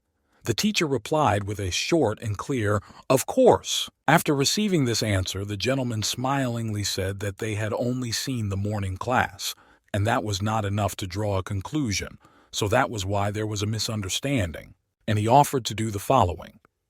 He and his red-headed colleague sat down at an empty desk and happily greeted the children who were also in the classroom. The man went on to say, with a big smile and a squint in his eyes, that they were the new transfer students, Manhwa Jin and Imhan Lim, and they were transferred here to receive education on gender equality from teacher Young. The woman was not very satisfied with this development and simply boiled over in her seat.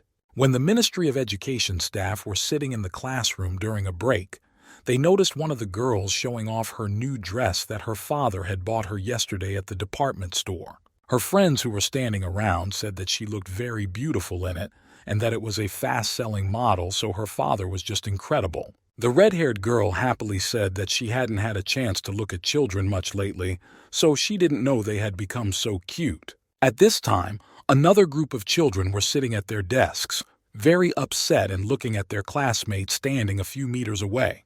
The teacher was walking slowly down the corridor, holding a white journal and thinking that if these people had come to sniff out her teaching methods, was it really because of that leak of certain data from their website? And this, in her opinion, is even better. After all, she needs to make sure that her method is recognized by the Ministry of Education and accepted as official. Entering the classroom, she stopped for a moment at the door and set herself the task for the evening, to make the website more secure so that no one could hack it again. Suddenly, a dispute arose between two groups of children in the room, where one of the students said that she was happy with everything. Why was her classmate bothering her? She replied that the teacher had said that Lukeism was also a form of discrimination. The dark-haired teacher decided to intervene and approach the children and ask them what was wrong. Why are they shouting at each other so loudly? A girl with a two-bun hairstyle pointed her index finger at her classmate and said that she was judging Yumi for her appearance. She also reminded them that the teacher had told them that judging by appearance is also discrimination. For several minutes, all the children stood there waiting for the woman's response. The lady came closer to the accused children and asked them if they had really done it. The students guiltily replied that they had just told Yumi that she was very beautiful in those dresses. The teacher replied that whether it was in a good way or not, it had been a few weeks, so she said that it was impossible to judge appearance. She told them to go to the back of the class and stand there with their hands up. The red-haired woman was furious and asked her colleague why it was normal for children to say such things. Why punish them? However, he did not answer her because he was already walking right into the epicenter of the conflict, and clapping his hands said that it was very wonderful, just incredible. The teacher did not understand why he was doing this, but the gentleman continued to say that it was absolutely true that discrimination based on appearance or clothing should be eliminated in this country. He added that he also believed that a good education instills the right values in children. A second later, he said that all of this should happen when someone criticizes appearance, but he doesn't think that compliments are bad. So he asked her why skimp on them. After listening carefully, the woman calmly replied that in fact, everything is not as he thinks. After all, as girls grow up, they are constantly praised for their beautiful hair and clothes. Then, children begin to think that the more beautiful they look, the more compliments they can receive. Thus, they gradually become feminine. Isn't this an imposition of an ideology when children are forced to play a gender role through careless comments from adults? The man took one step forward and said, "Maybe, of course, there is a certain sense in this, but if a person likes it, what's the problem?" As he spoke these words, he approached the two children and hugged them lightly. He added that he believes that the desire to look good is not only a matter of gender, but also of personal preferences and tastes. After all, it is important to teach children the right values, but such outright humiliation of a person can be regarded as fascism. The teacher was very angry at these words. The inspector then turned to the girl with a friendly smile and asked her if she liked to dress nicely. The young lady answered very briefly, "Yes." A few minutes later, the lesson began, and the teacher, standing at the blackboard, said that teachers, police officers, doctors are similar to Korean words for professions, and they are also in English. At the same time, the bureau employees were sitting at their desks and looking at their textbooks. The man said, "This is what they look like now," and the woman said they were very bright. Then the teacher took her copy and asked everyone to open the book to page 57. She started looking for it herself. What she saw on it surprised and upset the lady, and the woman quietly said to herself, "This is a damned world and everything is not right here." So she raised her head and looked at the students and said that there were a lot of inaccuracies in the textbook.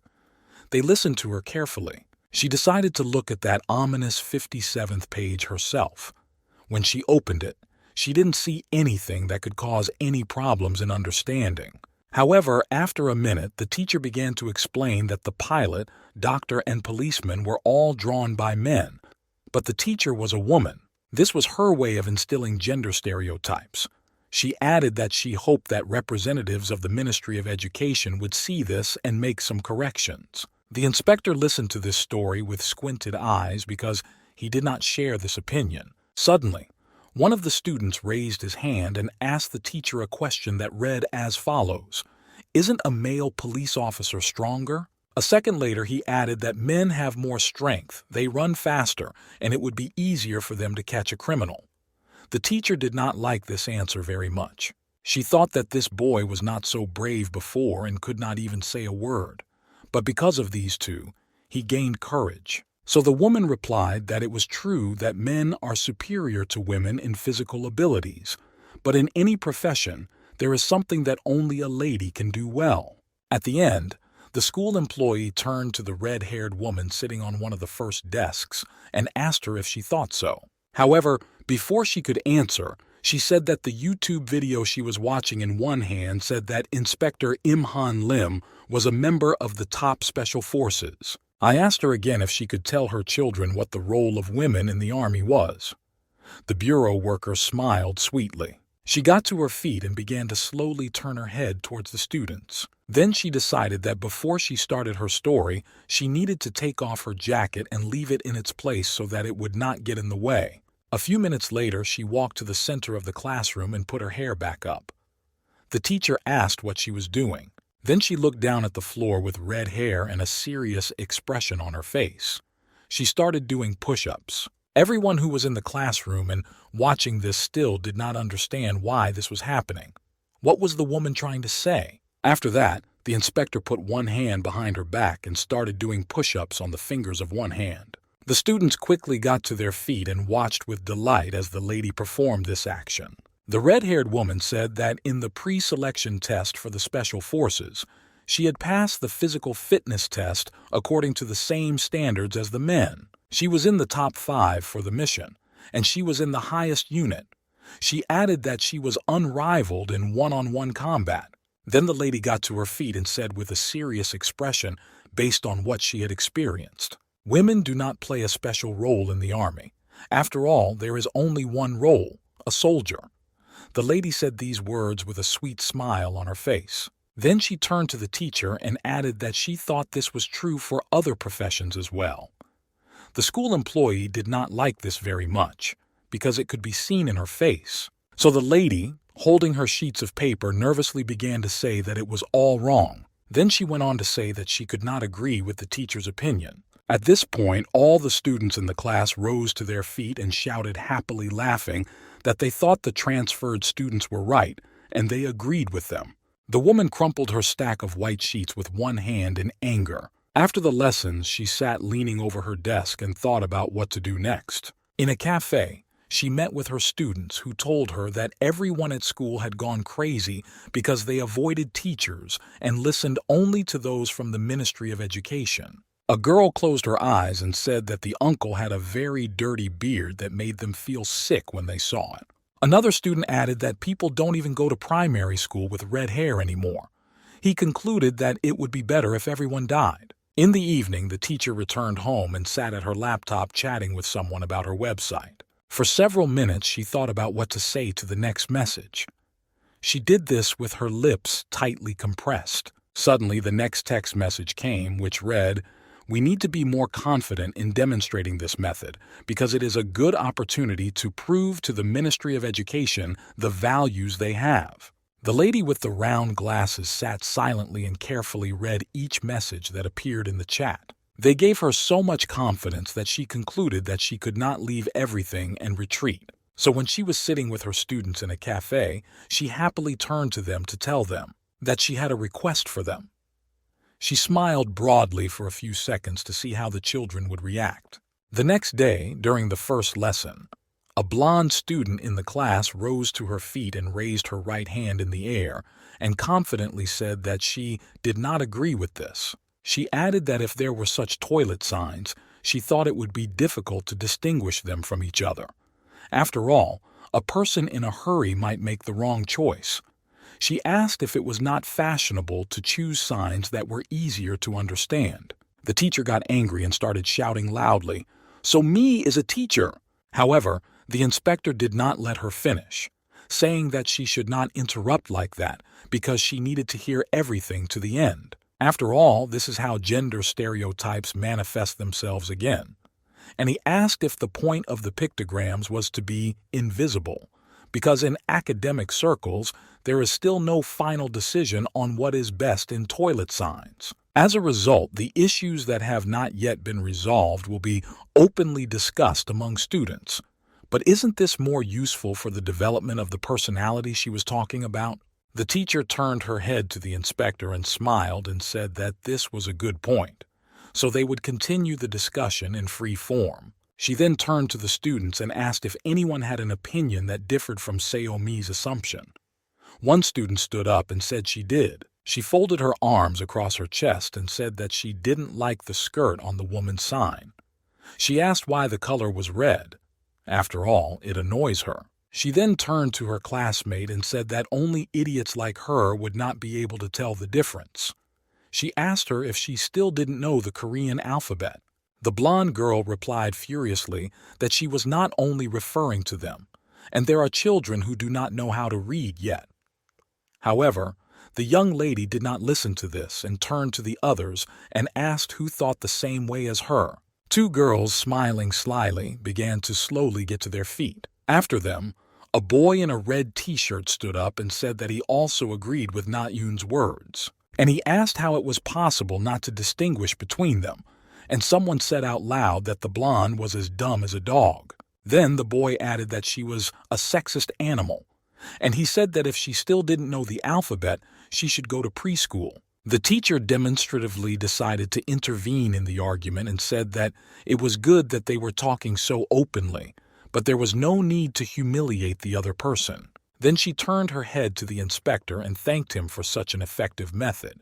After all, it had livened up the atmosphere in the classroom. And with a sly smile, she said that she would actively use it in her next classes. After the lesson, a girl with 2 buns on her head, with her hands at her sides, angrily told her classmate that she was very annoyed. At this time, another student entered the classroom and several children pointed at her and told her that sexists had no place in the classroom. In the next lesson, the same young lady rose to her feet and said that she completely agreed with the teacher.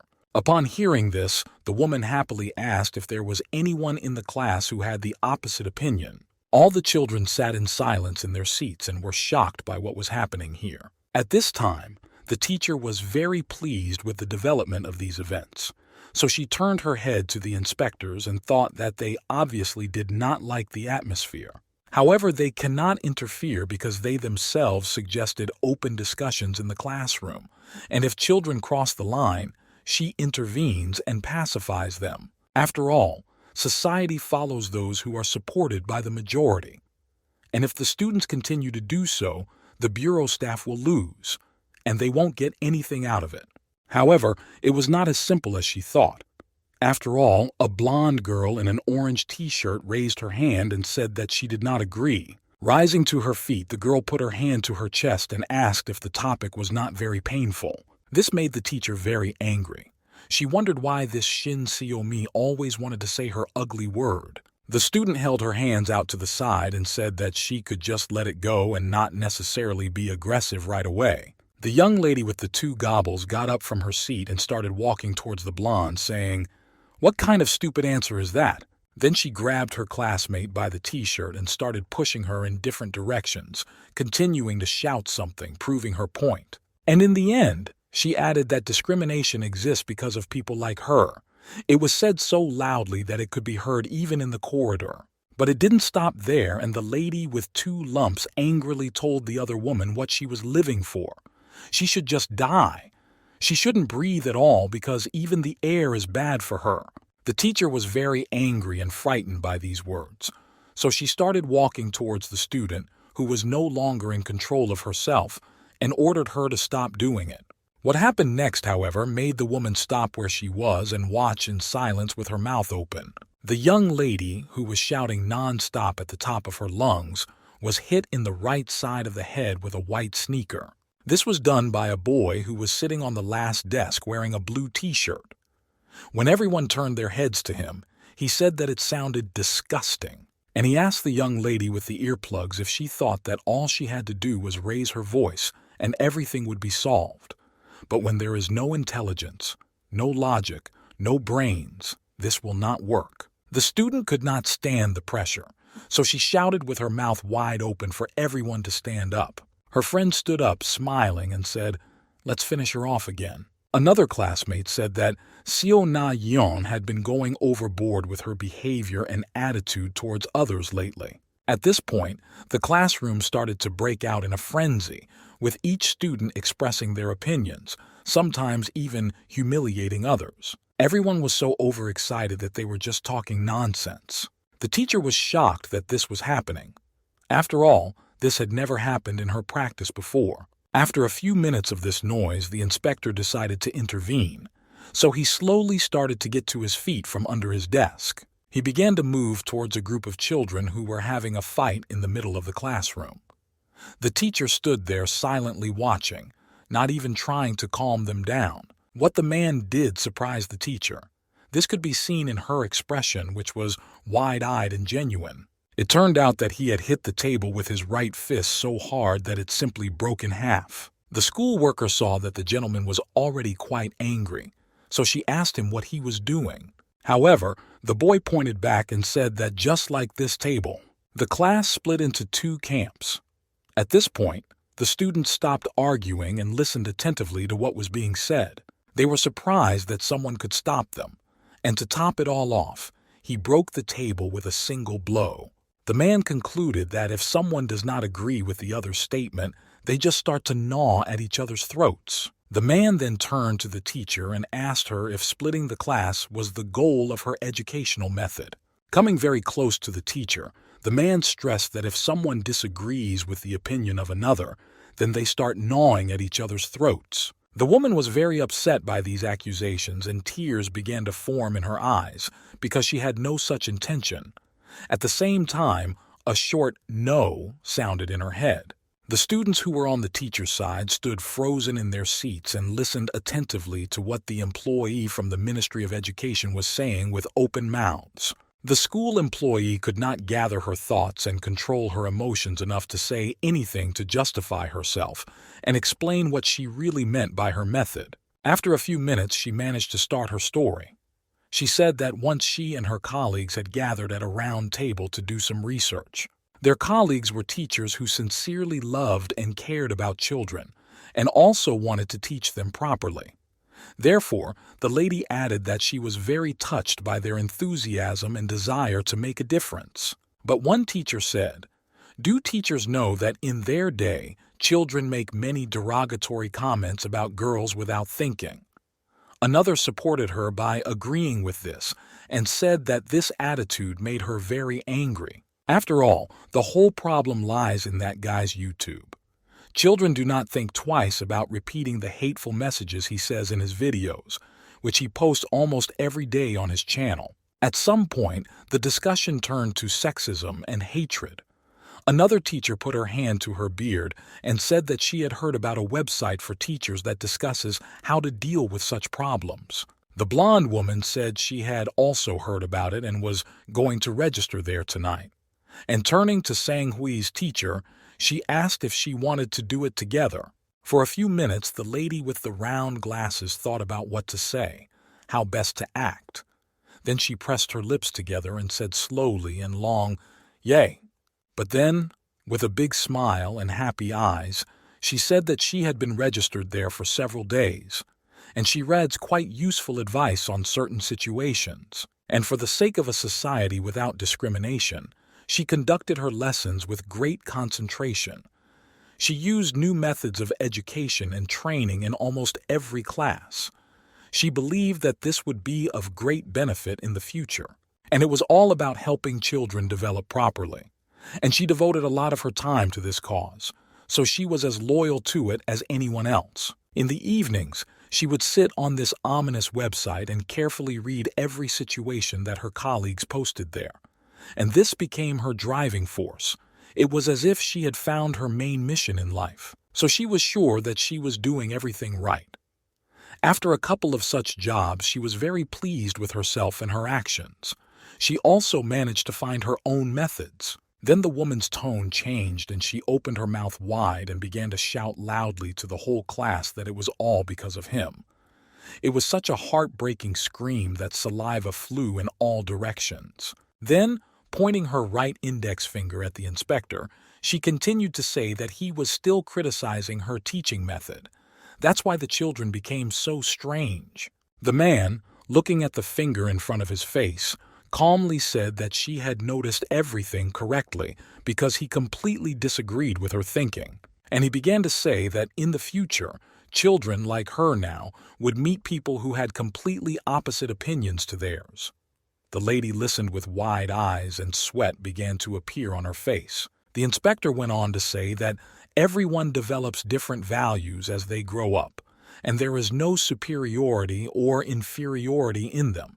However, in her teaching method, she puts her own idea above and tries to guide others as she wants. If someone stands up for their opinion and does not follow her, she starts to harass and humiliate them. The children present continued to listen attentively. After all, it was also directly related to them. The gentleman calmly went on to say that not only is it difficult to gain acceptance, but a collective force is created that attacks those who disagree. So, those children who are forced to defend themselves will build up their strength and attack. And then the whole of Korea will be divided into two camps that will constantly fight each other. He then turned his head to the teacher and asked her a simple question. Is this the kind of society she wants to build? The lady listened carefully and realized her mistakes in what she had been doing up to now. Therefore, crying, she timidly answered, "No, no." And having calmed down a little, she tried to calmly say that the values they pursue. And then the man heard something that surprised him very much, even made his eyes giant. So he interrupted his interlocutor and emphasized that she had just said the word "we." After that, the lady realized that she had just given away her colleagues. The inspector asked her if she was trying to say that there were other teachers who used a similar method. The employee realized that she had said something unnecessary, so she began to make excuses that there was nothing like that, and she said what she meant. At that time, one of her colleagues' friends was standing outside the classroom door and heard this conversation and stood there biting her nails with excitement. The woman with the glasses could not think of anything that would convince the inspector so that he would not just keep digging and find several other teachers like her in this school. The man understood, so he decided to change the subject and turn to the exit and emphasize that he was not going to argue with the value of gender equality that she was pursuing. Then, turning his head to her, he smiled broadly and emphasized that the teacher had simply chosen the wrong way, and he already had a plan in his head that he would follow. And approaching the girl with blonde hair who was wearing an orange t-shirt, he put his hand on her left shoulder and said that So Mai would tell them which method would be correct. Then turning to the young lady, he said that she always thinks differently from the teachers and invited her to tell everyone in the class. The student was very surprised by what she had just heard, so for a few minutes she stood there with her mouth and eyes wide open. The inspector added that she could say what she really thought right now. Then the girl took a large white sheet of paper and stood in the center of the classroom and calmly said that she would tell what she really thought about gender equality. The red-haired girl stood behind her and carefully watched the reactions of her classmates. And the young lady continued that the basic idea is that both men and women have equal rights in all spheres and speak to each other in a kind way, without humiliating or offending each other with any bad language. First, she suggested that we stop thinking that women are weaker just because they are women, and men are strong just because they are men. An employee of the Ministry of Education wrote the main points of the story on the board with white chalk. Secondly, it is necessary to stop mocking those who wear clothes that they really like, whether they are men or women. Thirdly, she suggested that we should not take a position based on their gender, men for men, women for women, but rather hold the right opinion. Fourth, there is no need to look for differences between men and women in terms of hopes for the future. A classmate with 2 buns on her head tried to listen attentively. However, she did not like these thoughts very much. Fifth, the blonde girl suggested that we should respect the preferences of both men and women. The 2 fair-haired classmates liked this rule very much and smiled at each other. Sixthly, you need to learn to distinguish between discrimination and differences between the sexes. There was absolute silence in the classroom while the new rules were being announced, and no one dared to break it. The young lady in the orange t-shirt announced that she was going to say the last rule, the 7th rule, which was no less important than the previous ones, and it is also necessary for everyone to follow. She calmly began to say that, just as the teacher had said a little earlier, the young lady's parents had divorced when she was in the 1st grade of primary school. The class teacher was surprised that the student had brought it up herself. The blonde girl said that it was really hard for her father and mother. After all, the mother is wrong in some ways, and the father in others. And each is constantly trying to prove his or her opinion to the other, which causes conflicts. Quarrels also start when one of the adults raises his voice at the other, and this is quite emotional and comes with different signs and signals. The girl clarified that if they did not get angry and talk normally and calmly, maybe then they would continue to be a family. When she watched this through the open door, she was very upset that it was happening this way. Therefore, the last rule is that you should not get angry and shout if your opinion differs from the other person's. The young lady said these words with tears streaming down her cheeks. Standing at the blackboard with her back to the class, she listened attentively and was very upset that everything had happened in this girl's life, and such humiliation was happening in the classroom. The classmates sat in silence for a few seconds, reflecting on what they had just heard from the blonde girl who stood in the center of the classroom with her large white sheet. Then the student concluded that she would be very happy if they all stopped fighting with each other and finally started living peacefully and communicating with each other.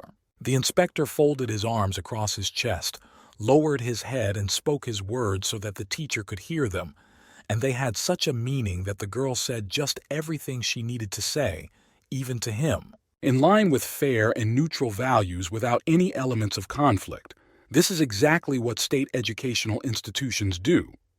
The man summed up his answer. The teacher sat for 3 minutes and tried to think about everything in detail and put it on the shelves in her head to make a normal conclusion that she would follow. So all she could do was get to her feet and start moving to the center of the classroom, where she was standing with a red-haired blonde student whom she was trying to calm down by hugging. As she approached the blackboard, she pulled out her smartphone and took a few photos of the rules that were written there. They were as follows. The first is not to think that women are weaker just because they are women. The second is not to mock those who wear the clothes they like. The third is not to take a position based on gender. The fourth is not to look for differences between men and women. Fifth, respect the hobbies of both men and women. The sixth is to recognize discrimination. And the seventh is not to get angry or shout. When she got home, the teacher sat down at her laptop and opened a chat with her colleagues and sent them a photo of the rules with the inscription that it was a training program on gender equality. The next message was that this little child was so cute that she completely agreed with it, and she suggested adding this to their lesson materials. But then she noticed that there were only 2 people in the chat room. She was very surprised and upset. She hadn't even noticed it at first, and she began to say to herself with her mouth wide open, "What? When did everyone leave?" The next question was, maybe the chat was postponed. But why wasn't she told about it? A minute later, I started receiving messages from an unknown person. They read, "Madame Star of Power, you try so hard all the time. I respect and support you for fighting the harassment by the Ministry of Education inspectors alone. I am very sorry for this, but as a result of discussions among colleagues for the sake of continuing our work, the decision was made to expel you." At the end, the following words were written, saying that this decision was made for the sake of their children. The lady was surprised that she had been thrown out of a job she really liked. For half an hour, the teacher sat there calmly trying to understand what she had done wrong and what she was going to do in these long, lonely evenings. Closing the laptop with her right hand, she put her head on the sofa behind her and continued to look at something on the white ceiling of the living room without any emotion. And in her head, the words, "For the sake of children, for the sake of the children." After all, she also gave birth to all this so that they would feel good, so that in the future they would be educated on this issue. The next day, the bureau worker read the letter, which read, "As the inspector said, I brought up my children badly. I sincerely believe that the method of teaching was good and I never doubted it before, but now I admit it. You are right. They say that the method is no different from brainwashing, which depresses children. I take full responsibility and resign as a teacher." The dark-haired man asked his colleague if this envelope was on Yang Sang-hui's desk. The woman folded her arms across her chest and answered briefly and clearly, "Yes." However, the lady got very angry at this and said all their actions after she mentioned "we." This is, respectively, an attempt to cut off all the tails so that no one can get them. She added that they needed to bring all these teachers to light as soon as possible. The man was still carefully looking at something on the sheet he was holding in his right hand. Without looking up, he emphasized that there was no need to be so categorical, and then he plunged back into the text written in the letter. Suddenly, however, a black computer flash drive fell into his palm.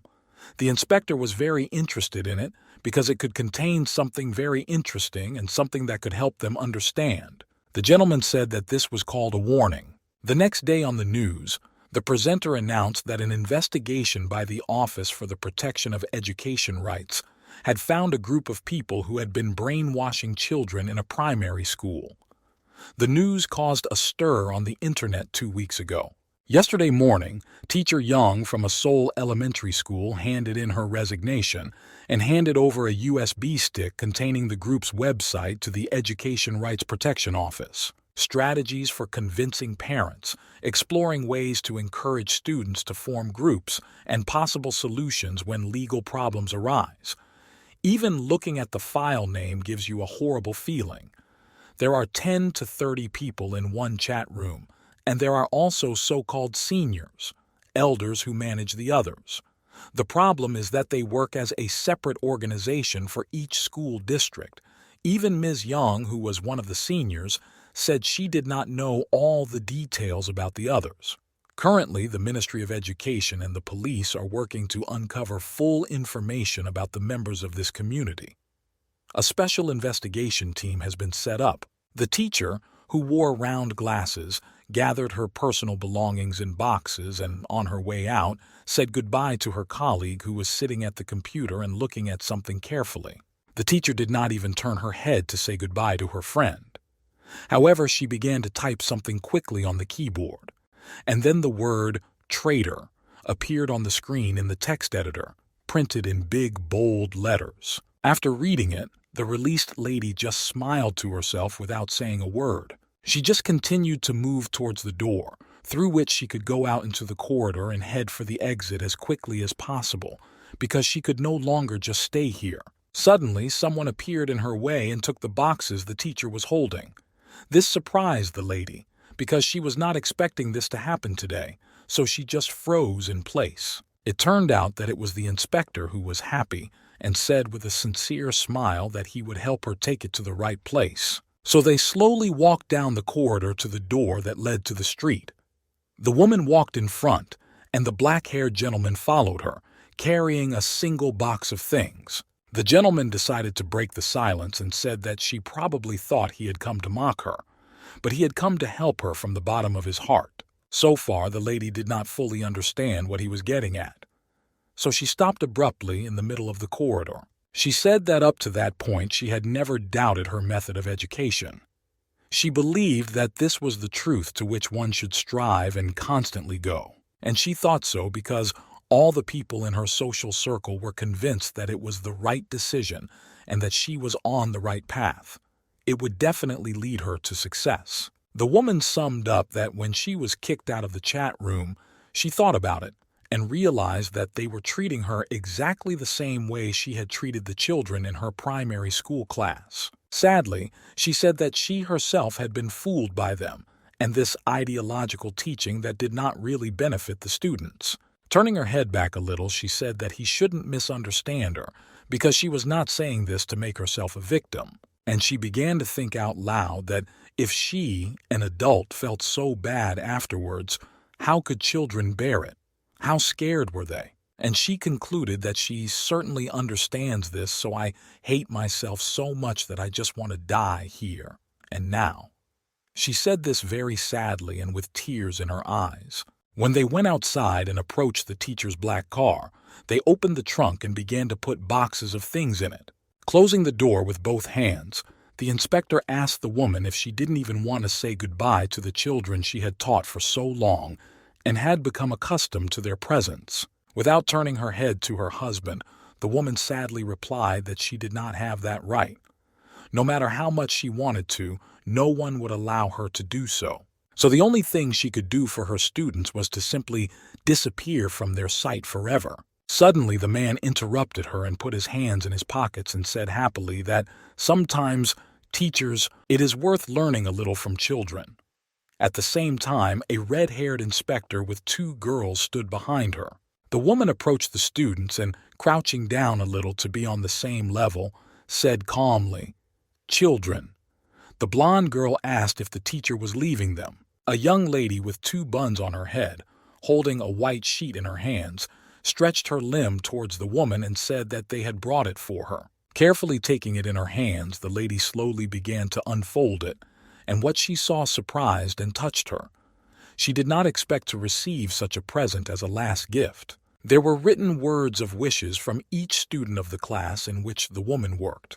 Tears began to form in her eyes as she read it. The girls said that, of course, there were some who had written not very good words, but she was leaving right now and they did not have time to erase them. The teacher burst into tears and hugged her students tightly and sincerely apologized to them for teaching them like that. She emphasized that she was really wrong to use such a method that could harm them now and in the future. The woman could not stop apologizing, so for several minutes she just kept repeating, "I'm sorry, I'm sorry." The children decided to hug her in return to calm her down. The inspector, standing behind the teacher, carefully observed her movements and gestures and took note of all the words she said and how she sincerely apologized to the primary school students.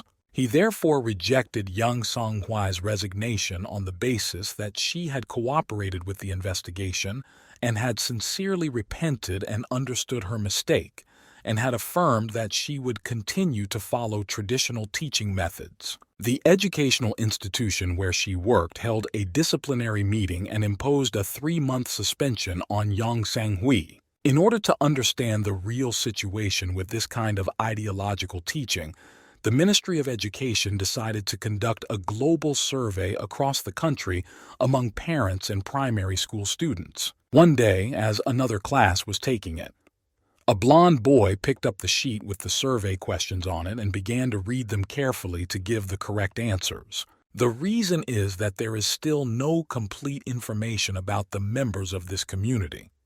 The Ministry of Education stated that no disciplinary action would be taken against the teachers mentioned in the survey. However, it has warned school staff that if something similar happens in the future, they will be forced to take the most severe measures possible against the teacher in question.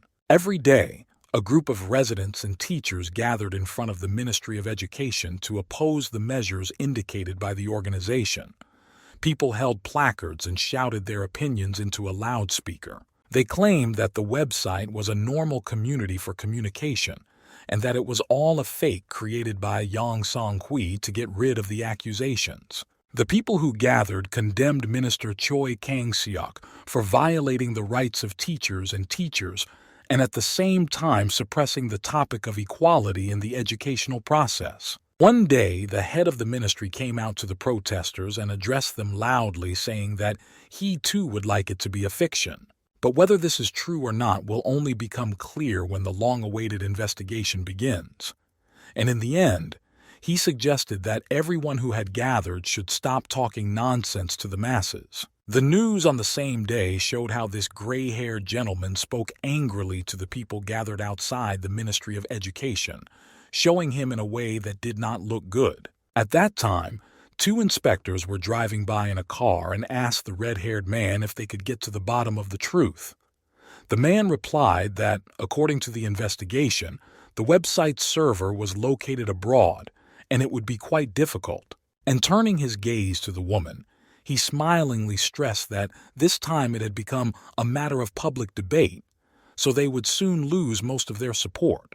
The lady was very satisfied with this answer.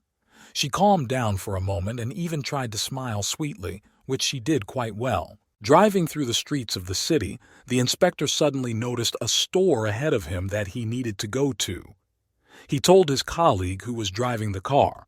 He asked her to stop because he needed to buy some cigarettes before they got to the motorway, as his favorite cigars were not sold in Hueso.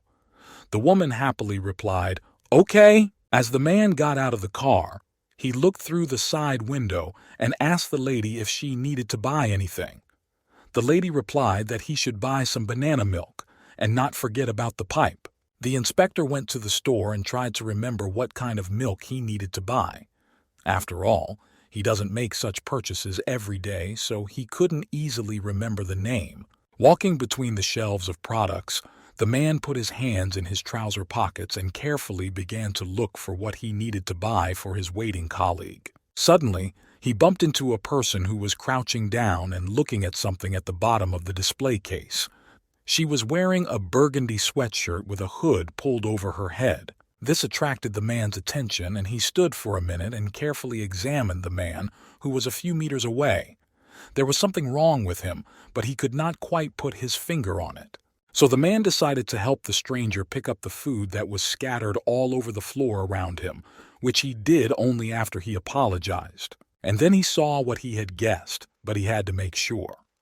The inspector stood for several minutes looking at the face of the young man who needed help. The boy was very small, dark-haired. He had bruises and scratches on his small face.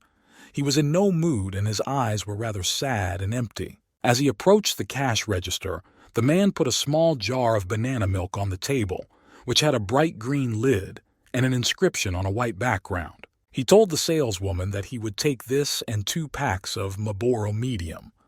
The woman turned her head towards the counter where the cigarettes the customer wanted to buy were placed. However, she could not find them right away. So the man had to point to where they were, because he immediately noticed them with his eyes. At this time, the black-haired boy saw that no one was watching him, and this was the right moment to do what he had come here to do. For a few seconds he stood there and made sure that no one was looking at him. So he decided that he needed to leave right now. However, just at that moment the shop assistant turned her head and noticed that the young man was stealing her products in broad daylight. She began to shout loudly at him to stop immediately and return what he had taken with him and hidden under his blouse. At this point, the inspector turned his attention to the lady. Holding out the money, he calmly asked her to count what the boy had stolen and to pay for it with her own money, and then the store would not suffer any losses. After the young man left the store, he went to the nearest alleyway and sat down on the ground and began to unseal the food and eat quickly, as he was very hungry. The inspector decided to follow the young man to see why he had done such a shameful thing, and after a few minutes of searching, he finally found him. Peeking around the corner, the man watched all the child's movements and tried to understand what had happened to him in his life, that he was forced to live like this. Where are his parents looking? Suddenly, the ministry worker's phone rang. He picked up the phone and heard the voice of a colleague asking if he was making the milk himself, or why was he taking so long. She told him that there were surveillance cameras here, so she had already been ticketed for parking incorrectly. All the man said was that he invited her to go first. While saying this, he continued to watch the young man he had seen beaten and hungry in the shop. At the end of the conversation, he added that he was busy for a while because he had a very important matter that he had to solve right now because he could not put it off. The young man stuffed his mouth full of food and realized that he would not be able to chew and swallow it all properly. That's why his eyes grew huge, because he didn't know what to do. He sat there for seconds without moving. He just stood there, not even blinking, thinking about whether to spit out the contents or try to chew and swallow it all. But then he started coughing loudly because a few of the bun lids had fallen on the wrong place, and at that moment a black-haired man appeared in front of him and offered him banana milk with a friendly smile. The young man did not immediately want to accept a treat from a stranger. However, the inspector assured him with a big smile that everything was fine and he could safely drink the contents of the plate. Only then did the child dare to pick up the drink and carefully start drinking through the straw to wash down the food and also to quench his thirst. Watching this carefully, the man was also scanning the boy with his keen eyes, noting things for himself to draw a conclusion. However, he decided not to make any guesses and asked the boy if he was not fed at home, or why was he so hungry. The boy froze when he heard this question. Then the inspector asked who had left such wounds on his face. The blond boy put down the bottle of banana milk, but still did not say a word. The ministry worker said that the boy could not worry and tell him everything calmly, because he really wanted to help him. However, he needed to know what had happened. The young man did not understand the inspector's good intentions, so he turned to the right and quickly got to his feet and started running away, leaving all his belongings where he was sitting. The black-haired man said to himself in disappointment, Had he asked the question too directly? He stressed that it was very difficult to find a common language with children of this age. However, he decided not to stop halfway. So he got to his feet and started running in the direction where the young man he wanted to help so badly had run away. Suddenly, around the corner, the man saw a young woman with blue hair standing next to the boy, and she leaned over and asked him if he was Min Seo. And then she asked him if he remembered her. The child looked intently into the face of the lady who stood opposite him and spoke to him so sincerely and sweetly as if she knew him. The inspector decided to intervene, so he took slow steps towards the woman and asked her what she had to do with this boy. How well does she know him? Straightening her back, the woman said with a serious expression that she was a teacher at the kindergarten where the young man was studying. She then put her right hand on the child's shoulder. Then the two adults and the young man moved to the park where they sat on one of the benches to discuss the situation and to understand how best to proceed. The boy put his head on the woman's lap and began to doze off, and she, in turn, began to gently stroke his hair, saying how this could happen in modern society. She stressed that Min Seo must still be suffering in such a hell. The man put his foot on his leg and turned his head towards the young lady, listening attentively to her every word. After a minute, he asked the lady in a serious tone to tell him everything she knew. It is advisable not to miss a single detail, because this is a very important case he wants to take on. He asked the next question, whether the child was subjected to domestic violence. The woman looked down, and a tear began to run down her cheek as she remembered. However, after a few seconds, she regained control of her emotions and began to tell me that Min Seo had been attending their kindergarten until earlier this year. He was a quiet child who was easy to work with. While everyone else in the group was playing with various toys, he sat alone on the floor and looked at everything around him. But he did not play with all the other children. So, unlike active 6-year-olds, he didn't talk much and didn't get along with his peers, so his mother had to watch him all the time because he felt lonely. One day during lunch, the boy started coughing loudly. The teacher was frightened and quickly brought him some water in a white cup and offered him a drink. But what happened next scared the woman even more. She had never seen anything like this in her practice. For a moment, she was even confused and froze in her seat. The young man was coughing so loudly and intensely that blood began to come out of his mouth. This caused him great pain, for he was grimacing with every movement he made. At the same moment, the teacher called Min Sun's mother and told her that she had received a call from the kindergarten where her son was attending. She went on to say that he had suddenly started coughing up blood and suggested that she take him to the hospital. The woman on the phone replied dryly, rudely and briefly, that there was no need to take anyone anywhere. They should leave him where he was. She would come and take him home in a few minutes. It turned out that it was not the mother who came for the child, but a man. He was wearing a dark blue cap and had several round earrings in his right ear, and he had blonde hair.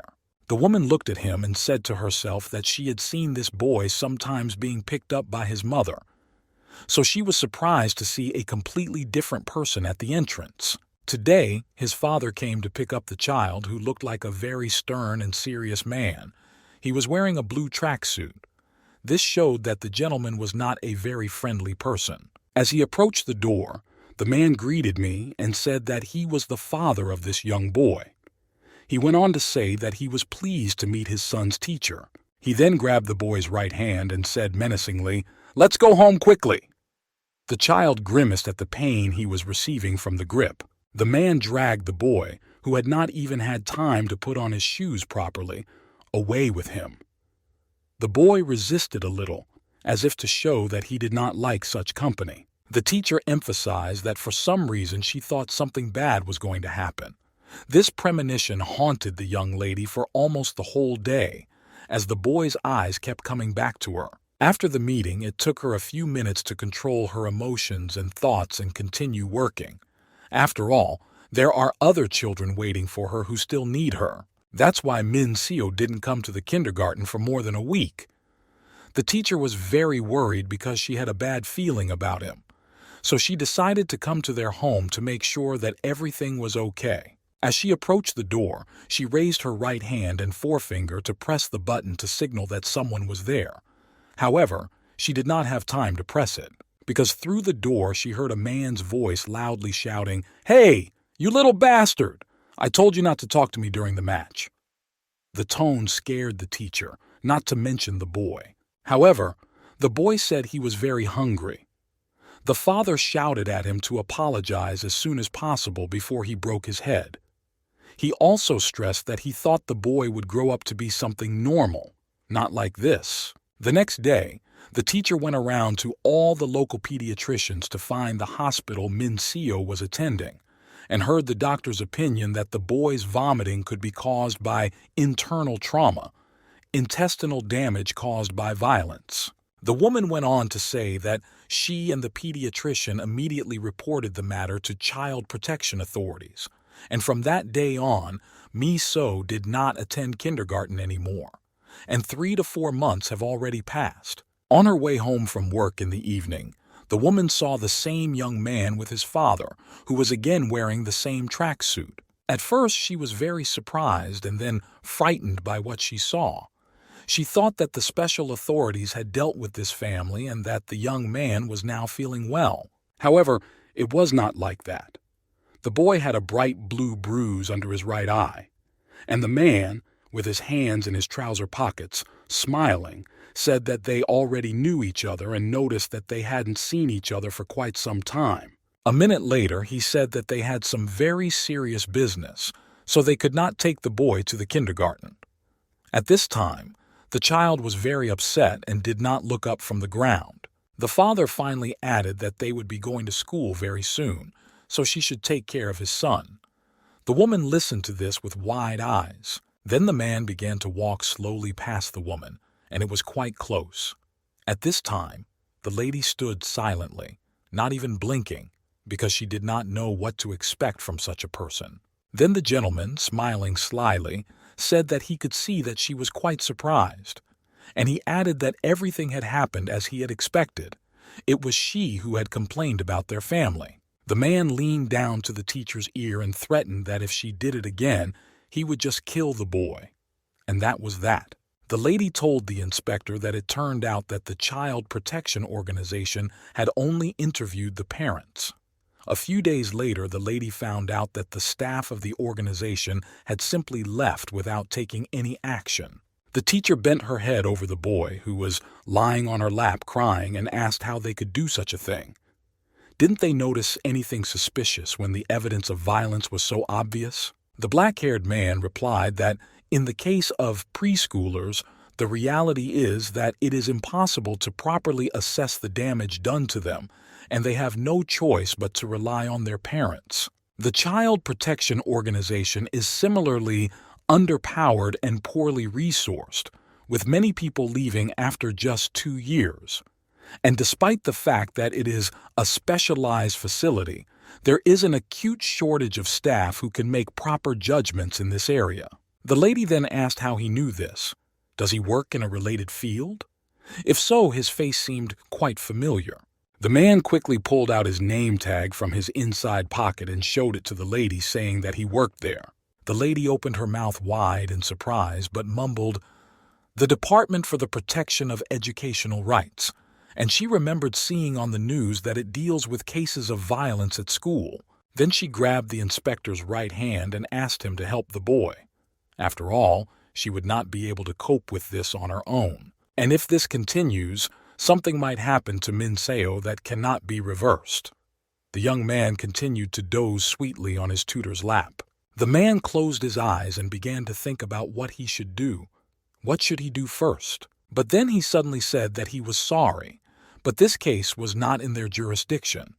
The woman was very surprised by this answer because she did not expect him to refuse. The gentleman went on to say that the Education Rights Unit is an agency under the direct supervision of the Ministry of Education and can exercise a wide range of powers in matters related to public education. But child abuse and domestic violence fall under the jurisdiction of the Ministry of Health and the police. Finally, the man added that they do not have any authority to intervene in these situations now. The woman bowed her head because she was hoping for his help. She said sadly and quietly, "I see." The inspector went on to say that, if you think about it, kindergartens are also under the jurisdiction of the Ministry of Health and Social Security, not the Ministry of Education. Then the gentleman quickly got to his feet and, with his hands in his black trouser pockets, told the woman that it looked like she would need to send the child home. Turning his head to the woman for a moment, he added that if she left the boy without parental permission, it could be considered kidnapping and she could be punished. After a minute, the man said that he would take the boy home by himself, but she had to give him the address. If she did not, she could get into big trouble. So the man lifted the boy on his back and began to carry him slowly and carefully to the house where he lived with his parents. It was already quite dark outside, and no one was even looking for him. Looking at something carefully on his smartphone, the inspector reasoned that this was the only thing he could do as a person working for the Ministry of Education. The boy hugged the man's neck and dozed off soundly. It turned out that he was dialing the number of the Department for the Protection of Children's Rights, but he was still wondering whether he should do it. Would it bring any benefit to the young man? Or maybe he should figure it out on his own. So he decided to find out everything on his own. Approaching the house where the boy lived, he put his hand to the button that signaled that someone had come. A few seconds later, the door was opened by an angry blonde man who angrily shouted, "Fucking calm down! Even if they don't open the door, you need to press it calmly." Having calmed down a little, the father stopped and looked at the gentleman in front of him and asked who he was, and why did he come to them, and why he dared to ring the bell so insistently. The inspector slowly said, "I am." He was silent for a second and then continued, "From the Department for the Protection of Rights." No. However, he didn't finish his last sentence because he had decided to say something else. So with a focused look in which one could see a lot of anger, he said that he was just a person passing by. But it was difficult to confirm this from his expression. My father, holding the door handle, looked at the stranger carefully and tried to understand what he had just said. And what did he want from him? Why did he come to them? Then he started looking for his hand and asked the question, "Citizen, what are you talking about?" Because he had not yet understood what was happening. Suddenly the man noticed that his son was sleeping on the man's back, and he didn't even notice that he hadn't been home all this time. He didn't care whether he was there or not. The father began to shout loudly at the entire staircase, "Minso!" The inspector turned his head to the boy and asked the man standing opposite if he lived here. The young man woke up from the noise and rubbed his eyes, trying to figure out where he was. The bureau worker continued to tell him that he was walking down the street and saw the child and picked him up. Then he asked around and was given this address, so he brought him here. The blond man was very angry about this, and with a simply beastly expression on his face, he started shouting, "This son of a bitch! When he got out of the apartment, how did he manage to do it so quietly?" Then he approached his son and grabbed him hard by the hair. The young man grimaced because it was causing him a lot of pain.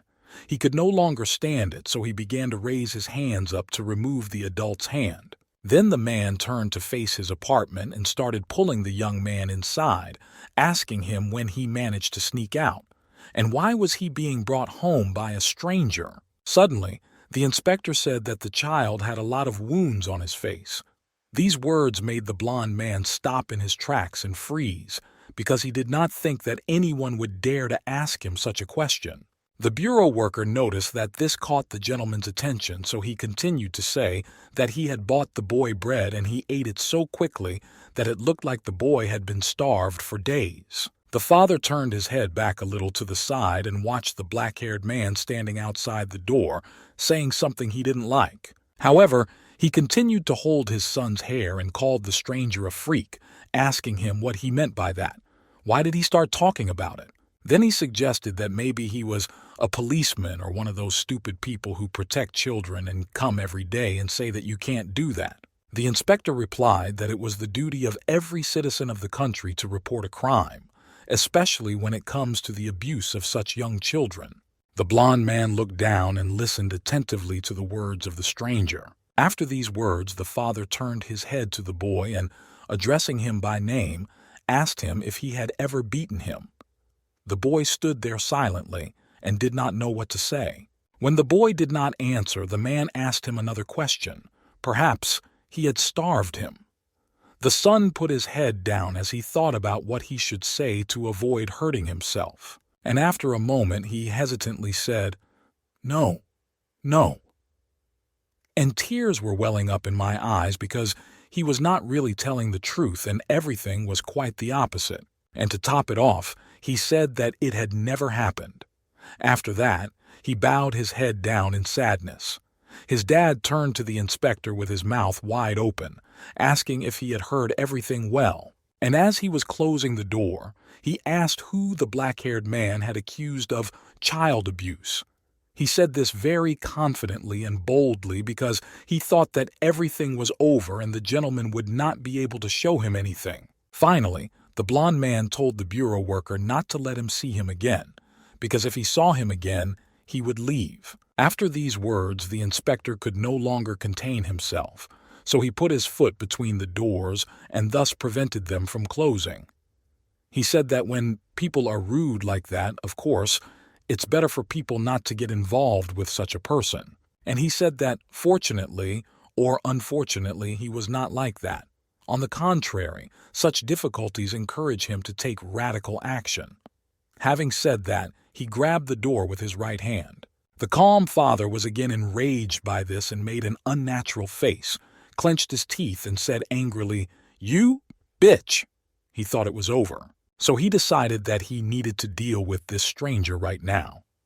He slammed the door to the apartment hard, leaving the boy inside, who froze in place in surprise. Then the blond man walked up to the inspector and said, "Let's say I hit this young man 300,000 times. The ministry employee looked him in the eye to see what he should do first. Then my father put his right hand into the pocket of the man's black jacket and his left hand into his own, and asked him what he would do to him. What could he do? When he received no answer, he continued to say that he had created this boy, so he could do what he wanted with him. And he asked what this had to do with this black-haired gentleman. The inspector continued to stare at this arrogant man and waited for the right moment to finally give him what he deserved for such horrible behavior. The father continued to be insolent and waving his right hand, which was clenched into a fist, said that maybe right now he should hit the gentleman once for prevention. However, he did not have time to do so because the inspector did it first. He hit the blond man right in the chin with his right hand, and it was so hard that the saliva started flying in all directions. Daddy couldn't stay on his feet, so he took a few steps back and landed on his bum at the door of his apartment, head down and looking down. The inspector began to scratch his left ear and started to speak, noticing that the gentleman started to speak to him in an informal language. He assumed, if he looked closely, that he was 25 years old, which was 8 to 10 years younger than him. Then the bureau officer opened the door to the apartment, and there was still a frightened boy standing outside, his sweet eyes wide and holding onto his t-shirt. It turned out that the inspector had thrown his father over his shoulder and carried him into the room, telling the child that his father was very tired and had fallen down suddenly. After taking a few steps around the room, the black-haired man laid the blond man face up on the white bed, and it was noticeable that a red mark from the blow had begun to appear on his chin. The inspector sat down on the same level as the boy and smilingly informed him that his father would be unconscious until the morning. The boy was still silently watching everything that was happening. Suddenly, the ministry employee caught sight of something he had expected to see here. However, not in such a quantity when there are children in the family who go to kindergarten. It was just a pile of rubbish that simply wouldn't fit in the bin anymore, so they piled it up around it. There were quite a few bottles of alcohol. The sink was filled with dirty dishes that hadn't been washed for more than a week. Even here and there you could see midges that had appeared from spoilt food. And on the table next to the laptop were many paper coffee cups and a large pile of cigarette butts lying around.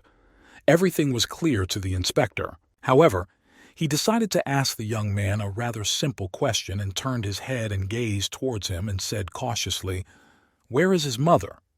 The young man stood silently for a few seconds. But after a few seconds he began to nervously twiddle his thumbs and tears ran down his cheeks, so he said that his mother was working and would be home very late. The man listened carefully to this. He realized that the boy was not telling the truth. However, he decided that he had had enough of all kinds of talk for the day, because the child needed to have a good rest. So, coming closer to the young man, I gently put my left hand on his head and, smiling sincerely, told him that he would come to visit them again.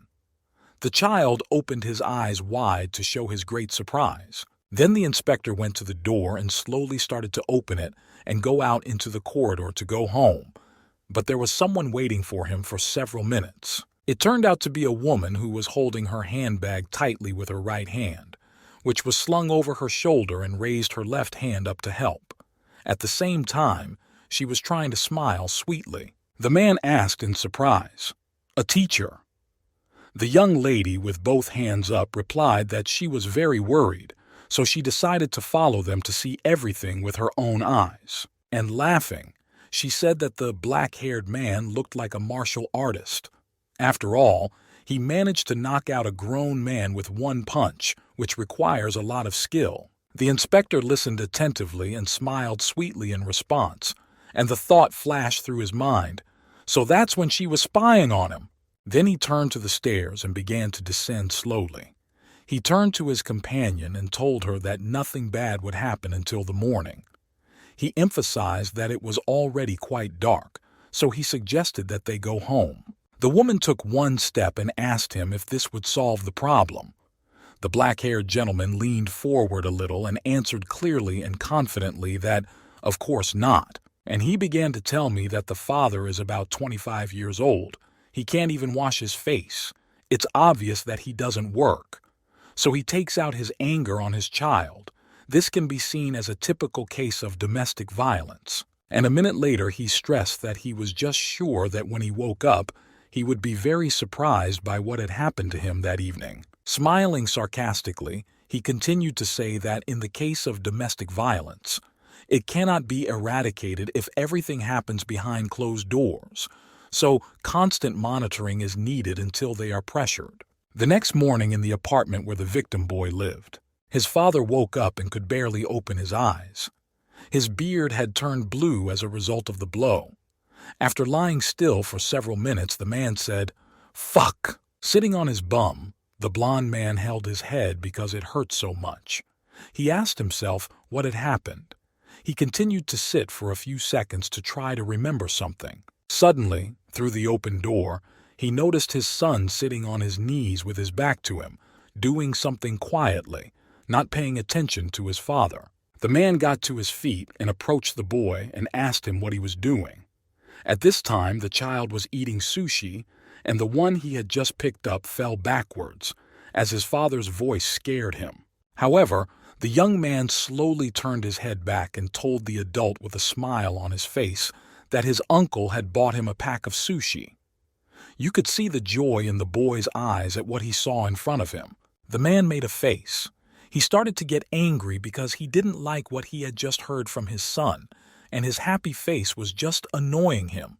Then the boy pointed to the tray next to him and said that he was black and had bought him breakfast too.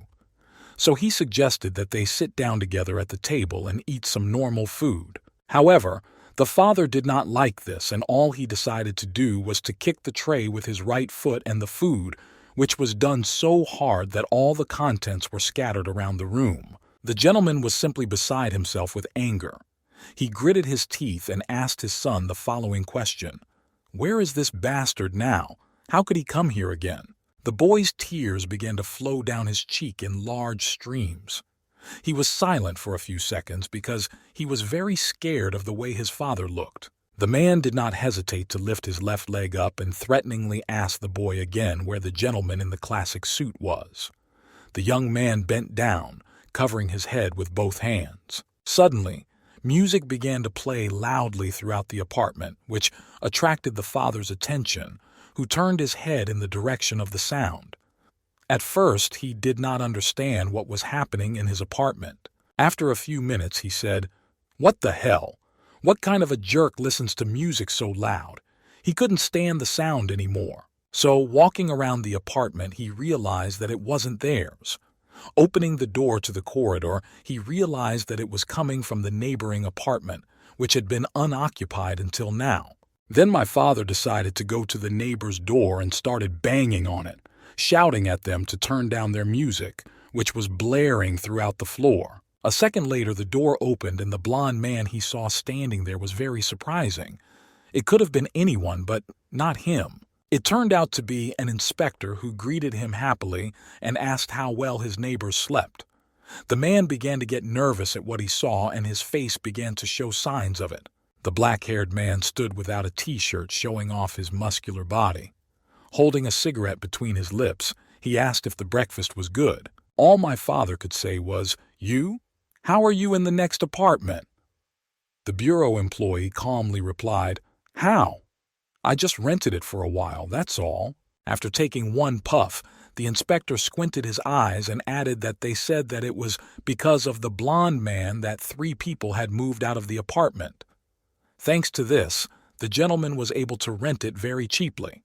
He also said that now his title was not just citizen, but citizen, neighbor. I asked him if he was a volunteer. After all, in their time, when people pay a lot of money for real estate, you need to be able to reduce the price tag so easily. After these words, the blond man began to run at the inspector, who was calmly smoking a cigarette. The first blow was unsuccessful, as the black-haired man managed to duck and catch the attacker's hand. Then he turned him with his back to him and put him face down on the floor. Without taking the cigarette out of his mouth, the bureau employee immediately took up his fists and said, "Incredible fighter, Dong Chul." The blonde was very surprised to hear this. He did not expect this man to know anything about him at all, so he decided to ask how he knew his name. The inspector replied, smiling slyly, that he had a person who had told him about it. An image of a teacher appeared in my mind. Then the black-haired man continued to smile and said that he was very sensitive to various sounds, especially to the loud crying of children, and stressed that when he hears it, he starts to go straight crazy. So the blond man should try to keep quiet. After what happened in the morning, the father returned home and started playing his favorite computer game. While having fun, the gentleman said the following phrases. "Did you think I was scared, so I just came?" The raid was dropped and I had no choice but to re-enter. It turned out that he had tied his son by the neck to the lockers, and he was sitting silently on the floor nearby. However, after a few hours of being in this position, the boy began to pull at the rope crying. Seeing no reaction from his father, the boy began to scream, saying that he had no air to breathe. However, the man was so focused on the game that he did not hear anything at all. He continued to say, "Oh, in this round, everyone is in pretty good shape, so we will pass in the 17th attempt." The boy continued to cry and asked to be let go, even promising not to go outside. This constant indifference on the part of the young man's father was very upsetting. However, the blond man still did not pay attention to him. He just started shouting loudly, "Ooh, almost passed. It worked! I got it! We killed it! We killed it! It's finally happened!" Suddenly, something appeared on the monitor screen that surprised the man as he opened his mouth and his already large brown eyes wide. For a few seconds he tried to understand what had happened because on a red background it read, "Loss. All points of the group's revival are exhausted." The gentleman just sat there as if spellbound because he hadn't expected such a development when everything was going so well. The boy looked at the adult and said quietly, "Dad, Dad."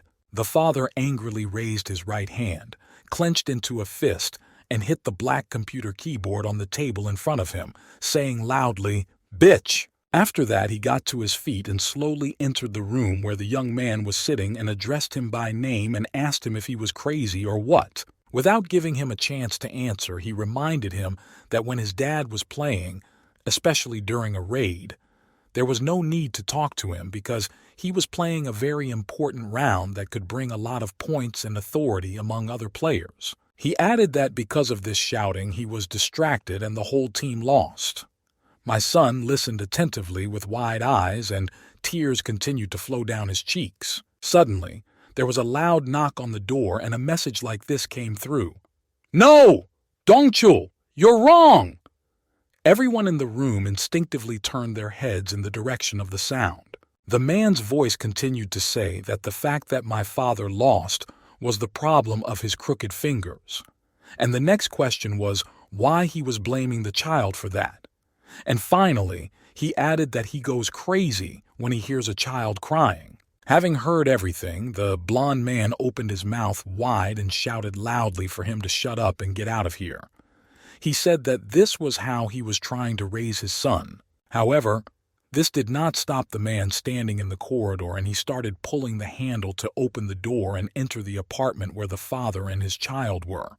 A few minutes later, the front door opened and a black-haired neighbor wearing a black t-shirt walked through it. Confidently entering the apartment, he told the blond man to be ashamed to talk about his upbringing. Then he asked if he could take a picture of this and show it to someone to confirm whether it looked like upbringing or not. Dad was just dumbfounded that the inspector had managed to enter their home so easily. So he asked the ministry employee in surprise, saying that he was closing the door. How did he manage to get in? The gentleman put his hand in his trouser pocket and calmly replied, "Really? I didn't notice." Seeing the white, long, thin rope lying on the floor, the black man said that he had not closed the door, and finally, sarcastically said the name of his neighbor, Don Chol. The blonde turned to the inspector and called him uncle and said that he had seen the young man wandering the streets of the city alone. The black-haired man looked at the other man and listened attentively to every sentence. The father said that he had just decided to punish his son a little because he had done something wrong. Therefore, he needed to explain everything so that the next time it wouldn't happen. However, the ministry employee did not like this answer, and he came closer to the father, grabbed him by the neck with one hand, and began to slowly lift him up. He angrily said, "You're raising him then," and asked if he was trying to correct his habit like that. After all, rubbish like him always has the same excuses. The blond man was coughing loudly because he was short of breath. Then the inspector gently leaned over to his father's right ear and whispered quietly that he should listen to him very carefully right now, because education was created by infecting children. And the fact that they are being punished and subjugated by their parents is just animal breeding. The blond man began to shout loudly, and his face showed a flush of excitement and fright after what happened in the evening. In the morning, the father and his son were sitting at a small table and trying to have a quiet breakfast. However, the father picked up his spoon and looked closely at the boy sitting opposite him, and he quickly threw spoonfuls of rice and vegetables into his mouth, not always successfully. So the food flew all over the place, onto the floor and onto the table. The boy was so hungry that he didn't notice anything around him. For some reason, his father's face was twisted, and it was clear that he did not like what he saw in front of him. He sat there in silence for a few minutes, but he couldn't stand it any longer and loudly slammed his hands on the table, calling his son an idiot and saying that he threw everything around when he ate like that. The young man was frightened because it took him by surprise. Then the man gritted his teeth in anger and said how many times he had already told him that he shouldn't litter around when eating because it irritated him. The boy did not understand what to do, so he started picking up the food on the table with his hands and throwing it into his mouth. This made his father even angrier, and he ordered him to take his hands away because he did not deserve breakfast. After that, someone knocked loudly on the door again and addressed the blond boy by name and said that all children under 6 years old crumble when they eat. He asked him if he hadn't done the same at that age. After a second, he continued, saying that he was just a child and it was normal. It's okay to get a little dirty. After all, we are all human beings and there is nothing abnormal about it. Then another fact was mentioned that the gentleman behind the door had a famous tycoon who, at the age of 36, still ate like a pig. Hearing the familiar voice, the boy began to smile sincerely. Suddenly, the blond man got to his feet and raised his right hand to hit his son. But the phrase, "Don't you dare do that, Dongchul," was heard. The boy tilted his head down and began to cover his head with his hands. This distracted his father, and the young man managed to quickly get to his feet and run to another room. However, the phrase, "Do Chol, stop right now." After that, the man went out onto the balcony with a bottle of beer and lit a cigarette to smoke and calm down a bit. The morning had been quite emotional. However, downstairs he noticed his black-haired neighbor who looked up, put his hands in his pockets, and asked the father how he could smoke when he had a small child in his house. Then he helped him with his hand and told him to come down to the street because Hen was bored here, and it would be much more fun together. He took out a cigarette and stuck it in his mouth. The inspector saw that the man was frozen in place and was not going to do anything. The inspector shouted that he had something to say to the blond man, so he had to go downstairs immediately. Having slammed the door to the balcony, the father grabbed his head and began to shout loudly about how he was fed up with the bastard. And he started thinking aloud about what he could do with this jerk of a neighbor. And suddenly, in his bright mind, he came up with what he thought was a pretty perfect idea, and he heard the phrase, "disposal of poo." However, he continued to hold his head because thinking is not something he is used to. It turned out that these words were spoken by his son, who was sitting on the floor playing with a yellow lorry and laughing, saying, "Disposal of poo! Disposal of poo!" The father turned his head to the young man and slowly lowered his hands down, listening attentively to the words of his son, who at that time did not notice that someone was watching him. So he continued to smile loudly and say the phrase, "Disposal of poo, poop disposal." This game amused him greatly, because it had been a long time since he had smiled so genuinely. The man, wide-eyed with surprise, smiled softly to himself, but he still didn't really understand what had happened to him to make him show such an emotion. Then he began to move slowly past his son with a smile, saying that now even the child does not obey him. The son turned his head to his father after these words. The man went to one of the cabinets and opened the door, where on the first shelf there was a hammer, a tape measure, a few screws, and a transparent box for other parts that are constantly needed in the household. Then he returned to the room where the boy was playing with the machine, and addressing him by name, asked him to listen very carefully.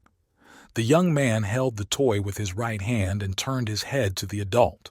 The next thing he heard surprised him, because he suddenly opened his eyes and opened his mouth wide. And what he heard was a phrase that read, "Dad's not coming anymore." When the boy saw the hammer in his father's hands, he asked where the adult was going. And why did he pick up such an object? What does he need it for now? What is he going to do? Then the man began to move towards the door to go out into the corridor, and the inspector's voice could be heard from the street through the open window, still calling the blond man outside because he had something to say. Daddy stopped for a moment and, with his head down and not turning it, told the young man that he would have to go very far away for a very long time. However, he decided to see his son's face one last time, so he turned his head back sharply and told the young man that today he would kill the bastard of a neighbor and go to prison for several years. So he grabbed the door handle with his right hand and began to quickly turn it in the opposite direction to open it and finally go outside to deal with the black-haired man. However, it turned out that the inspector had already come up to their floor and was standing right outside the door. And what he saw when the door of the neighboring apartment opened surprised him greatly, because he had not expected such a development. It turned out that an angry blond man with a hammer in his right hand was going to attack him right away. He couldn't stand the pressure any longer. Suddenly, a loud bang sounded throughout the entrance. My father watched carefully to see if he had managed to hit his annoying neighbor or if he needed to swing again. For several minutes he stood there with his eyes and mouth wide open, looking at the man standing in front of him. Having regained control of his emotions, he could not understand what had happened. The black-haired gentleman had managed to protect himself, as he was wearing a large orange glove on his right hand. It is still unclear why he put it on at that moment. All the inspector could say was the word bad, because he had very good intentions and this bastard attacked him with a cold weapon right out of the blue. Then the events unfold in the Ministry of Education, where the head of the ministry entered the joint office and raised his left hand, smiling, and called Manhwa to take a smoke break. The red-haired girl, sitting in her seat looking through files, smiling, greeted the minister. He was surprised not to see another of his employees at the workplace, so he immediately started asking his colleague if he hadn't come to work yet. Where did he go? The woman asked him in surprise if he didn't know. A minute later, she said that Sonbei had taken a holiday. He said that he didn't know for how long, but for 2 weeks, and then he would see what happened. The boss angrily asked how he had left without permission. The lady replied that the black-haired man had told her that he was allowed to do so. The minister stressed that there could be no leave during the school year. At this time, in the entrance, the inspector called his neighbor a worthless person because he was going to commit such a brutal crime in front of his child, and only a complete moron could do that. However, after that, he did not give up his idea of educating this man and told him to go out and do it as soon as possible. He had already pissed him off enough. The blond man stood silently with a twisted face and thought about what he should do, whether to go and get ready or to try and argue and not give in so easily. The man made the first decision and they all ended up in the park on the playground. The inspector gave him the orange glove that had saved him from the hammer. While his father was looking at it, a small salad ball hit him right in the nose. It caused him a lot of pain because it was so sudden. The black-haired man put one hand to the side and shouted that he had pitched very lightly and the blond man couldn't even catch it, and stressed that it was because he was constantly sitting at the computer. My father held his nose with one hand, which still hurt very much, and with the other hand he held a small ball and said quietly to himself, "Bitch." He was ready for anything, but not this. So he decided that there was no need to hesitate, but to act quickly. He got to his feet, swung his right hand, and threw the ball in the direction where the inspector was standing and waiting for it. And he managed to catch the ball in his playing glove. He did this with a very concentrated expression on his face, because this is a rather serious game that requires maximum attention. Then the ministry employee said, "What's wrong? Why didn't the blond boy catch it again?" and asked if he could at least do something right. Dad replied that the opponent was just serving badly. The game was also watched by a boy who also wore an orange baby glove on one hand.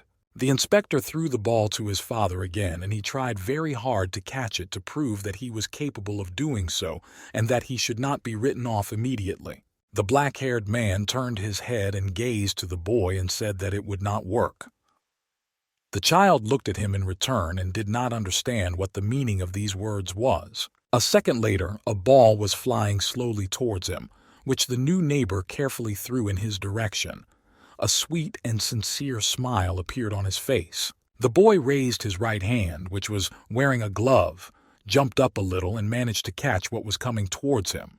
The black-haired man stressed that this was a very good result, because not everyone can catch it the first time. And turning to Don Chell, he said that even the child was doing better than him. The son was surprised that he had done so well, and also that someone was praising him.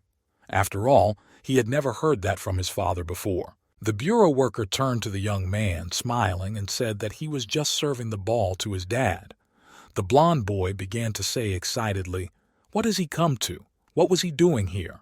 And finally, he added that he would rather go on a raid than participate in this bullshit. The son, holding the ball in his right hand, listened attentively to all the words his father said. However, they did not stop him. So he picked up the pace and launched the ball straight towards his dad, who was standing with his gloved hand outstretched. But this time he managed to catch what was flying towards him. The inspector turned to the other side and began to take off his glove, but told them to continue playing. He stressed that the weather was very good, and he asked his neighbor a question that read as follows: "Wouldn't it be better to play with your son than to go to prison for attempted murder?" After saying this, The black-haired gentleman moved a few meters away from the playground where he was playing the game. The father and son continued to play. Sitting on a bench, the inspector carefully took a new pack of oblong chewing gum out of his right pocket. Suddenly, he heard the blond man shout to the boy, "Hey, you idiot, can't you serve it properly?" Putting one gum in his mouth, the black-haired man began to watch the interaction of the family in front of him.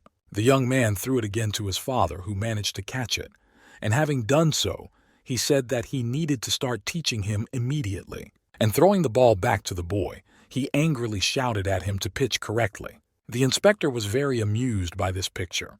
He squinted his eyes and began to smile broadly. The boy was also very happy because he and his father had never had so much fun before. Then they all went to a place called Toys Land, and sitting down in front of the boy, who was smiling happily, the blonde inspector and the inspector brought him something in a red box. Then they went to a cafe, where the boy pounced on the food.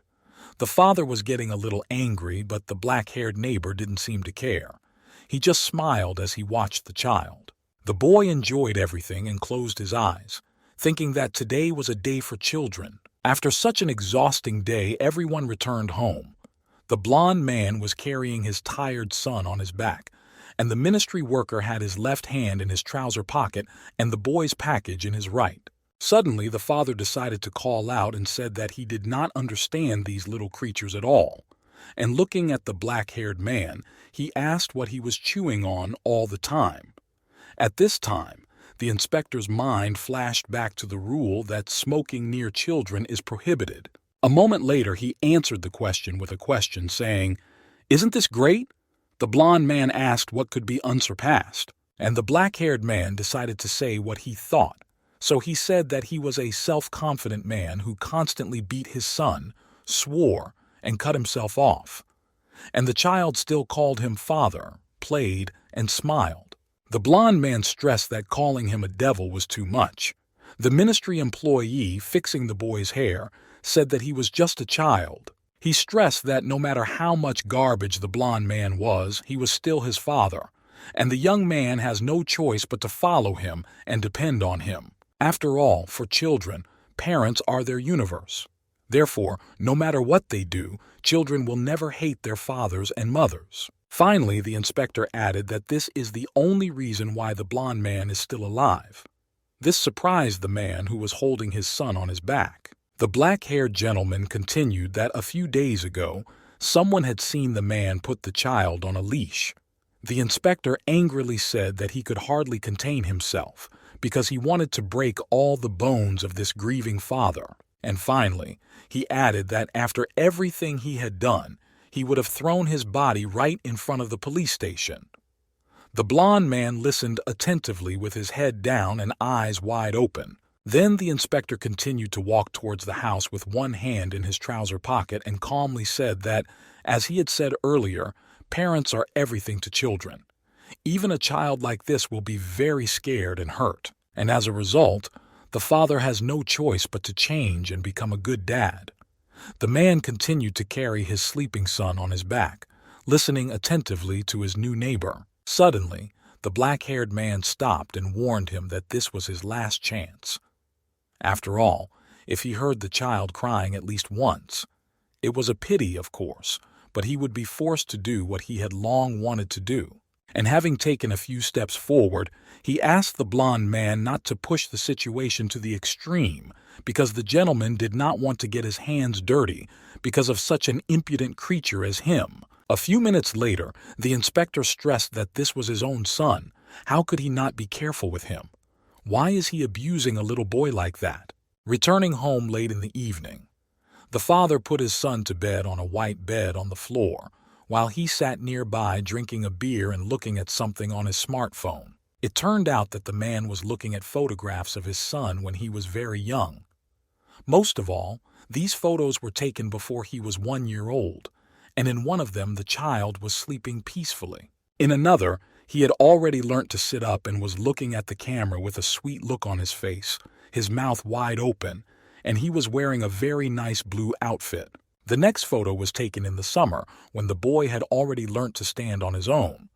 That is why in the photo he is confidently standing holding a brightly colored ball with both hands. Next, a photo of a rather grown-up boy appeared on the screen, sleeping peacefully in a white bed, hugging a red toy car. For a few seconds, the father stopped at this photo. He tried to examine everything in detail and understand how he had become such a bad father. Why did his child, who was so calm, receive only punishment and abuse from him? Suddenly, the man heard someone quietly and slowly opening the door and entering the apartment. It turned out to be a woman. The man froze at what he saw. The lady wore large round glasses and had dark brown hair pulled back in a ponytail. Putting one hand on her chest, the lady addressed the blond man and said that she was back. My father squinted his eyes in anger because he did not like it.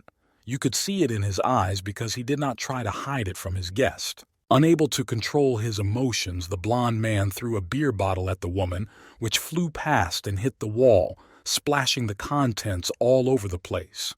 The woman began to cover her head with her hands. Then the man quickly got to his feet and made a fist, all out of anger that filled his head. A second later, he repeated the lady's words out loud.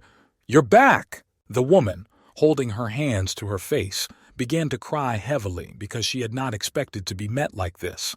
The gentleman angrily said, "Fuck, I said." He wanted to keep her out of his sight.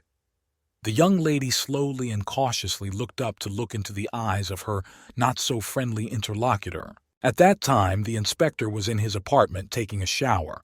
Through the thin walls, he heard a certain dialogue. Namely, a male voice said, "Oops, I was wrong. What did you do? What?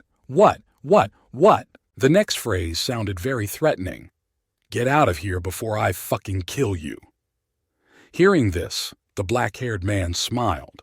Then he reached for the tap handle and turned it to the right to stop the water flow.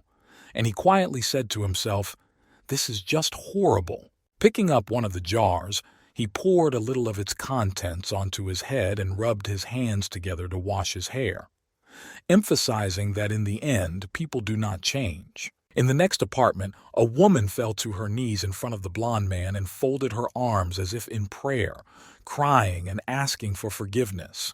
She promised that she would never do it again. The man made a face because he was not pleased to see this lady in front of him. The upset lady continued to sob heavily, asking for forgiveness.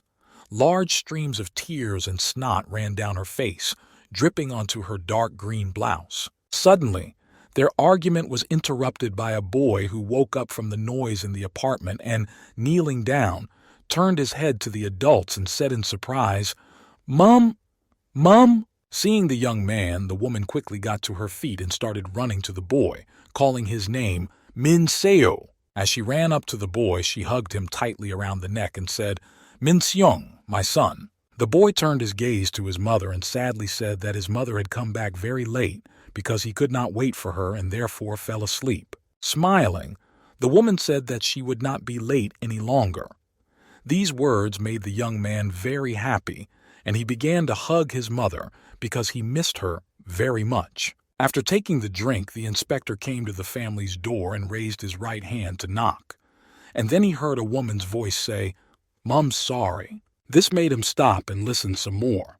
Maybe he would hear something useful for his work. So he began to slowly lower his raised hand down, and behind the door the phrase, "I'm sorry, Min Seo," still sounded. The next morning, the building where the family and the black-haired man lived was unusually quiet. The music was not blaring throughout the building, and the boy was not crying because of the bullying. It turned out that the family was just having breakfast. The man and the boy were already sitting on the floor at a small table and tasting what the woman was bringing them. Then she sat down next to them and happily turned to the boy, saying that she had made her son's favorite egg roll. He gladly grabbed a spoon and started to eat. Having eaten the first bite, the young man said with a big smile, "It's delicious, it's delicious." He was very happy to have such a morning. The woman looked at her now grown-up son in amazement as he ate everything she had prepared for him for breakfast so quickly. Then the lady turned her gaze to her husband and calmly addressed the young man by name, saying that his dad did not like it when he crumbled the food around him. The blond man replied that all children eat carelessly, so there was nothing wrong with that. The woman was very surprised by this answer because she had never heard him say that before. The man then reached for a snack and asked the lady if she was going to go to work after she had eaten. The lady replied that it was Sunday. Closing his eyes, the father calmly said that this was great and suggested that after breakfast he could go out with the boy. A second later, he added that he had bought a remote-controlled car so they could play in a park not far from their home. The woman listened attentively to her interlocutor's proposal. Suddenly, a man's voice came from the corridor and he said their father's name. And then he said, "Good morning." Everyone instinctively turned their heads in the direction of the noise. Then the gentleman at the door said that the blond man had eaten, dressed, and gone outside because he had brought him something very good. He added that if he didn't come out, he would regret it for the rest of his life. My father cringed at this voice and quietly spoke again. A few hours later, the events unfolded at one of the unfinished buildings in the city. The blond man was wearing a military uniform. He still did not understand why he was here. At that moment, someone wished him a good day. It was two big, pumped-up guys. One of them loudly announced that my father had become an intern at their company, Special Interior, so they greeted him very warmly. Dad asked, frightened, what the hell was going on here? The black-haired commander said that there are certain rules that must be followed. And the first is that if someone has some business, they need to talk about it briefly and concisely. You should use a formal style of speech. After that, the boss asked if the newcomer understood everything. He made a face at first. At the same time, the inspector and his friend were watching the father from the side, and while smoking a cigarette, he asked who the man with yellow hair was. The inspector said, "It's a bit idiotic, but how can he refuse the Honorable Captain Manhwa Jin?" The friend was the president of Special Interior. His name was Lee Jin Chong, and he was a lieutenant in the Special Forces Reserve. Then he turned to the black-haired man and said that all their employees were from the Special Forces, and he asked if this gentleman could handle the job. The inspector took another puff and said, smiling, that although he was not from the Special Forces, he was a father. He is a father. Then the blond man was told that he had to follow them because it was time to work. At this time, on the other side of the city, a red car was moving fast along the brown pavement. It turned out that it was driven by a boy who was very happy with his present and with the fact that this was his day. The mother was walking behind, watching her son carefully. However, she addressed the boy by name and told him that the toy looked quite expensive and asked if it was really bought by his dad. The boy replied that it was not really his dad, but his uncle from the neighboring apartment. The young lady froze in her tracks as she did not understand what was happening to her family. The young man said with a big smile that he really liked this black-haired man.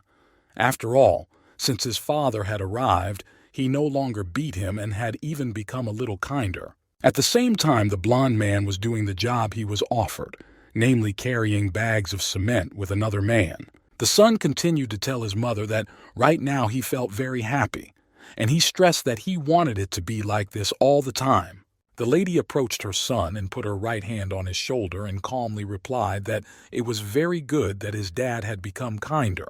At the workplace where the blond man was brought by the inspector, he had to work until late in the evening, and he was told that everything was over for the day. The man sat down with his head down. He was very tired from what he had been doing all day. One of the big men, with his arms folded across his chest, shouted loudly that everyone had done a good job. He told the blonde that he had done much better than expected. He was a great help, and he said they were waiting for him tomorrow morning at 8 o'clock. The blond man was surprised and said, "Oh yes, thank you."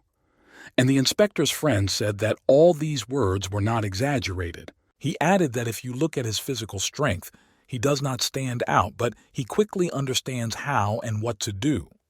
These words of the black-haired ministry employee were very amusing. So the director suggested that he was sure that the blond man had at least 2 to 3 years of construction experience. The father was paid 4 ejimoshkas for the day's work. When he saw them, he became very happy and said that he had got here very well. Taking out another cigarette, the inspector smilingly told the blond man that he had told him he would show him a very good place. The father replied that if they had paid him that much, he would still be working. The black-haired man went on to say that on the way home, his father could buy some chicken meat. He said that when he was a child, he was very happy when his father brought him chicken. The blond man turned his head to the other man, smiled broadly, and took a cigarette out of the box the inspector had handed him. The neighbor then stressed that Dad was like a fish out of water. So he asked a logical question. Had the gentleman ever worked for an interior design company? The blond man replied that he had worked for 3 years at a regular hard job, and when Min Seo came along, he was in the 3rd grade of high school, and his mother was in the 2nd. So the logical question is what he could have been doing then, other than hard physical work. The man closed his eyes and took one puff, and a picture of those times appeared in his mind. After all, Miso's mother, that stupid bitch, was going to tell him everything, but she didn't dare and kept her stomach covered with an elastic bandage. As a result, she lost track of time. In this stupid country, having a baby is considered an atrocious crime. So they were expelled from school and even from their homes, and there was nothing left for them. Then the blonde told his girlfriend that he would take responsibility and everything would be fine. And with a sincere smile, he asked his companion to believe him, because at the time, he thought he would look very cool when he said it. And it turned out that during the day, he did hard physical work at various construction sites. And in the evening and at night, he delivered deliveries all over the city on his scooter. And today, he realized once again that combining the 2 jobs back then was just too much. However, one day, while delivering material for construction, his peers noticed him and began to talk among themselves about whether he was really Don Chol. Laughing loudly, they said that it was definitely him, and a few months ago he was expelled from the school. As he was leaving, he assured them that he would be a good father, and finally, they sarcastically wished him a good future. Then the blond man said to the inspector that if he could turn back the clock, even if he hadn't studied and couldn't go to university, even if he hadn't made one single mistake, he could have lived his youth like everyone else. Suddenly, after the last sentence, he received a strong blow right on the back of his head. It was so unexpected that his cigarette flew out of his mouth. The inspector stepped forward a few steps and said that a parent should never say the word mistake in front of a child. After all, it will remain in his heart for life. Turning his head back a little, he added that from the parent's point of view, a child can be a mistake. And from the child's point of view, parents are fate. Because no matter how hard life is, you can't blame children for it. Dad looked at his new neighbor from under his breath, and after a second he said that he knew that in the eyes of the black-haired gentleman he looked like a freak who treated his son terribly. But he still loves his family very much. He said these words so sincerely. At this time, in the apartment where the blond man lived, a red car was lying in the garbage can and someone was thinking, "Why do I still care about it?" The white toy was beaten up and the phrase, "There is a reason for everything," came to mind. After such a heart-to-heart conversation, the men went to a cafe and sat on the summer terrace.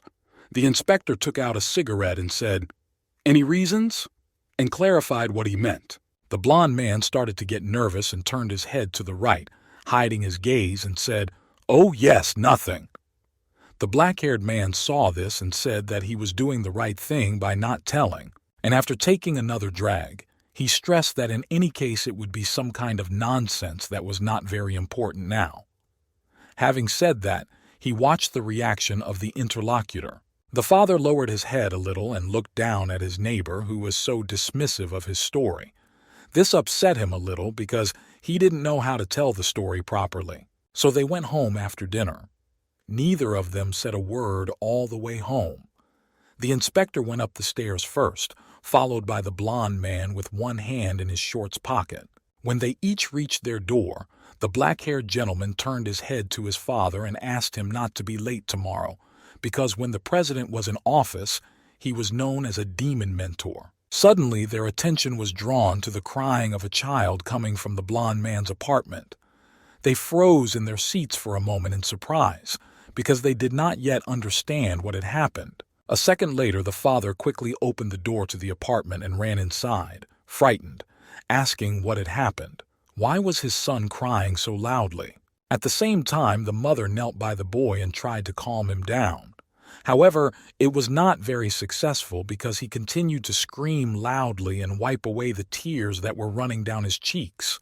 The blond man was already very angry that the woman could not tell him what had happened and explain why the child was crying so bitterly. The lady, in turn, was also frightened because she did not know how her husband might react to this. However, she summoned all her willpower and slowly began to tell him that when Min Seo was driving the car, it crashed into one of the concrete walls that was in their way. The lady went on to explain that she had tried to calm him down, but it was useless. The boy was very upset and could not stop crying and feeling bad. After listening carefully, the father replied with a serious expression that there was no need to calm him down, because it was his own fault for what had happened to his new toy. And finally, he added that this is why you need to beat your child. And the inspector was standing in the open front door, hearing his neighbor's conclusion. His eyes were filled with rage because he did not like it at all. However, a minute later, the father began to scratch his head, which he looked down at and calmly said that, to be serious. He called his son by name and asked him to stop crying, and he told him that he was now working, so he could buy him an even better car than he had. Then he showed him a transparent package and told him that he had brought him a chicken and he could sit down and have dinner. Wiping away his tears, the boy looked carefully at what his dad gave him. Then he gently took it in his hands and happily said, "Wow, a chicken." This made the child very happy, as he had probably never received such a gift from his father. Watching this, the black-haired gentleman began to smile with satisfaction, because this was exactly the picture he wanted to see in this particular family. And he realized that he had done the right thing, that he had intervened and not left the boy. The woman approached the blond man and asked him if it was true that he had found a job. The man confirmed and handed the white envelope to the lady and told her to take it. Meanwhile, the boy was enjoying his chicken. When the young lady opened the envelope, she asked him with wide open mouth and eyes whether he had earned this money in just one day. After counting it, it turned out to be 180,000 won. The man moved to the bedroom and began to take off his dirty clothes and told the lady that tomorrow he had a working day, so the child had to go back to kindergarten. A second later, he added that he hadn't worked like this for a long time, and now his whole body just hurts. The woman standing behind him admired her husband's naked body, and then the blond man lay down on the bed to rest. He took out his smartphone and started watching the news. The lady stressed that everything was happening like in the good old days. For several minutes, she stood in one place and smiled happily at what was happening in her life at that moment. After all, she did not expect that everything could go so well. The next day, the boy was taken to kindergarten, where he actively played with his peers with a yellow excavator. But he was not suspended, as he had been a few weeks earlier. One of his friends said to him, "Why does his digger sound like Skaska? It should be KWA, KWA." Smiling broadly, the young man said, "Really?" The teacher, who was watching from the outside, was pleased that Min Seo had become much more open and could communicate so freely with the other children in the kindergarten. She wondered if it was thanks to that person from the education department. And she began to wonder what kind of method he used, because she needed to learn from him. Suddenly, her thoughts were interrupted by a colleague who told her that a delivery of snacks had arrived. She asked if she could help carry it to the dining room. The woman replied that she would certainly help. The lady then started to walk towards the front door, and Min Seo said to his friend that he wanted to play with the police car, so he offered to switch. However, the boy in the green t-shirt said he didn't want to do it. He really liked the police car, so Min should continue playing with it. Seo explained that he had the same car at home and was bored with it, so he asked to play with the car at least once. Suddenly, his peer said that he had heard that his father was working on a construction site, and he angrily said that the boy should drive an excavator for the rest of his life.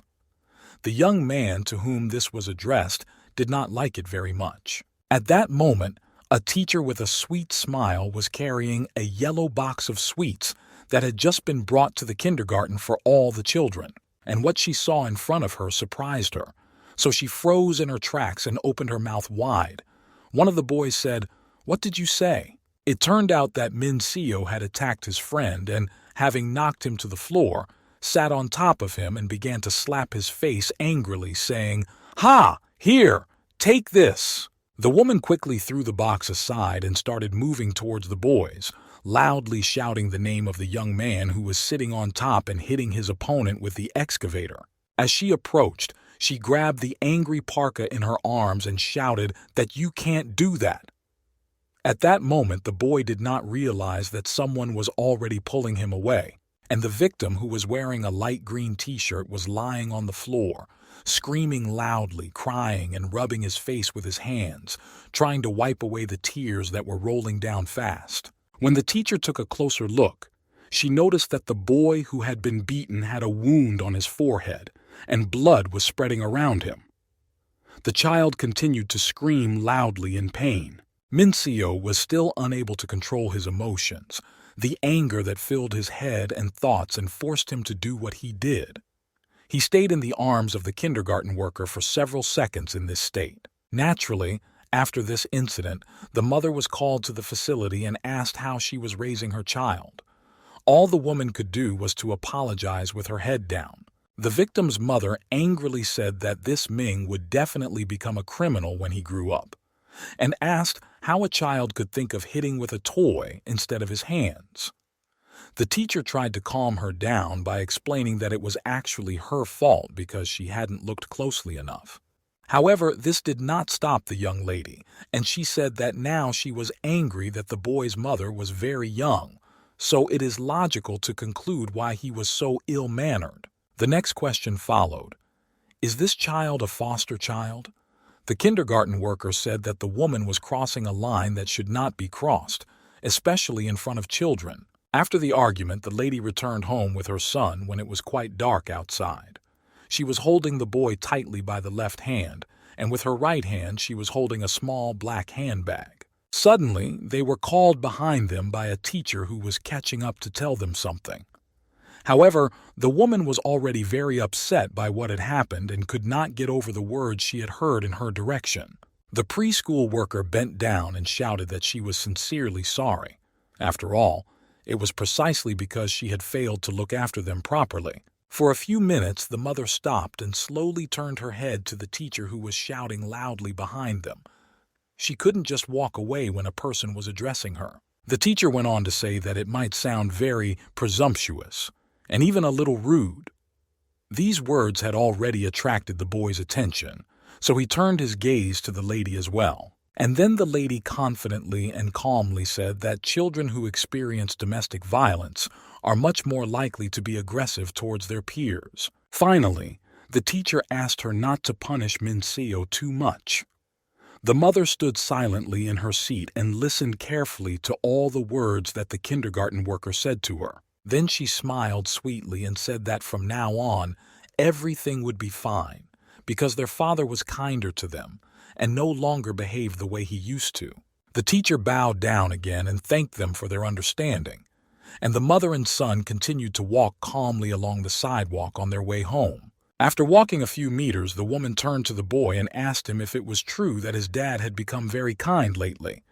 The boy listened to what his mother said, but a second later, a confused smile appeared on the lady's face, and tears appeared in her eyes because she had to listen to what he had to say today. The boy opened his eyes and mouth in surprise, because he had not expected such a reaction from his mother.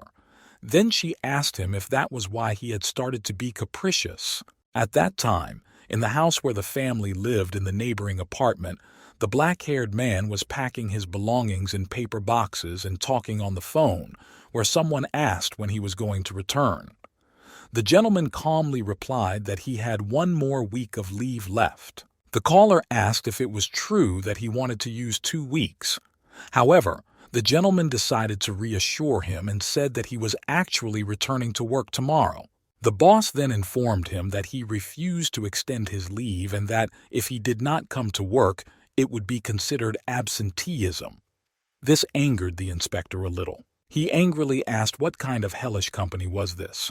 After all, even a state employee cannot use his own leave for any purpose. After this conversation, the black-haired man sat down by one of the walls of the room and slowly began to take out a cigarette from a red packet.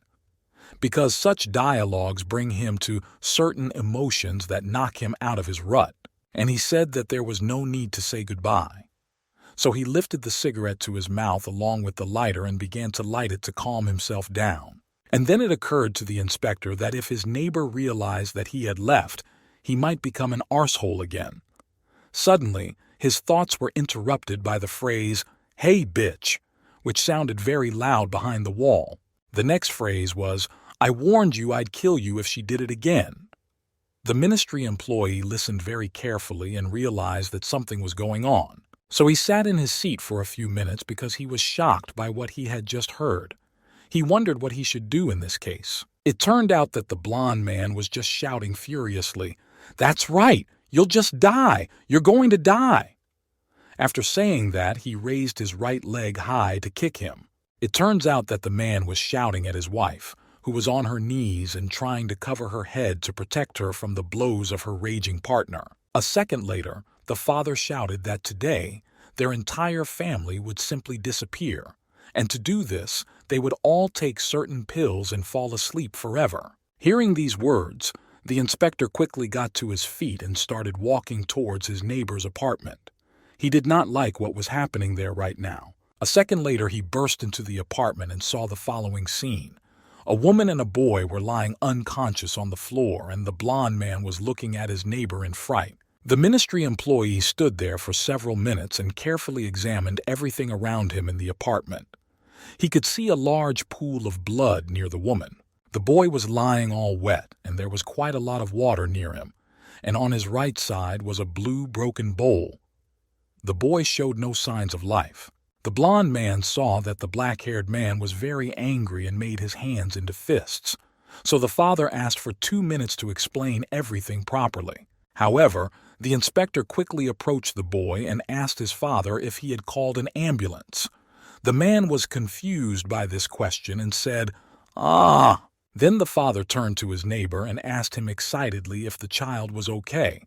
The black-haired man began to gently check for signs of breathing in Min Seo. Then he tilted his head to the boy's chest to make sure. A second later, he told his father that, fortunately for them, he was still breathing. This made the ministry employee very happy, because he had already pictured the worst-case scenario in his mind. So he continued to listen to make sure he heard the boy's breathing. A second later, he took out his smartphone and started dialing an ambulance. At this time, the blond man said that this had happened before, and that the boy should soon come to himself. However, the inspector, sitting on the floor, decided to keep calling and told the dispatcher that there was an emergency patient at the address he had given. The blond man quickly approached him and told him once again that his son would soon regain consciousness. The black-haired man said that the child's mother had been attacked and the young man had been drowned. That is why the two were unconscious. Then he waved away the hands of a neighbor who was standing behind him and asking for something. However, he said calmly that the father of this family posed a threat to their lives. He spoke the last phrase very confidently with a sideways glance and looked at the blond man who stood there in shock. After the conversation, the inspector got to his feet and punched the blond man in the cheek, and it was so hard that he took a few steps back and landed on his bum against the wall. And he angrily said to his neighbor that he could understand that the gentleman was confused and therefore did not call an ambulance at this point. My dad coughed up saliva because it got into his airways. Finally, he asked why he had prevented the ambulance from being called. The man asked with a very angry expression on his face, his eyes bulging. And he started to criticize my father with the facts that he was afraid that if they were sent to the hospital, the traces of violence would be revealed. He added that he was a father, and he did not know any boundaries. So I asked him how he came up with this idea. The father got to his feet cautiously and angrily shouted that it was the new neighbor who had caused all this. The black-haired man listened attentively to the accusations against him. Suddenly, the blond man raised his right hand and waved it straight at the ministry employee, saying that he had done his best. He wanted to warn him against it. In the inspector's eyes, you could see a lot of anger, rage, and distrust towards the gentleman, who said that it was all because he had allowed it to happen. However, the blond man did not manage to strike, as the black-haired gentleman was the first to do so, grabbing him by the face with one hand and quickly pushing him backwards. After a few steps, the gentleman pushed his opponent to the floor so that he was lying on his back with his face looking up. However, for a few minutes he kept holding his father's face to calm him down. After taking his limb away, the inspector stressed that until the very end, the father was looking for excuses where they simply could not be found. At this time, the man was lying motionless as he was laid down. The black-haired gentleman then grabbed his neighbor firmly by the neck with his left hand and made a fist with his right, ready to strike again, saying that he was a father whose father was very difficult to correct. The blond man quickly raised his hands to his face and began to cover it, and you could see the intense fear in his eyes. Because of this, he shouted for the inspector to wait, and a second later he said that it was not him who did it, but that girl. This surprised the bureau officer, as he had not expected to hear such an accusation. But he continued to squeeze his opponent by the throat, and the latter said that he had not touched the child. It was the young lady who tried to drown their son. The blonde realized that if he didn't tell everything now, it could end very badly for him. So he said that earlier, when the boy's internal organs had been ruptured, she had also been involved. The next fact was that the red radio-controlled car that the black-haired neighbor had given him a few days earlier had also been thrown into the trash by this woman. Then he turned his attention to his wife and finally said that it was all the fault of this bitch, who was lying on the floor a few meters away from him without showing any signs of life. And the father went on to say that his youth had been ruined by the child, but he was not the only one who thought so. One day, when he came home early from work, he saw a picture of his wife beating the boy. He stressed that there were indeed times when he could not contain his anger and took it out on Minseo. On that occasion, the woman beat the young man, asking him why he didn't listen to his mother. It was then that the gentleman realized that her actions were out of line. She was very angry and emotional, and with that she attacked her own child, demanding some explanation. After the incident, the blond man decided to talk to his wife seriously, but first he called her a bitch, and then told her that Min's son had been diagnosed with a ruptured internal organ. However, the man could not contain his emotions and shouted with his mouth wide open that if she wanted to punish him, she should do it in moderation. And then he asked if she was planning to kill him outright. The lady listened attentively to all these words, leaning against one of the walls of their bedroom. The lady bowed her head down sadly, but cautiously looked up at the other person. After a second, she knelt down and calmly said that everything was really fine, because he would not die from this. This answer surprised her father, so he asked her again, saying, "What?" And he asked if she understood what she had just said. Suddenly, the lady began to gently place a strand of hair behind her left ear, asking him to look carefully there. He decided to look anyway, to understand what she was trying to tell him and why it was necessary now, if there were more important things to be done immediately. As it turned out, there were several deep wound scars behind the ear under the hair. Showing them to her husband, the woman said that despite this, she was still alive and well. She added that she was much gentler than her father. The blond man went on to tell the inspector that his lady had told him that she had been abused by her own father as a child, and it was because of him that the two of them were kicked out of the house. After all, when his father-in-law found out about his daughter's pregnancy, he prepared 2 knives to kill them both on the same day. Then he thought back to the memories of the woman showing her childhood scars. After seeing this, he went to her, sat down on his knees and took her by the shoulders and said that they could do this. He told her that in the future she should not raise her hand to the child, and if she was not satisfied with something, she should tell him. The woman listened attentively to her husband's proposal, looking him straight in the eye. Finally, the man said that he would punish Min Sung. He said all this with a very serious expression on his face, so that the lady understood that he was not joking. The blond man told his black-haired neighbor that he simply had no choice. So when the boy ate and left a lot of crumbs around, the man kicked the tray angrily, calling his son a bastard and ordering him not to crumble like that anymore. The blond man went on to say that there were days when he forced his son to keep his hands up while he played computer games. He said that if the young man lowered his hands before the end of the raid, he would simply die. The father explained that Min Seo shouldn't make his mother angry and die at her hands. The boy was very upset and didn't understand why he was being treated like this, especially by his father. Finally, the young man added that this was the reason he was forced to punish his son himself. He thought it was the only right thing to do at the time. However, all these words did not convince the inspector, and he punched his neighbor again right in the nose so that drops of blood flew around. And he said angrily that the reason for beating the boy, he knew that it was some kind of nonsense, but not so delusional. The blonde screamed loudly from the pain he was in. Then the black-haired gentleman went down to his father again and looked him intently in the eye, gritted his teeth and angrily asked him who was defending his family like that. While he was waiting for an answer, he grabbed his neighbor's white t-shirt with both hands and began to shake him, demanding an answer to his question because he could no longer listen to this nonsense. When he didn't get it, the inspector leaned closer and said that the child was unconscious. So the logical question was, who the hell is the family? And in addition, he said that if the blonde man really cared about her, he wouldn't have done such a fucking thing, sacrificing his own son, making him go through such suffering.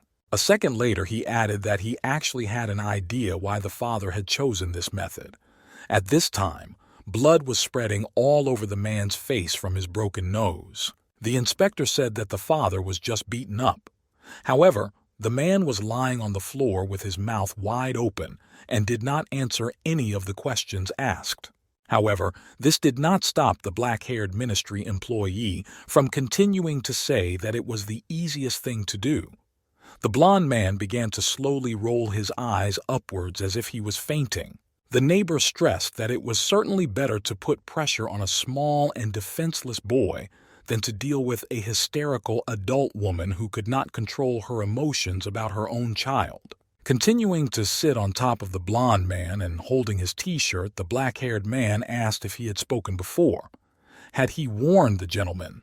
But what could happen? After all, parents raise a child the way they want, not education, but the development of a pet that disobeyed its owner and made a nuisance of itself where it shouldn't have. Then he slowly raised the head of the blond man, who had already raised his head at the inspector, who told him that they had no right to raise their son in this way. And just at that moment, the ambulance workers burst into the apartment, who were frozen in their seats at the sight of the scene in the apartment. A second later, the men pulled themselves together and asked the inspector where their patient was, who urgently needed help.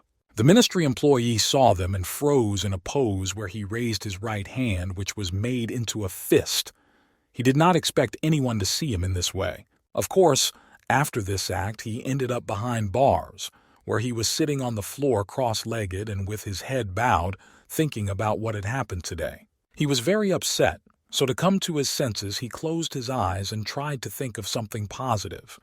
But the thoughts of the boy did not give him any peace. Suddenly, the door to the cell opened and the minister of the Ministry of Education, where the inspector had been working for several years, slowly entered the cell with his hands behind his back. Seeing his employee behind bars, the older gentleman spoke to him with a serious expression, calling him a pathetic jerk who had put himself in this situation. However, the black-haired gentleman did not care what the boss said to him, because he had more important things to do that were bothering him. And this one was just an empty space for him. At this time, the teacher in the hospital visited her pupil and read him a fairy tale she had brought with her. And then Hansel and Gretel came home and he said, "Children, please forgive your daddy." After that, the family was reunited and they lived together happily ever after. Suddenly, The young boy asked his teacher when his mom and dad would come. This question made the woman freeze and think about her answer for a few seconds. The boy said with wide eyes that he had already recovered and could go home, but his parents had not yet taken him away. He could not understand why.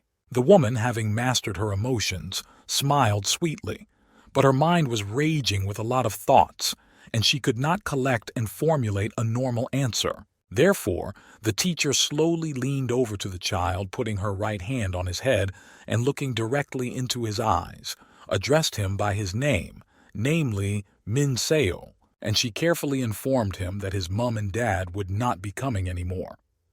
The boy was very surprised by this news and opened his sweet eyes wide, waiting for the rest of the story. At this point, tears began to appear in the lady's eyes, and she tried to hold them back and calmly said that they were not ready to raise Min Seong yet. On the day Min Seo's family was taken to the emergency room, doctors saw signs of violence on the boy's body and immediately informed the police.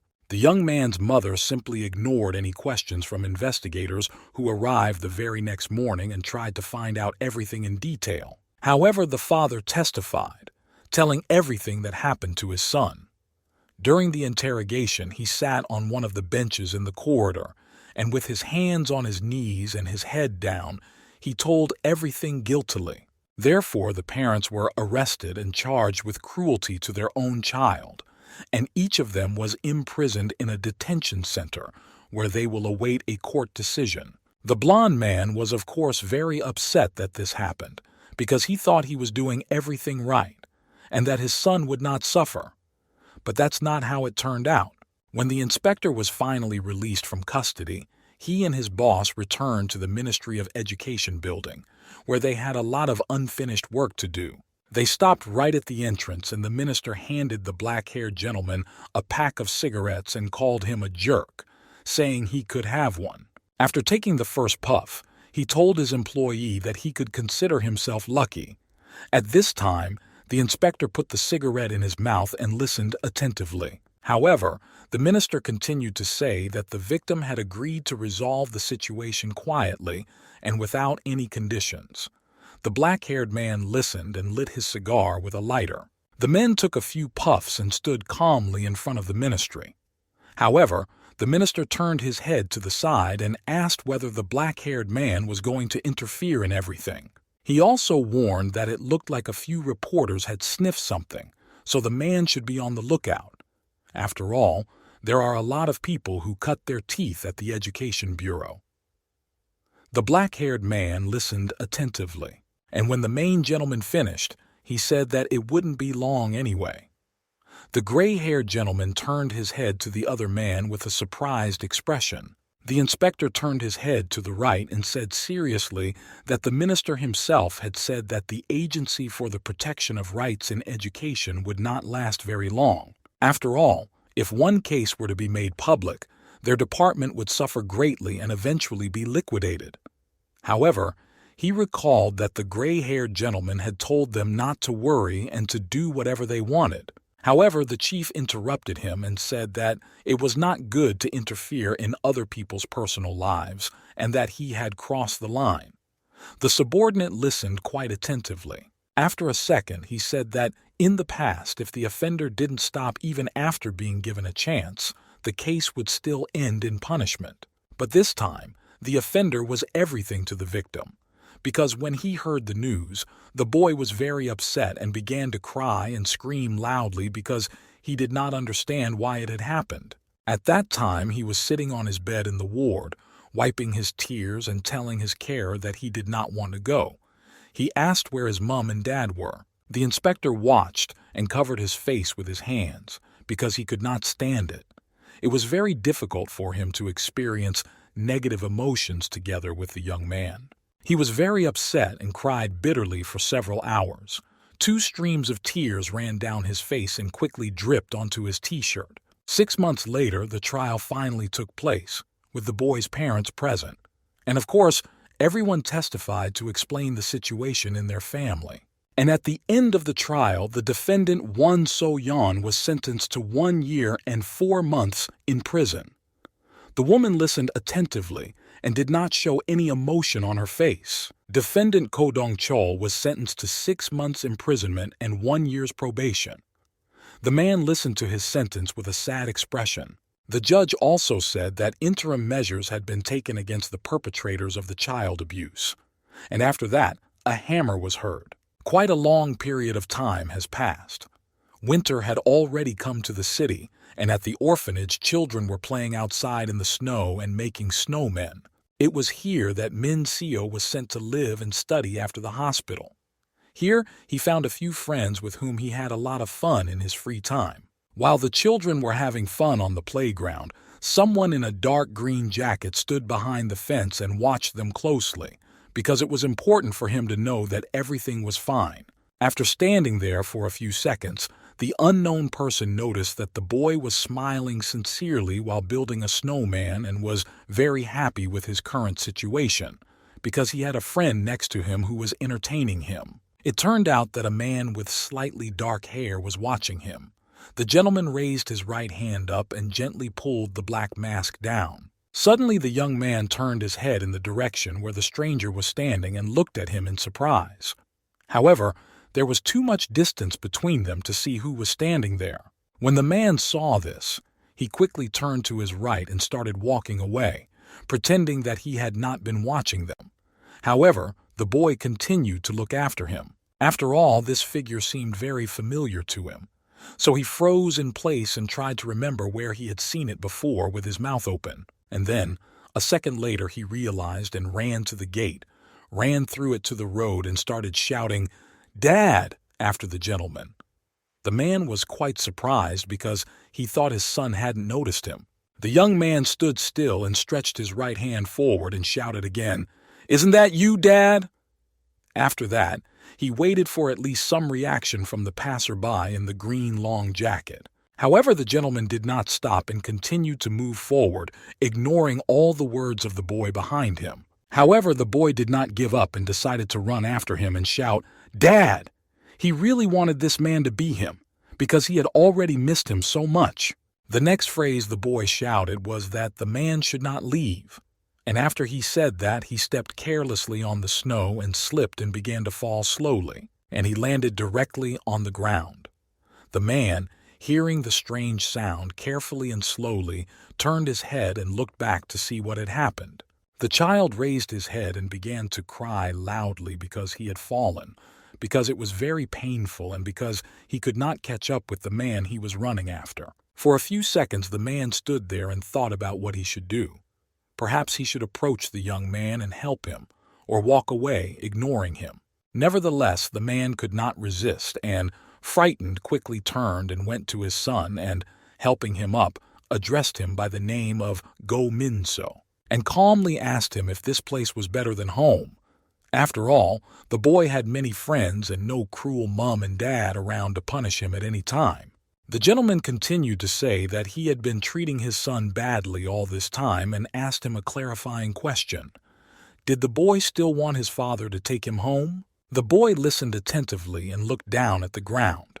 He was thinking carefully about what he had just heard, because it had to be a very balanced decision. Suddenly, tears began to roll down his face, and he knelt down in front of the young man and told him that he had been a very bad dad, and now he has no right to even approach Min. The man said that if anyone saw them talking like this, the father would have to go to jail again, and it could be for several years. After saying that, the man raised his right hand and placed it on his head and began to slowly remove the hood of his dark green jacket. He said, "So, when he becomes better and is allowed to raise the young man, he promised that he would come back for him to take him home so that they could live together." So they made an agreement with each other that they would see each other very soon and sealed it by crossing their little fingers. When the boy heard this, he was very happy and began to smile sincerely, and he was ready to wait as long as it took. The inspector was watching the meeting from the corner of the building because he could not let go of the situation. It was very important to him that the rescued young man was doing well. The inspector was very satisfied with the picture he saw, because he realized that this former blonde man loved his little boy very much, so he would do everything to get him back. The same day in the evening, Events are already unfolding in the apartment block at number 101, where a mother knocks on her son's bathroom and says that he has been here for quite a while, so maybe he should get out and go to dinner. Her husband approached the woman and asked if the boy was still taking a bath. It had been an unusually long time, so the father decided it was time to open the door with a lockpick himself. And what they saw when they entered the bathroom was very surprising. It turned out that the son had been sitting in the shower for several minutes without consciousness, and that is why he did not say a word when his parents, who were in the corridor, addressed him. There was a lot of blood around the boy, and the mother decided to call an ambulance immediately. And now let's go back a few weeks to find out the reason for this. So the guy was waiting for his turn in the waiting room, sitting on a chair in front of the TV which was switched off. This long wait made him very nervous, so he started to bang his hands on his knees, which he had made into fists, trying to calm down. However, he was not very good at it, as beads of sweat began to appear on his face because he could not stop worrying about the bad developments that would happen in a few minutes. Suddenly, a woman entered the office with a yellow folder in her hand and addressed the young man by the name of Lee Sang-wook and told him that he should follow her. After walking a few meters down a long corridor, they stopped and the lady smilingly pointed to a door on the left side and told him to go through it. The sad-looking young man followed the teacher's instructions, so he carefully and slowly entered the room he was told to go into for further action. It turned out that it was a committee that was engaged in the distribution of tools to counteract school violence. There were 9 people sitting at tables around the perimeter of the room, who immediately turned their gazes as soon as the student entered. A few days before this meeting, in the classroom where this teenager was studying, 2 children had started a rock, paper, scissors argument. After all, this is the fairest game in the world. And the rules were quite simple. Whoever loses the game gets a punch in the face. And of course, Lee lost the first round and received a very hard slap from his opponent. Afterwards, he reached out to the victim again and forced him to play another round of rock, paper, scissors, and the victim had no other choice, so he had to play and follow the above rules. As you might have guessed, the dark-haired man lost and again received another hard palm strike on his right cheek. It was so hard that saliva flew out of his mouth. After that, he was forced to continue playing, so he didn't resist too much, but tried to guess what his opponent would do next so that he could finally win. And he lost again. And he looked at his right hand in fright, which he had made the wrong sign to win and not get another blow, which he was already afraid of. That's why sweat began to appear on his face.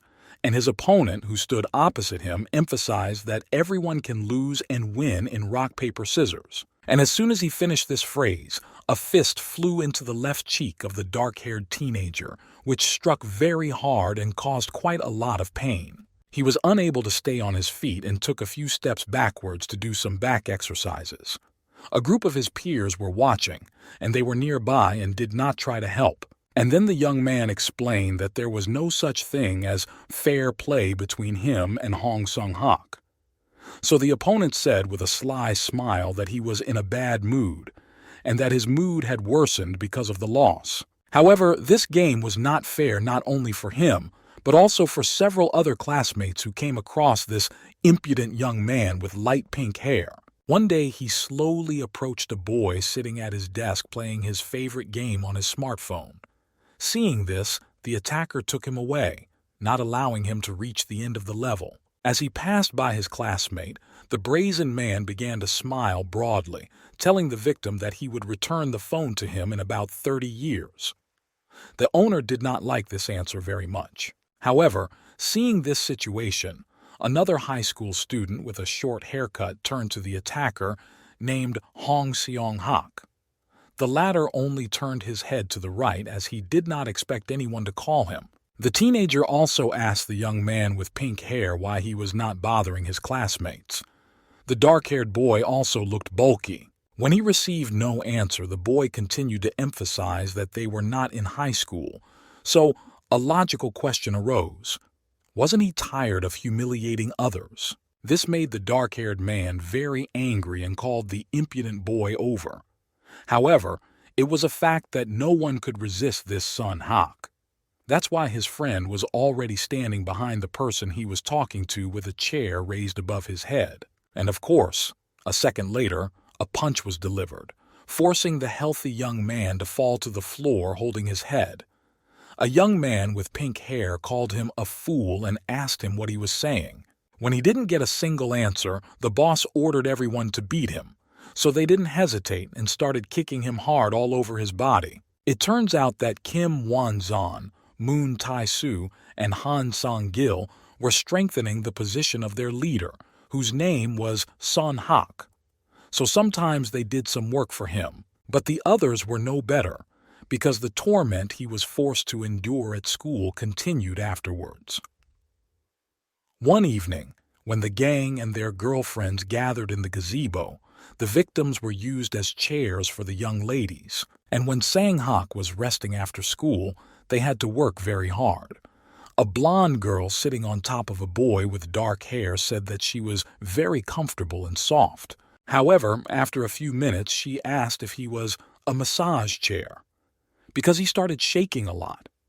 And the thought flashed through the boy's mind that their abuser always took them with him, especially when he was with girls.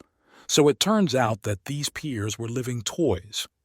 The young ladies were even allowed to beat the boys, and they did it with great pleasure. Therefore, it can be assumed that he went through all the humiliations that he cannot even talk about, not even to the anti-violence committee at school, because he was very ashamed to talk about it, and it was painful to remember. However, the hardest thing for him was, one day, during a break between classes, the young man was sitting at his desk, and a panda of bullies stood next to him and discussed something. The guy with light pink hair said that he had met Chan yesterday. Hearing this, his friends asked how it happened and started laughing out loud. Suddenly, he told them what they had been doing, and everyone started laughing again. The dark-haired teenager, holding his backpack, just kept quiet so as not to draw attention to himself. However, this did not save him because the offender turned to him and put his right hand on the table where the young man was sitting, smiled sarcastically, and asked if he was telling the truth. And he made the sad teenager repeat everything he had just heard. The boy was a little confused by this task, so he sat silently for a few minutes, not sure if he was supposed to do it. The rebel made a very scary expression on his face, with his eyes wide open and his mouth open very wide, and laughing loudly, he said, "Jong-suk," and then it became clear that the name Jong-suk was his mother's name. The victim began to sweat on his face because he was so worried. Now we are back in the room where the meeting on child protection in schools was held, and the head of the meeting, smiling sweetly, addressed the young man who came to them saying his name. And at that moment, the teenager decided to die. He began to think about whether he should tell the school about it. But even if someone is stabbed at school, the administration will try to hide what happened. However, last year, the law on the protection of rights in all institutions where children study was revised, and the internal anti-bullying committee was canceled. And instead, a committee to combat school violence was created, which was supervised by the top and included even lawyers. The black-haired teenager was very happy with this news. And it turns out that all the cases are not being considered in schools, so everything could go quite well. When the young man came here, he was looking through the case report. It said that the instigator, Hong Seong-hak, had been suspended for 5 days, and the others had to make a written apology and undergo special training. These were the disciplinary standards for the new anti-violence committee. And it turns out that the committee rated Hong Seong-hak's bullying at 10 to 12 points out of a possible 20. While the young man with pink hair stood behind him, his comrades, laughing loudly, approached someone and, holding out their hands, said that they were sorry and that they were sorry. At this time, the boss turned his head back a little and began to smile slyly. After all, he was not at all upset by the punishment he was facing. The young man froze in his tracks because he had not expected to receive such an assessment of his suffering, which he had described in great detail to the people who were considering the case. When he returned home, The teenager lay down on his bed and wondered why Hong Seong-hak, because it seemed to him that there were a lot of victims like him. Because for adults, it was just a 60-point problem, and he decided to contribute to the management before he died. But as a result, he was left alone with those points. The next morning, the boy was already lying in the hospital on a white bed, and next to him stood his frightened and excited mother, who was holding her son and calling his name. Then she picked him up and held him close to her, crying and asking why he did it. What was the reason? After all, she and his father could not understand what could have prompted him to do such a thing. The woman was crying very bitterly and said through her tears that if he was having a hard time, he could always turn to them and tell them everything, and they would try to help him with everything. However, the teenager looked up at the ceiling with a blank stare and thought that it turned out that the success rate of suicide by cutting the wrist was not very high, so he did not succeed. He then lay back down on the bed, and his mother continued to hug him tightly. However, even at that moment, he could not think of a way to die that he wanted to implement. After a few hours of thinking, the young man sat up and asked his mother where his phone was, because he really needed it now. After handing the smartphone to her son, the woman turned to the door and said that she would go and tell the doctor that the young man had woken up. However, he didn't pay attention to her, because he was already searching for something. It turned out that he had entered the phrase "ways to die" in the search bar and started looking through the tabs to find one he liked. Suddenly, he stopped at one of them. What he had just read surprised him because he opened his round eyes wide. Then he quickly raised his head and turned his gaze to his mother, who had not yet come out, and addressed her. The woman heard this and turned her head to her son. She noticed that tears began to appear in his eyes, which quickly flowed down his shirt.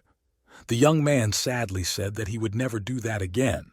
Still holding his smartphone in both hands, the teenager added sobbingly that he did not need to die now. What he saw on the internet convinced him not to. It turned out that a photo of a young man with light pink hair was posted in their class chat room, standing next to a red-haired woman from the Ministry of Education. In the photo, the teenager's nose was broken and blood was flowing all over his face, and the woman was standing opposite him. The caption under the photo read, "The Education Bureau has come to take Hong Seong-hak's soul." At this time, the lady from the ministry was looking the student straight in the eye and was very angry about what she had heard and what this boy was doing to his peers. It all started in the morning when the boy came to school, where the class teacher told him that his suspension had ended today. He asked him if he had thought about his behavior. He handed the young man a white sheet of paper and told him that this was a guide for the special education class. The man said this with a very angry expression on his face because this teenager had already pissed him off with his actions. So he stressed that if the boy continued in the same way and was called again, he would not get another chance. The boy with pink hair began to read everything carefully. A few minutes later, trying to smile sincerely, he told the class teacher not to worry about it. However, he had completely opposite thoughts in his head, and as soon as he returned to the classroom, he went back to his old routine and attacked his regular victims, forcing them to kneel and put their heads down. However, this was not his direct order, but was carried out instead by his 3 comrades, who constantly followed his lead and supported all his terrible ideas. Meanwhile, he stood a few meters away and smiled with a big smile because what he saw in front of him was very pleasing to him. He was also smoking a cigarette without worrying that someone might see him.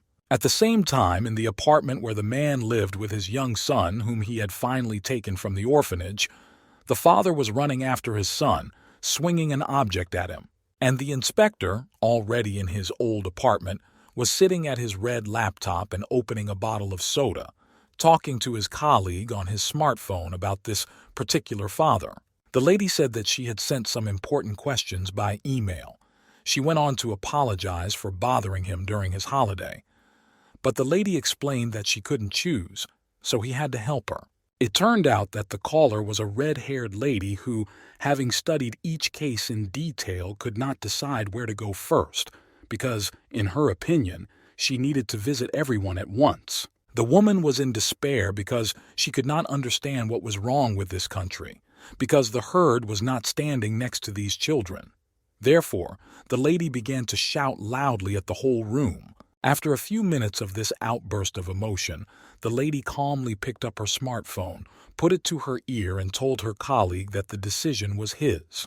She waited for the gentleman to respond. The man said in a calm tone that officially she was still on leave from military affairs, but as the official supervisor of the Ministry for the Protection of Rights in Education, she should be able to choose her own case. He then took out a cigarette and lit it with a lighter, adding that he could only give one piece of advice and saying that their ministry did not just help students and teachers who were being bullied. However, she must remember that no matter how powerful the authorities are, the only watchdogs are the two of them. So rescue is only a small part of the iceberg. After taking one puff, he said that their work goes beyond simply helping victims. The real goal of the Ministry for the Protection of Rights in Education is to inform people about the problem. Finally, the man told her to think about what he had said and finally make her choice. The young lady listened carefully to all the instructions from her colleague. After hanging up the phone, the young lady put her head on the back of her desk chair and, looking at the snow-white ceiling, began to think about everything and go over all the cases she had been considering today. And suddenly, she didn't notice how she started to say out loud the question, "Do you want to give people an idea of what the problem is?" After a few minutes, the lady realized that this was a very difficult job, and it was not so good for her. She added, "Where did this damn school violence come from, and why does it happen so often?" For half a day, the woman was still trying to gather her thoughts to make the right decision. At that time, another fight was already taking place in the school, where one of the teenagers was being held by someone's hand very tightly around the neck, so much so that the victim was blushing because he was also short of breath. It turned out that the same naughty man with pink hair was doing this, and his friends were filming it on their smartphones and tracking how much time had passed. And then, after a few seconds, the victim began to roll her eyes upwards, because there was less and less air, and he couldn't breathe properly. So he started to lose consciousness. The attacker asked his friends if this guy could break the barrier again in 1 minute. To see if he could, he continued to hold his victim by the neck. However, only 51 seconds passed and the young man lost consciousness. So the attacker let him go, and he fell face first to the ground. The bullies standing around him raised their hands in joy. Then the guy with pink hair took out a cigarette and put it in his mouth and started fixing his hair with his other hand, which had become disheveled during the fight. He told his friends that he hadn't had anything to do for a week, so he was pumped up a bit. Suddenly, a lady came out of the corner of her eye, put her hands to her sides, and said to Hong Sung-hak that he hadn't improved at all. The boys froze in their seats because they didn't expect anyone to see them here. Then the blonde raised her right hand up and pointed her index finger at the main one, emphasizing that the asphyxiation games could not go on without her. She called him an arsehole and asked him how he could do that. A few minutes later, the young lady was already sitting on top of the victim and smiling sweetly. She turned to the boss and asked him how he could do this to her precious sofa, because it was so soft. The guy with pink hair called his girlfriend a crazy bitch. While smoking an e-cigarette, the young lady asked if he had someone behind him. She emphasized that Sang-wook had reported the guy, but he had only been suspended for 5 days. In her opinion, he should have been expelled from the school altogether. The teenager replied by saying that he didn't know what she was talking about because no one was behind him. His father works for a small company.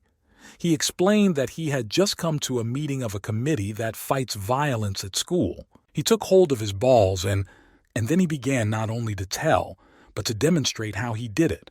And he went on to say that he admitted his guilt and promised that he would never do it again and would reflect on his behavior. His comrades, who had been watching all the actions of the leader, began to laugh out loud. The teenager took a cigarette out of his mouth and said that, as a result of the showdown, the attacker admitted that he had used physical violence at school, which had caused physical and mental harm to the victim. The school's anti-violence committee considered the case to be very serious and handed the bastard a harsh punishment of 5 days suspension. After listening carefully, the girl began to laugh out loud and asked a clarifying question. Was it exactly as her friend had just told her? She repeated his words, "A serious punishment is a 5-day suspension," and started laughing again. The boss asked why she was laughing because it was really serious. The young lady mockingly said again, "The student was banned from classes for a week," and a second later said she was going to die of laughter. At this time, the young man she was sitting on top of had tears in his eyes. After school, the high school students gathered in the corridor and happily said that Seong-hak's punishment was over, so they urgently needed to celebrate. A blonde girl with a joyful expression on her face addressed the head teacher by name and asked where they would go. And the other girl asked if they were going to Coin Norabon first, and then to the club. After listening to everything, the teenager began to smile broadly and said that first they needed to invite a special guest. Everyone froze in their tracks, not knowing who he was referring to. Then the young man raised his head and shouted, "Uki-i, uki-i, uki-i, san uki-i," to the whole corridor and explained that when he closed his eyes, he saw him in his dreams. Everyone in the room started laughing out loud at what they had just heard, because it didn't sound like a real story, but more like the boss was just trying to make them laugh. But suddenly, their conversation was interrupted by the male voice of the class teacher, who stood a few meters away and angrily turned to the boy with pink hair, asking if he had read the assignment he had received this morning. He added that the teenager was scheduled for special tuition after school today. The gentleman said that the teacher in charge was waiting for him at the stadium, so he should go immediately, and if he didn't go, he would be fined 3,000,000 won. After these warnings, the young man had no choice but to go to the stadium, where he was already waiting for the teacher to correct his terrible behavior. Suddenly, one of his friends said that he had already written an explanation that he was sorry and had thought about his behavior, so why was he being sent to another special training session? The teenager did not come to the first lesson alone, but with his male friends, who walked behind him. The main one walked very confidently because he did not know what awaited him today. A few meters away, an unknown person said that it was very nice to meet him, and the teenager was very surprised that it was a woman's voice because he expected to see a man. Then the red-haired woman turned sharply to face the students and said with a mysterious look that she was responsible for special education. She said her name was Im-han Lim, and she said that the main purpose of this training was to prevent the recurrence of incidents of school violence and to allow them to feel what the victim feels. Bad behavior during the training would prolong the program for them, so they should follow all the orders she would give them. The woman said all this with a serious expression on her face. The head began to smile slyly, because he thought that everything would go smoothly and calmly, and that there was no need to expect any trash. So he even allowed himself to relax for a minute, and having gathered the courage, he began to move towards the woman, hiding his hands in his trouser pockets and addressing her. He said that she must have misunderstood everything, and bending down, he added that he wanted to spend more time with someone like her. He then mockingly emphasized that he had just expressed a bad attitude. The inspector certainly didn't like this and looked at the teenager with a piercing look, wondering what she should do first to put this impudent boy in his place. So she slowly stretched out her right hand, which was closed in a fist, towards the young man. The boy opened his eyes wide because he did not understand why she had just done this. Smiling sweetly, the lady said that since it was the first day and the first lesson, they could play a game of rock, scissors, and paper. However, she already had a plan in mind, and the teenager did not understand any bad connotation here. So he looked up at the teacher and began to smile to himself, because it was his favorite game ever. A few seconds later, the woman showed him the scissors and the boy the stone, and it turns out that he won. However, the lady did not think twice about hitting the student on the arm with a stick she held in her other hand. The teenager, holding the place of the blow, shouted loudly that he had won, and that's why he should have some kind of prize, and it could be a phone number or its parameters. Hearing this, the lady began to smile slyly because she would not tell him either. After the first lesson, the inspector called a colleague who was sitting at a table on the floor having dinner. He asked her why she had chosen this particular case. The red-haired woman replied that she had been thinking about it all day and it was similar to stealing a bicycle. The black-haired man was surprised to hear this because he did not understand what a bicycle had to do with it. So the lady continued to tell him that East Korea is very safe, that no one would steal a bag, even if it was left on the street. However, bicycle thefts are very common, or people have a misconception about bike theft, namely, the idea that this will not cause many problems. At this, the woman began to smile strangely, and then the inspector emphasized that the same thing happens with school violence. And in my mind's eye, I remember the day she punched an impudent teenager in the face. When her friends saw the main rebel, they froze in their seats from surprise and fear for themselves. No one could just beat their leader like that.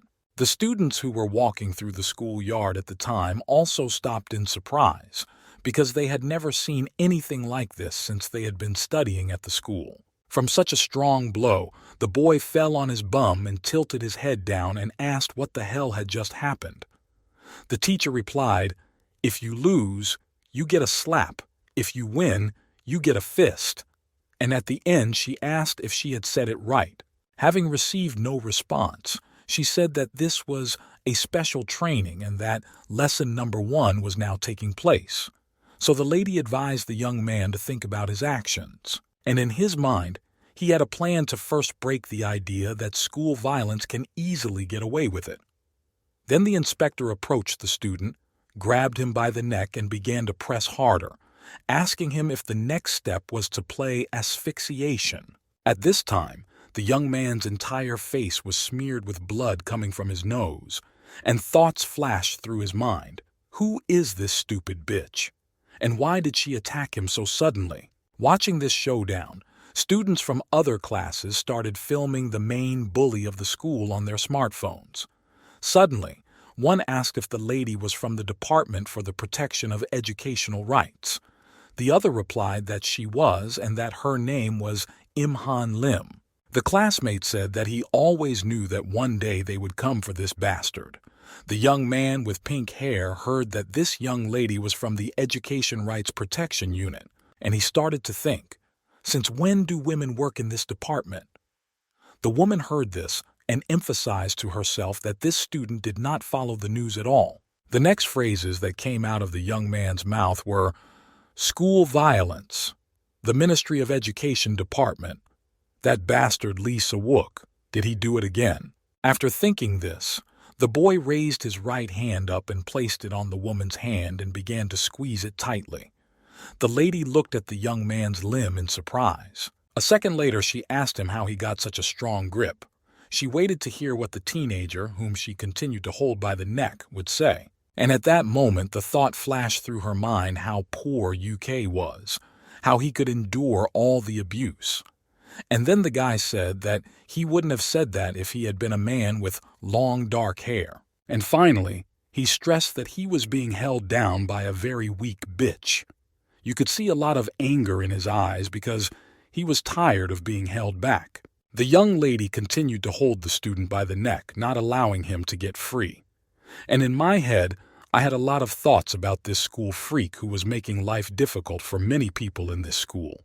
They had been sitting in this position for quite some time, and the young man had enough time to think it over and come to a certain logical conclusion, namely, that he could have freed himself a long time ago if he wanted to, but he didn't for some reason.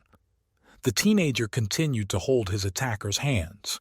Then the teenager began to think about why it looked so good, because he was enjoying it, not being uncomfortable, as the employee of the Ministry of Education thought. A few minutes later, the young man simply fainted. So the red-haired lady put him down on the ground and she sat down and rubbed her arm because she had to use a lot of her strength. At first, she was a little scared and surprised by what she had done, but then she started to feel funny. She saw that the student was fine and had nothing to worry about. The guy continued to lie on the ground, lying on his right side, and had a satisfied smile on his face that scared his friends, who came closer to watch. Leaning low to him, the teenagers took turns shouting loudly at him to get to his feet quickly. It took him a few minutes to open his eyes. However, he was unable to get up on his own, so he was sent to the hospital where, lying on a snow-white bed, he opened his mouth wide and began to cough loudly for the whole ward. When he saw his friends, he asked them what was wrong with their faces, laughing. One of them replied that while the boss was unconscious, she had to play rock, paper, scissors. They stressed that they thought they would also lose consciousness because the woman was hitting them very hard. The dark-haired man asked how such a frail woman could have such strong arms.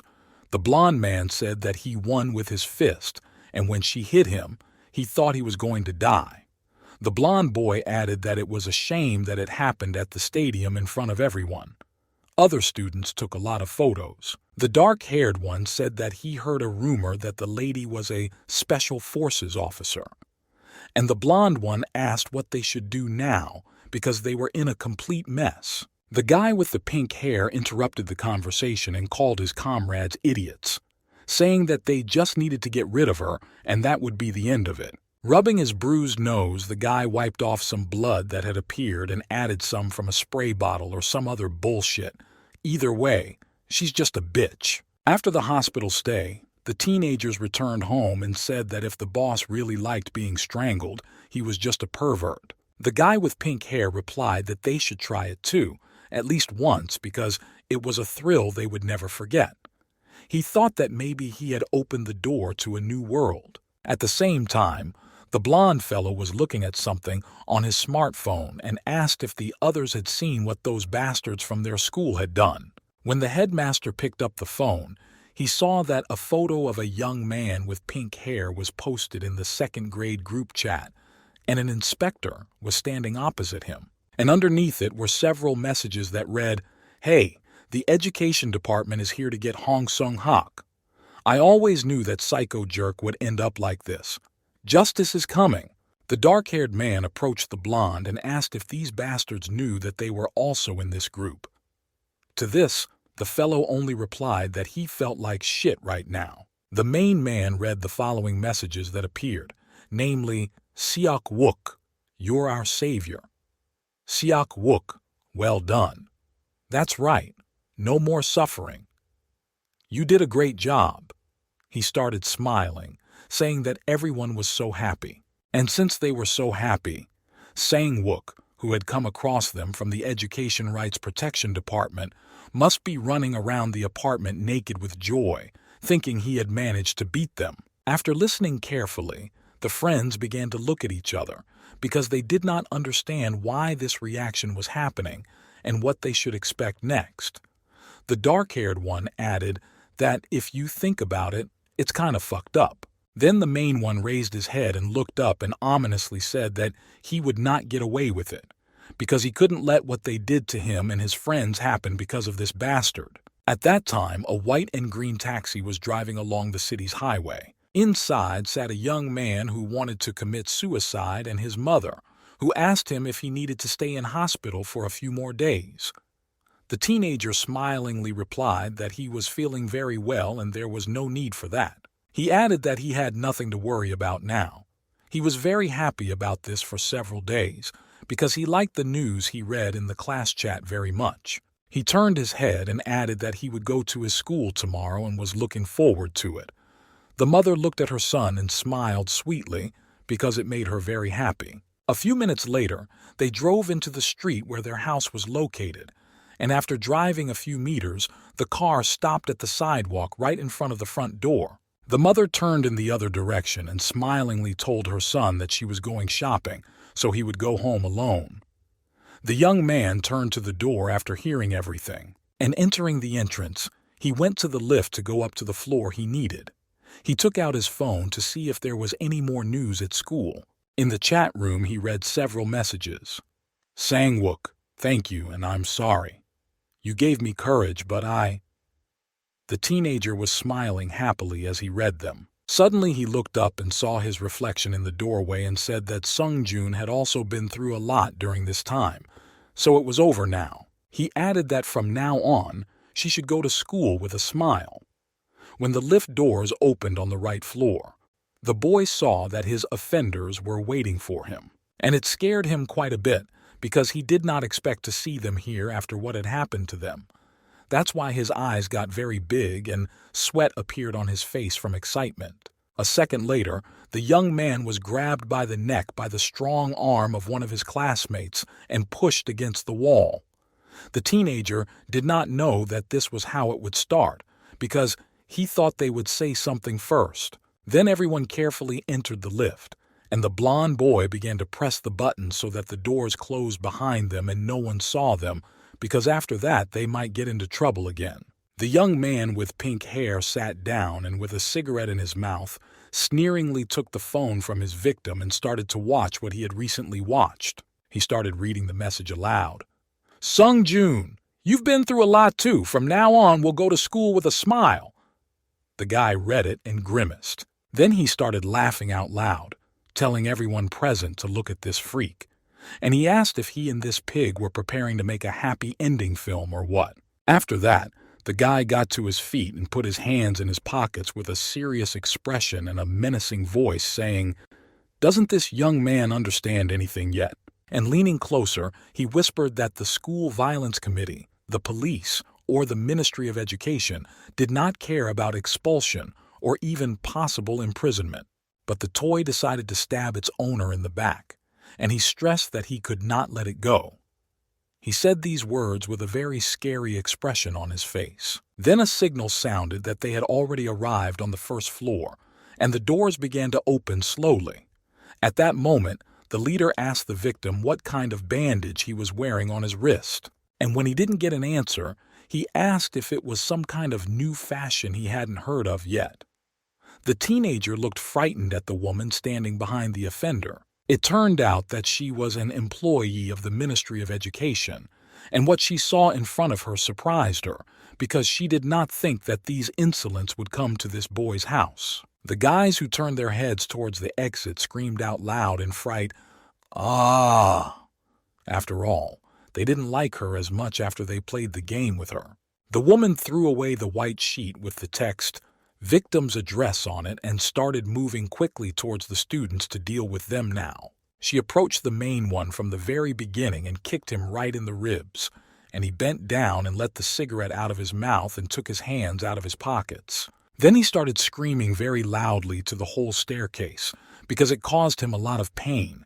He just couldn't stop himself. However, the inspector was not deterred, and looking at him with an evil look, she pressed button 11, and the lift would take them to the top floor. And when the lift started moving, the young lady turned to the teenager with pink hair and said that for some reason she thought he would try to take revenge, so she came here to warn him.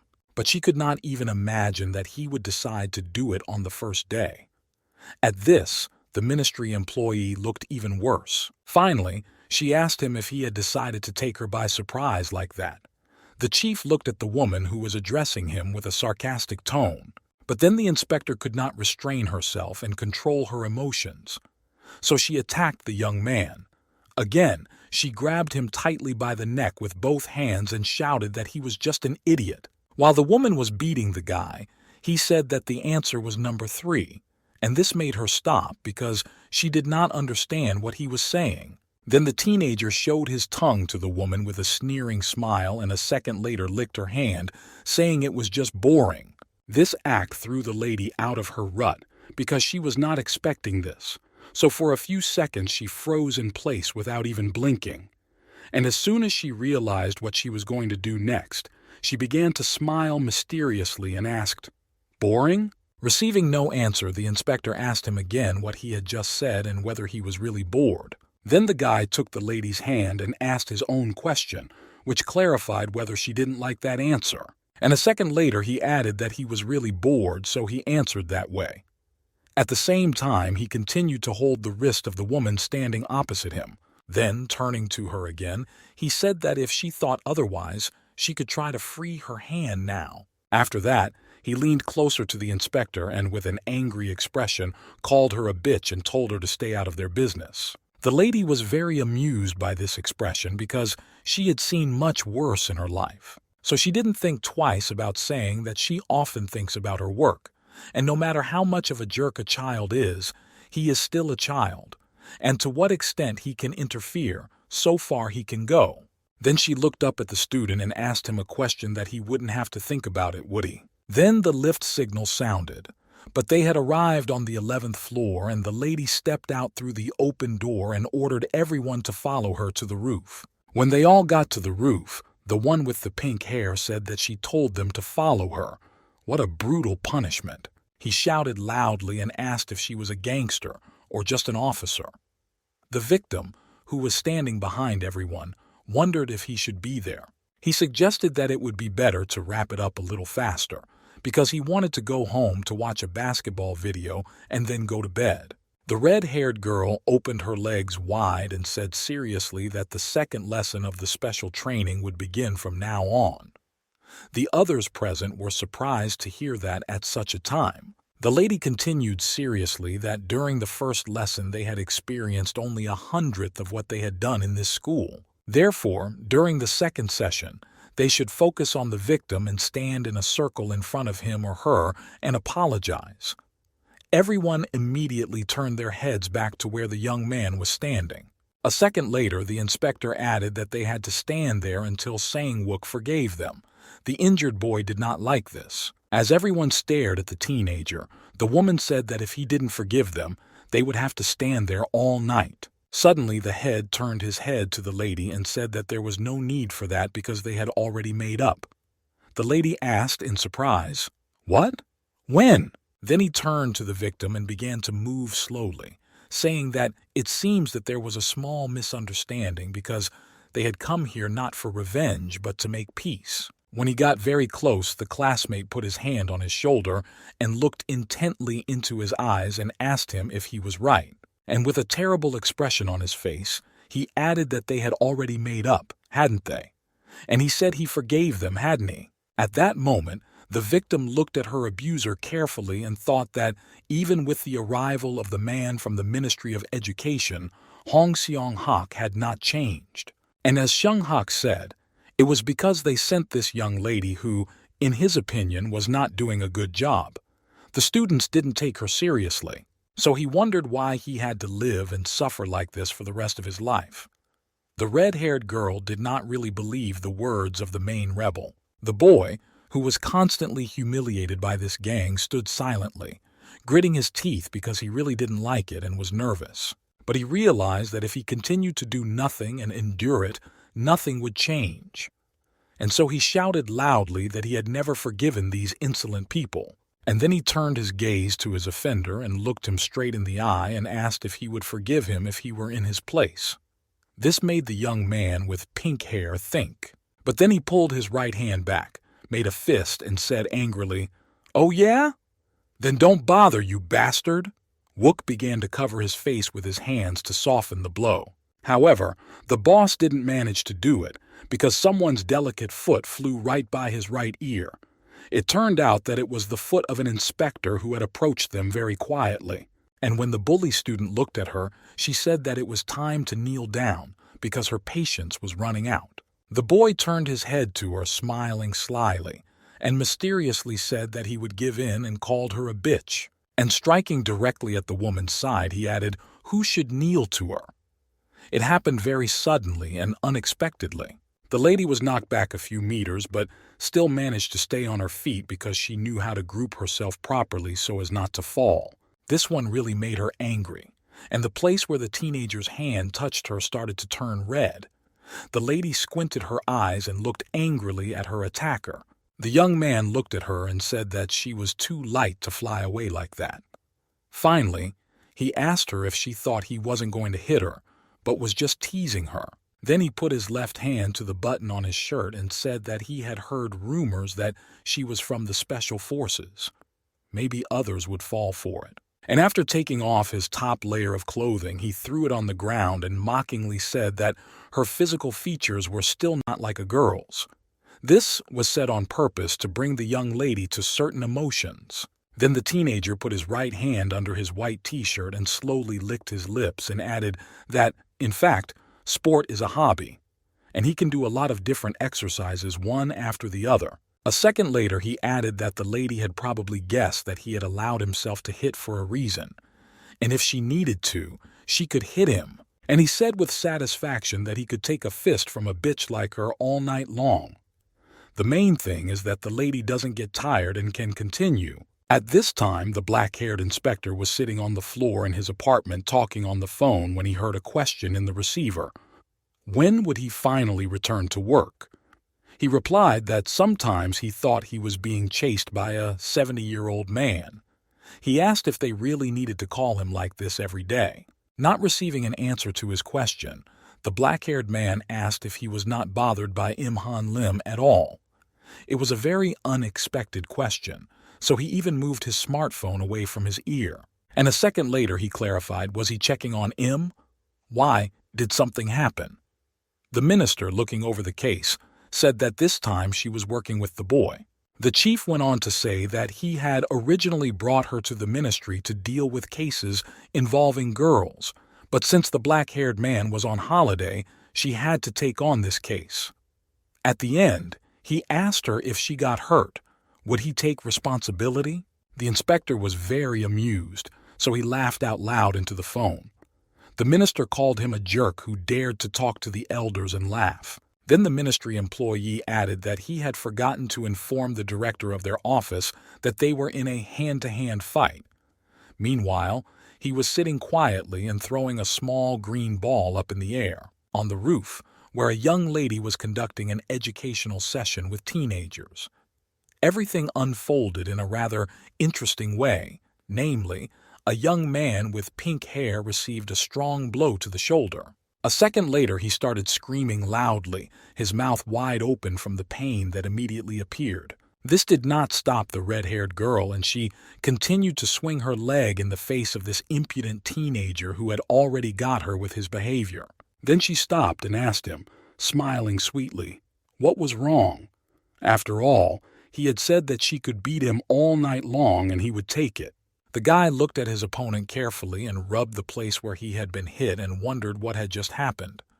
For some reason, he thought that since she was not so big, she probably didn't have much strength. Looking down, the young man noticed that his t-shirt was torn exactly where the inspector had touched him, and it looked like someone had cut him with a knife. This made him very angry, so the teenager took his right hand back, gritted his teeth, and began to run quickly at his offender, calling her a bitch. However, he was unable to strike again because the woman crouched down and grabbed him tightly by the waist. The brawler did not think she would do that, and when the young lady landed on her hands, she again cut the guy with her leg up, but this time from the side. And he froze in place again, raised his head up, closed his eyes, opened his mouth wide, and began to scream loudly from the pain he was feeling right now. He then slowly knelt down and held his wound with his left hand, while the red-haired woman stood behind him looking off into the distance. The young man looked at his side and was surprised by what he saw, because he did not understand how she could do that his clothes were torn right there. So when he turned his head back to clarify something for himself, he noticed the young lady's leg raised again, standing a few meters away. And when he finally got a good look at her shoes, he realized what was causing such marks on his clothes and body. It turned out that it was the heel, which was the main element of the woman's shoes. That's why she kicked him again, not to hurt him, but to hurt him right on the leg. The boy could not stand it any longer and began to shout loudly to the whole roof because he was in so much pain. His friends, who were watching from a few meters away, made faces and said that it must have hurt a lot and they didn't want to go through it. The physical difference between men and women will not be a reason to stop. After all, she skillfully uses important points, weapons, and the environment to help equalize physical development. Even if her opponent is someone big, she won't be able to win in a real fight. The gentleman doesn't know where she learnt her fighting techniques, but in a real fight, it is highly likely that he would lose to her. Approaching the teenager who was lying on the ground, the lady angrily said to him that it would have been better if Seongbai Na had taken care of them. Most likely, he would have come up with another way to punish a bastard like these middle school thugs, and she said that she knew of no other way but to deal with it by force. After saying that, the lady lifted her right foot up and slowly brought the heel down on the boy's left cheek, who was already squirming because he knew what was coming. The inspector then leaned over to the student and asked him a rather simple question. Would he kneel down, or should the fight between them continue? A few minutes later, all the members of the school's gang of bullies were on their knees, heads down, apologizing to a classmate named Sang-wook. The bullies stressed that they had been wrong all along, so they asked him to forgive them at least once. The student recalled all of this as he was looking at something on his smartphone while lying in bed. He was very pleased that this is how it all worked out and that he could finally go to school without worrying that someone might punish him. At the same time, the boy with pink hair hid under the white bed at home because he did not like what had happened to them today. The boy began to pull his hair hard because he was angry that he could not do anything and that everything had happened exactly like that. The victim of bullying at school was still smiling happily and looking at the photo of his bullies on his smartphone, which he had managed to take on the roof. The next day, when the main bully of the high school was walking to school, all the other students turned their eyes to him, looking at him in surprise. Suddenly, one of them, smiling broadly, addressed the young man by name and asked if he was okay. However, others intervened and added how he could feel fine when he had been beaten by that girl from the ministry. After all, he usually harassed teachers, but this one just cut him down. Or maybe he thought that the lady might not hit him, but he got what he deserved. After walking down a long corridor, the boy reached his classroom, where the door was already open, and he began to enter cautiously. On the first desk, right next to the door, was the same boy he had knelt down to ask for forgiveness yesterday. The victim was a little frightened by this because he did not know how to behave properly, so he looked down to avoid looking at the rebel. On the contrary, the young man with pink hair was looking at his classmate with a serious expression, not even blinking. He then calmly began to walk between the desks to get to his seat, but at the same time continued to stare at his victim. His gaze seemed to scan the teenager who was not even looking at him. He was leaning his head over the desk and looking at something in his smartphone on top of it.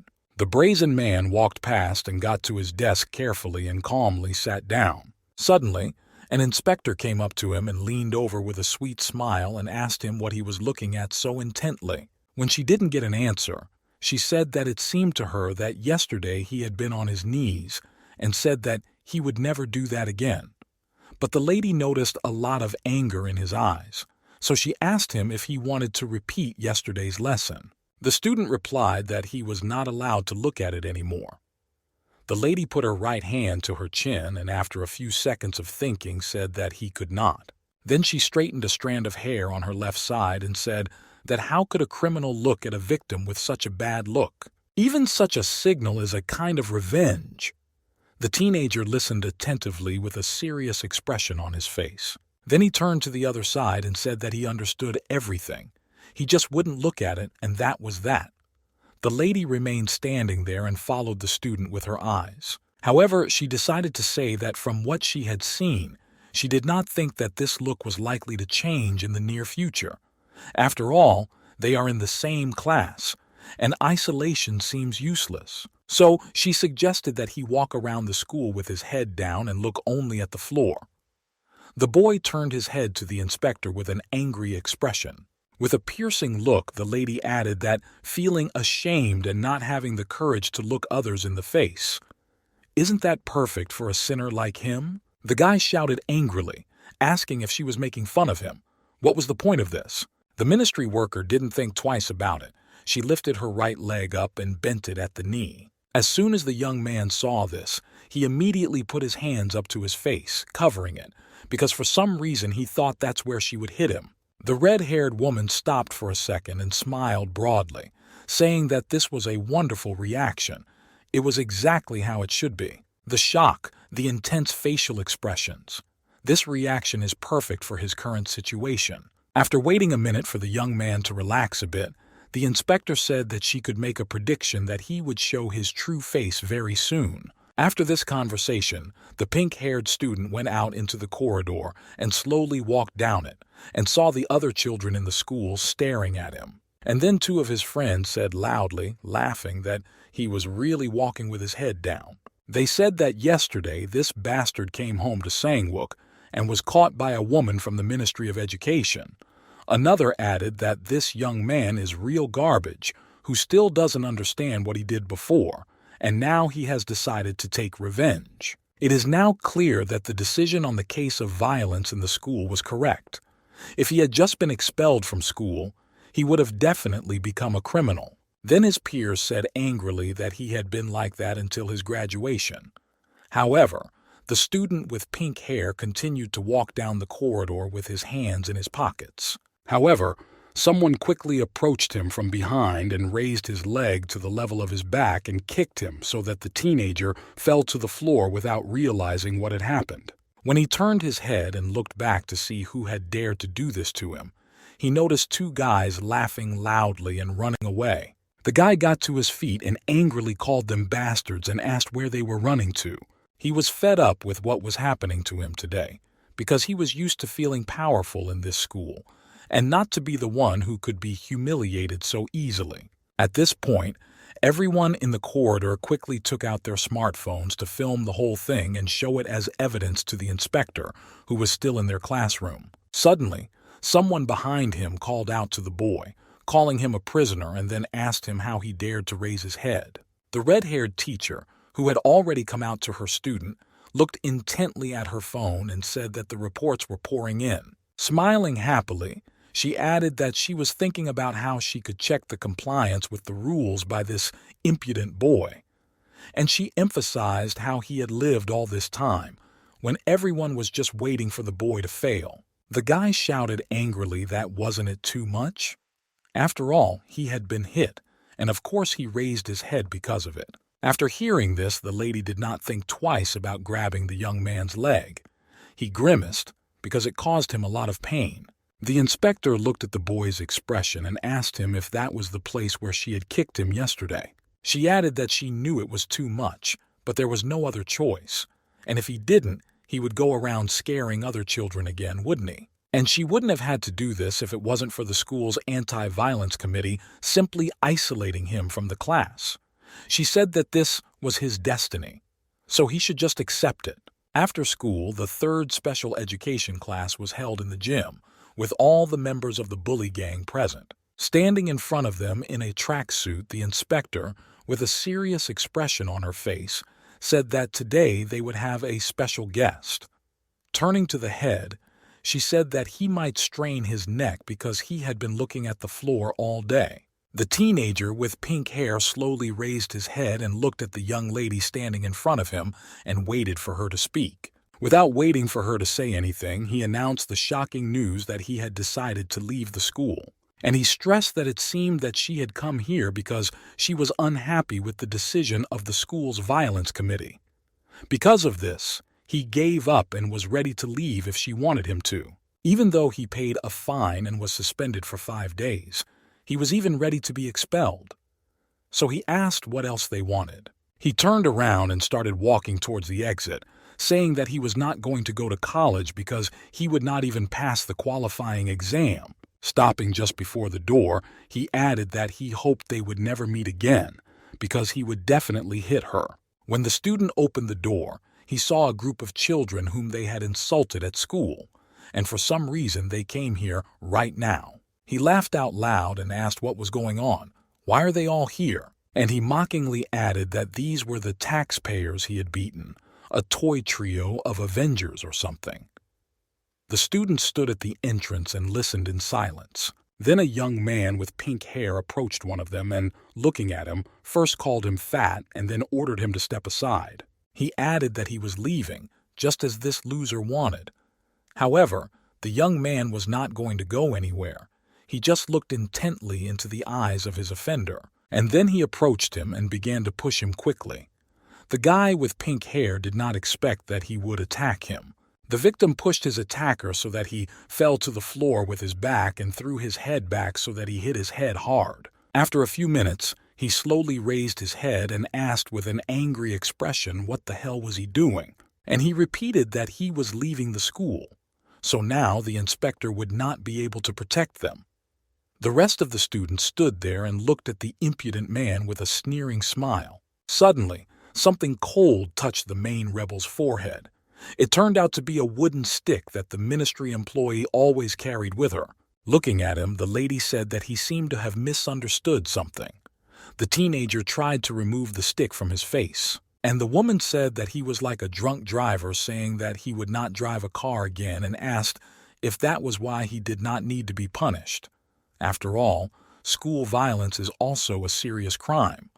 Therefore, the perpetrator must undergo special training. To put it another way, whether he pays a fine or leaves the school, he still cannot escape the responsibility that has fallen on his shoulders. Therefore, until he completes the special training, he will not be able to escape it because it will simply find him wherever he hides.